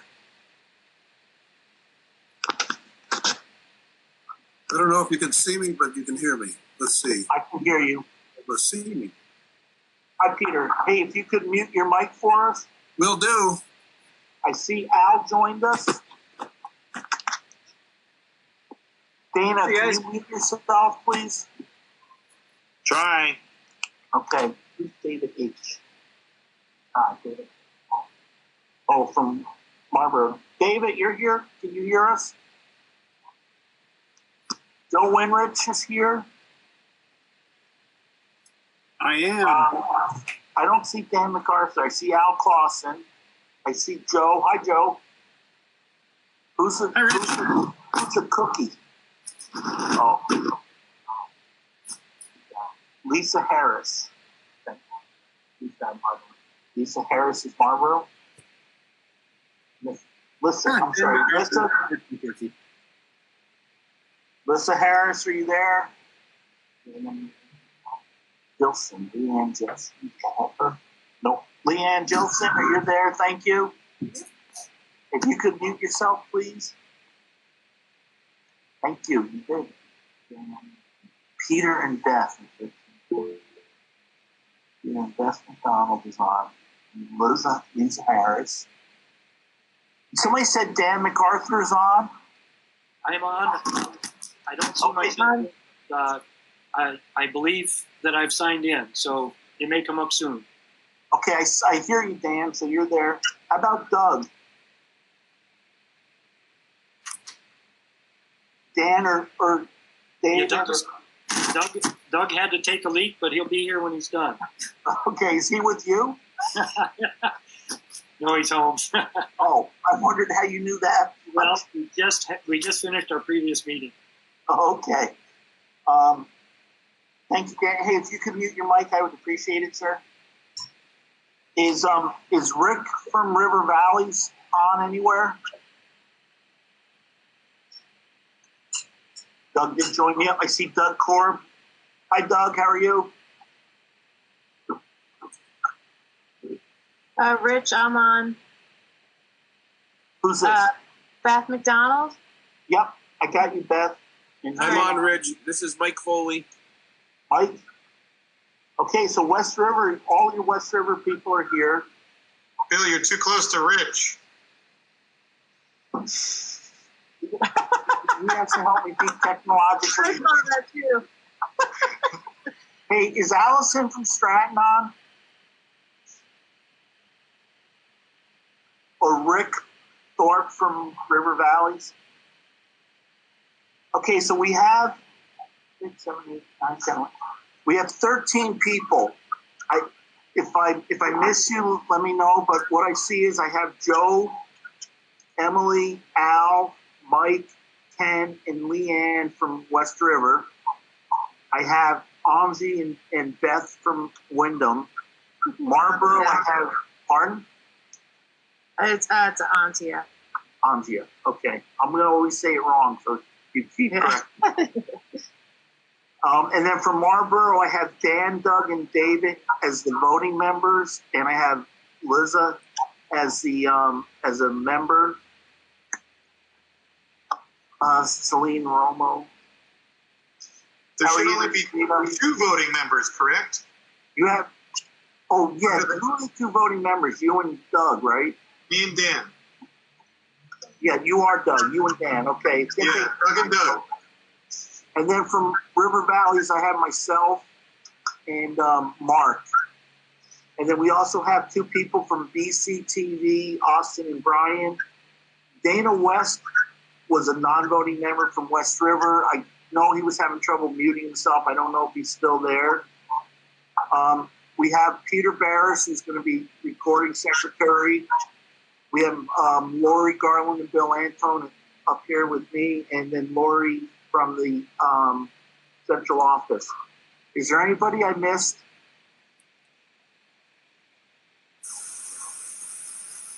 Okay, so if you have, so we're asking everybody to mute themselves. If you're on by phone, I guess you have to press *6 and just say you have a question. If you're on computer and you want to ask a question, you can unmute yourself and then we'll be able to see you and we'll recognize you. It's, I guess some of you, Joe, you've run a couple meetings like this, so it's not impossible, but bear with me because I still have my flip phone. So if you guys are ready, we'll get going. Doug Cord needs to mute. Doug, can you mute yourself? I can't find the button. You can mute me.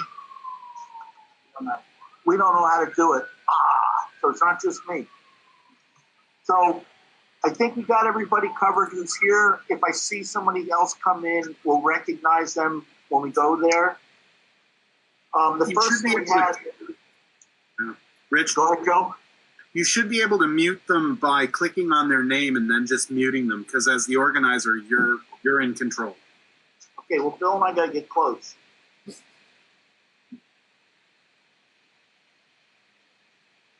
It's right next to Pin. Doug figured it out. Good job, Doug. Okay. So the first thing we have is correspondence. So the first thing on the correspondence, everybody should have gotten the cabinet report from Bill. And unless, I don't want to go through it or read it or make Bill rehash it, but if anybody has any questions or any comments, can they let us know?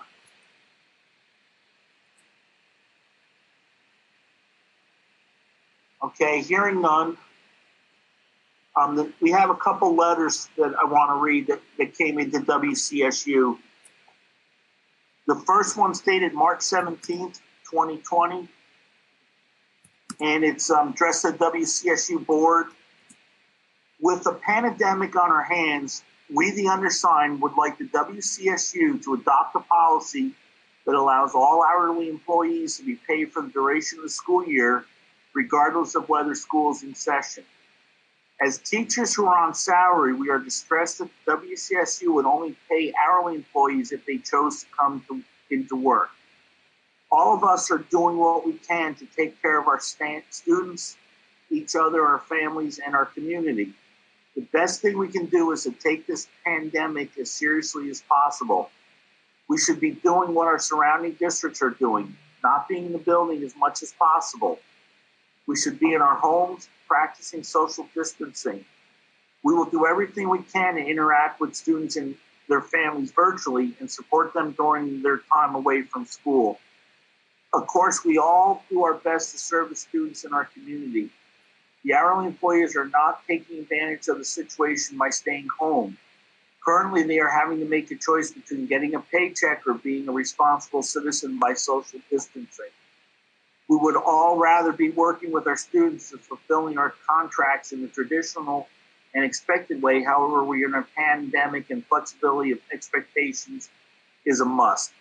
Please take this pandemic seriously.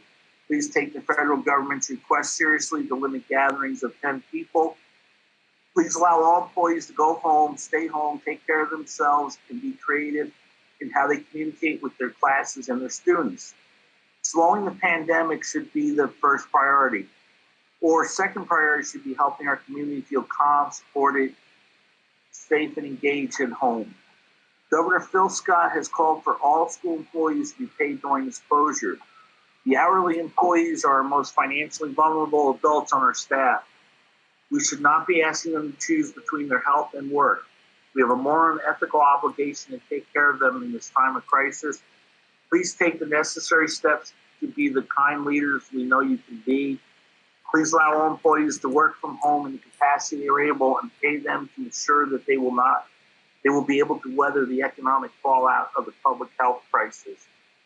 Michelle Bostrom, Pat Brandley, Fiona Creed Chevalier, Jenna Colacino, Brian Cuttings, Suzanne Alf, Suzanne Gunther Moore, Michael McKinney, Jason Gragan, Heather Sperling, Joyce Van Tamlin, and Kate Coleman. I was notified of this letter, and the following day, it's actually dated the 21st, we got a follow-up letter. And again, it's to the WCSU board. As a follow-up to our last letter sent to them on March 17, 2020, we'd like to offer this. The COVID-19 pandemic has caused an environment of unique and continually changing circumstances and directives.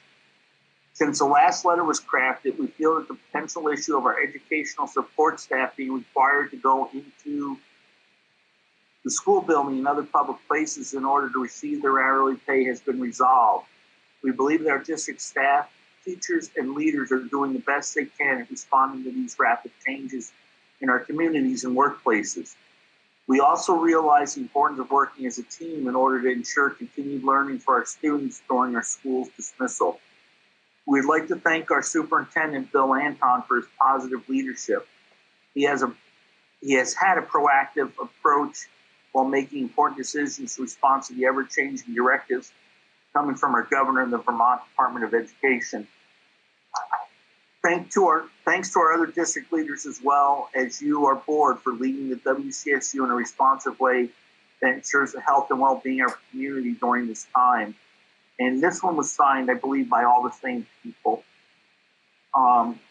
So everybody is aware the Department of Education is giving guidance about hourly employees, and the Wyndham Central received an email.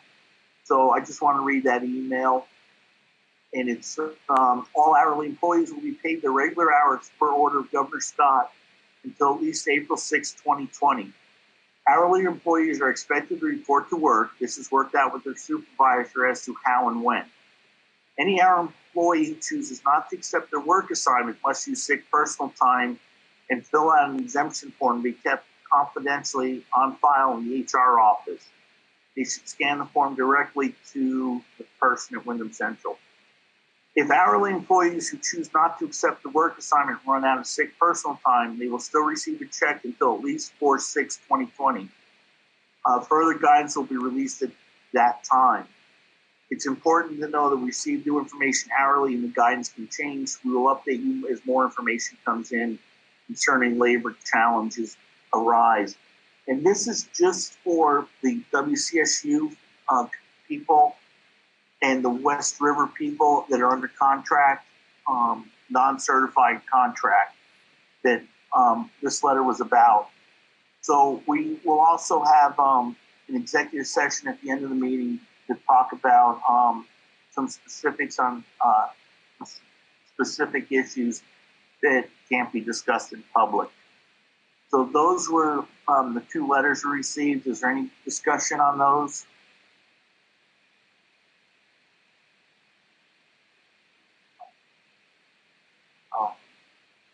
Are we all set to move on then? We're set to move on. Thank you. Okay.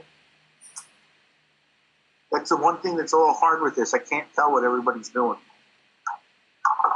I know some of you are sitting at home drinking a beer.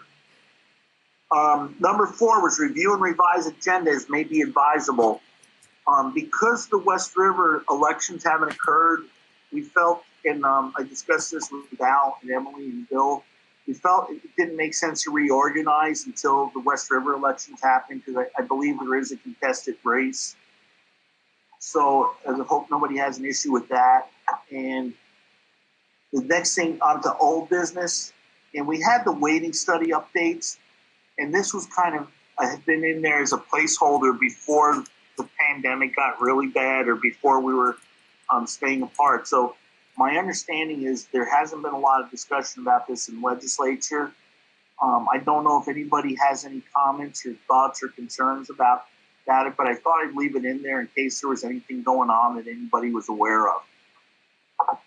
So does anybody have any comments, questions, thoughts about that?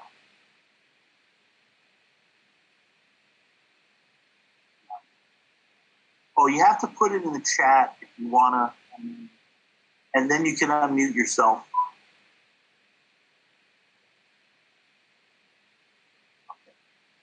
So moving on then, I guess the SU boundaries, again, this was just a placeholder. And if everybody remembers, there was a paper-written proposed statewide plan in June 1st of 2018, and talked about redoing the district boundaries for the supervisory union. And the Board of Ed has some ability to just do that based on recommendations of the Commissioner of Education. So that, again, is just a placeholder. We're not aware of anything happening, but yes, we are.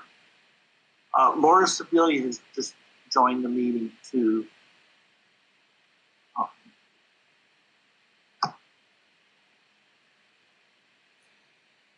Okay, so under new business, we have school updates. So I don't know if anybody has any updates or anything they'd like to talk about, but Marlboro, Doug, or your group, do you have anything that you'd like to comment on?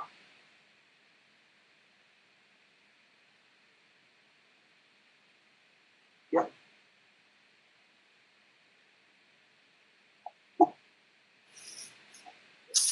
Hey, Dan. Yes, I agree with Doug. He chats in saying nothing of note. I think Wayne has done a terrific job of organizing the people working at the school, but really nothing to report. We're muddling our way through this like everybody else, I imagine.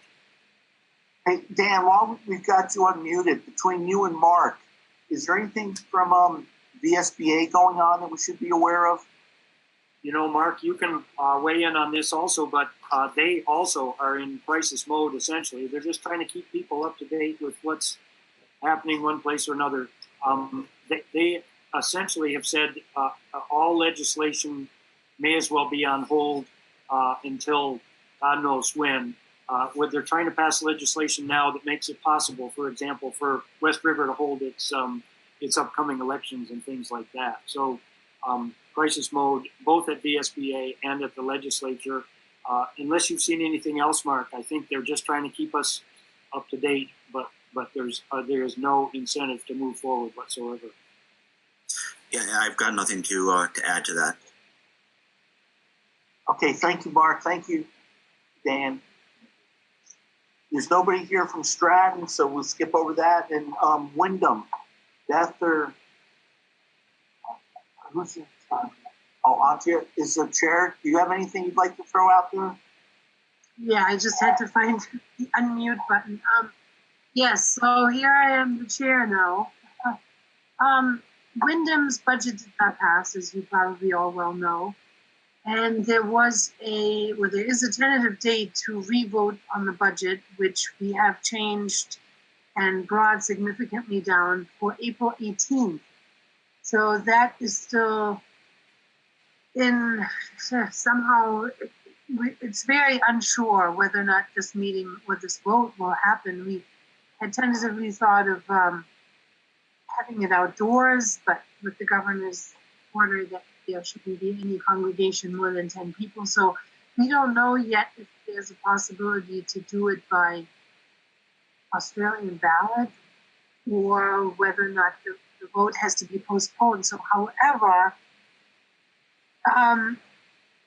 even if we don't have a vote or if the budget gets voted out or not voted at all, the state would mandate a budget for 87% of last year's budget. And so in knowing that, the Wyndham Board just recently, actually last week, signed the teachers' contracts. We had down to just having Mickey Parker Jennings as our only teacher, being supported by Sarah Wunderly, I'm not quite sure how to pronounce her last name. Anyway, so the two of them, with the aid of services from the WCSU, will be teaching the Wyndham School for this coming year, which was approved by the superintendent, and we're very excited about that option and to have brought the budget down to below the penalty threshold. So that's where Wyndham is at right now, so we're all kind of in limbo. Beth, I don't know if you have anything to add to that. That's pretty much the news from Wyndham. Hearing nothing, I think I'm going to mute myself again. Is that okay? Yes, thank you. Does anyone? I'm good. Yeah, thank you. I'm totally behind you. If I can add one thing while I'm still unmuted, since Laura is here right now, Laura Sebelius, I wonder if she has anything to add to the dating study, if we can sneak that in or at some other time, because she's here now and she's very involved in that topic. So if at some point we might ask her to comment on what may be happening on that waiting study front, that would be really great. Thank you so much. So what I was going to do, if it's okay with everybody, is under River Valleys. I was going to let Laura speak on behalf of River Valleys as to what's going on, and then I thought you could cover the waiting study too, if nobody objects. I see, Doug, you try to type something in. Were you trying to get a point across, or? No, Rich, I was just trying to share with Anjay that the Secretary of State just issued budget revote instructions, so she should read that. I tried to post them. But she said, it basically says if you're facing a revote of your budget, there's no time frame in the election law in which the budget revote must be held. So there's an email that came out from VSBA today she should read. Okay. And Bill was shaking his head like he just got it. So I'm sure we'll get that out to Wyndham, and I think that's important, probably West River also. So, Laura, are you there? Can you unmute yourself? Hello. So can you do a report on what's happening at River Valleys, and also we had the waiting study earlier just before you signed on, so I thought we'd let you kind of talk about River Valleys and then talk about the waiting study. Yes, I'm going to try and pull the pieces of River Valleys out of my head.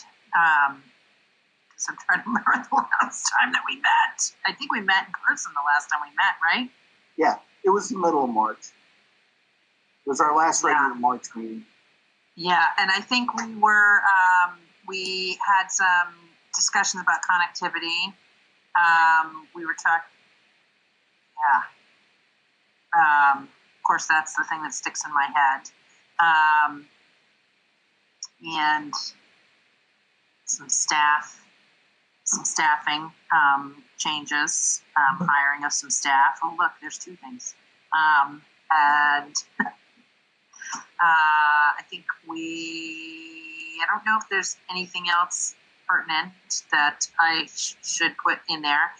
We did talk about the waiting study and the town of Dover's focus on that and thoughts on that. Here's what I would have to say about that.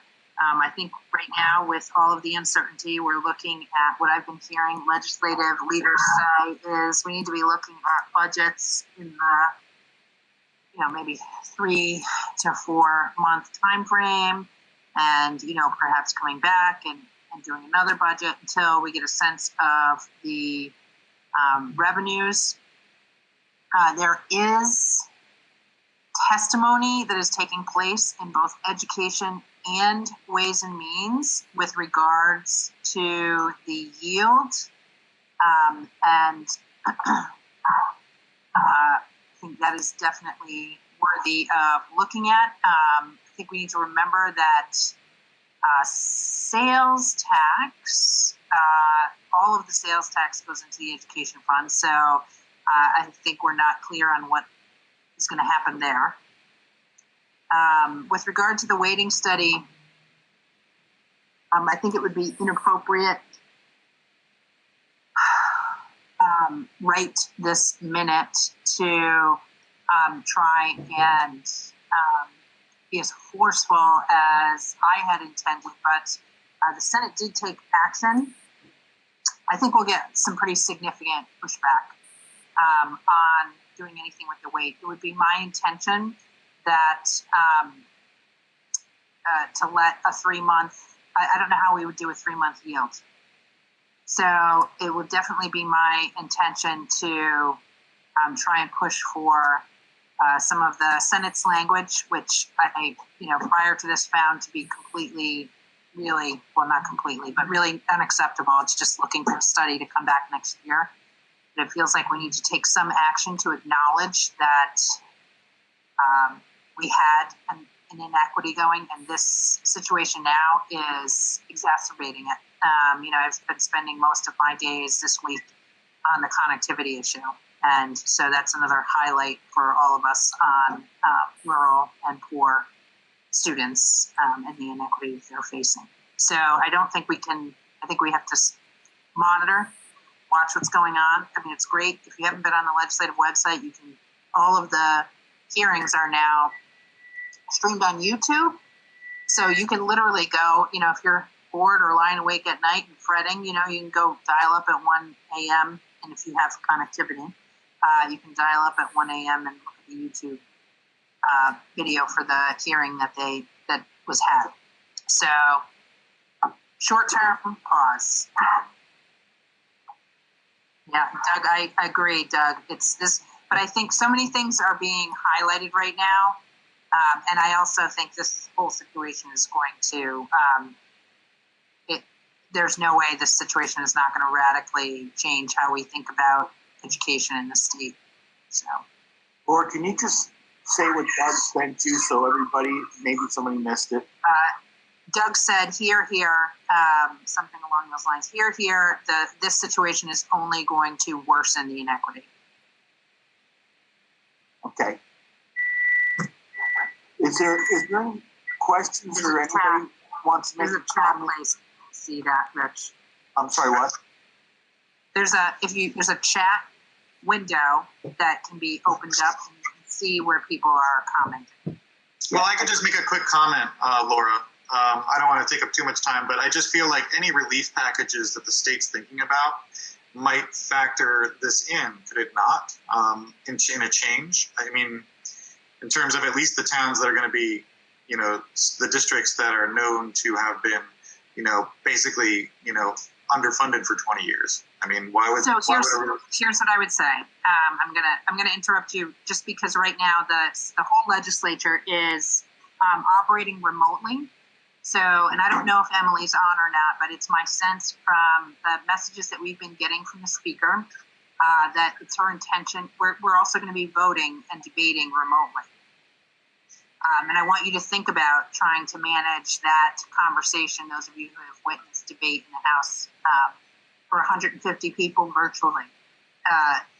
And so it's my sense that we're going to be going real slow, and anything that is contentious is not going to be taken up, which is why I'm suggesting we would have to at least point to the Senate legislation. That does not mean that towns cannot act, in terms of trying to seek some legal remedy.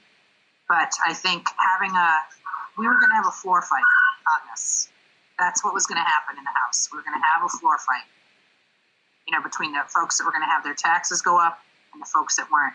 It's just not going to happen that we're not going to have a floor fight anytime soon.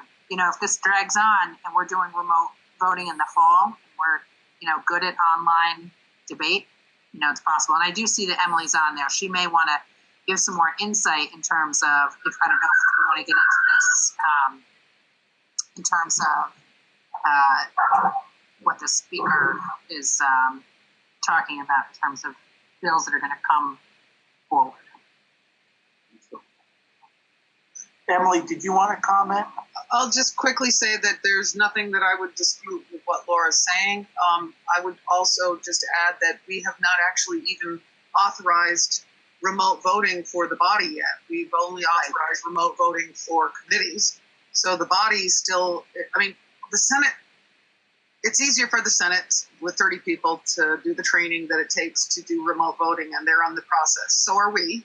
We're trying to do it by committee, trying to understand what the process is. There are a lot of 150 people who need to be comfortable with it before we're even going to take it up. And it has been pretty challenging to get there. But I will say that I expect it if we're lucky, within the next couple of weeks, to be able to hold a vote as to whether we can even vote by the body. So I just wanted to clarify that we're not actually even there yet. We have not done that process yet. And it's a big deal. There are a lot of people reaching out to me saying, I have no clue. You can't do this. And people are very, very concerned as well about taking up any legislation of any kind that doesn't directly impact health and economy of the impacts of this horrible disease we're dealing with right now. So it's a fine path that needs to be walked, and I don't know what we'll take up, but the body in the end will decide. We have to get to a place where we're ready to vote remotely to do it, because we can't get together in any other way. So the only other thing that I would add, Rich, is I just want to reassure everyone that's on this call that there is absolutely zero chance that I am letting this go. I think we have to, and I don't expect anyone on this call will be. I think we just have to take a breath and get through this immediate moment. And Al Clausen made a comment, and I don't know if everybody can see it, but he 100% agrees that something should be part of the relief package. So maybe just some consideration. And while we have you two, if I could just indulge the group for one more second, is there a big issue with connectivity? Do any of the schools have that as an issue? I know we do a little bit in Dover and some places in Wardsboro. What about the other schools, and what can we do to help with that? So I want to jump in really quick, Emily, because we took some testimony on this. Okay. It's your committee, Laura. You should be jumping in. Yeah. Sorry, my dog and my son are barking. Our chairman of the Energy and Technology Committee has asked us, and Bill, I meant to reach out to you and then also Wyndham Southwest. It would be really helpful for our committee to have some understanding if principals are able to give us some sense of how many of their students don't have access at home, can't get access at home, and how many can't afford access at home. So Bill just handed me a note that says 83 out of 800 students have indicated they don't have access, so 10%. Or they don't have internet. Yeah, 10%. And then the whole affordability issue is also really important. I will just tell folks, Consolidated had offered 2 months free for students. That came forward to me because our principal was trying to troubleshoot some 6-week installation times for some families. And so we haven't seen that get trouble. We haven't seen effective troubleshooting yet of that. So just being a little cautious there. Mark is asking if we should separate adequate access versus access. Can student participate? Here's what I think is important. First of all, if teachers are teaching online classes and students can't participate, or utilizing online resources, and students are having to park outside the school, for instance, or outside the library, that would say to me that they don't have access at home. If they could get access at home but they can't afford it, that is a different issue. So understanding both of those factors would be helpful. We all set then, everybody? Any of the other schools that have already reported, do you have any issues with connectivity that you want to discuss, or is everybody pretty good? Okay, why don't we move on? Thank you, Lauren. Thank you, Emily. Hey, Joe from West River, you got anything you want to report out? We're doing the same as everybody else, just slogging our way through this. We did postpone our annual meeting and budget vote and the Australian ballot for our at-large director.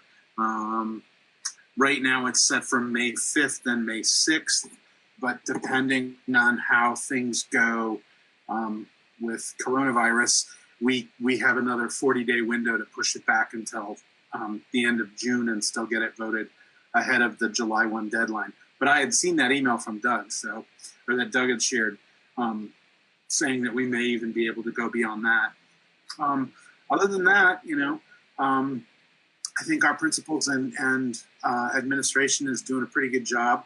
I actually got to speak with some teachers last night, and they were giving some feedback about how things are going. And I've talked to a few kids, Girl Scouts and things, because my wife is the leader, and they're getting through it.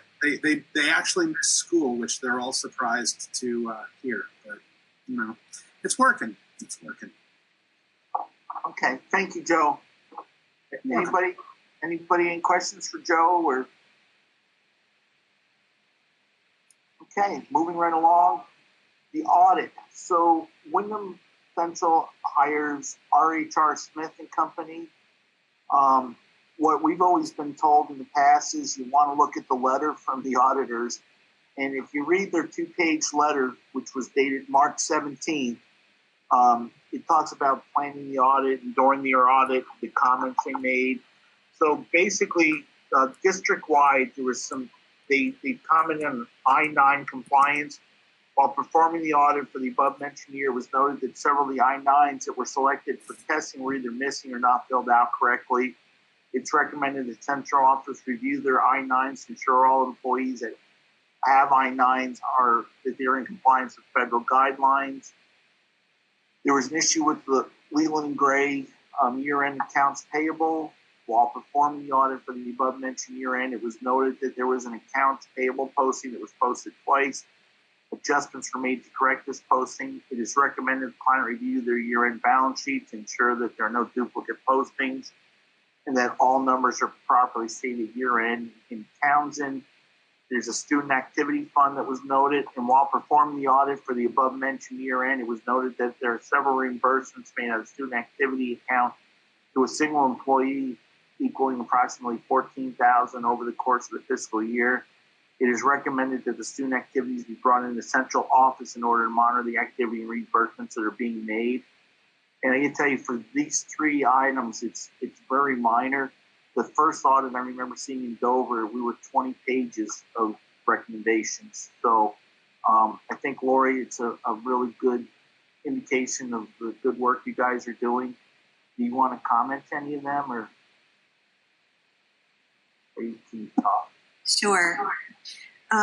So I just want to clarify that a management letter is different than a significant finding or a material weakness. So none of the entities had either of those. So all three have been actually taken care of. We've had a team of people going through our I-9, so that's done. All student activities are being brought into the SU. These were accounts that for many, many years would run at school. And there still are some out there. Marlboro still has one that we'll be bringing in this year. Dover, working on that well. So we're working on those to bring them all in so that they'll follow our purchasing procedures. That's basically the main here is that it was done outside of procedure. Does anybody have any questions about that yet? Or the letter?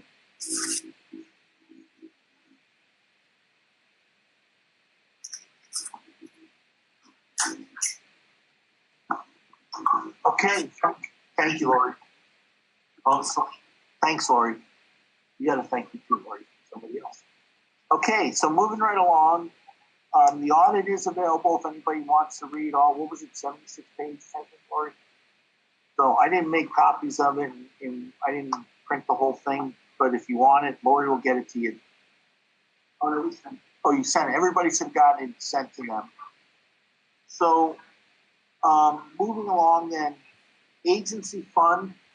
So one of the reasons we decided to hold this meeting, one of the important ones is that several years ago we decided we used to vote the agency fund. I'm sure Dan can tell you about it back in the olden days, and Emily. We used to vote agency fund in December, and then a couple schools made a point of what if our budget doesn't become what we thought it was going to be? Should we not vote the agency fund until after town meeting? So in case there was a reduction in the budget at town meeting, the schools could adjust maybe some agency fund items. So that's kind of been the standard probably for the last 18, 20 years. So the problem is if we don't vote the agency fund by April 15th, then the central office can't issue contracts until they know that we intend to fund that. Excuse me. So that's why we had the agency fund. We had to have the meeting today to discuss agency fund. So if there, I believe, or I feel like I'm not going. You are muted. Okay, so if everybody would just, if they have their agency fund paperwork, and if not, they're looking for an agency funding $2,409,178. Everything had been discussed, should have been discussed by the administrators. Bring to Bill what they're looking for the year, and then it should be discussed with all the boards. So it shouldn't be anything new to any of the boards. So hopefully, if there's any questions, somebody can just unmute themselves and ask a question.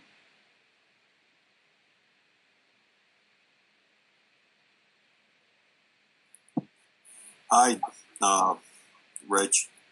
I got a question. Go ahead, Tim. Recently, while trying to do our last budget, a lot of townspeople were upset that the WCSU meetings pertaining to votes were not either publicized well enough or put on BCTV for them to look at. So apparently, I think in the future we should have those budget meetings televised, is a suggestion.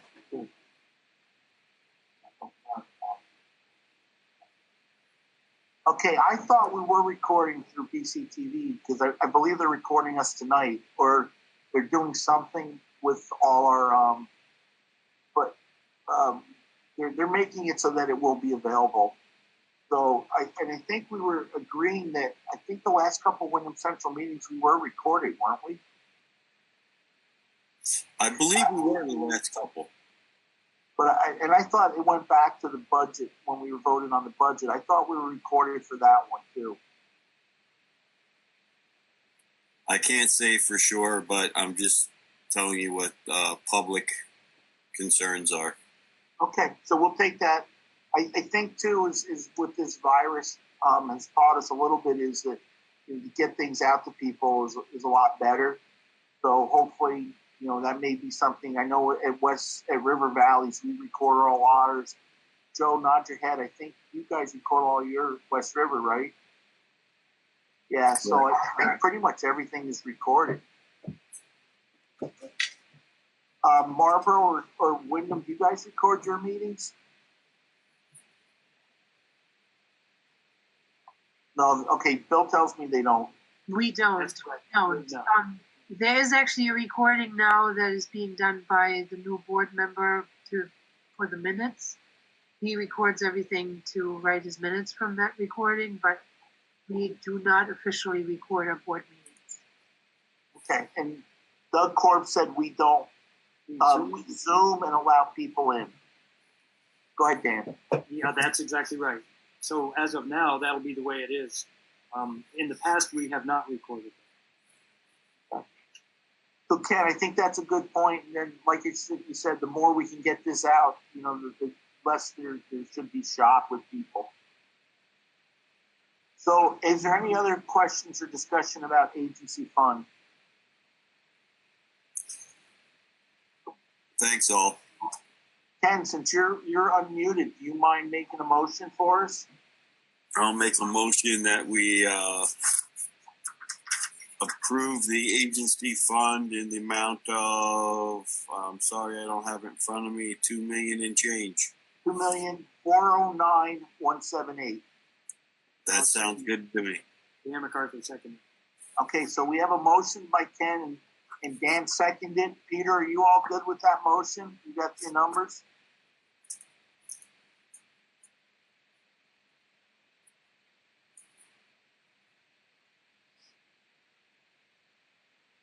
Okay, I haven't heard from Peter, but I believe we've got it. We can get it to him.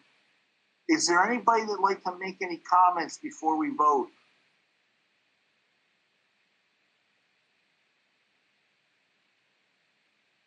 I'm not sure, Joe, Bill, what is the best way to vote? Do a roll call vote? Okay. Okay, so if everybody's ready to vote, Ken, you look like you're suffering, so I'll let you vote first. Aye. Okay, thank you. Joe?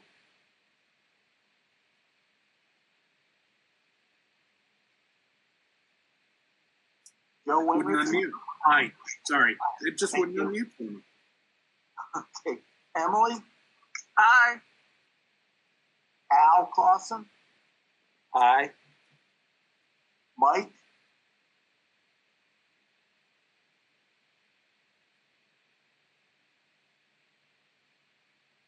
See, Mike was in and out a couple times. Mike?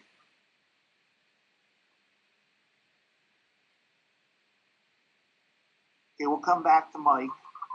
Leanne? Aye. Thank you. Anji? Aye. Thank you. Beth? Aye. Dan? Aye.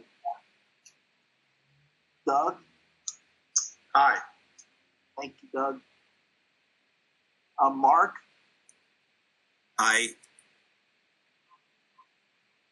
And I'll go back to Mike. Mike, are you there somewhere? Oh, okay. Mike isn't working, but he said that he was an aye. Okay. Sorry, Mike, we can't count you, but I'll note that you ayed.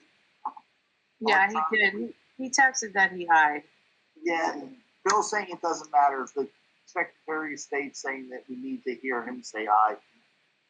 But that's okay because the vote carries unanimously. So good job, everybody, on that. The next item is we have the minutes from the February 10th meeting. And I believe that was sent out with the packet. And if I could get a motion to approve. I make a motion to approve the February 10th meeting minutes. Thank you, Ken. Do I have a second? Dan, I'll second it. Okay, Dan seconded. Again, I guess we got to do a roll call vote on this too. Okay, sorry about this, guys. Let's do a roll call vote. Joe? Aye. Emily? Aye. Al? How about now? Can you hear me say aye? Yes, Mike. I'm going to put you in for a vote yes. I saw you left us for a minute. Sorry about that. So will you vote for the minutes too? I will. Okay, thank you. Al? Aye. Sorry. Nope, thank you, Al. Ken? Aye. And Leanne? Aye. Angie? Aye. Beth? Aye. Dan from Marlboro? Aye. Doug? Aye. Mark? I abstain. Okay, so it's unanimous with one abstention. So that takes us through the minutes. Is there anything that I missed? Does anybody have any comments before we go into executive session for a legal issue? Back to the reorganization.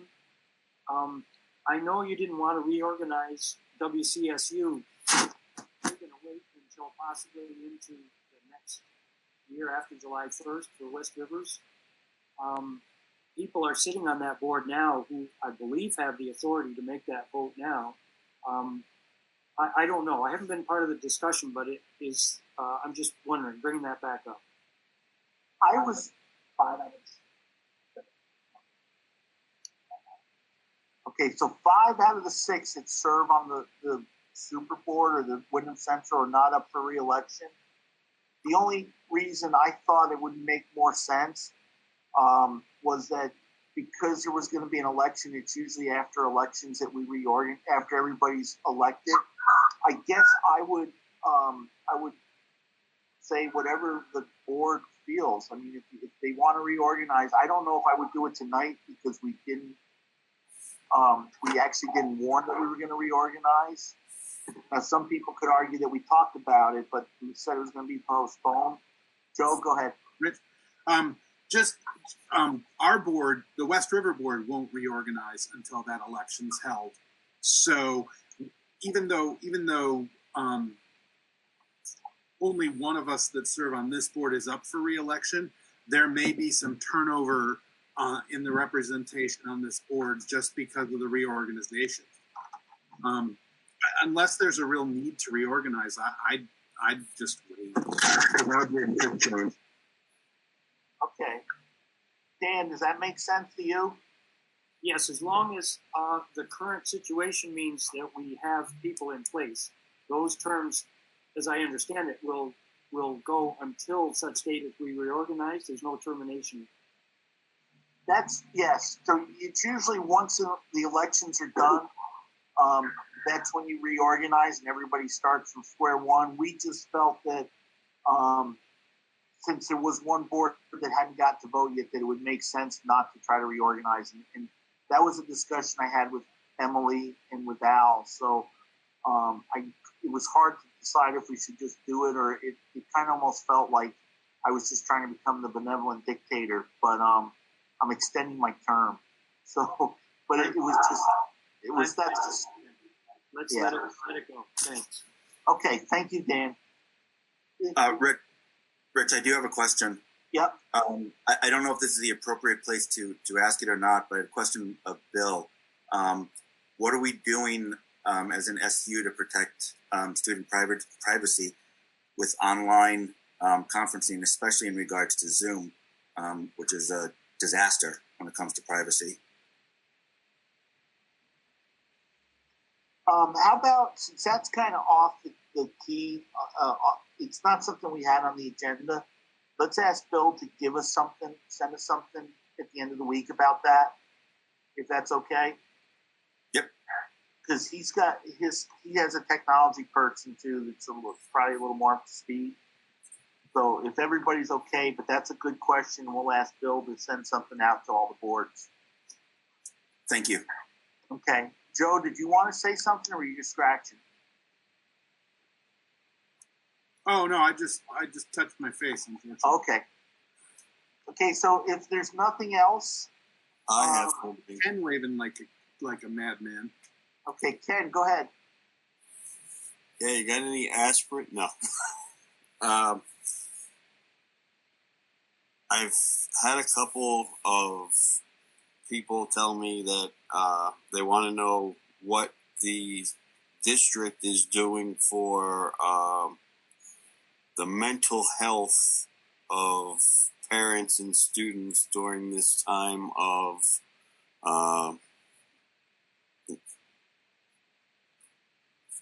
stay-at-home schooling, because apparently it seems to be a big issue with a lot of agencies. And what do we have in plan? What plan do we have to assist in that? Okay, so what is the district doing for the mental health for both parents and students during this time, and what do we plan to do? So what are we doing now, and what are we going to do in the future? Right. Okay, so if it's okay, Ken, I'll ask Bill to put that in that same memo about because I think it all kind of works together. That's fine. Just task the administration with letting us know what's going on. Can we get that by Monday? Okay, so he'll get something out to everybody by Monday. We'll send it to all the boards, okay? Thanks, Rich. Thanks, Bill. Anybody else?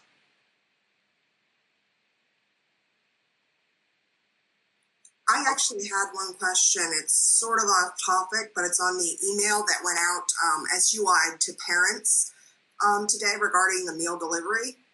And it was just something I meant to email someone about, actually. The bus schedule needs some clarification within that email that went out. It notes in Brookline, Merrill Drive as a stop. There are actually two sections of Merrill Drive that both connect with Grassy Brook Road. So some clarification may want to be done on that. Okay, hey, I'm not sure who that was. It's Leanne. Oh, Leanne, okay. Do you mind, can you just drop an email to Bill? Yep. And he'll take care of that? No problem. Okay.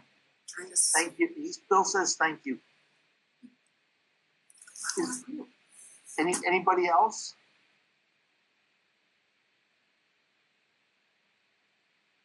Okay, hearing none, could I get, and I don't know how this all works, so somebody's going to have to explain it to me, hopefully Joe or Bill. Okay. Okay, so we're going to all leave this meeting, and I'm going to re-invite only the board into the executive session meeting. Okay, Rich will do the process to get us there, but only the board will get re-invited to a new meeting. So just wait for it, and it'll come to you. I've got it prepped, okay? So Austin and BCTV and anybody who's not on the board, you're not going to get the request, all right? So thank you very much, everybody, and giving it back to Richard. Clarification, you have a couple board members who aren't on the WCSU board. They can come back in. Okay. Can I get a motion from somebody moving to the executive session for contractual issues? Ken moved. Okay, Ken moved. Do I have a second? I'll second. Okay, Mark seconds. Okay, so all of you unmute. And do you all vote in favor of that? Say aye, please. Aye. Aye. Aye. Aye. Aye. That was cool here. Is there anybody opposed? Okay, so we are in executive session, so everybody leave the meeting and Bill's gonna invite you right back.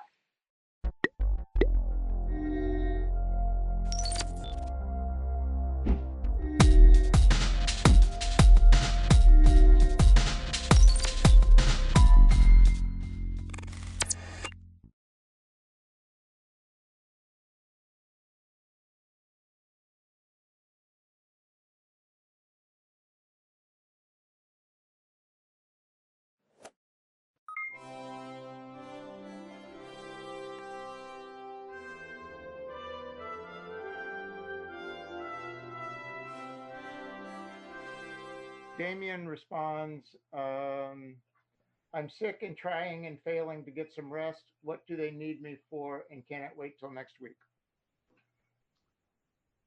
You may respond to just go back to sleep and don't worry about general housing and military affairs. I will say those words exactly. All right, thank you. All right, I'm turning my camera off, and I'm still here. Okay. All right, everybody, welcome back to committee.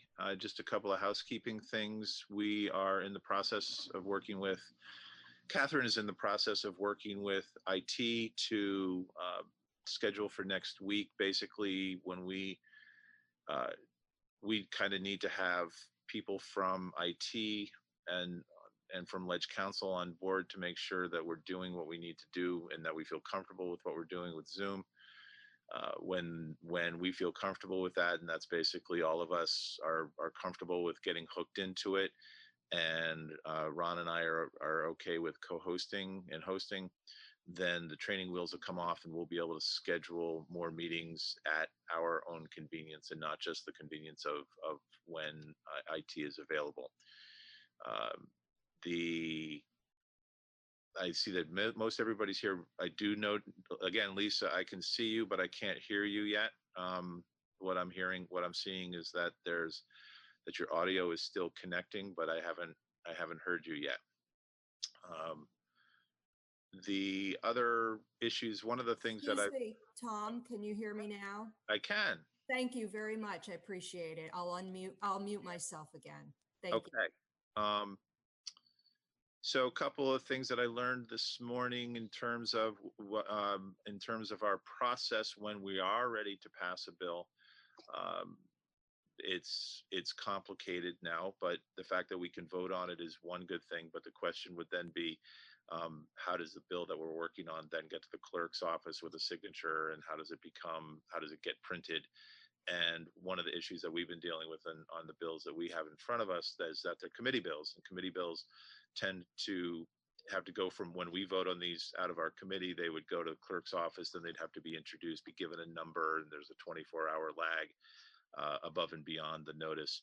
And so we may have to work with our attorneys to, when we're done working on the language that we're working on right now, we may work with them in terms of finding a bill that already exists, that has a number that already exists that's germane, and then strip the language out of that and put this language in, and that'll just make the process a little bit easier, except for the signature page part of it, which will, so the speaker and the clerk are going to work on a process, and that'll be forthcoming sometime, I would imagine, by early next week. So today we're going to just concentrate on hearing about the bills that we've been working on. Yesterday we heard a lot about the proposals being put forward and the new language being put forward that really did tighten it up. And I do want to hear from Angela, but I want to start with Chris, because Chris, you basically had expressed 2 weeks ago that having the word foreclosure in this bill is a difficulty in many different ways. And so I wanted you to explain that. And just from a committee's perspective, I think if this is a banking issue, a foreclosure has to do with banking law, not only Vermont, but federal, the correct committee for that aspect of this would be the Commerce Committee. But I also understand that the federal government has made some provisions for foreclosure protections. And Chris, I hope you can just share that with us. I'd be happy to. So good morning, Mr. Chairman. Good morning, committee members. If I can just digress for 30 seconds, one of the messages I want to leave you with today is that the banks are open for business. We are designated as an essential person, if you will, for our industry. And while it looks differently as far as having to conduct business through drive-ups and ATMs and online banking and so on, we are open for business. We are well capitalized so that we do have capital that can be made available. We know that there is a significant sum of money that is going to be coming from the federal bill that passed the Senate, soon to pass the House, and we know we have a significant role to play in the distribution of those funds, working closely with our partners. I would ask that if you have any constituents who are outreaching to you and expressing concern and looking for relief, if they have loans with financial institutions, both business and individual, they need to get a hold of those financial institutions as quickly as possible. We want to try and work with them to minimize any potential problems. Better to do that before you're 60 days behind, 30 days behind. We have been given a great deal of flexibility by our regulators. That includes not only our department in state, but our federal regulators, to try and do what we can to work with our borrowers while keeping in mind the safety and soundness of the financial institution. We are continually every day seeking greater clarity on how far we can stretch these limits. There is, as you all know, this is completely unprecedented. 2008 looks like nothing compared to what we are seeing out there right now in the growing demand. Over time, the longer this continues, the greater the demand becomes. So again, they need to communicate as we are being aggressive in communicating with people to try and work through these issues sooner rather than later. With regard to the topic of foreclosure, I would start with saying that foreclosure is very different than an eviction process. Foreclosure in Vermont takes quite a bit of time to go through. There, you start with the delinquency point where the borrower is not paid, but you can file your paperwork, and then you have an extensive mediation process that you have to go through. And sometimes it can take upwards of 2 years. I've seen some, given circumstances, that take longer than that. I can assure you that nobody is being thrown out on the street because of COVID-19 circumstances. We have seen our members who are not moving forward with foreclosure. I have seen banks like Bank of America and JP Morgan Chase who have put moratoriums on foreclosure.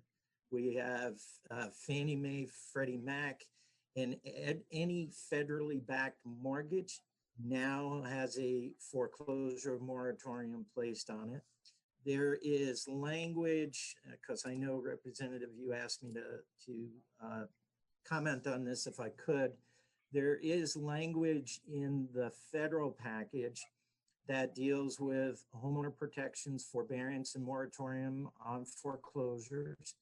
There's also language in that package that deals with moratorium on evictions. So both of those are being dealt with as we speak by federal authorities. We are trying to take a case-by-case approach to our individuals, again, recognizing the severity of the environment that we are in right now.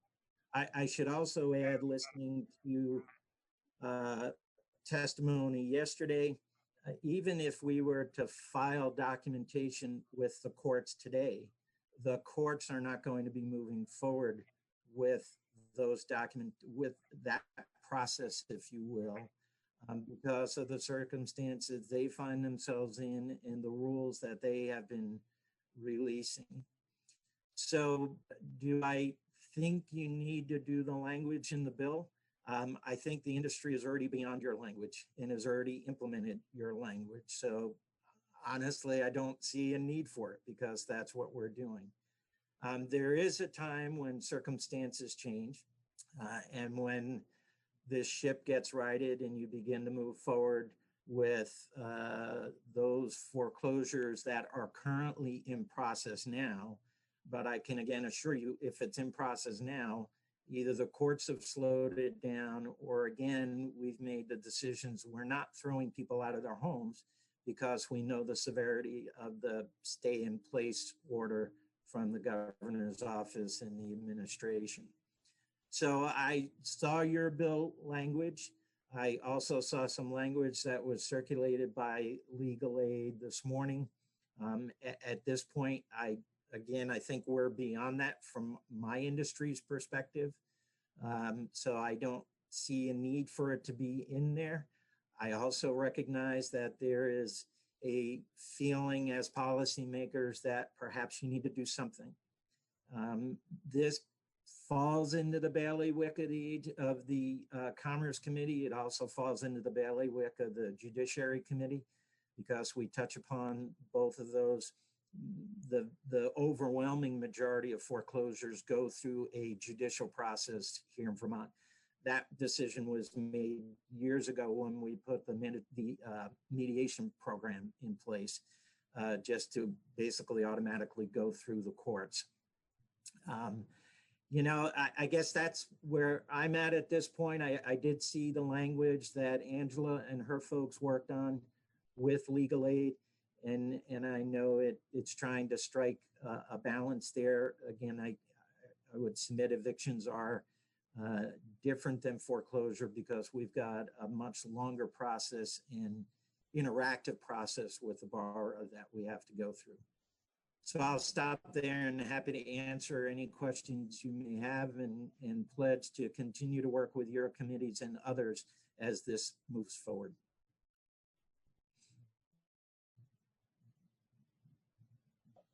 Just a quick, there we go. First of all, just a reminder for people to use the raise your hand function if you want to ask a question. And then, but Chris, just quickly, what about the commercial side of life? We had a conversation yesterday about about commercial rentals, which our attorney David Hall was sharing that's not part of the residential landlord-tenant law at all, of course. But also about commercial loans and what does it mean? What do you think is going to be going on with commercial loans federal package? So again, 30 seconds to digress. I'm capturing three buckets right now: the individual bucket, the business bucket, and then the municipality bucket. We're going to see a growing problem with regard to homeowners and business owners being able to pay their property taxes. And that's an area that we're going to be concentrating on. I've had many conversations with the state treasurer about that. Very similar to what we tried to do with the municipalities during Tropical Storm Irene. From a business perspective, I guess we're on two sides of this, if you will. We've got the business owner that has the relationship with the financial institution. And then we have the property owner who may be leasing the property to the business. And they may have a financial relationship with this. It's my understanding, if I heard Judge Grierson yesterday correctly, that he interprets their activities within the judiciary right now to include businesses as well. In other words, they're not making a bright line distinction between individuals and businesses. So if somebody were to file or try and go through an eviction process and have to utilize the courts, I'm not sure they're going to get very far at this point. We are seeing unprecedented requests, discussions going on with the business community right now to try and help them. It is our understanding there's about $350 billion in the federal package that will be made available through the SBA Small Business Administration program to try and help businesses get through this. It's under what they title the Paycheck Protection Act. So it can be used as a pass-through from the lender to the business to cover payroll expenses during this period of time. Some businesses can't take on additional debt. It's as simple as that.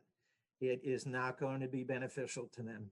Some businesses need outright grants, and we're still trying to figure out what that might look like. The challenge I see is we've got a current disaster program under SBA, which is trying to get money out the door quickly. We've got $350 billion coming from the feds, and there are literally no guidelines right now. There is no structure to try and get those funds out the door. So our industry with SBA and others are going to be working over the weekend to hopefully build that roadmap so that when people see and hear about this package being passed at the federal level, you know they're going to pick up the phone and ask, how do I get into the program? And we are trying to get ready for that, hopefully by the middle, at the very latest, the end of next week, to try and bring some relief for these businesses that are out there in the marketplace.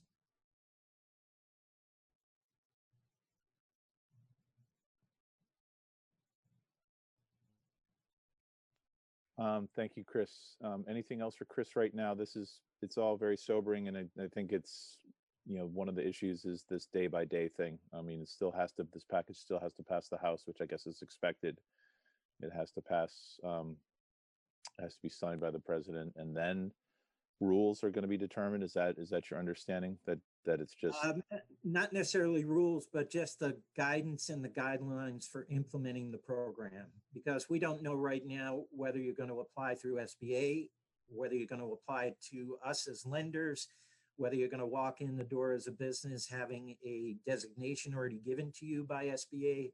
Are we doing bridge loans, not doing bridge loans? If we're doing bridge loans, does the SBA funding then go to the financial institution to pay off the loan?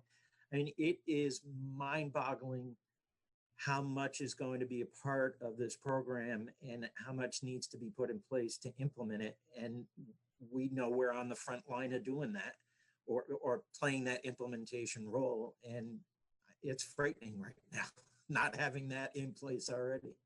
Well, and you mentioned that one of your buckets is municipalities. Yes. And property taxes obviously is a big part of that. What are you, but you do, the banking industry does much more than that. I mean, we're talking about bonding issues. We're talking about, what are we talking about besides basic fluidity here? Okay, well, really, it's about cash flow. So if we go back to Tropical Storm Irene, you'll remember the losses were really related to infrastructure. We needed to get the roads and bridges and culverts put back in place. So what we did there was to provide the short-term funding to those municipalities so they can make those improvements immediately. And then we worked with the bond bank to put in place the long-term financing that the municipalities needed. It's my understanding the bond bank has shifted a little bit over the years that they're looking at capital improvements rather than cash flow issues. So what we're working on right now with the Treasurer's Office and trying to get from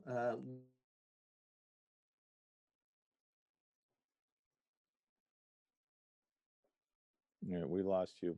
League of Cities and Towns is what's the estimate? Oh, there again. Our lenders have municipal relationships all over the state. So we're looking at what's the short-term cash flow that they need, because there's an expectation of having to not just run municipal government, but also make the payments to the state on the education fund. I think they are obligated to do that under statute. So where do they come up with the funds to do that if they've got homeowners and businesses who aren't able to pay their property taxes? So we're looking at some type of cash flow mechanism that we could put in place with the municipality, short-term borrowing, and then again, working with the treasurer and others to figure out what the long-term piece looks like. What's your worst fear before I let you go? Uh, can we turn off the recording? Um, Answer what you're comfortable answering. Thank you. I am very, very concerned about the volume of people being impacted individually and business oriented. We have never seen anything like this. We are, while our industry as a regulated industry is prepared and has pandemic programs in place and keeping the doors open, I am fearful that the need will outstrip the resources that we have available to us. I am fearful that the longer this goes, and rightly so, with regard to stay at home and so on, the deeper the damage is and the longer it will take to recover.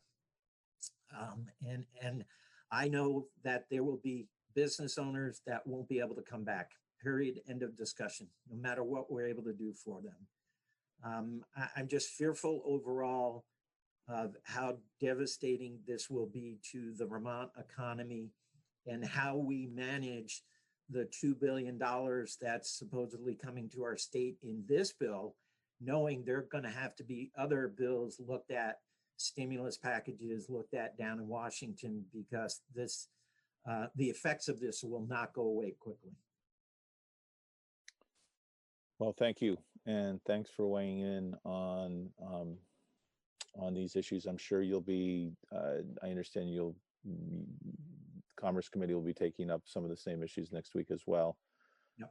But I'm sure the world will have shifted 2 or 3 degrees between now and then as well. So if there's information that you think we need to have, please don't hesitate to reach out so that we can get you back. Absolutely do that, and greatly appreciate your time this morning. I'll stay on for a little while. All right, thanks, Chris. We'll shift over now to Jean, if that's okay. Jean, are you ready? You are unmuted. Welcome. Yes, for people who don't know me, I am Jean Murray. I am an attorney at Vermont Legal Aid. I practice extensively in landlord-tenant law and have also practiced some foreclosure defense cases. So in this bill, and we've been working since yesterday to reach agreement between the legal aid version, and Angela has provided some really helpful suggestions from the Landlords Association, Owners Association, I want to get her name right. And so I just kind of like to explain what it is that Section 9 of the bill in front of you is doing. The idea is to have a moratorium on evictions. Eviction means that a landlord or a lender, mortgage lender, is using the power of the state through the courts to involuntarily remove somebody from their home. And in the usual course of business, this happens actually quite frequently. In state fiscal year 2019, there were 1,761 evictions filed and 852 foreclosures filed. On the eviction side, that's about 150 evictions get filed a month. And on the foreclosure side, I haven't done the math, but about half that. So about 75 foreclosures get filed a month. So we're not in the usual course of business. So the idea of this Section 9 is to go to the one place, and in Vermont, the one place for evictions and for writs of possession due to foreclosure, the one place that happens is in the court. So the idea is to go to the court and to say to courts, stop, just don't do this right now. Don't do this during the state of emergency and for a short period of time after. Just pause. And it's, what are you pausing? You are pausing anything that could lead to a writ of possession. A couple of weeks ago, the judiciary passed a new emergency rule, Administrative Order 49, in which they suspended all non-emergency hearings. But that means that things that any people think of as an emergency could happen. The cases are still pending, deadlines are still running. Things could be done non-emergency. Before the state of emergency, there were a number of writs of possession outstanding where somebody already in a landlord-tenant case had been served with a writ of possession or had agreed to a writ of possession, thinking that after a certain period of time, they'd be able to go out and find other housing and leave the housing that was in dispute. Those are still out there right now, happening every day. And at Legal Aid, we know of a number of cases where people who had a writ of possession served on them or they'd accepted one haven't been able to find a new place to move, and certainly under the emergency order are not really allowed to leave their houses to find a place to move to, so that individually, case by case, people have to go to the court and ask them to stay the writ of possession. This is not, the courthouse doors are closed. It is very difficult for pro se defendants in both foreclosures and evictions to get anything accomplished.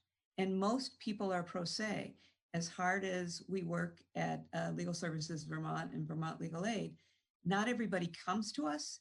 And I mean, I'm at home. This is in my kitchen. We have to figure out, just like everybody else, scrambling of ways to figure out how to help people. So the bill, through stopping everything that's happening at court during the state of emergency, will stop people from being put on the street during a public health emergency. And that's what we aim to stop. The people, homeowners who have mortgages to pay, certainly there has been relief for the federally funded mortgage programs that have been offered. And certainly I absolutely understand that our local banks and credit unions are also not going to start foreclosure proceedings and are going to do whatever they can to put people in forbearance. But there are already a number of foreclosures that are out there with time clocks running on them. And so that this bill would stop the ones that have already been filed, so that none of them get to the writ of possession point. Foreclosure process in Vermont, after there's a judgment of foreclosure and the redemption period is run, the next step is a foreclosure sale. If you are a homeowner and your property was going to go to foreclosure sale to pay off the amount of loan that you owed, this would not be a good time for your property to be auctioned. So you would not be able to pay off as much of your loan with the price that property would get. So it's just a better idea during a state of emergency to stop everything. What else was I going to say? The notion, back to the eviction side, there has been some talk about there are some tenants who are creating such a problem that there should be an exception to an eviction moratorium. And we've thought about this a lot. And for, there's two ways of thinking, two thoughts about it. But let's just think about tenants who are supposedly creating such a problem that it's a risk to the health and safety of other tenants. In landlord-tenant law, there is a grounds for eviction where a tenant is violent or engaged in criminal activity or is doing something to threaten the health and safety of other tenants. That's a regular grounds for eviction. If during the state of emergency, someone is doing that, there are ways to enforce the governor's order that is not eviction of a tenant. So like if there are too many people coming in and out of someone's house, the governor's order says nobody is supposed to come in and out of a house. They're not supposed to be moving around. You're just supposed to go to the grocery store and the pharmacy, and that's it. So there could be things in place to enforce the governor's order for that kind of behavior. If somebody is having a mental health crisis and is so behaviorally disordered that they are a danger to themselves or others, the police could be called, the mental health screeners could be called, and that individual person's problem could be dealt with by those other agencies short of eviction, which may involve taking somebody to the hospital or some other place. So we view it as not necessary to carve out an exception to an eviction moratorium, because for folks whose behaviors are extreme, there are other ways to get those behaviors in control rather than dispossessing them from their homes. The other thing to think about is whether or not, if an eviction moratorium happened, this particular bill, the first thing it says is that there is nothing in the bill that says that people shouldn't pay their rent or their mortgage payments. If people have money to pay their rent and mortgage payments, they should pay their rent and mortgage payments during the state of emergency. It is not, nothing in this bill says that people will not eventually owe the rent. And it has been said that perhaps tenants particularly would think of this as a free ride. I think that is a very negative view of who tenants in Vermont are. I think tenants, just as well as homeowners, understand their obligations to pay rent and will pay it if they have the money to pay it. And right now, because some people are out of work, they may not be able to pay right now. And while there might be rental assistance coming, right now we don't know, just as Chris was saying, we don't know exactly how it's coming, how it's going to be applied for, how it's going to be distributed. And so what needs to happen is everybody just needs to slow down and put everything on pause until we get rental relief money, until we get, I'm sorry about that. I don't know what's happening. Give me just 1 second to make this go away.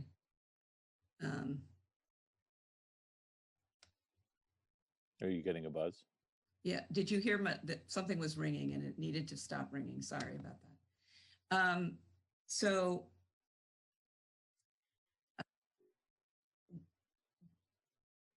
since we've changed the bill yesterday, we have worked out how a bunch of specific details about staying the case. You had a walkthrough of the bill yesterday, and what the changes are today mostly are details about exactly how that would work. The intent of the bill that got walked through yesterday is all intact.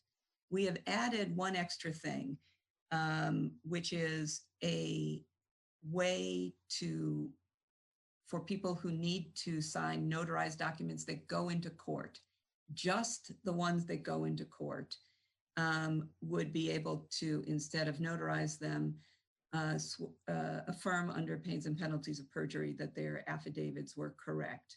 This already exists in the court system for electronically filed documents. There is no need for notarization. And this particular section would just expand the foregoing of notarization for affidavits that need to file in court. I put in the committee documents, the Secretary of State's change to the notary rule to allow for remote notarization, which is, it's 5 pages long. It's incredibly complicated. It requires video and secure channels and things like that, all of which are not accessible for low-income people. So we have added that to this bill just for the kinds of things that need to be authorized to go into court, that to suspend the need for notarization for those. I did outline this same testimony I'm giving now in a written document that I sent in yesterday. Also, one of the documents that I sent in was excerpts from the law of the governor's power. So the governor enacted his state of emergency under certain powers that are given to him by statute. And those powers include the ability to enforce the orders that he makes. And so I've excerpted those statutes for you to look at too. Okay, and those are on our website. Do you have time for a couple questions? Sure. John and then Chip. John.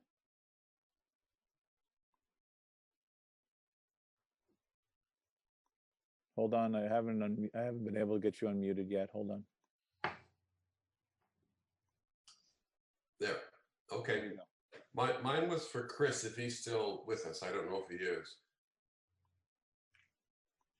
Yep. Chris, are you still there? Yep, still here. Chris, when you said that your industry is already beyond the bill, why not have all the banking institutions put out a public statement regarding foreclosures? Because that creates there are, if you can hear me, there are unintended consequences with that. It creates a greater expectation for people in the marketplace. Our approach has been, and it's worked in the past very successfully, is to have those conversations with individual borrowers based on their unique circumstances.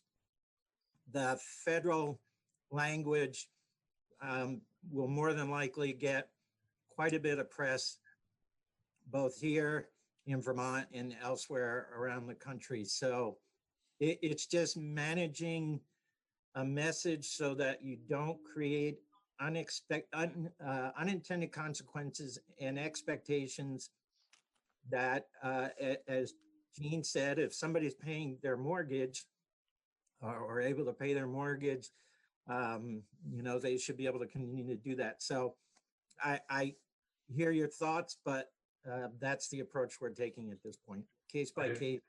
Okay, but if the industry is beyond the bill and you can't have something public, if the parameters that we have in the bill currently won't be a problem to your industry because you're already ahead of it. Well, that's true. I would defer to other people who deal with foreclosures as well. I mean, what I heard from the courts is that even if you file your paperwork, it's not going to go anywhere because they're not moving forward with it. I've got others who are not moving forward with foreclosure at all. And when you've got people who are under a stay-at-home order, you can't do a sale because you've got to have people who are out there on the court steps, if you will, conducting the sale. So that's not going to happen. I mean, that's why I say I don't think your we're language... all in the same situation. I don't think we're oppositional. I'm just trying to get my hands around, because the judiciary has said that it's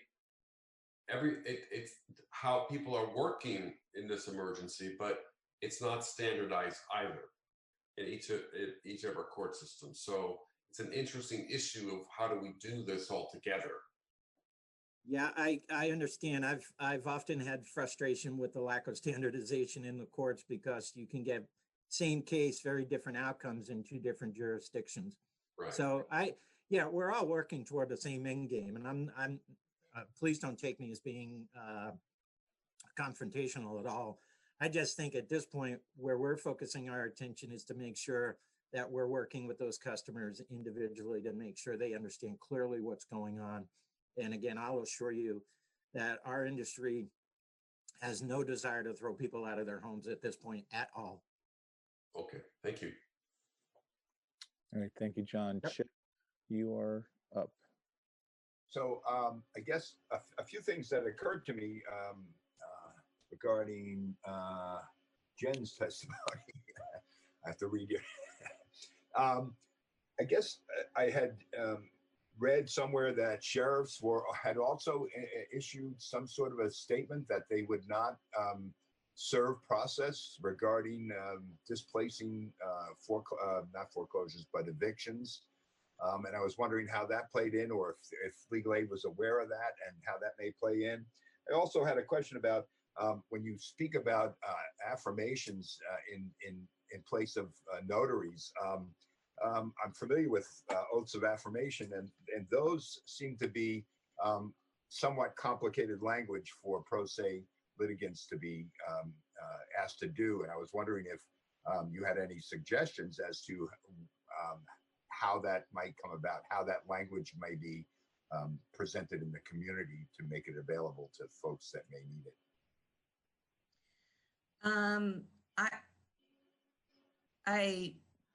We reached out to the sheriffs.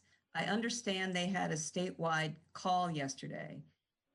I wasn't part of the call. I haven't seen a written statement from the sheriffs, but my understanding is that some sheriffs would rather not be serving the civil process that is currently in their hands. They don't want to send their personnel out and go door to door for service in hand. In terms of any final decision about what they decided to do, my impression was they were waiting for either this legislation or an executive order from the governor about it. But this legislation would say, would make it clear that, let me back up a little bit. A case in the Civil Division of the Superior Court, under usual circumstances, gets started either by filing or by service. If it is started by filing, in the usual case, the plaintiff has 60 days to serve. If it is started by service, the plaintiff has to file within 21 days. This legislation would say, go ahead and file your case to preserve your statute of limitations or any other thing that you need to preserve. But so the case is commenced, but stayed immediately, and a prohibition against serving it until the state of emergency is over, and a prohibition against serving any order or any sort of process until the state of emergency is over. So, and if we did that with this legislation, then the sheriffs wouldn't have anything to serve.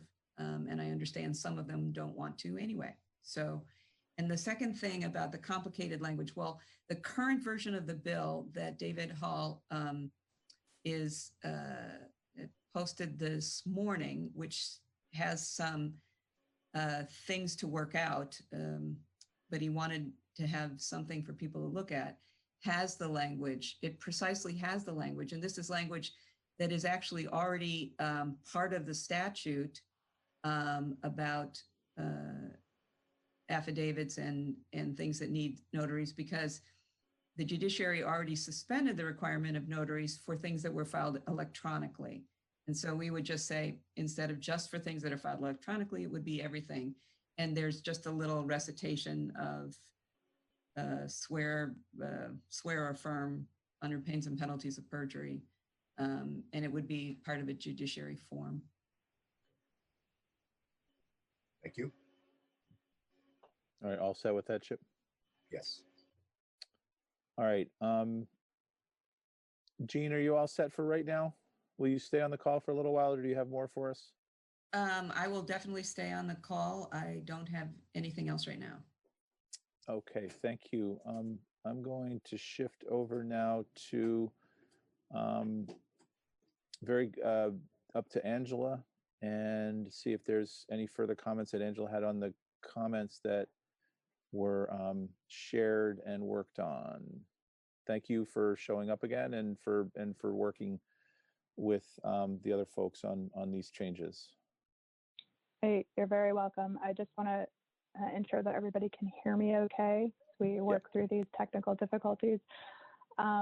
My name's Angela Zaykowski. I'm the director of the Vermont Landlords Association. I'm also a practicing attorney, and I represent landlords throughout the state of Vermont.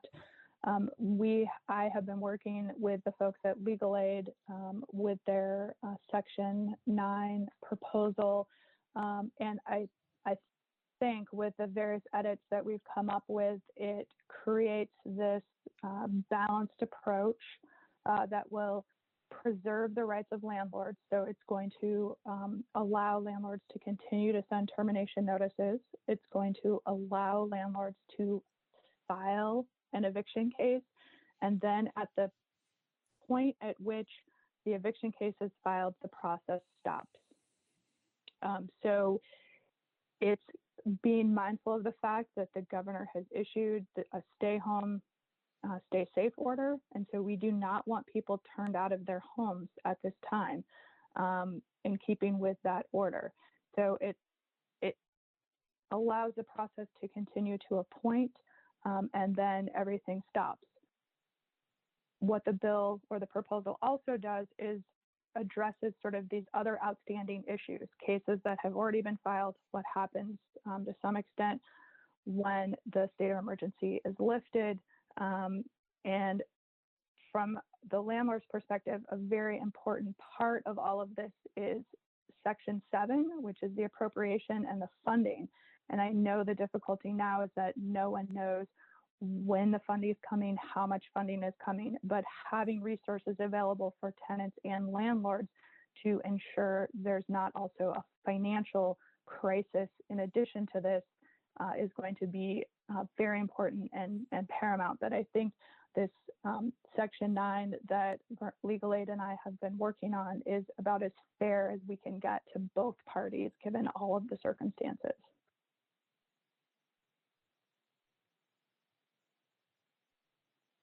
Well, thank you. And again, thank you for working with it. Any questions for Angela?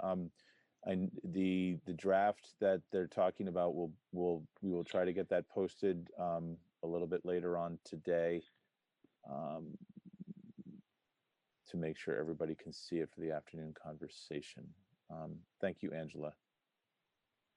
John, did you have a question? Yes. Thank you. Angela, over the evening, I was reading what other regions have done, and Governor Newsom in California had a stay of evictions until the end of May and let each city decide how to do that. But in Seattle, it was ending 30 days after the emergency. And I see on page 11 of your suggested notes, that's posted, you are suggesting ending it 15 days after the termination. I'm just wondering how we're being less generous than other communities. I'm just wondering how you came up, or how the group came up with 15 days. That's my question. Sure. And I think in the meantime, with conversations with Vermont Legal Aid and myself, we had settled on a 30-day time frame. So I think you're looking at yesterday before the two parties had had a chance to talk, and in the meantime, we had come to an agreement on 30 days. I love 30 days. Thank you. I'm good. Okay, Chip. No, I'm good. Thank you. Okay. Thank you, Angela. If you could just stay on the line for a little while and see what happens when we get through with as we go around. Maura, are you here? Are you still here? Hi, Maura. How are you? Very good. How are you? Good. Maura had reached out to me last night with some concerns from the Vermont Housing and Finance Authority that we did not hear anything about until I heard these concerns that Maura had, and I just wanted her to have the opportunity to share those with us. So please go right ahead. You are unmuted. Yeah, thank you so much for your leadership and perseverance in these times. As Representative Stevens said, my name is Maura Collins. I'm the Executive Director of the Vermont Housing Finance Agency. I completely support the broad goals of this legislation, and I wanted to be on the record with that. The evidence of the role and importance of housing is reflected in the governor's, just the name of the governor's stay home, stay safe policy, and that Vermont residents can only abide by this directive if they have a safe home to shelter them. I also echo Chris Delia's comments about foreclosures and evictions being very different from each other, and that the risks of homelessness and perpetuating this public health emergency are very different if you're talking about foreclosures or evictions. VHFA is a mortgage lender, both with single family mortgages. So we do participate in foreclosure actions directly, as well as we have mortgages for multifamily rental buildings. And so we watch our borrowers go through the eviction process with their tenants, sadly, sometimes. And with foreclosures, Chris laid out the long time that it takes when courts, even when courts are open and systems are functioning well, the foreclosure process is just a very long process. In Vermont, we do have a judicial foreclosure system. So the role of the courts is imperative. And as we know, the courts are closed to a lot of business. I've seen a lot of estimates of mortgages covered or not covered by all the existing foreclosure protections that have already been announced by the feds. So I'm not going to throw my own estimates on top of all those other estimates. And Chris spoke, but I will say that some of VHFA's mortgages are the ones that are not covered by those federal actions. A lot of our mortgages are, some are not. And why that would be is that this gets really complicated really quickly, as Chris was laying out. And so I agree with him that so far VHFA has taken the action of not having a public decree explaining what we're doing. And what we're doing is that we have stopped all foreclosures, initiations, absolutely.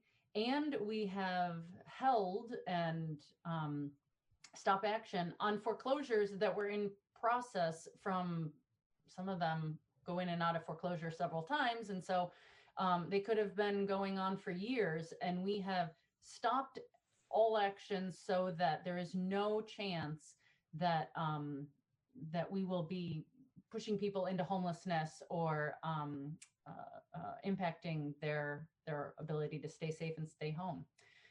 But we have stopped short of being public about that and initiating a big PR-based announcement because, as Chris said, of the potential unintended consequences.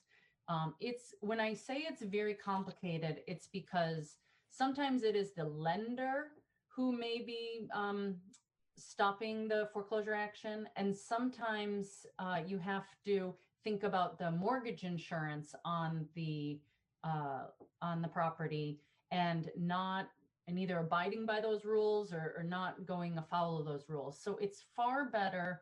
And what we've been directing is for all of our borrowers to individually talk with their mortgage servicer or VHFA about their situation.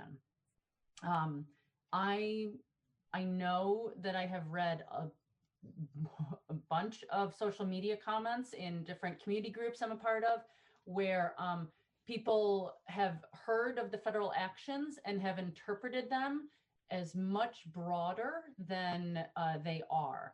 I see people saying, oh, thank goodness the feds made it so I don't have to pay my mortgage for the next 60 days. That's not true. And they are interpreting very complicated mortgage industry speak and making up their own interpretations of it. And I worry about those who are not talking to their servicer and understanding what exactly applies in their situation or not.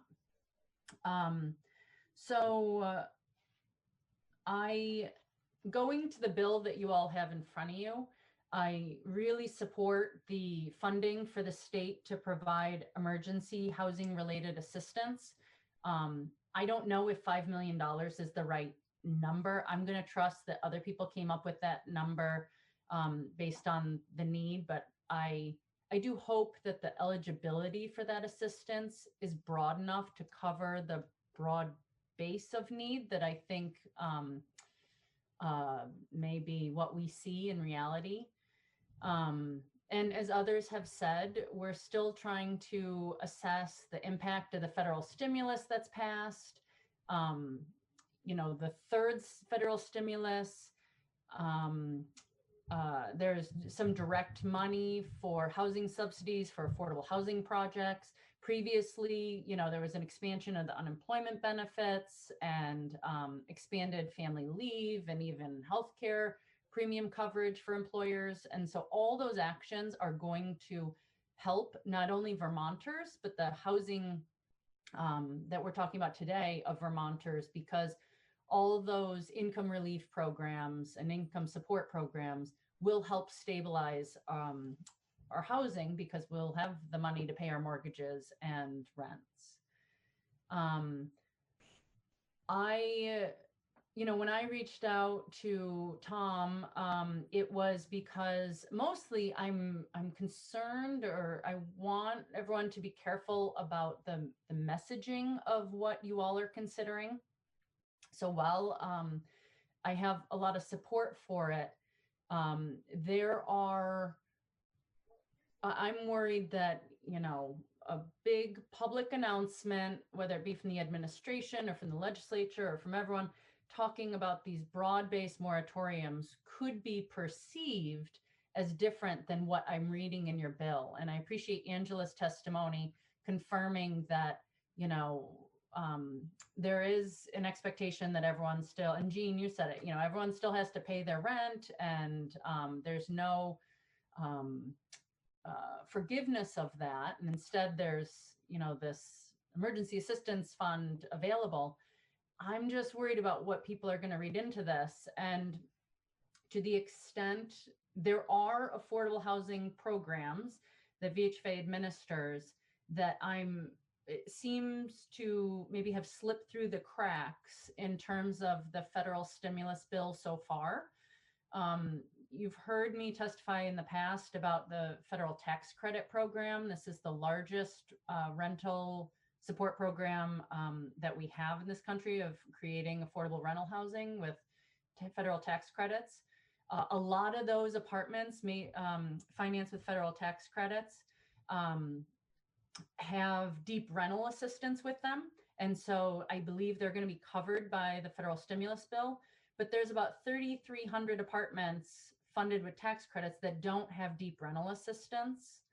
And about 1,000 of those have a VHFA loan on them.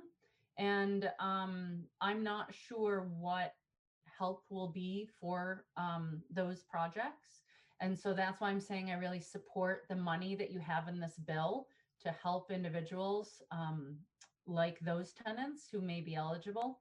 But I had a call with the state treasurer yesterday that brought this to the forefront, where I don't know yet, but if by mid-April, it's clear that a lot of the tenants in our housing that we have loans on the mortgages on the property, if they do not pay their rent, then it's possible that the property owners won't be able to pay their mortgage to VHFA or to other lenders.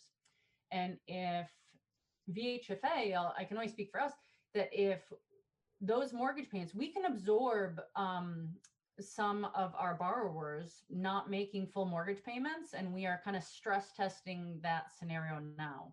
But at some point, depending on the length and severity of this crisis, at some point, if our multifamily borrowers are not able to pay us those mortgage payments, we take that money and turn around and pay our bond investors with those mortgage payments. And we have payments due to our investors, and we will need to keep paying those investors, because as I have seen now, I don't see any legislation addressing existing bonds in that way. So if we get to a point that we can't be paying our investors who we sold bonds to many, many years ago, we may have to call on the protection that the state offers VHFA's bonds. And that's called the moral obligation of the state. And if there was a situation where tenants aren't paying their rent, so the property owners aren't paying VHFA, so VHFA can't pay the investors, and there's not enough money to pay the investors, then the state has agreed that it will step up and backfill that money to the investors. And that was a reassurance that those investors knew about when they bought our bonds, however many years ago, could be decades ago. And at this point, we see this risk as low. And in fact, I really echoed that to the state treasurer when we spoke yesterday. An example of what I'm talking about, we're quantifying it now, but she was asking, should we have weekly calls to get updates on the status of this? And I said, this is such a low risk. Like, we could talk about this monthly. This is not something that I expect will happen anytime soon. But it certainly is an outcome that I wanted to raise as a possibility, because it is possible that we may at some point have to call on the moral obligation of the state in that way if this all happens. And so my concluding comments are, I support so much of this legislation. I appreciate that it includes the kind of emergency housing assistance that I think is really what's critical, because we do not want anyone to become homeless or be without a home when the governor is telling us to stay safe, stay home. And so keeping people in their housing is critical to stop this public health emergency. And at the same time, I think that the messaging of what is being done with this bill is going to have to be very clear, so that it does not leave anyone with the impression that what's in the bill, we need to reassure people that what's in the bill is in the bill, which is leaving people with this impression that they have to pay their rent and mortgages if they're able. And if they're not able, the state and the feds need to come together and make sure that they are able, so that it doesn't create other financial consequences for the state that it can't afford.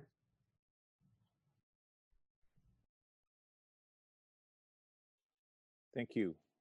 Any questions for Maura right now? John, you have your hand up. John, go ahead. Maura, so for the foreclosure part, are you with Chris saying that's not needed to be in this bill, or are you with Jean saying that's essential to be in this bill when you support the bill? It's a good question. I have the same concern on foreclosure as I do on the eviction piece, which is I'm worried about what the average Vermonter will read into the media coverage of this bill. And so I know it's not necessary for VHFA. I know that we have stopped everything, as I explained.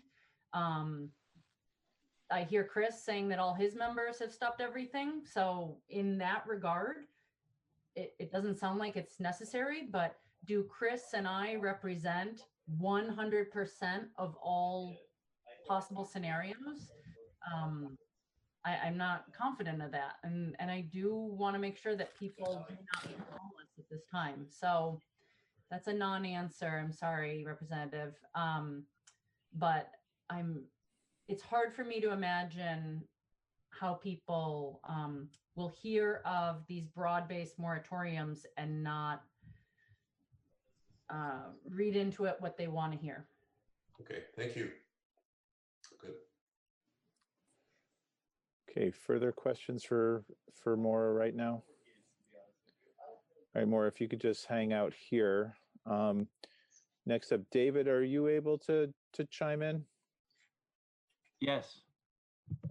So David, there's just if you could, I don't know if you're prepared to share the screen and kind of go over some of the changes that were made from yesterday, and just to confirm, or just to perhaps show us what has been worked on, that would be great. Sure. Is the sharing function working for everybody? It was rapidly shared.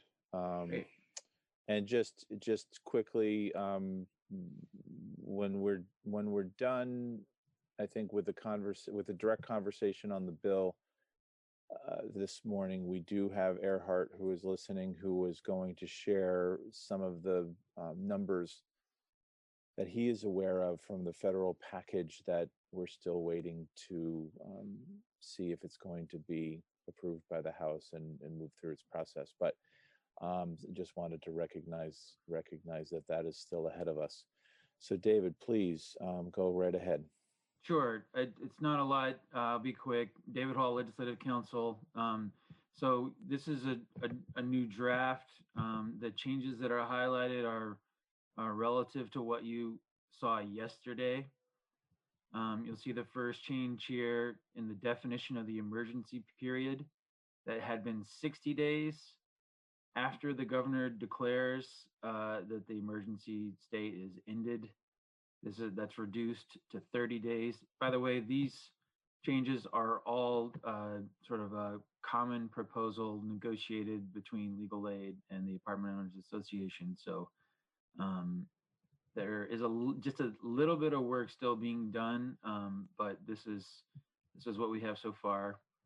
And I think it's fair to say they obviously agree to this as they proposed it.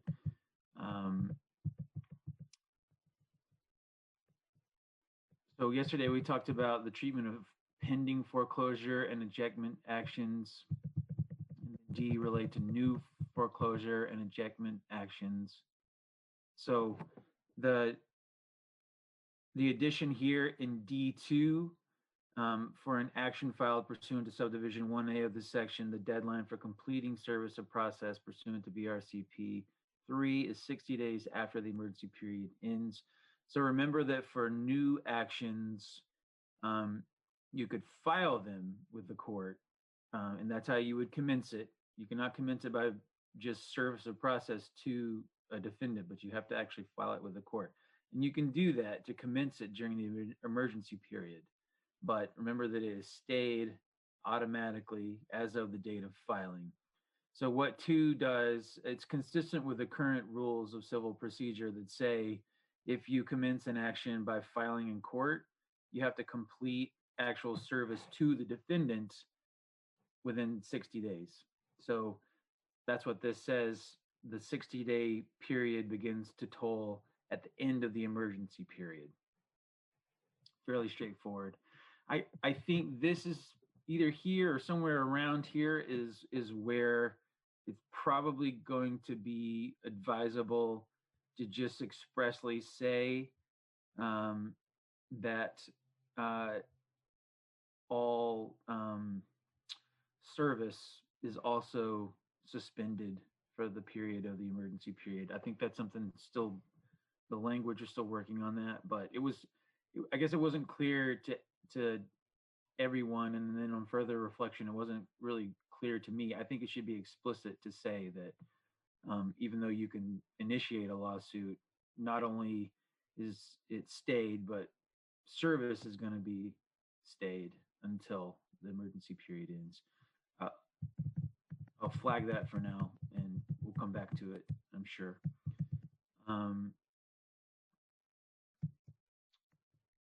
These are all the same. So that language along those lines was added here, page 14, this new subdivision 2, the effective date of a writ of possession is stayed as of the start date of the emergency period and resumes running when the emergency period ends. So again, remember that there may have been cases in which writs had already been issued but not served or accepted, and this just states explicitly that those writs will also just be frozen in time until the end of the emergency period. So I think it's good to have that clarity in here. It's consistent with what was in the draft previously. So G, resumption of rent escrow hearings. So remember that right now in the statute, there can be an expedited process for non-payment, and plaintiff can file a motion for an order to pay rent into court. At that time, the court shall require the defendant to pay full or partial payment based on the amount of rent that is accruing while the action is pending, and then the sooner of the filing of the service. So what this change in G1 is wanting to do is to tell the court how that accrual method is going to work for the emergency period. So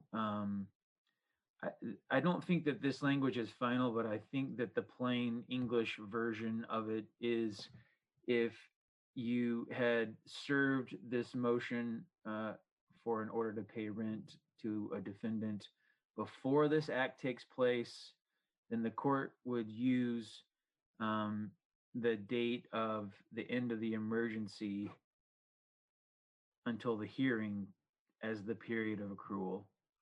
And if you serve it after this act takes effect, which would happen after the emergency ends, then that period of accrual would be from the date of service until the hearing. So I think, just in plain English, that's what's trying to happen here. Still working on the words with Gene and Wendy and Angela, but that's just inside baseball at this point. In subdivision 2, one addition here. So we had already said, in calculating the amount to be paid in the court may consider a tenant's inability to pay due to circumstances arising in the emergency period, and whether the tenant made good faith attempts to secure available emergency rental payment funds. So remember, the function of this is to give discretion to the court on how much it can require a tenant to pay into court, really trying to avoid the situation in which a proceeding has been stayed or has been filed, but nothing is happening for 6 months because the emergency is still going on, and then they show up to court and the court says, all right, well, it's been 8 months, so you owe us 8 months of rent. That's what 1 and 2 are trying to do. 2 gives the court flexibility, but it also says the court is allowed to consider whether the tenant attempted to mitigate the loss by going through some of these channels for emergency relief. And again, that's a consensus proposal from the advocates. 15H is highlighted, but it's similar to what was there yesterday. It just says that the judiciary, working with landlords, legal aid, stakeholders, they're going to come up with a plan for the orderly adjudication of state ejectment and foreclosure actions. This last piece, this new section, this is new to the bill, section 10. This is the part that Gene was speaking to earlier. So the change here is the notary requirements, and it's expanding it from electronic filers to all filers, as long as they include the statement, that it's true and accurate to the best of your knowledge, and if it's not, you're subject to penalty of perjury. So policy choice, and then the effective dates are the same for now. So that's what we have. And David, we've got two hands up right now. Tommy, you're up. Let me just unmute you. You go ahead. Thank you. David, you just touched on something that is I've been thinking about since yesterday. You're looking at the accrual of rent, particularly in the case of somebody who's been stayed in the eviction process. And but I'm perhaps more concerned with the people who were not involved in eviction process before the state of emergency, were not able to pay rent. The state of emergency exists for 6 months, and now suddenly they owe 8 months rent. And I wouldn't want them to be facing eviction because of that. And I just don't know if there's a way to address that at all, or am I getting way too deep in the weeds? I don't know, but that's a concern. But somebody. If I hear your, yeah, go ahead. Well, if I hear your question, you're not necessarily talking about the rent escrow requirement. No. You're talking about somebody not being able to pay their rent. Right, yeah, and perhaps there was no eviction process or ejectment process filed before the state of emergency. It's just they've lost their job and they can't afford to pay their rent during the state of emergency. And so perhaps they're not forced to pay during the state of emergency. When it's done, they owe several months' rent. I just don't know how to address that, so they're not facing eviction because of that. Well, so remember that this bill does not negate the duty to pay rent. I mean, right. Tenants are still supposed to pay rent, even though there is an emergency period. I understand that, but if they have lost their job, they may not be able to pay the rent. Of course. Yeah, for several months. Yeah, no, I think that's the fundamental problem, economic problem that you guys are wrestling with.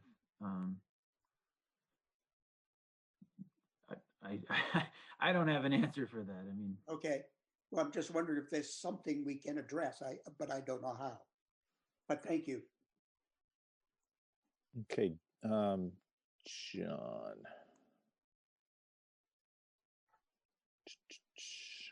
Hold on a second. John, are you on yet? No. All right, John, you're on.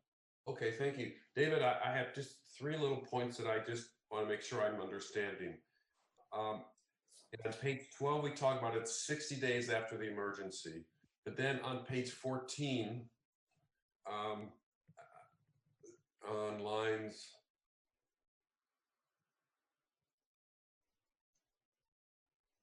2, there should it have the effective date of start date of the emergency and resumes when the emergency period ends, or should that be 30 days after the emergency period ends? I'm just not sure I understand.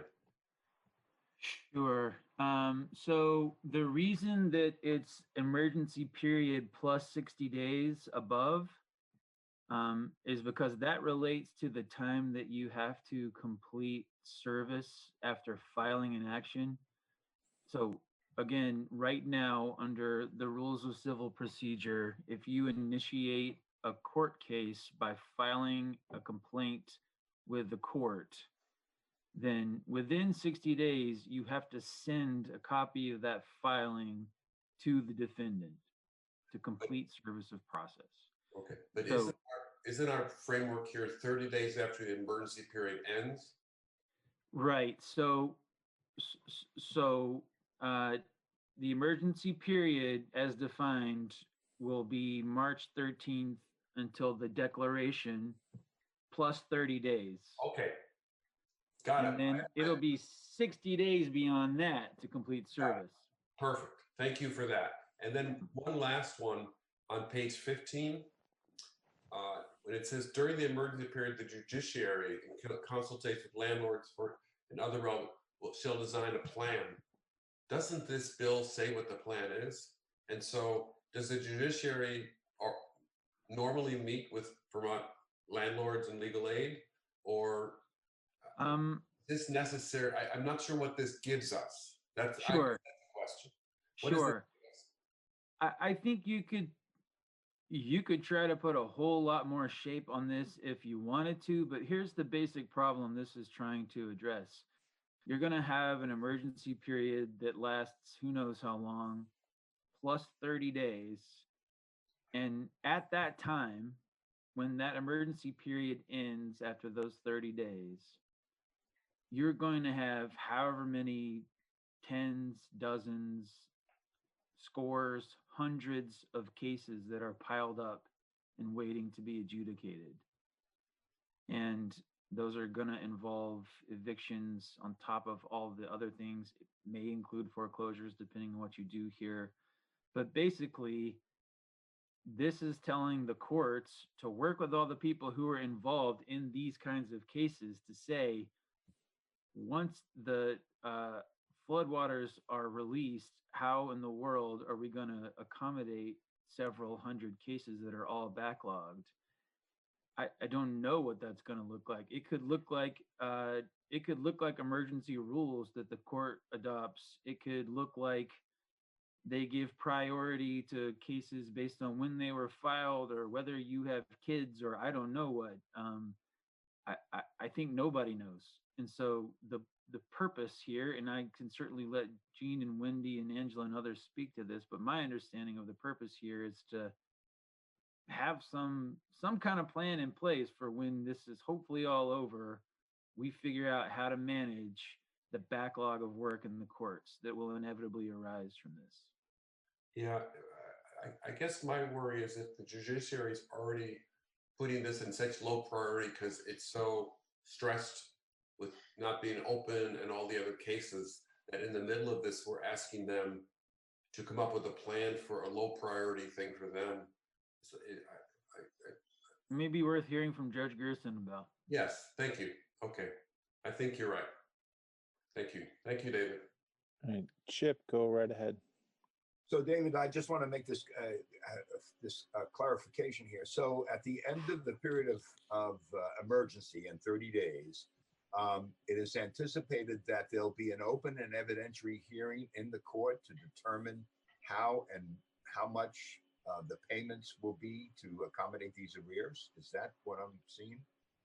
If a plaintiff exercises that right under 12 VSA 4853A, so it may not necessarily, that it's not every case where that's going to happen, but I mean, the purpose of that provision of law was to try to expedite the process of hearings for non-payment of rent and to try to give security to the parties by having the court serve as an escrow agent.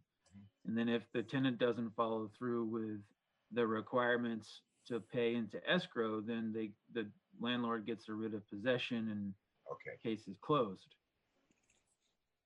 But at that time, a determination would be made as to, you suggested that all cases will not be a declaration by the court that all cases will be, all rent is due at one time.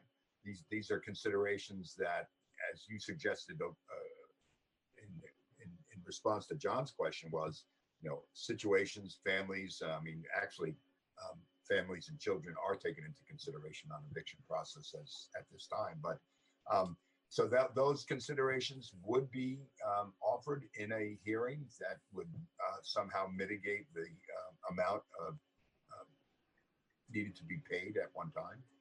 That's definitely the purpose of this subsection G. It's right now the court has the duty under statute to determine how much it will require the defendant to pay in, and this tries to put some shape around, what is the accrual period, and then what are your circumstances. That answers my question. Thank you, David. Sure. All right, Jean, you're up. I'm going to unmute you.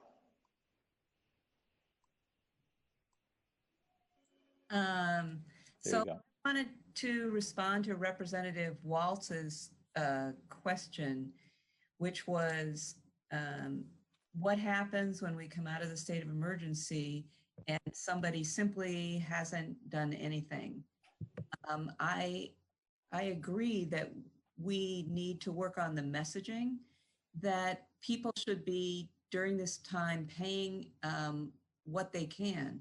If someone has lost their job, they should be applying for unemployment compensation, which isn't going to be perhaps as much as they earned on their job, but it's going to be something. When rental assistance programs get up, they should be applying for those and giving the rental assistance that they receive to their landlord. And is it possible that somebody who is renting an apartment and lost their job and is sitting home during the state of emergency has panicked and withdrawn and not accessed services that they could be accessing during this time? It is possible, but that seems to me one of the reasons for one of the earlier thoughts, which is to have the federal relief money that's coming to our housing agencies, beef up the housing agencies so that they can help people who, for whatever reason, become hard to house, maybe because of inability to pay, maybe because of mental health issues, and maybe even new mental health issues that come up because of the crisis. So hopefully most Vermonters will be able to avail themselves of the programs that are available to them. But I guess we can expect that some won't be able to, and they'll need extra help from housing agencies. And maybe that will become clear at the point where we go to court. So right now, Legal Aid is working in a pilot program in Franklin County that brings all of the helping agencies and legal aid together at the time of evictions. And maybe we're going to need to expand that to help some of these people who have become